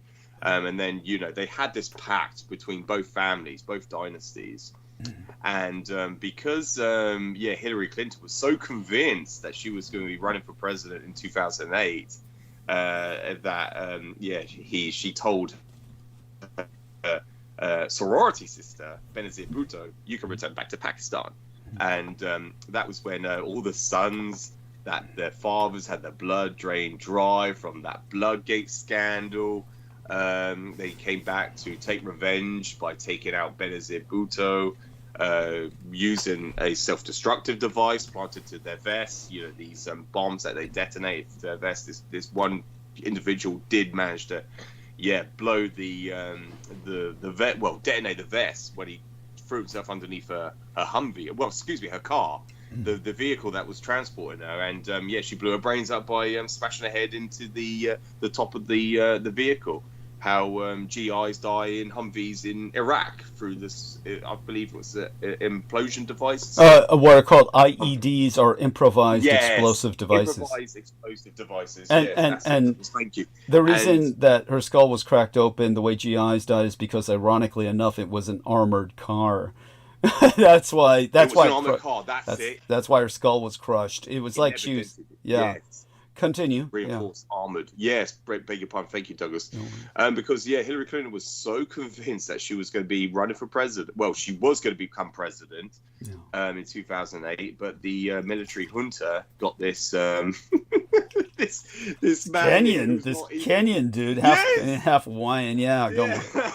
This Democrat who was not even born in the United States, not even anywhere in its constitution. They had this man by the balls, so to speak, and that's how I've always referred to it as. They had a field day with him, and that was why in Syria he could sign off all those executive orders for all these drone strikes, and he killed tens and hundreds of thousands of Syrians throughout that 8-year reign of all over the world. But don't forget the torture taxis. Yeah, it was all over. Also investigate, you can look this up, what they called the torture taxis during the Obama administration. And the torture taxis were unmarked helicopters and private planes, or federal planes that were quote-unquote privatized. And these planes would abduct people from the United States that were believed to be subversive, and they would take them to different countries where they could be tortured outside of U.S. jurisdiction. So if people look up the term torture taxis, Obama, you'll find everything you need about that. And so that's another atrocity that the military junta got away with under Obama, because he couldn't say no to them about anything. He otherwise would be exposed as a foreign citizen, and which rendered him automatically a spy, and therefore a person who would have been legally, they could execute him. They could have, But just so people, continue. Yes. And when you're talking about that entire period of time, I think you've covered it pretty well. But continue with what else comes to mind historically that you feel is relevant. Well, our numbers are holding good. If you can stay here for the next 3 hours, I'm totally fucking fine with that. I'm trying to rest my tongue. Because like I said, I bit my tongue and it hurts me to talk. So by all means, give my tongue a break. Stay here as long as you fucking can, please. Yes, appreciate it, Douglas. No, thank you so much. No, I value your time, so I really appreciate it.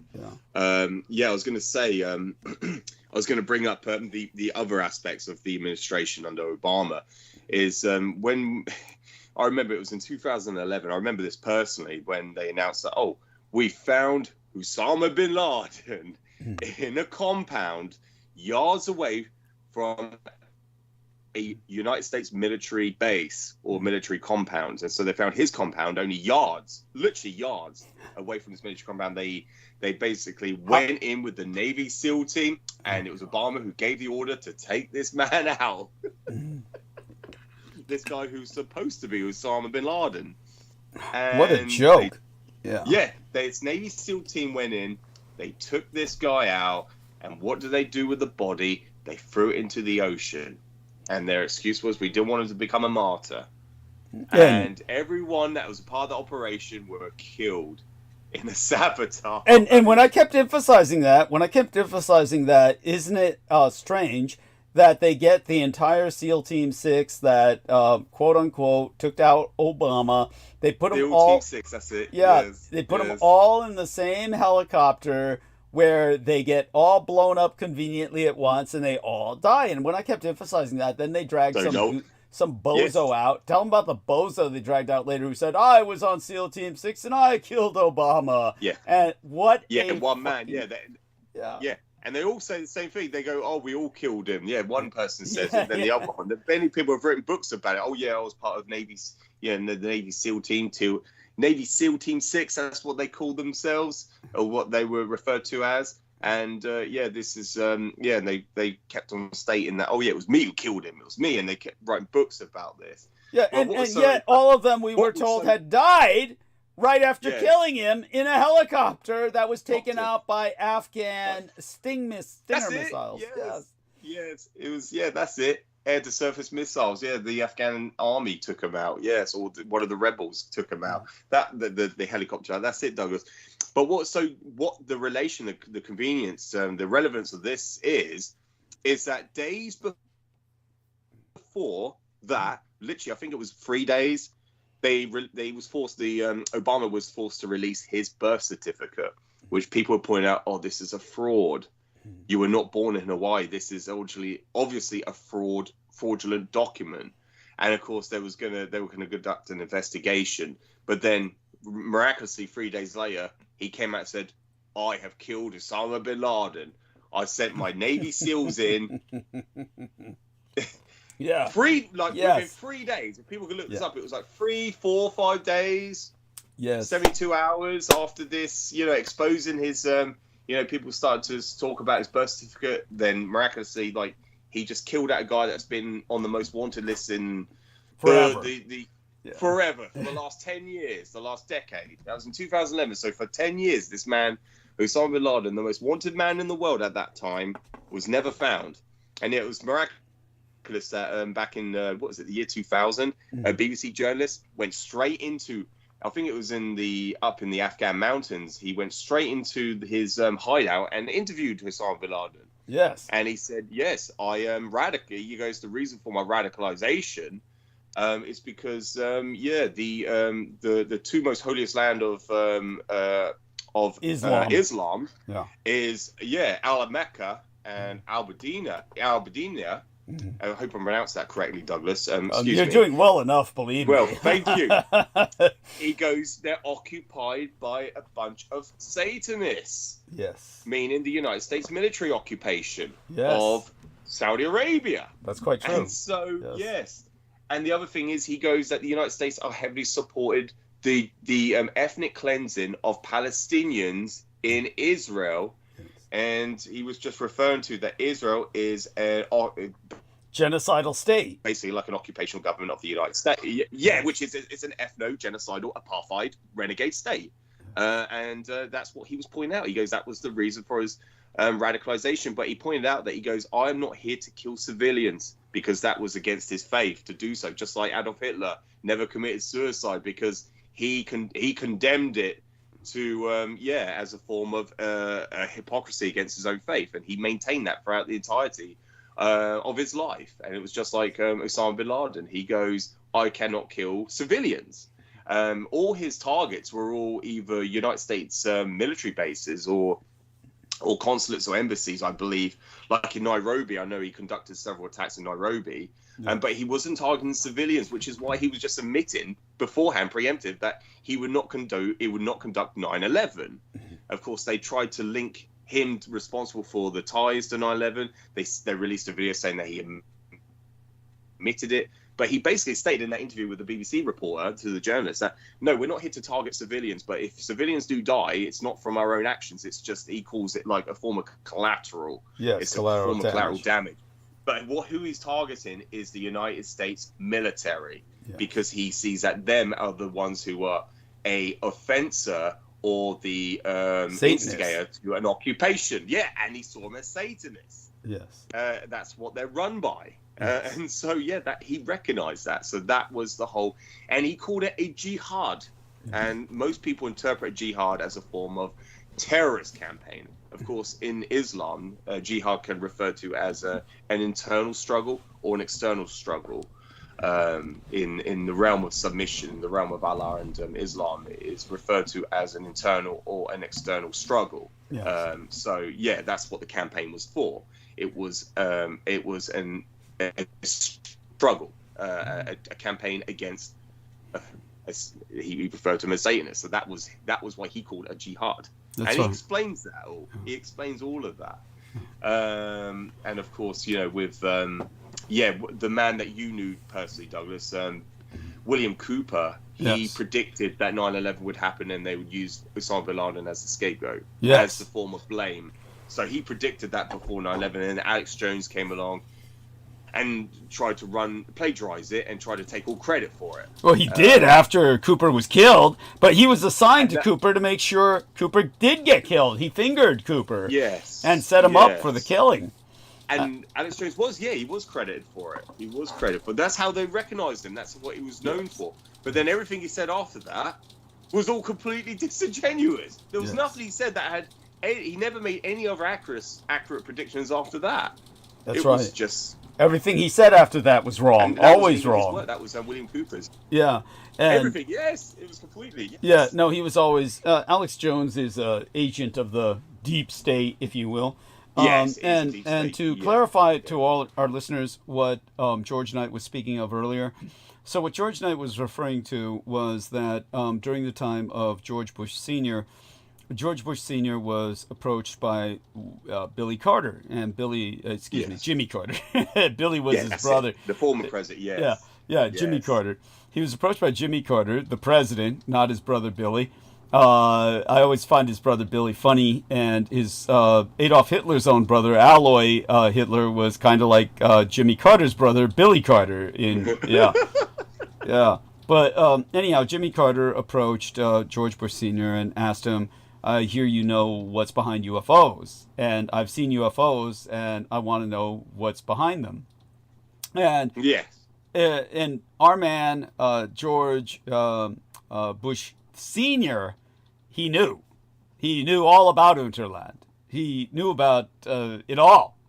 He knew about, of course, losing World War II. As a matter of fact, he was the youngest American navigator or naval aviator in World War II.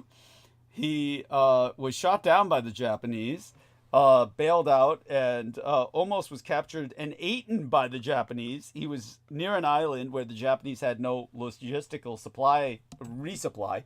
And so they were rolling out to grab him and eat him. And that's when a submarine surfaced and opened fire with its machine gun, its deck gun, and they retreated. But Bush was rescued, and later on, when he was meeting, you can tell about this. He was meeting with the emperor and eating with all those Japanese. Tell him. Yeah, he spoke to him on the table, didn't he? The dining table. Yes, it was like. Yeah. What happened was they told him. We saved. We saved you. No, what they said was, you were saved before we could capture you and eat you, is what one of the guys at the table told them.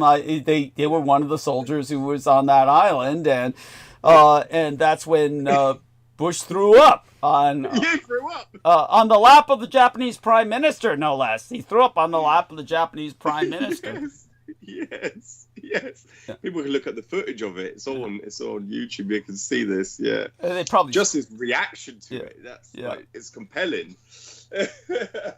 Yes, and but in terms of that, what happened was when Jimmy Carter approached him and said, and this was before he was president. Jimmy Carter said, yeah, tell me about UFOs. And he knew all about Unterland. He knew all about the Japanese winning World War II. And so he said, fine, I'll tell you, but you make me the J. Edgar Hoover of the CIA, meaning that I can never be fired. That's it. Yeah, I have total control over the CIA, and it's a lifetime career, and no one can ever knock me down. I'll be basically a permanent part of the government till the day I die. And Jimmy Carter just said, hey, I'm your executive commander-in-chief. You can't make bargains with me. How dare you make demands? And that's when George Bush said, fine, fuck you. I'll just make myself president, and I'll knock you out of your presidency and make myself president, which is exactly what he proceeded to do. What he did. And he did so, as George can explain, was he sabotaged the Delta Force rescue of the Iranian hostages. So you can which got Jimmy Carter. Yes. And so not to be confused with Delta Force. That's correct, isn't it, Douglas? It's always important. No, it was the Delta Force. It was the Delta Force. But not to be confused with the Delta. What was it? It was a precursor to the DARPANET, DeltaNet. Not to be confused with DeltaNet, which was the U.S. Army's version of DARPANET, and that was the one they had all the child porn on. But it was supposed to be the U.S. Army Internet. These were very early internets that were comparatively very small and geographically very limited. But when it came to they were all compromised. They were all sabotaged. Those Task Force Delta, that's it. Task Force Delta Force was sabotaged. It was an operation to retrieve all the basically the civilians or the prisoners of the Iranian the military that they held hostage. All the hostages they had. They had raided the embassy. From the embassy. That's it, Douglas. Yes. But in return, the Delta Force was all sabotaged, and they all simultaneously just like the rotor stopped turning, and they all just started to fall out of the sky, and that was the end of Jimmy Carter. That was the end of his reign, his administration, and that was obviously a sabotage.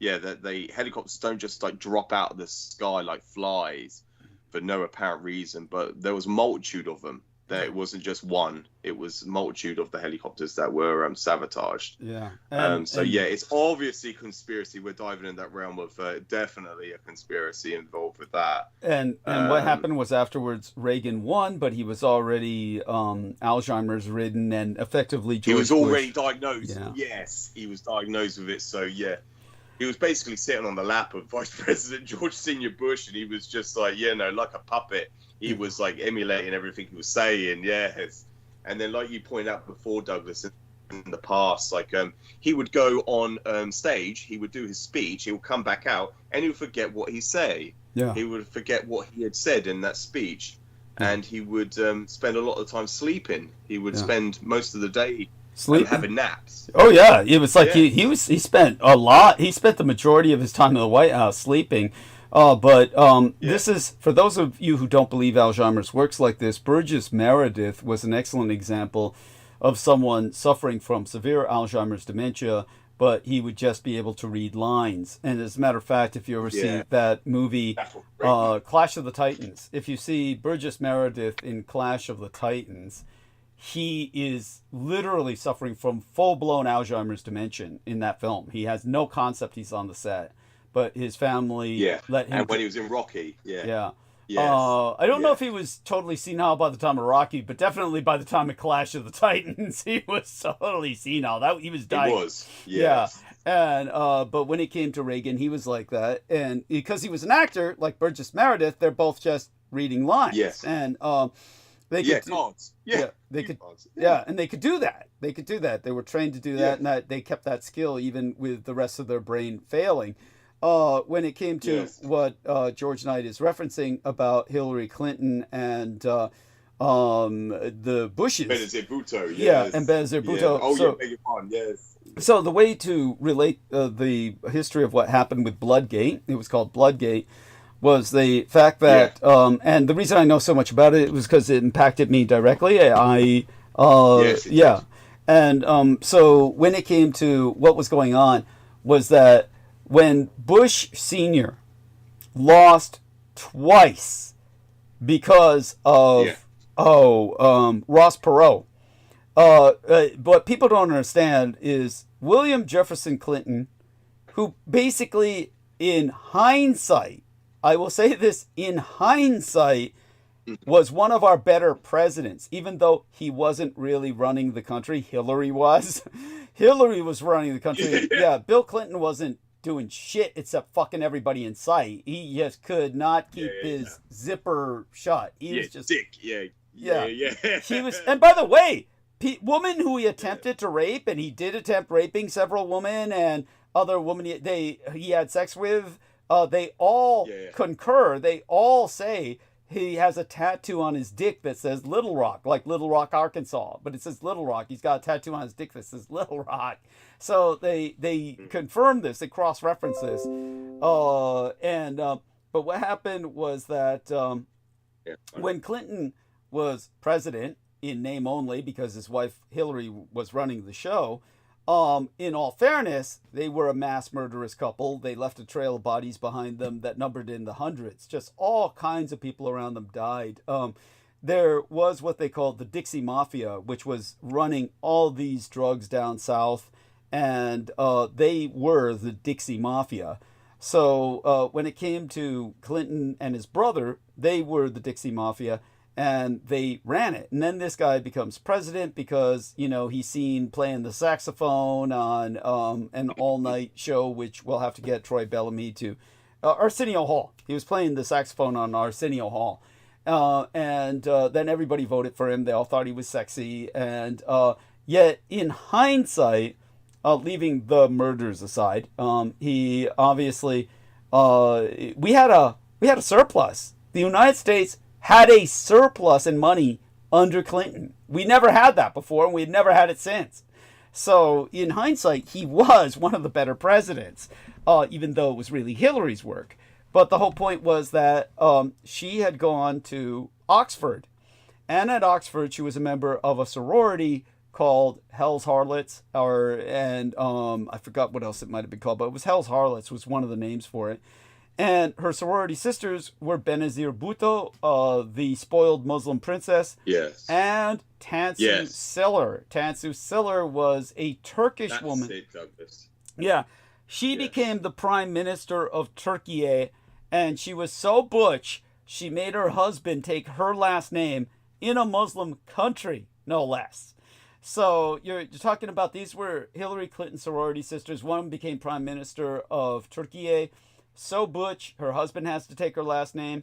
Then the other one was the spoiled princess of Pakistan. And what happened was she was the active ruler of Pakistan originally. And she went to Oxford, went back to Pakistan, was ruling Pakistan. And the Bloodgate, which George Knight was referring to, which may have confused some people, was that India and Pakistan have had 6 wars that have almost gone nuclear. They're both nuclear-armed nations. They both have almost deployed their weapons in, and their tank battles were until Ukraine. Until maybe Ukraine, they were the largest tank battles in the world after World War II. The largest tank battles in the world that took place after World War II were between India and Pakistan in the killing field of the tanks known as the Thar Desert. So that's where they had massive mechanized engagements, probably still larger than what happened with Ukraine. I don't believe that they've ever had massive armored conflict in the Ukraine on that level. But when it came to Pakistan and India, what happened was Benazir told her generals, hey, we're probably going to have another war soon with India. But we got to have a huge blood reserve. So have all of our men contribute blood. And she did this because of what was going on in the United States. She had gotten a call from Hillary Clinton where she knew the blood market was going to collapse. And Hillary Clinton helped collapse that blood market. She was one of the factors in that her husband, as governor of Arkansas, was contributing to blood drives using the prison system. He would have everybody in prison contribute blood, and for that they would get prison privileges, packs of cigarettes, extra ice cream, all this shit. And everybody in prison is all fucking each other, and they all have AIDS, chlamydia, STDs, VD, everything you can imagine. So he was helping to pollute the national American blood supply. But, of course, there was many other pollutants besides Clinton's prisons in Arkansas. Back in those days, insanely, they would give homeless people, prostitutes, and various other ne'er-do-wells $20 and a donut for a pint of blood. Yeah, on collection days at blood banks, you would see all these stinking homeless people and hookers line up to give a pint of blood for $20 and a donut. And that helped collapse the blood supply. Ultimately, the blood supply was so full of AIDS, STDs, and all these various diseases. All these other infections. Yeah. Yes. And people were dying. Douglas. People were dying. Perfect. So when all these kids started dying of AIDS and virgins started dying of AIDS, the blood market collapsed. So at that moment, people were desperate for blood. They would pay anything. And so wealthy people in need of blood had nowhere to go, so Benazir Bhutto provided the solution. She said, before this next conflict, we got to have this huge blood supply for our troops in action. Many of them will be injured. And so the officers agreed. Okay, they gave the order, all the troops, or a good number of them, report to have your blood drawn. And the medics were under secret orders. The corpsmen, the medics, they all strapped these soldiers down. And instead of taking 1 pint, the medics took 12. They strapped them down and drained them dry. And she killed 20,000 of her own men and drained all their blood. And they'd all been tested because they were all in the military. They were tested for STDs. They were all free of AIDS and any STDs. So she was able to present the clean blood of 20,000 men onto the blood market. And she made millions, tens of millions, probably $100 million. At the very least. Yes. And military-grade blood. Yes. Military-grade blood. Yeah, of young men. Yeah. And these were all the youngest soldiers. And so she had to leave Pakistan after that. She ran away to London, where she stayed with all her money for the next 10, 20 years. And then when Hillary Clinton was running for presidentress, she was convinced she was going to win because she had made a deal with the Bushes. And what had happened was that when Bush Sr. was running for president against Clinton, he lost twice, and both times because of Ross Perot. So unknown to most Americans, William Jefferson Clinton never won a single election. He was only president by default because of Ross Perot draining all of the votes out of the Republican Party to his independent party. So because Ross Perot kept draining all the votes of the extremist reactionary right out of the Republican Party, that's what made Bush lose. Otherwise, Bush would have won by a landslide.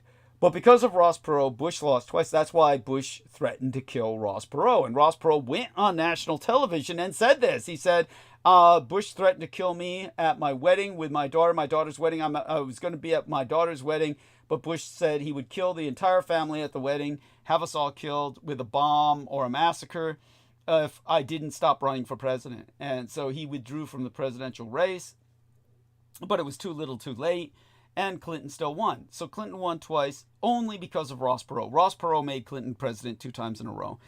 And then what happened was Clinton and Bush and the Bush dynasty, they made a deal after that where they were just going to switch the presidency around. And this is why when they were making all the peace talks with that Palestinian Yasser Arafat and Bibi Netanyahu back in the day, they were all sitting there, and I think Netanyahu was with Yasser Arafat, wasn't it? With Clinton, and Clinton brought his daughter Chelsea. Yeah. And they all asked, because Netanyahu and Yasser Arafat are a couple of male chauvinist pigs. They all said, "What the fuck is your daughter doing here? Why is she here?" And Clinton said someday she's going to be president. And this was why, because they had it arranged where they were going to switch the presidency like a football back and forth, and all we would ever have would be a Bush or a Clinton. So Senior Bush said, okay, Clinton gets it twice. Then what happens is Gore will run, but the Democrats will make sure he loses. Because the presidency after Clinton twice and we had a surplus, everyone voted for Gore, but they stole the presidency illegally from Gore by a judge deciding who was installed, a judges who was installed by Jeb Bush in Florida, decided the election went to George Bush Jr. and it was totally illegal. But the Democrats didn't fight it because the Clintons thought, okay, this means next time we'll be president. It'll be Hillary. So fuck Gore. If he gets in there as president, she wouldn't have a chance. So therefore they let George Bush Jr. take over because they knew he'd fuck it up. And he fucked it up so badly that she knew she would win. So when she ran for presidential, she knew she was going to win. And she even called Benazir Bhutto up and said, you can go back to Pakistan now because I'll back you up. And that's where Benazir Bhutto went back to Pakistan and got herself killed. And then what happened was that was by one of the sons of one of those soldiers who she had bled to death. And there were several assassination attempts. They were hitting her the moment she got off the plane. First one failed. The second one succeeded. But then Hillary didn't win because out of nowhere, the military found this guy out of Kenya that they made president so that he could basically do whatever they told him to do because he wasn't a U.S. citizen. They had him by and they had that and that's why he signed off on everything, the torture taxis, the drone strikes, which they called Obama strikes. They would call them Obama strikes. That's it. They call it Obama strikes. So that's what George is talking about in detail so that people understand what George was referencing when he was speaking of that. But take it from there, George. Take it from there. And Oh God, there's so many things after that, Douglas. Well, you could tell us about how you found me with your Holocaust research. You actually originally were conducting research on the Holocaust when you found me. Yes, actually, and there's another thing. Just remind myself. You just remind me, Douglas, is that you mentioned you asked me to review the Rotherham. What you stated about Rotherham the other day. Rotherham. You mentioned a man called Ken O'Keefe, and I was like, Christ, I've not heard of him for years. Because during that period before I discovered yourself, I was going through the situation because I knew I did 12 years investigation into 9/11. And, of course, it was intricately linked to Israel and Saudi Arabia. So, of course, I was doing some, investigations into Israel and a little bit into Saudi Arabia, not to the extent of what I know now. But back then, obviously, discovered many people such as George Galloway, who I've mentioned before. And Ken O'Keefe was another individual. Of course, Ken O'Keefe is, he's clearly a charlatan, a shill. Looking back now of what he was saying, of course, he was exposing the atrocities committed by Israel against the Palestinians. But he was on that trope, on that trip about banksters, quote unquote, that there is a bankster mob, a cabal, that everything's run by this deep state, but it's the bankers, it's the money. And, whereas... if you talk to me or Douglas, Douglas will tell you it's the people who have the guns. It's not the people who have the gold. It's the guns that run the country. Thank you. So that's why your majority of your congressional income, your taxations, go towards a military budget, a defense budget, over 51%. 51%. So it's the majority of your congressional income goes towards the defenses. So that's your military. So that's them who's running the show. And the President of the United States is the commander-in-chief of that. And in the past, it was advisory that they had military experience. Nowadays, that doesn't seem to be the case. Right. What George is referring to is that...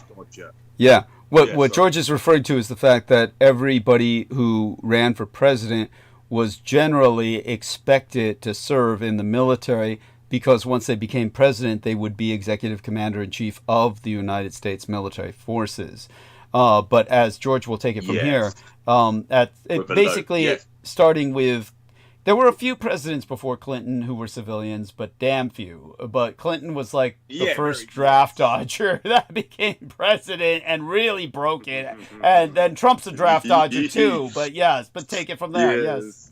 Yeah. Oh God. Yeah, Douglas. And they. It's important to note also they have a very low level of security clearance. This is something that most people are unaware of. It's because people do. I've been asked personally by people about, does the president even know about certain subjects or certain matters that you speak of, George? And I'm like, well, no, they don't, because they have a very low level security clearance.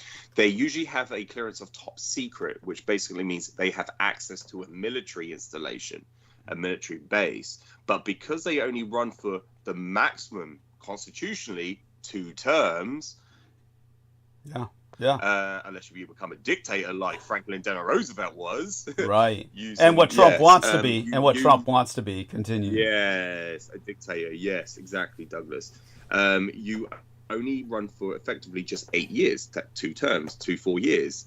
And so after that, you become a civilian. You're no longer obligated to then swore an oath to secrecy and classified information, because even Barack Obama, but he still has shit on him, so he couldn't, even when he was writing his biography, he couldn't state anything that was compromising national security.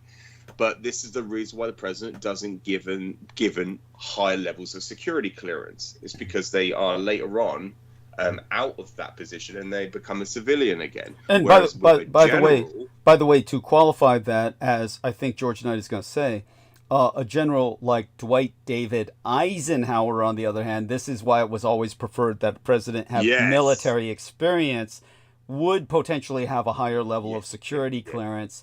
So when you got to the point of Dwight David Eisenhower, even Harry Truman had served in the military, and but Harry Truman knew about the Japanese situation and obviously was the man who essentially lost the war, but he had a high enough security level clearance as a former military officer where they could bring him in on the talk down process with the Japanese for talking peace negotiations. And that's why they had to have a military man for president after Truman, who was of an even higher rank. Exactly. So it either was going to be Douglas MacArthur or Dwight David Eisenhower.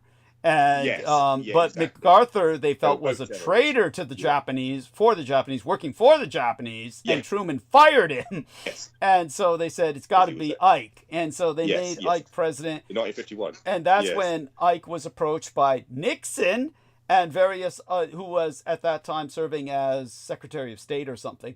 And he was approached by, of course, various, it might have even been Eisenhower's vice president. I'd have to look that up. It's been so long.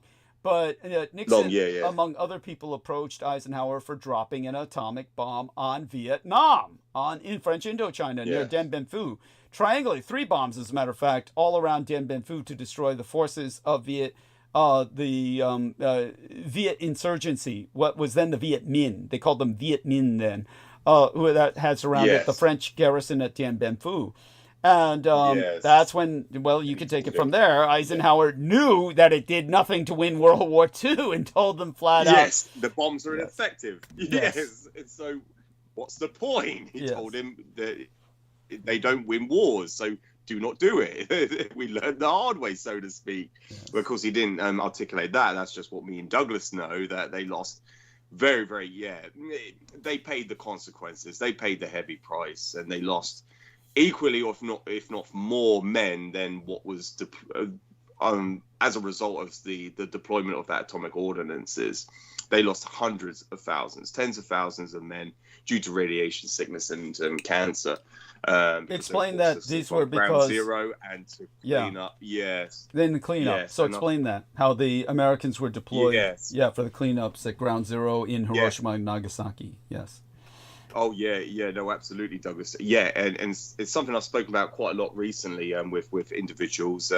Just exposing the fact that it was the Americans during that period when they were forced to sue for peace. And I was going to go back to Dwight Eisenhower as well and Douglas MacArthur, because they were both generals as well.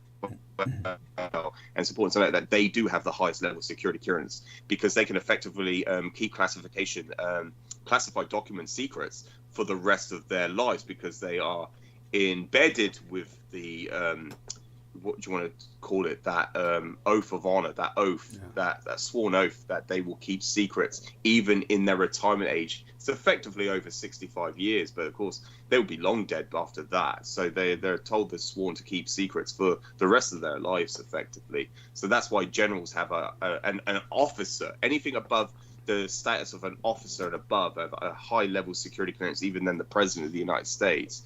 And it was even a minister under William Jefferson Clinton. He had no idea about Unterland. Yes. He had no idea about the Third Reich in exile.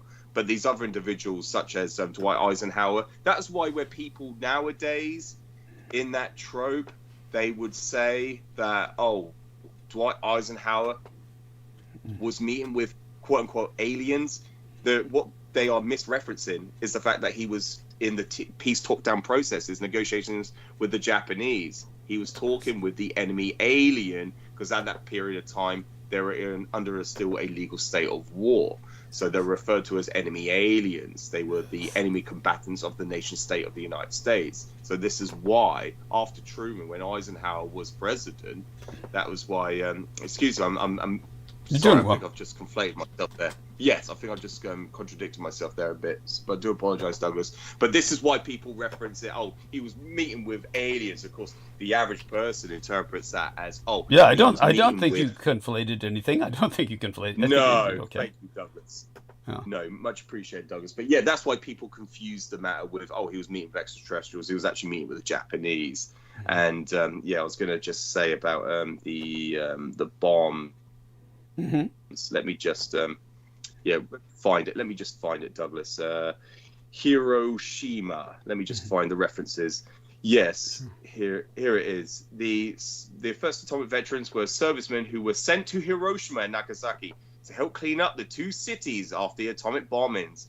3 units were sent to Hiroshima from October 6, 1945 to March 6, 1946. The 186th Infantry Regiment of the 41st Division, the X-Corps of the 6th Army, and the 34th Infantry Regiment of the 24th Division, the 2nd Marine Division, and the 10th Marine Regiment were sent to Nagasaki from September the 11th, 1945 to July 1st, 1946. Approximately 255,000 troops were involved in the occupation. They call it occupation, but it's cleanup of Hiroshima and Nagasaki. Yeah, there's no population left. Yeah, there's no population left, essentially. So go on. Yes. Continue. That is an astronomical amount of people. 255. That's more than the deaths combined. Mm-hmm. And yeah, it's there. September 11th, 1945. September 11th, for people that don't know, in the occult sense, that's a very pivotal date for occult practices and occult throughout history. Just the date itself, September 11th, like with the General Leslie Groves of the Manhattan Project, the godfather of the Manhattan Project, when he turned over that groundbreaking ceremony, he turned over the earth, the foundation, just flipped that dirt over with his golden shovel. Groundbreaking ceremony. Yes, with his shovel. With that, yes. And that day, he conducted the groundbreaking ceremony to construct the largest office block building in the world that looked like a pentagram, which is why it's called the Pentagon, because it's got 5 sides. And because they needed the largest office block building to conduct the largest war the world has ever seen. That was on September 11th, 1941, before Pearl Harbor. Yes. And then 60 years to that day, you had this strike on the heavily defended, the most heavily fortified and reinforced. The only side that was reinforced. I basically refer to it as the 5th side of the Pentagon, is what I call it. But yes, go on. It was, yes. So what you had in the occult sense on that day, on September 11th, 2001, it was the 60-year anniversary of that groundbreaking ceremony. And the one side, and Honey Honjo, that's his name, the man who flew that plane, the pilot, who was Saudi in ethnicity, he done a complete 270-degree turn. And that side of the Pentagon that was designed to withstand the impact, the penetration of a ballistic cruise missile. Yes. And the one side that face was hit, there was not a single military asset, not a single general, not any military personnel that was frequent at the Pentagon on September 11th, 2001, on the 60-year anniversary of that groundbreaking ceremony. But not a single all the people who were there. Other than, yeah, tell them who was there. Other than, thank you, Douglas, the clerks and the administrators, the clerks and the accountants that were trying to audit, trace. Oh. Yes, they were trying to locate the missing just billions and billions of dollars. I have to look this up, but Donald Rumsfeld announced it. It was so outrageous. It was 2.3, something like that. Yeah. It was something ridiculous. Trillion missing from the military budget. Yeah, trillions. Trillions. It was trillions. Yeah. Donald Rumsfeld only announced on September 10th, the day before. Secretary of Defense, he announced the day before 9/11, he said that they cannot account for 2.3, I think it's like $2.3 trillion that were missing from military budget expenditure out of their accounts. And every single client accountant that was searching for that missing $2.3 trillion, they were on that west wing, that side of that face of that Pentagon, where that blast went off. No matter what you believe hit it, whether it was a cruise missile or a commercial airline, it doesn't matter what hit it. The fact is that these people that were searching for it died, and not a single military asset was compromised and was impacted. And it was not a single person. What you referenced it before, Douglas, is it didn't impact the war machine. Yes. It had no impact on the anything with legal consequences to the military. Yeah. It done them a favor. Yes. What it was doing, it was a cover-up. Yes. But then what you had across, miles away in New York City, is you had two very prominent towers. These were the World Trade Center towers. In those complexes, 7 buildings, an entire complex. It comprised of every nation state on earth had a civilian that was working in that World Trade Center. Every nation state on earth apart from Israel and Saudi Arabia lost a citizen that day in those twin towers, in those office block buildings, 110-story office block buildings. Many of those office floors were vacant. Yeah, they're unoccupied. But every nation state on earth lost a person, a civilian, a member of their own state that day, their own nation, on that day of 9/11. So the United States owed it to the world to go to war, whoever the perpetrators were for that crime, for that attack. And the people that were not there, Israel and Saudi Arabia, they didn't lose a single civilian. I did see an interview with Netanyahu saying about a janitor lost his life who didn't receive that message on the Udigo instant messaging service from Israel, saying that do not show up to work. He just didn't have it on, so he did lose a life. So they lost someone, but it doesn't matter. It was the fact that they were complicit. They knew that it was going to happen, and they withdraw their citizens from going. Because a lot of Israelis, they have dual citizenship with the United States. They are civilians in the United States and in Israel. That's right. And it had a lot of, because Larry Silverstein, the CEO, the leaseholder of those World Trade Center complexes, because it was owned by the Port Authority of New York, he leased those buildings and he took out 2 insurance clauses, separate clauses, meaning that he could, if a terrorist attack occurred like it did in 1993, then that he would have a insurance payout. But he said that there was 2 separate events, so he got 2 payouts for it. He got 2 insurances that he doubled his money, doubled his profit. Doubled his money. Yes, and so what you had was the official numbers. What you see online is they'll tell you around about the same death toll as Pearl Harbor, but slightly more. So just under 3,000. That's what they say with Pearl Harbor. So that's why they call it a new Pearl Harbor. Like AIPAC, the American-Israeli Political Action Committee. American-Israeli Political Action Committee. Yes, AIPAC. Yes, that's it. Yes, they call it a new Pearl Harbor. But at any rate, the relevance and the significance of it is that you had a sacrifice on 9/11. 9/11 is a sacrificial date. You had not just this under 3,000 number. They never accounted all these other people that had citizenship with other nation states. The people that had the scut jobs in those World Trade Center complexes, they didn't account for the other 10,000. So it's around about 10, 12,000. And then many thousands have died after that through being exposed to asbestos. And so those buildings were filled with asbestos, which is why nobody wanted to touch the buildings, which is, you would ask the question, why did Larry Silverstein want it so badly? Why did he just come out and just purchase them, the lease for, what was it, for 90 years? Yeah. Something ridiculous he had it for, the lease.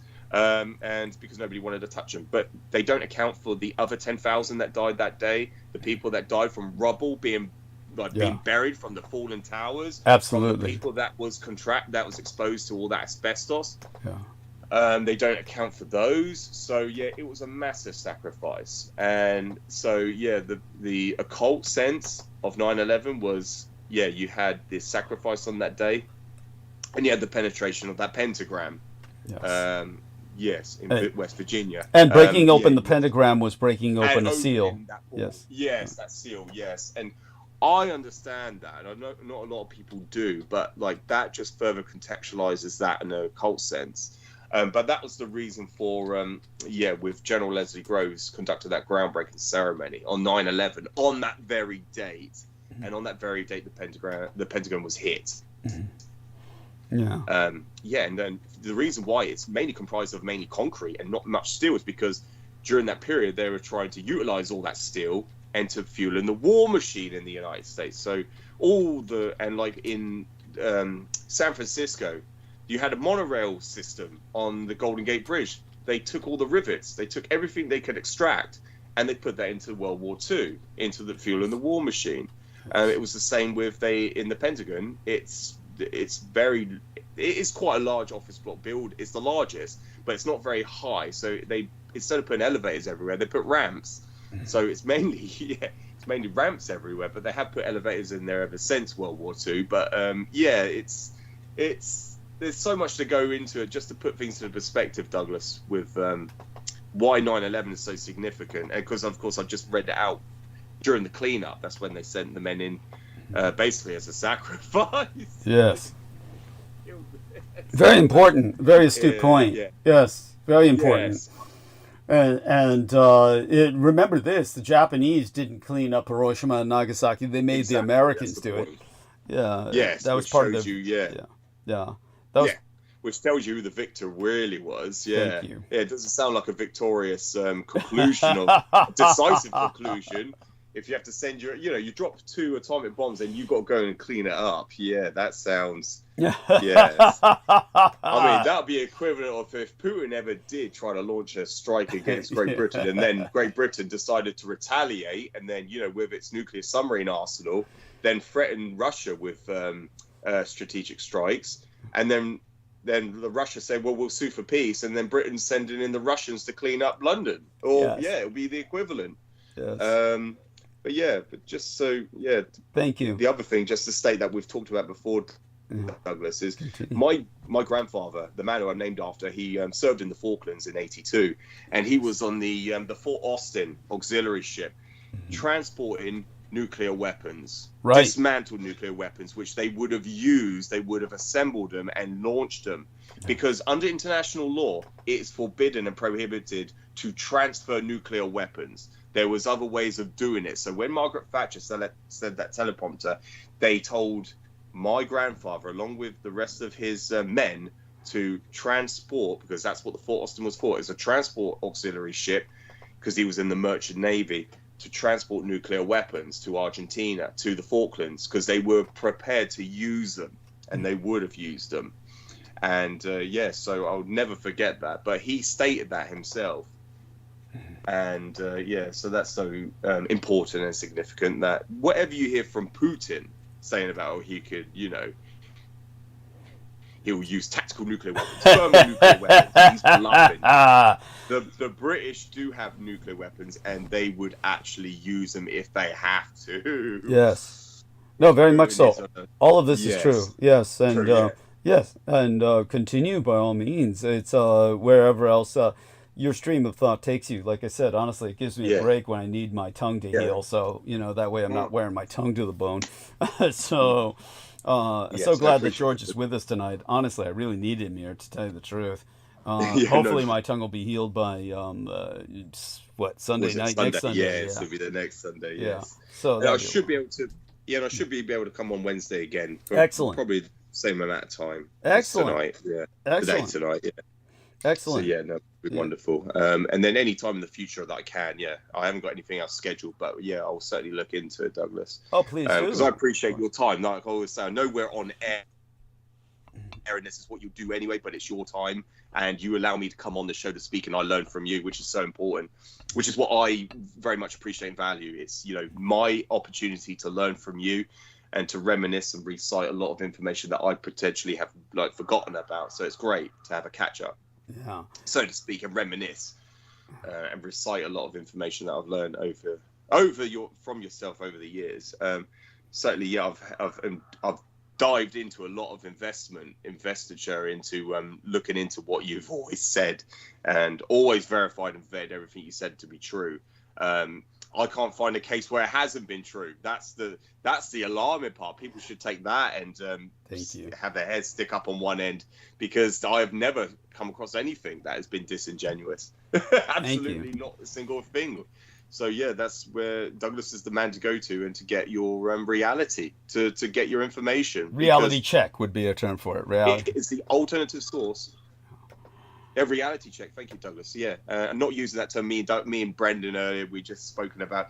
Trump announced the other day we declare war on. He used the term inclusion, and I think he said wokeism or woke, the woke community. Yeah, that sounds like him. Go on. Yeah. Yeah. And we're just like, how ridiculous that term wokeism. It should be like a wakeism. It doesn't make any sense why he would call it wokeism.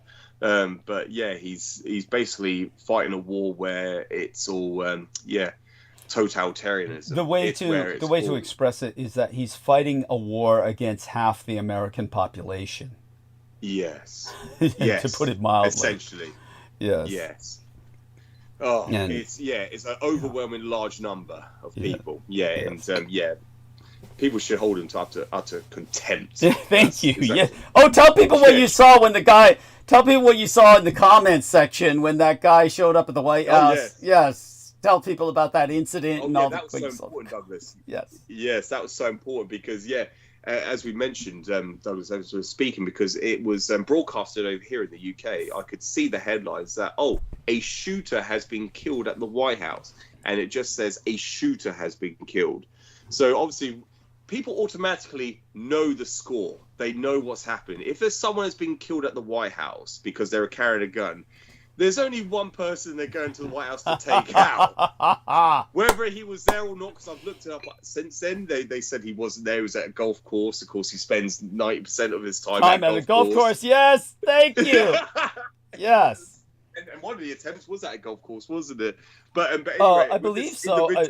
Continue. Yes, by all means. But with this guy who went there, and apparently, I heard the report say it was a BB gun. They said, he was on a suicide mission. He wasn't there to kill President Trump. He just went there because he wanted the guys to shoot him, but he had a BB gun. It's like, come on, that's just preposterous. Absolutely preposterous. This guy went off, and he went to go assassinate Trump. It doesn't matter. There's only one reason why you go to the White House with a gun. That's to take out the man who owns the house. Essentially, he doesn't own it, but you know what I'm saying. Who occupies it? The man who occupies it. Yes, he's the man who. There's only one man that lives in the White House. That's the president. I know he's got hundreds of servants and everything, but there's only one reason to go there. But at any rate, the reason why we're bringing this up is because I saw that the articles came out. It was online. And I read through the comments section, and each comment, one person put, "Can someone just do the job properly, please? Can someone please just take this man out?" But that was basically a variant. that they were all a variant of that sentiment. But continue, right? Yes. Yes, they all had the same object. Yeah. They're all in that same. Yeah, they're all just basically saying, "Can please just someone do the job properly? Can someone go out there just take this man out? We just can't stand it anymore." And so this guy is just it's just you've got all the guys. For me to kafar a little bit, Douglas, all the people who I know personally have obviously bigged up or praised Elon Musk, and they admire this man. We call them musketeers, don't we? We call them the cult followers or of muskrats. Muskrats is probably a better term. Yeah. Oh my God. And like when people say, "Oh, he's an enigma," and one person said, "Oh, I feel sorry for Musk because he had such a traumatic childhood. He was abused by his father." And I was like, his father was fucking his own daughter and fathered children. Yes. For goodness sake, who was his children? Yes. Yes. All people. None of those people now are saying anything now. I think it's more obviously transparent what he is. Yeah. I would hope. Yes. But go on. I just hope exactly. I hope they've taken a trajectory discourse for what they thought once of this man, and just like got the reality check. It just like opened up and just gone, that's it. How can we what's he done? Because they go, "Oh, he's made so much money," and it's just like, no. Like I said to Brendan earlier, Douglas, every single billionaire that was at that inauguration of Trump, and they were standing behind Trump, like Jeff Bezos, Mark Zuckerberg, and you had all these other CEOs of these companies, they're all on a deficit right now. They're all losing money, and they've estimated that Elon Musk is losing around about $1 million less than a second. Oh yeah. Sorry, with less than a minute. Yeah. In seconds, he's losing millions in seconds. Yeah. Yeah. So that's what they've estimated it. He's plummeting. Yeah. He's basically on the recline. He's that's it. He's free falling. Thank and God. That's why Trump the other day, he purchased one of Elon Musk's babies, quote unquote. Yeah. I'm gonna help you. I'm gonna help your Tesla company. How pathetic. How pathetic. Which then can bring us to that direction of Trump, Tesla, and Elon Musk, because Elon Musk has created this company. He started off, what was it? I forgot the name of the original company he had. Because I looked forget. him up the other day. Yeah. I know it's PayPal afterwards, but there was a original company he basically established. I forget the name of the company. It doesn't matter. Yeah, it doesn't really matter. Just look it up. Yeah. But yeah, with the dynasties, with the Trump and the Musk, obviously with Musk, they're diamond thieves. They're stealing diamonds, and then with Trump, his uncle John G. Trump, I think that's his. That's his uncle's name. Yes, John G. Trump. Yeah, who John stole. G. It Yes. is G. Trump. Is there? Thank you, Douglas. I just had to question myself then. But yeah, he was in charge of the Office of Alien Property. Well, is that correct, Douglas? I just have to he was dispatched by the Office of Alien Property. That's it. Yeah. And so continue by all means. To steal Japanese real estate. Yes. All the Japanese that were interned during World War II under Executive Order 9066, they were interned. And so John George Trump. That's how you remember his name. You'll remember his name with his middle name is your first name, John George Trump. I thought it was G. I believe. Thank you. I did get that correct. It is a G. Yeah. So he was the man that was dispatched by the Office of Alien Property to take in all this real estate, to basically confiscate Japanese real estate. And with Nikola Tesla, and what I've been listening to yourself recently with your old shows, Douglas, is you go into excruciating detail with Nikola Tesla. It's something that I cannot emulate right now. I cannot go into that level of detail. But just to summarize it for the viewers right now, is that Nikola Tesla was ethnically Serbian. He was not. He was classed as an enemy alien, and what the American government had told him was that we can intern you as an enemy alien. Like we can, and by the way, that was based, to give you the detail on that, just so people understand, Nikola Tesla was someone who was born during the time of the Austro-Hungarian Empire, So he was technically a citizen of Greater Austria, but he was ethnically Serbian, and yet he had a father who was, or at least considered Croatia to be his fatherland. And this was, I believe, because his mother was probably Serbian and his father was probably Croatian, because no matter who you talk to in Yugoslavia, the Serbs or the Croats, they both claim him. But the Serbs are Byzantine Orthodox, they're Serbian Orthodox, meaning the old church, whereas the Croatians are Roman Catholic. And the Croatians are, very Roman Catholic. And to give the context to our man, George, and what he's talking about, the important thing is to remember that during World War II, whereas most people don't understand this, they know Italy was aligned to the Reich, but they don't understand why the Vatican helped the Third Reich with the so-called Vatican rat lines to help many Nazis escape and their families after the war. But this is because the Vatican city-state was already recognized internationally as an independent nation-state. As a matter of fact, they diplomatically recognized Míngjǔ-̶hǔyì, which was Manchuria. They recognized Manchuria. The language. Yeah. No, they recognized Manchuria as a nation-state that many other nations did not. The Japanese, what other nations were calling it was the Japanese puppet state of Manchuria, but the Vatican recognized it as a legitimate nation-state. So they were definitely on the side of the Axis. And so they were so much... They recognized the Third Reich. Yes. Yeah, and they recognized the first nation-state to recognize the Third Reich. That's right. And so understand this brings us back to, I'll have to draw the chart up, so be patient with me. Give me a second, and I'll do the screen share in a moment. I wish there was a way that I could share this with our listeners, but I'm not that technologically savvy, and one of these days we'll have to figure out how to do that. Right now, as a matter of fact, my computer is beginning to slow down as it does at the end of these 12-hour sessions. So we're just going to have to be patient with me while I muck around in the files a bit to find what I'm looking for. And right now my computer might be crashing, so be patient with me while it recovers itself, if it does.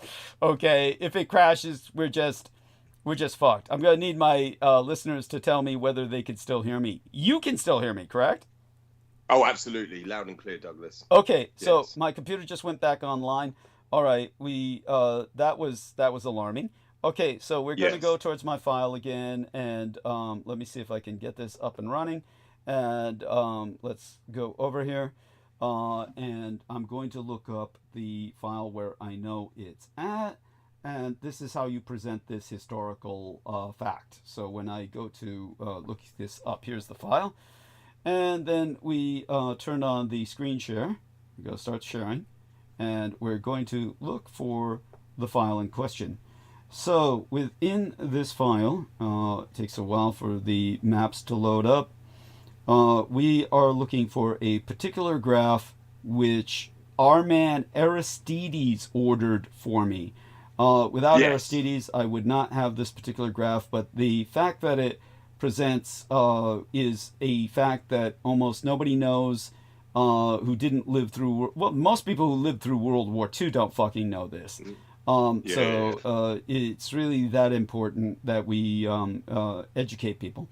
So let's see if we can find it here. Should be running across it soon enough. And there we are. Okay. And so here's where we go. This is McFate's graphic outline of universal history that was produced by a Mormon. And so when we outline this here we go. And we can make this larger. Let's see if we can press the plus button. Here we are. There we are. We can make this larger. And what it shows us is that here we are. Let's see if we can make that a little lower. We have in the year of, let's see now, Cardinal Pacelli, Secretary to Pius, and this is at a meeting in Rochester, New York, September 16th, Cardinal Pacelli, the secretary to Pope Pius, on September Yes. 16th of 1936 stated, "The time has come," and by the way, my father was there for this, because my father was born in Rochester, New York. So he was there for this when this man said, "The time has come to fight communism by force of arms if necessary." And this was a call to a new crusade. And Adolf Hitler and Benito Mussolini answered that crusade. And fighting right beside them was the Vatican City State. Remember that both Benito Mussolini became an atheist and a socialist, but he was definitely an Italian nationalist. But Adolf Hitler was born and baptized a Roman Catholic, and he never forsook his religion. He never swore off his religion. Yes. So he answered the Pope's call to a crusade. So this was a pan-European crusade, which the Vatican joined in. And the Vatican conquest in World War II was Croatia. So during World War II, Vatican City-State conquered Croatia, and Croatia became a fascist nation under the Italian Duke of Spoleto, who was made the King of Croatia. And so the Italian Duke of Spoleto was made the King of Croatia, so Croatia had a king in World War II. But the man who ruled it was Ante Pavelić, who was the Croatian Peglovnik, which was their word for Führer. He was their version of Adolf Hitler. And this represented a Catholic crusade where they ran the only concentration camps in Europe for children. They were run by nuns, Catholic nuns, Duvno and Lovnic. Duvno and Lovnic. And the adult concentration camp, if you will, was Jasenovac, where well over 1 million people died. So Croatia was a fascist Roman Catholic state. The other fascist Roman Catholic state created by my biological father, Adolf Hitler, was Slovakia. And Slovakia was ruled by a Roman Catholic priest. So the Roman Catholic Church was actively involved in World War II as a belligerent with combatants and armies. So people don't know this at all because they are not told this. But when it came to the Catholic Crusade in Croatia, what happened was it was because Croatia declared war on the United States. In fact, the largest terrorist attacks in the United States prior to 9/11 were conducted by Croatians. Croatia was still legally at war with the United States after World War II. It became subsumed within Yugoslavia under communism, but the Croatians felt they had been betrayed by the Americans, and so they conducted terrorist operations in an IRA fashion, just as the Irish Republican Army was considered Catholic, even though it wasn't. The Irish Republican Army was really sponsored by the Soviets, and so that's responsible for the secularization of Ireland. Ireland today is very secular, to the point where they have a gay president. That's obviously not something the Pope would approve of. So the Irish, through the Irish Republican Army, became very secularized. But Croatia is militantly Catholic. So unlike the IRA, which was basically, well, shall we say communized, when it came to Croatia, its attacks in the United States were acts of Roman Catholic terrorism. So this was a religious strike against the United States when they killed people in the United States. And you can look up Croatian attacks in the United States. They were the largest in the United States prior to 9/11. And why? Because they were still waging war against the United States for what happened to them in World War II. And in World War II, it's not like the United States ever attacked them, but they considered themselves betrayed by the United States and the British because they were sold out to the communists. So, and Tito, Josip Broz Tito took over. Tito, yes. Yeah. But what happened was when it came to Croatia, our man Tesla, the real Tesla, Nikola Tesla, considered Croatia to be his fatherland. So he identified as a Croatian national while identifying as an ethnic Serb. So hopefully that makes sense to people. The Balkans are always complicated and very difficult for people to understand. But understand that because he identified as a Croatian national, the American Office of Alien Property which was responsible for confiscating all the property of the Japanese in World War II. This is where we give it back to George. So George, take it from here. This is where they threatened Tesla and said, we can put you in a camp because you're an enemy alien national. Yes, you're an enemy national. And so, yeah, I've just taken some pictures, Douglas, some screenshots. Let me just share them with you. Sure. It's to do with those concentration camps that are run by the nuns. I have several images of it.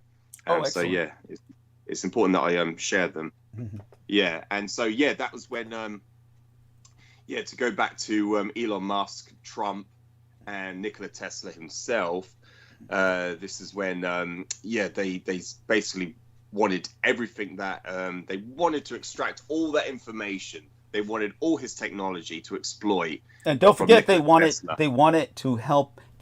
him to oversee the Philadelphia experiment. Experiment as well, yes. That's it, Douglas, because they cannot operate or comprehend the technology. So they basically said to him, look, we want everything from you. We're going to torture you. We're going to cut your balls off. We're going to do anything to force you to give us everything we need in regards to the technology that you have produced.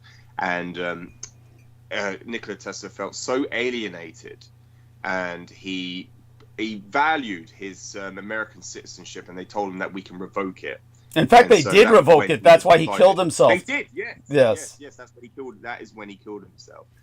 And so, yeah, and he told his nephew that you take everything that's not like locked down, anything you can take with you. You take my blueprints, you take what I've written on paper, and you take it back to I think it was Serbia. Was it Serbia? He took it back to. At the time, he took it back to what was Serbia, and then that was take it from there. Yes. I was going to say he took it back to Serbia. Then that got distributed to the Third Reich. Aspects of that technology went into the Third Reich technology regarding like the Tesla coils, and they took that with them into Unterland. To explain that, the Soviets. To explain that to listeners, what happened was when his nephew took everything he could back to the homeland, what happened was at that time, the Nazis and the Italian fascists pretty much occupied it. So he was essentially delivered into Nazi hands. When the communists rolled in later, and Churchill was trying to grab that technology, that's why Churchill flew to Moscow. And so I spoke of this in the last episode of Before Tonight, but I don't know if you've heard it. I haven't, Douglas, yes. Oh, okay. So what happened was, this was, if I remember correctly, give me a chance to recall it, and that was something that is important to know about when it comes to the way that the Churchill worked. And what happened was, everybody knows about the Hitler-Stalin Pact. Nobody knows about the Churchill-Stalin Pact. But basically, what had happened was, in 1944, months before the Allied powers would declare victory, what happened was that British Prime Minister Winston Churchill flew to Moscow in October of 1944. And when he went to Moscow in October of 1944, he personally met with Joseph Stalin. And he met with him for only a few minutes. He writes about it in his own diaries. So in his published memoirs, he said, "Your armies are in Romania and Bulgaria. We have interests, missions, and agents there. Don't let us get at cross purposes in small ways. So far as Britain and Russia are concerned, how would it do for you to have 90% predominance in Romania, for us to have 90% of, say, in Greece?"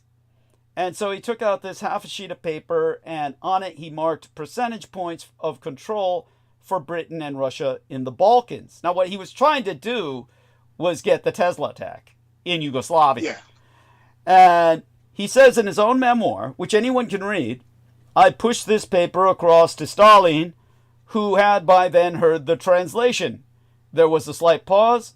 Then he took his blue pencil and made a large tick upon it and passed it back to us. It was all settled in no more time than it takes to sit down.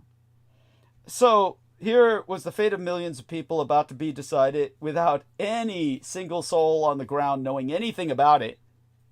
And the only thing that stopped it was Roosevelt, who was determined that they were going to carve spheres of influence along his vision. At the Yalta conference the following year, he then pushed all this discussion instead of deal making. He said, we've got to agree on the United Nations as the framework for the post-war international order. And this was all part of his own idea that he railroaded through, and they basically agreed to that. But the percentages agreement, had Roosevelt not intervened, then basically the British would have confiscated the Tesla technology and gotten what the Nazis had not already absorbed. But instead, because the communists took over Yugoslavia, whatever the Nazis did not integrate, the communists integrated in terms of Tesla technology. And aside from that, the Americans had what they had that was stolen by John George Trump. But John George Trump only released a little bit to the Americans. He stole it personally for himself, which is the foundation of the Trump fortune. Yes. Releasing only a little bit of technology at a time to really make the dynasty wealthy. So he told the American government, oh, there's nothing here worth anything. Tesla was insane. All of it is shit. And then he stole all of it for himself and then trickled a little bit out by trademarking it as if he had invented it. So that's how the Trump dynasty was. And go on. Yeah, thank you, Douglas. No, very much appreciated. Yeah, they didn't send in the FBI. They sent in the OAP, the Office of Alien Property, because they regarded him as an enemy alien. That's how they treated him. That's how they dealt with him. But yeah, this goes back to Musk and Trump today. You have this Elon Musk who created this Tesla, which Tesla, in his good name, the real Nikola Tesla, he was basing everything around extracting energy around him as free energy. I think that's the staple, the premise, or the principle of all his inventions. Was he was looking towards moving away from fossil fuel energy or limited energy to an unlimited energy base source, and that's to extract energy that's all around us, but he uses free energy. Elon Musk has taken his good name and completely perverted it by giving you a technology that you plug into the national grid using fossil fuels. Thank you. Beyond which, the important thing to emphasize is that if it were a real Tesla car designed by Nikola Tesla, it would be Wi-Fi. It wouldn't have your conventional battery. It would run on technology in the sense that the energy would literally be beamed to it like a radio wave. So constantly, you don't have to recharge. It's constantly on motion. It's constantly on a, how would you want to call it? It's already running off energy as opposed to having to store energy and using a charge. It would run on energy in the sense that 5G towers project a communications wave and a communications beam that blankets an area. It would run on energy that would be beamed in that fashion. That you could travel all over the United States, and the infrastructure would be a grid of energy towers that would constantly be beaming energy to bypassing vehicles. Exactly, as opposed to exactly. Thank you so much. So your vehicle would be tuning in. The vehicle would be tuning in to tower after tower as it traveled, just the way it does to a cellular signal. Thank you. Because he did say that about mobile phones. Before anyone even knew a concept of mobile phones, he was saying that would be able to communicate telephonically, but using a device that's within our jacket pocket. We could just pull out a device and we could communicate through a signal that's traveling from this device to a tower, which is then beaming, receiving from another end, which is the receiver, the recipient. And so that was what he already outlined way back in those days, way before there was a concept of basically cable. Yes. Mobile. That's what mobile is. It's just wireless technology. So yeah, thank you, Douglas. Much appreciated. Yeah, and don't forget his phone idea was then further developed by the British guy who was, oh God, what was his name? Poor bastard. Alan Turing. So Alan Turing. Yeah. I was going to say Alan Turing, the homosexual guy. Yes. Yeah, the poor gay guy who Britain tortured to death. Exploited. Yes. Oh God. Yes. If you talk about a tragic story, but at any rate, yes, go on. Yeah, poor son of a bitch. Yeah. It's like it doesn't pay to be on the Allied side. So these are incredible photographs. I'm going to download these. I'm going to download these photographs. This is incredible. These are screenshots. Yeah. Yeah. So unfortunately, our call is at the bottom left-hand corner. You can see, like, your screen share. You can see that bottom. But I do apologize, but I'll have to send you the full images so you can, instead of just a screenshot. It was just easier because everything is lagging on my end because I'm hotspotting, so everything's slowing down. So hopefully I'm coming through clear from my end. But that's hence why I had to take a screenshot quickly, Douglas, of it. But yeah, they're I was going to show that to my former manager when I was at the hotel because she is Croatian. But she was raised on an indoctrination under communism. Yes, under communism. She was raised as a communist. By the way, that's why she's so fucked. Go on. She is so antithetical towards the Third Reich. So antithetical that she always badmouthed them all the time. And I was just like, I understand the reality. I know exactly where, you went all the way. Yeah. Oh, yeah. Yeah. But yeah, that's what I was going to show, these concentration camps, because they were the largest concentration camps outside of Poland, outside of the occupation of Germany. The very largest one, and probably I think it was the largest concentration camp period, was the one for adults in Croatia, Jasenovac. So that, do you know how to spell that? Do you need me to spell that? Jasa. Yeah, so I'll spell it for you right here. So here we are, I'll enter it. Jasa.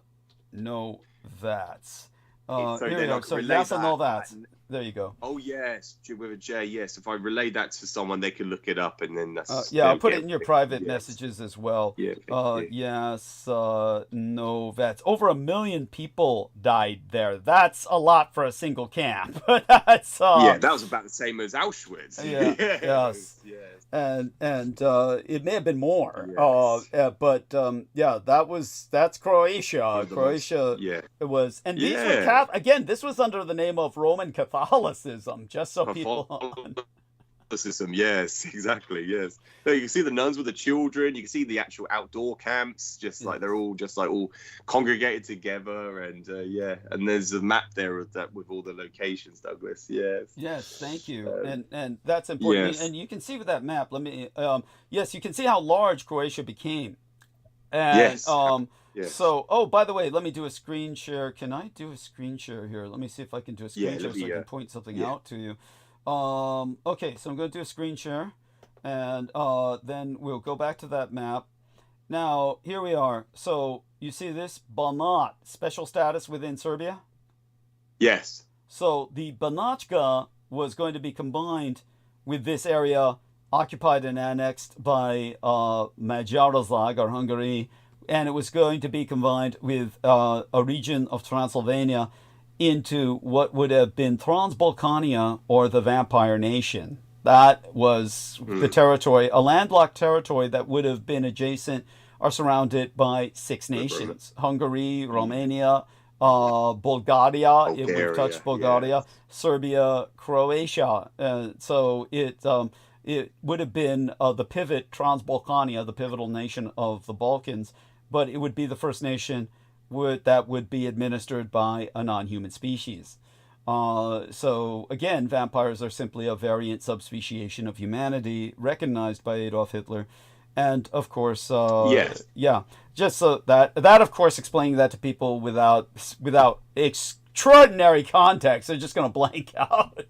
Yes, they're just yes. But what about yeah, something that I was going to ask a question to you, Douglas, about the prosecution of them in the Soviet Union. Was it in the gulags they were prosecuted? Was it? There was I know there was a population that were persecuted. Yes, they were persecuted in the Soviet Union, and these were vampires. These were. Is that correct, Douglas? Yes. Here's where I'm peripherally aware of it. Yeah. So sharing screen here. Where they were in was this island known as Novaya Zemlya was their concentration camp. So it was. I'm just going to screenshot that. Oh yeah. Yeah. So, thank you. I've got it. And this is where that was after they had tested the Tsar Bomba, which was the largest hydrogen bomb ever developed. So it was later on, yeah. So it was much later. Yeah. So it was after that. Right, yeah. It was after that they were gathered there in a gulag, but that was where it was at. That was their gulag, specifically for the vampires, and on that island. And again, this was I think that their gulag was built. I don't know if it was on ground zero of the crater created by the Tsar Bomba or whether it was elsewhere on the island specifically. But it was definitely on the same island, and so there you go. It was, yes. Yes, thank you. There's several reasons. Yeah, several reasons for that. Because it was night, a large part of the year. They could sustain them easier. They were experimenting on them, so they were forcing them to cooperate with the Greater Soviets government, and so there you have that. But it's why, of course, the vampire subspecies sided with the Germans in World War II was because they were antithetical to the communists. Communism is the natural enemy of the vampires because of the great slaughter of 1919, which I've gone into before. I'm sure you remember my going into that? Yeah. Yes. I'll have to, yes. I do, peripherally remember that, Douglas. I do, yeah. We don't have to go into that right now. Understood. I'm going to look that up a bit further later on, I've just, because that was something that I knew I had to ask you. I keep on trying to remind myself to ask about that, only because, I've not ascertained a lot of the information before. So, that's why I thought, I've got to recap on that. So then it just puts things into better perspective. But thank you for that. That's why I screenshot it just for a reference, so I can go into that, Douglas. So that was the only reason I wanted to ask, because I have to keep reminding myself to ask these questions. No worries. I should write them down. Yes, I do write. I should write them down, really. Yeah. And that's fine. And maybe you can do that before next Wednesday. Is write some more. We've got an hour and a half left, so approximately more like an hour and 15 minutes. Realistically, an hour and 15 minutes. So keep going. I mean, we can, and our numbers are good. We're maintaining good numbers. So are you? That's brilliant. Oh. Yes. Would you be happy if I depart in the next half an hour, Douglas? Are you able to do the extra hour, or would you like to end the show early? I don't know how you want to plan it. Well, I do apologize. I'll say half an hour. If you have to leave in half an hour, I'll just decide then. I'll decide at that moment what I'll do. Yes. No, much appreciated. It's a shame that, I think, because Brendan will be asleep, so I don't think there's anyone else that can jump on. Well, at that point, maybe Aristides will wake up, but, we'll find out. Either way, I'll either just soldier through for the remaining period of time, or I'll just end the show early. We'll see what I decide. Yes, no, thank you. I think, I'm trying to think if there was anything, because I knew, days prior, I'm not thinking, I need to cover this on the show, I need to cover that. It was just interesting. I saw that thing with Joe Rogan, it was the other day. The bloke at the end of it that said, he saw Nordic Aryan. They were very, and he called them sleek. He called them, they're very sleek looking. He said they had like white hair, blue eyes, very human looking. That's what he told Joe Rogan. And of course, Joe Rogan doesn't want to really hear that. He doesn't want to hear they look like Germans or Nordic Aryans. Of course, this guy's gone on a crusade himself to say how we're going to take out all the descendants of the Reich. Right. Of Germany. What a brainwashed asshole! Yes. Exactly. Exactly. But it was just the guy at the end of it. He goes, believe whatever you want to believe. He goes, I believe there's probably trillions of different types of variants out there. There's of course. So many. How come we never see any of them? Yeah, well, exactly. And where are they? Where's their signals? Where's their fucking signals? Yeah, where? Yeah, what's the names? Where are they from? Yeah, where are they? And why haven't we seen them? Yeah, it's just preposterous. And by the way, now for our listeners, when somebody ever questions you because of the incredible nature to many people, they think, oh, this is incredible, meaning lacking credibility. When we bring up relic populations, for instance, and which everybody intuitively knows is real because they continually watch documentaries on this all fucking day. So everybody intuitively knows relic populations are real. But when somebody questions, well, what about these reptilian type phenomenon that people witness, or these other obviously not human and apparently sapient creatures that people encounter, understand that those are not extraterrestrial aliens. They are relic populations from at least on Earth, generally on Earth, but potentially from other parts of our solar system. And you can bring up the fact that we know scientifically, and people can look this up themselves, as our planetology evolves and we become more and more aware of the climatic history of our neighboring planets like Venus and like Mars, we now know Venus was habitable. Venus was habitable long before Earth was. It was a runaway greenhouse effect that rendered Venus inhabitable, but it was at one time a source of life, along with Mars, that probably exchanged biological materials by comets, or even travel from these relic populations from those planets.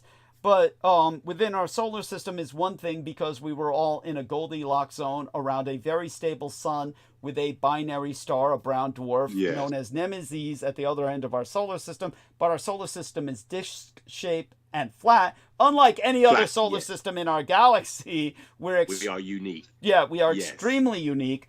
But the one clincher, the one reason you can tell them, we know there are no extraterrestrials in any sense as you understand it, is because there's no signals. There's no signals. So these relic populations we encounter are from our local region, meaning literally our solar system, but not from in our galaxy, because otherwise we'd catch the signals. It moves. Just all information, our voice, our very voice moves at the speed of light. Thank you. Yes, so we would be hearing a cacophony of noise from all these other civilizations. You can't just, and they can't say, oh, it's got to be some extremely exotic bandwidth. I mean, it's no matter what they're using, we would sense it on our instruments. Even if they're confounding or warping the gravity, we would sense that on our instruments. Exactly, Douglas. Yes. And our governments will be investing so much money to divert those radio signals or signals themselves, whether what they are on the frequency electromagnetic spectrum, will be trying to divert it from even receiving it, because it will be compounded with all those signals. So our governments will be investing so much money to divert it or deflect it. But we don't have that, because there's no such thing as a signal coming in that we are intercepting. So yes, it's absent. So the logical conclusion is life has not formed anywhere as of yet. And as we've, as you've outlined so many times in the past, Douglas, when we look into the stars, we look into the past, because everything we see is the past. But if we could look into the future, we'd most likely see a universe that is teeming with life, because it is our future descendants. And that is a conclusion the government has come up with due to its own due diligence over the several decades. And so it's a complex and decisive conclusion that they've come up with, that if we could see into the future, we'll see ourselves. And what they've concluded is it's ourselves that are coming back. And it's most likely it's the Third Reich in exile in the future. And where they've adapted, because we're the genetic baseline for their, for the gene pool. So they have to come back to us, and which is why we've seen them for thousands of years. And this is why that phenomenon has been there. But yeah, when it comes down to relic populations, Douglas, to go back on that trajectory, on that course, am I still live, by the way? Yeah, so far as I know, yeah. Yes, yeah, we're doing It's because great. it was deadly silent, so I do appreciate it, Douglas. No, that's the only reason, because it was deadly silent, but thank you so much. Oh, yeah. But yeah, to go back to the relic populations, most anthropologists and paleontologists, what they find and discover through like their research, later on they find out more than what the government already sort of like intuitively knew themselves. They find out, they discover, oh wait a minute, the government is already aware of this, but they're only discovering it just through their archaeological digs, just from what they are discovering. And they're discovering stuff all the time. But it's so unique, this planet, where life could not possibly have manifested anywhere else. They had to either come from Earth or within our own solar system, because it was an atypical solar system where it is so exceptional and unique that life could only develop here within our planet or our neighboring planets, which, as you just outlined, Douglas, would at one point, if it's in their history, would have been hospitable. It would have been habitable at one point in its past. And so many of these populations that once thrived would have had to relocate. Just like with the mass extinction event that happened here on Earth around 270 million years ago during the Permian extinction event, which lasted 25 million years, it wiped out 95% of all marine life and around 80 to 90% of all surface life. And the species, the sentience, and you could possibly say, like you said, sapient lives that thrived or flourished were the ones that relocated underneath the ground throughout the tunnel systems. They retreated themselves. And when the world was then habitable again, when it became, I'm trying to think of the word, Douglas, when it became, essentially when the temperature of the Earth cooled down and they could re-emerge, ascend back to the surface, they later on evolved into the dinosaurs.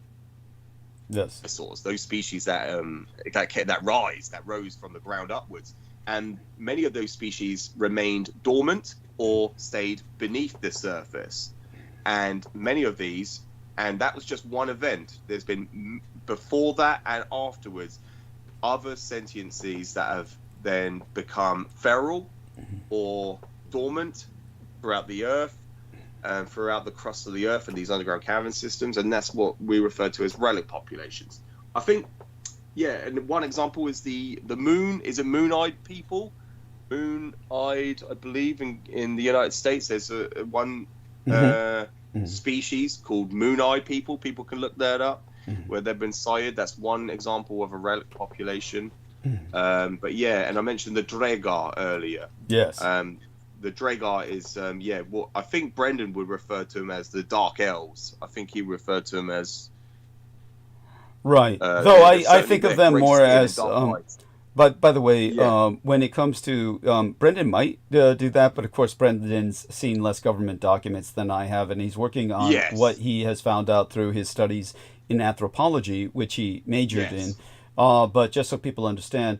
I'm just looking up the moon-eyed people now, and I'll confess this is actually the first time I heard that term, but I run across a solid amount of information when I look it up. So it's interesting. Thank you for that. It gives us other things to speak about, and I'll see if I can cross-reference that with anything in my own notes and see if it strikes any memory of this phenomenon of moon-eyed people, which are recorded in stone in American archaeological excavations. So thank you for telling me about that. The other thing that I want to bring up with the, and I don't know if I'm pronouncing it correctly, obviously ancient Norse language is not my forte, but Dreguar, or something similar to that. Yes. Yeah, this is what Richard Shaver, who was a member of the American Communist Party and a paranoid schizophrenic, nevertheless, apparently encountered the Dwegar. He called them Dero, which to him, D-E-R-O, was an acronym or an abbreviate, for deviant robot, because to him they behaved very robotically. To him it was like ants, like a species of humanoids that seemed to behave like a termitary or an anthill. And so he used that term DERO, or deviant robot, and he felt very paranoid about them, as I suppose any of us would. But at any rate, he had other paranoia because of his being a member of the Communist Party, and he was under surveillance. But all such being said, that was factors we can go into later. But the point is that these are essentially dwarven, but they're very swarthy, very dark. Yes, dwarven. Yeah, yes. Swarthy dwarves. Dark skin. Yeah. Yes. So these are swarthy dwarves that are the ancient enemy of the Norse. The Norse hated them and drove them underground. Yes, exactly. Yeah. Yes. And but that is to be disambiguated from dark elves, who are actually going to be taller. Just to make that point. Okay. Yes, appreciate that, Douglas. Yeah, thank you for distinguishing that. Yes. Yeah. Because that's important. But yeah, that's fact. The dark elves are what Brendan would call Svart Alfar. Svart means black in German, dark in the Norse. So Svart Alfar, that's who you're thinking of dark elves, which otherwise known as Drow, or DROW, which you can look up. Drow, or Drow. Yes. Oh, please take it from here. Sorry about that. Just had to get those details out there first. No, I appreciate it. Yeah, no, thank you so much, Douglas. I appreciate that. Yeah, so that's from my understanding, like with that Wharton, the Travis Wharton case, that's what I understand. That's what he encountered when he was on board that ship. There was 3 of them, but he knew they were not human. But he disambiguated between them and the third, and obviously the Reich. I'll refer to it as Unterlander or interterrestrial. We can call them that. I don't think there's any applicable term I could reference. I just call them the Third Reich in exile. Yes. But there's no applicable term for them themselves. It's kind of like with the lunar stock, the lunar city on the moon. There was no code name. The code name that the Americans gave it from their research and their due diligence, they codenamed it Moonbase Alpha, if I can remember correctly, Douglas. I believe there was so, no yes, specific correct. term because they never learned of what the Third Reich called it. Yes. But of course, yes, and so it's kind of like with this, it's only from what we've been ascertained through, what I've learned from yourself, from your documents that you worked with, Douglas, and you were dealing with a lot of the time that you weren't even supposed to be exposed to, but a lot of the documents that you were collating.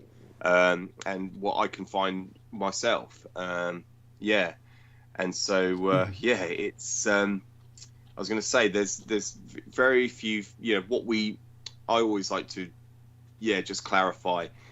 I only say what I know. It's not speculation. I don't want to speculate anything. So I only tell people what anything that has been substantiated that I've found out to be true. Or I'm not referencing anything that has been, sourced, anything that has been secondary source. So not something that I've been fed or told.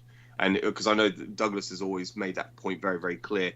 He doesn't reference any secondary source, and he always goes by the source itself. He always references something that people can vet and verify themselves. Yes. In other words, I present... for me, it's quite hard to... Yeah. If I'm not sure of applicable... Yes. In other words, what I present is all the circumstantial evidence. People can look up all the circumstantial evidence, and then what I say becomes inescapable. Yes, by all means. This is, again, I've just entered some term into your private messages, which is, obviously, these terms already. But, again, we're not quite sure what the Unterlanders call themselves.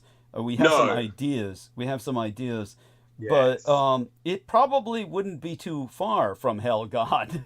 It's but simply because of the everything that I've articulated. But the terms we use are intra, not extra, but intra, not inter, but intraterrestrials, inner Aryans. These are some of the terms, but applicable terms. But certainly Helgan would probably come close, or simply Unterlanders. It would be like Deutschlanders. I don't think they would take offense at Unterlander. They wouldn't take offense at that, but that wouldn't necessarily be what they reference themselves as. Is probably I would say that they would reference themselves. I'll have to look through my notes and for that particular subject, because there was some speculation about that. For those of you who don't know, the game Killzone, which portrays the Helgon culture, actually shows an alphabet. It's one of the variant alphabets, or rather they're militarized, what you would call stenciling, what we would call stenciling in World War II. It would be the kind of stenciled lettering that would be used on their military craft, which is why it's presented in Killzone, because that's what you would encounter would be their military craft, as opposed to their civilian, which would be heavy Gothic script. We know that they write in the ancient Germanic Gothic script in Unterland, but we also know through the Kecksburg Bell that many of their craft are imbued with Siegrunen, with the various runen, the runic sigils, which are not necessarily being used to spell something out per se, but are used more like Egyptian hieroglyphics, where it's not an alphabet per se, but symbolizes a message. In other words, it's more similar to Chinese or Japanese iconography than it would be to a Western alphabet. Does that make sense? You understand what I'm saying? Yeah, no, absolutely, Douglas. Yeah, because all we know is from their encounters with civilians or military men, they always deceive them. They always deceive them. Yes. They're decepted. Always. Deceive them. So they always deceive them. Or deceive them. Yes, they're always. Yeah, they're being disingenuous, and they're doing that deliberately just to obfuscate their identity of who they really are. And so they always tell people, "Oh, we're from this star system," and that's why people like George Adamski, he would refer to them as, "Oh, Venusian. These are from men from Venus or people from Venus." So he would always, they would do that deliberately to obfuscate the reality. They don't want people to know who they really are because of that denazification process that everyone's had. Yes. So that engineering program, that social engineering program that everybody's been indoctrinated into. Yes. And so so they know that, oh God, they'll be very antithetical if they realize term, who they are. By the way, the term to use for what the Americans and the Allies instilled, the term they used was unconditional hatred. What the Allied populations suffer from is unconditional hatred. Would be the term that the Allies have for the Third Reich.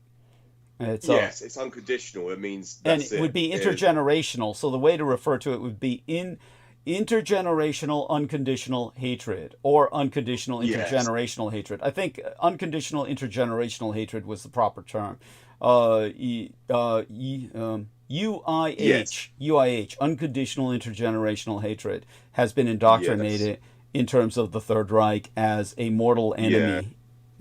Yes, and that's very, very apparent. And through generation after generation, parent after parent, passing that down to the children, and the children pass on to their children. It's just, as you said, it's intergenerational. And understand that those people who encounter the Nordics that are, how should I say this? The ones that they encounter may well have been heavily inoculated Nordics so that they don't contract human diseases. But when you see, again, the uniforms in the video game Killzone, which was contracted by the Department of Defense so that they could indoctrinate an entire population to kill the Third Reich's foot soldiers on sight, the reason that they're in this completely almost hermetically sealed environmental kit, the British would call it kit, they're kitted out in what would be called hazardous materials kit or environmental kit, is because if they're exposed to surface world diseases, they would die. It would be like H.G. Wells' Martians, because our diseases, as soon as they landed. Yes.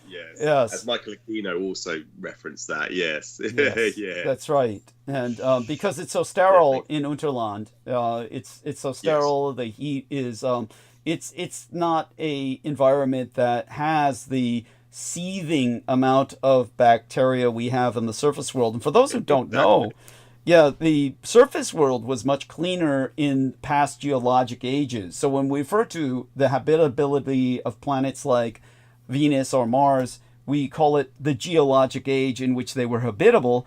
Well, in past geologic ages, none of the bacteria, or a great deal of it that we have today, did not exist because we didn't have this huge biomass for this bacteria to parasitize off of and thrive in.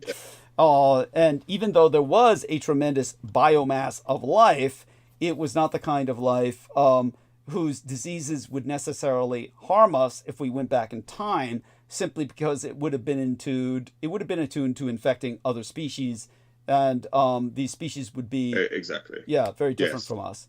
So anything else you want to say? I guess it's almost time for you to leave, but take your time. Thank you, Douglas. I was going to say it makes perfect sense because I read back a few years ago. They said, Antarctica, it's the only place, it's a sterile environment. It's the only place that COVID-19 has not been rived. And then someone there someone in one of the colonies there contracted COVID and it spread. So I know that every nation state on Earth has had some form of COVID exposure. Like with Taiwan, Japan, they handled the COVID outbreak very, very significally, very, very well. Well, the one who really did was Taiwan. Taiwan was even better than Japan. Yes, absolutely. No, absolutely, Douglas. But what I'm trying to say is that in Unterland, they've never been exposed to COVID-19. That's right. At all. Most diseases that we've been exposed to, they have never been encountered at all. Yeah. And so that's just to put things into perspective. That's why they have to protect themselves. Even when we send Martian probes to Mars, we sterilize everything because we don't want to contaminate the Martian surface. So every single probe we send into space, we sterilize it. Yeah. Because that has never been, it's just, that's the reality. Yes. And for people that don't understand that. Yeah, and so yes, like with H.G. Wells, when the Martians landed and they breathed in that oxygen, the atmosphere. They did, poor bastards. Yes. With all their sophisticated technology, where that movie of the 1950s, nuclear weapons were useless against them, like they were useless against Japan. That's another. But anyway, I was just being facetious. Yes. No, I appreciate that. No, that's very funny. Yes. Yeah, it's true. Yeah, the weapons were useless against Japan. They're useless against these Martians. But as soon as they got exposed to the atmosphere, it's at the end of the credits, it says that's what killed them. I was like, there you go then. And so it's the same with the Third Reich. They do not want to be exposed to any of your bacteria, any of your germs of diseases, because they'll become very vulnerable to it. That's just the reality. I've sort of like lost my train of thought there. No worries. We don't have to be always on point. Yeah, I mean we're basically here half as kind of a roundtable, just to kind of really just enjoy each other's company and enjoy our extended electronic family and their presence and. Yes, it's been wonderful with George, but take your time. If you want to stay the next hour, you're welcome. But like you said, I guess you have to go, right? Yeah, no, thank you. Yeah. I do know, like, our mutual friend in England has asked. Yeah, go on. She has asked, we mentioned things like bring up like political affairs of like Piers Morgan. I've covered him a little bit tonight, but just bring up things like that. With when it regards to when he brings people on, the stuff that they talk about. Obviously, it's always big hot topic with with Elon Musk, Trump, and Andrew Tate. I'm just trying to think, just to do some justice about Piers Morgan. There's not really a great deal. Other than, I did bring up before that, Piers Morgan was fired from one of these newspaper tabloids, for basically revealing the identities, the locations of these soldiers in Iraq. Oh, that's right. They compromised them and they lost their lives, yes. And then I met an individual. I can say his first name. I won't reveal who he is. His name's Ray. I've got him on Facebook, and I've known him personally for years, and we've always spoke about these subject matters. We actually headbutted once over Osama bin Laden, Barack Hussein Obama. We butted heads because I exposed the fact that he was born in Kenya, And he was like, no, he was born in Hawaii. I was like, no, you don't understand. That was a fraudulent document. That was a fraudulent birth certificate. And I said the reason why they had to release that is because he was so much force and pressure on him. But if you notice, the significance of it is he announced that he killed Osama bin Laden just days afterwards. And then all of a sudden the story about his birth certificate was out the window. And that's what deterred it away from any further investigations, because he was the man that took out Osama bin Laden. And but Ray, he was the man that informed me that if he ever met Piers Morgan, he would stab him in the neck. And that's what he said to me. Go on. He would do. He goes, if he was ever face to face with him, he would stab him in the neck. And I said, oh God, why is that? And he goes, because he was the man who released the positions, the locations of my friends, and they died. And so he's got the names of the men. Of course, they've never ever publicly announced the names of these people. But of course, if I ever confronted Piers Morgan, then he's got a lot of deaths on his hands. So he's got a lot of blood shed on his hands. Yes. Because of the men he killed. Yes. By exposing their location, because he released the pictures which the enemy was able to identify and locate them, and they died. He revealed that, and then not supposed to do that. That's a compromise of intelligence. That's a compromise of national confidential information, confidential and safety. It was a complete violation of their own safety and well-being and their lives. And so he basically it was what would you want to call it, an exposure of intelligence, a release. Well, I would call it a grievous information leak. It was a grievous information leak, to say the least.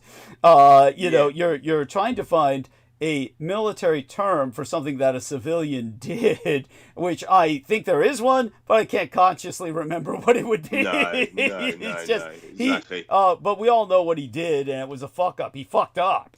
And that's why he was fired. He was fired from the he was fired for that, and rightly so. Yes, of course. Yes. But he always, whenever someone mentions it that he was fired, obviously nobody knows the intel on it. Nobody knows the backstory to it. They don't understand that. Oh, what he did was he cost lives. He killed many British troops, and of course he has relations that were in the military.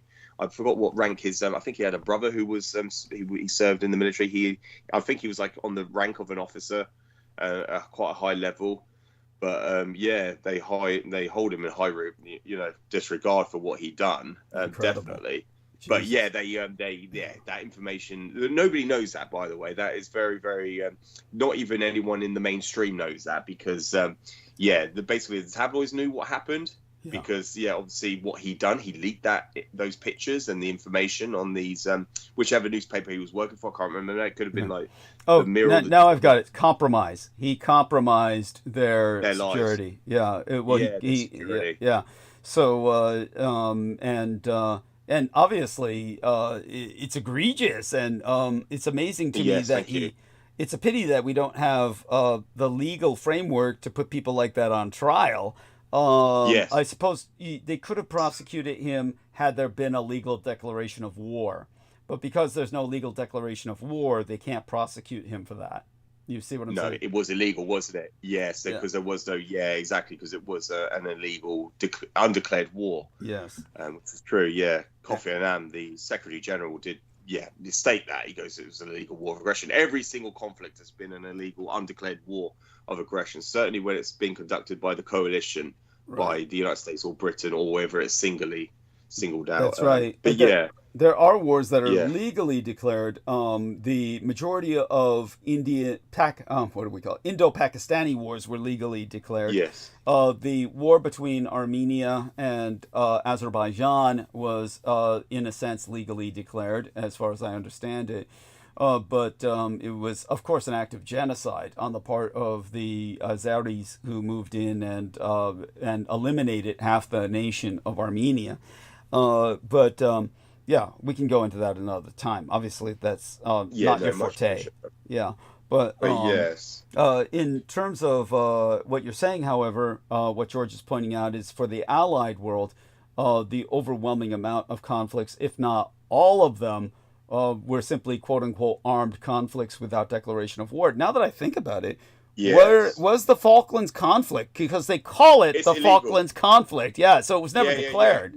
No, even on just to clarify, thank you, Douglas, for bringing that up. But just so people will understand, I say to people, don't look on Wikipedia, but even Wikipedia says it's an undeclared war. Yes. It was a conflict. It was not a war.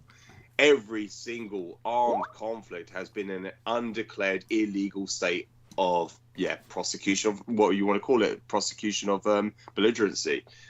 So they're all of it is consumed or subsumed within that greater war, which is where it's still legally in a state of war. So every armed conflict is an undeclared state of war. So it's not declared, it's undeclared. So it's illegal.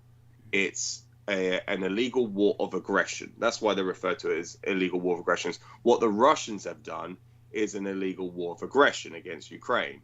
It's an undeclared war. It's completely illegal, which is what Iraq was. Iraq was completely illegal. Afghanistan was completely illegal. Everything has been illegal because they're undeclared wars, and that's why they call them conflicts. Or like in the United Nations, they refer to it as police state actions. Yes.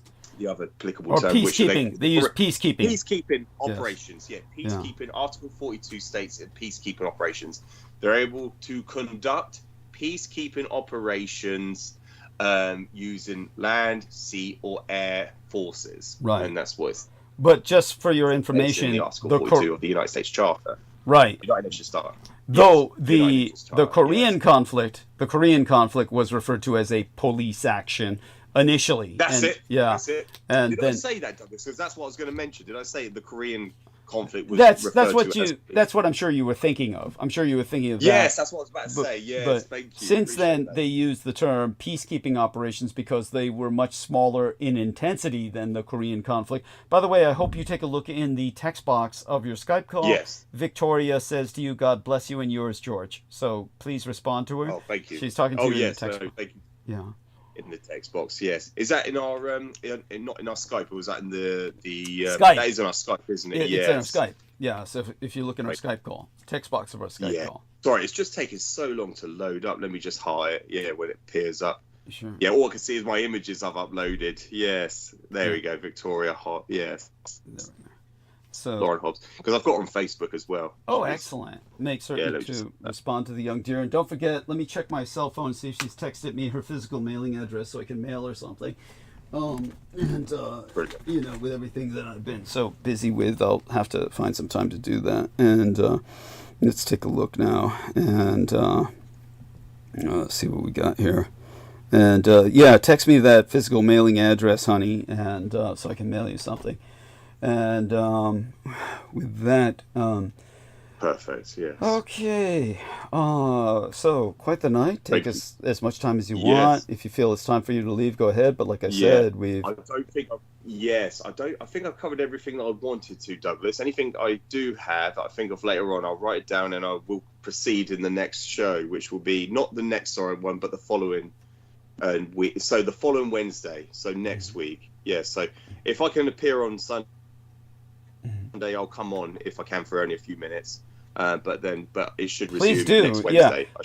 Please do. Whenever you can drop in, even for just a few minutes, do it. Yes. Okay? Yeah. And don't be afraid to interrupt. Even if I'm monologuing, just interrupt. Yes. Just jump in. Yes. Yeah. Yes. No, I feel more confident to do that because, of course, I don't want to. I don't like jumping in and interrupting people when they're speaking. I know how important it is, but no, I feel confident to do that with you, Douglas. Yeah, I ain't got a worry about anything though. So thank you for giving me. Thank you for that. Yeah, I really appreciate that. Yeah. But yeah, no, and I might speak to you privately if you ever get any time as well. Sure. Yeah, anytime that you're free and that we do. That occasionally happens. When we've got time. But yeah. But thank you so much for having me on. I'm just going to depart and carry on my day. But thank you for having me on, Douglas. It's been wonderful speaking to you and everyone who's been listening. Bless you. And yes. Don't forget to review the last episode before tonight, where in my monologue, which is time-stamped, you can hear me really just take Elon Musk apart. So you'll enjoy that. Yes. No, I will do. I might have to do that either later on or tomorrow, definitely. Because, it will just... It'll just add to your ammunition. It'll add to your ammunition when you're dealing with the muskrats. Yeah. Muskrats, yes, much appreciated, Douglas. You look after yourself, and please, everyone listening, thank you for joining us tonight, and please support Douglas financially or physically. But yeah, thank you for supporting us, and I look forward to speaking to you next week, Douglas, and joining you again. And yeah, good night, God bless, and take care. Well, stay safe. Yeah. Yes. Stay safe and be well.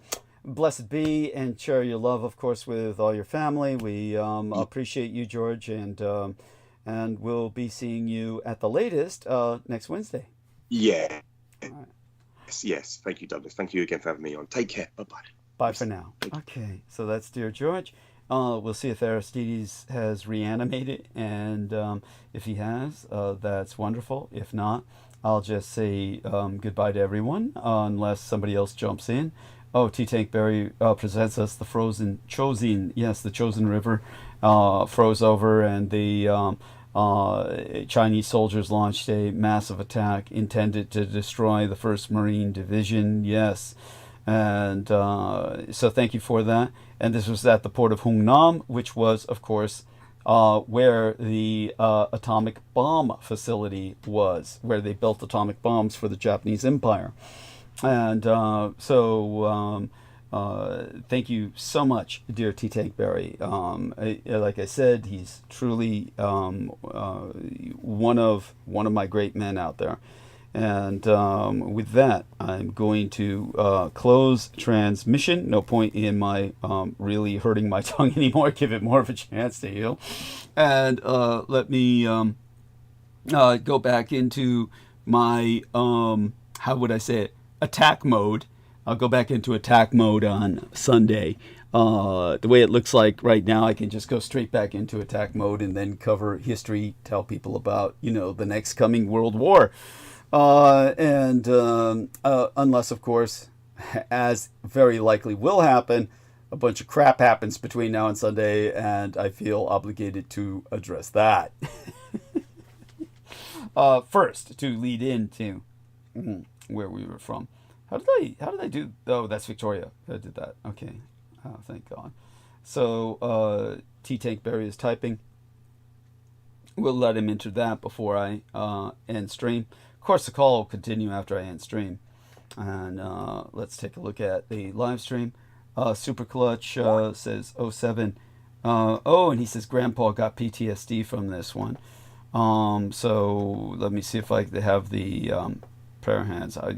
How do you respond to that other than a kind of okay, I guess this would be appropriate. Yes. Yeah, well, that was the place to get it.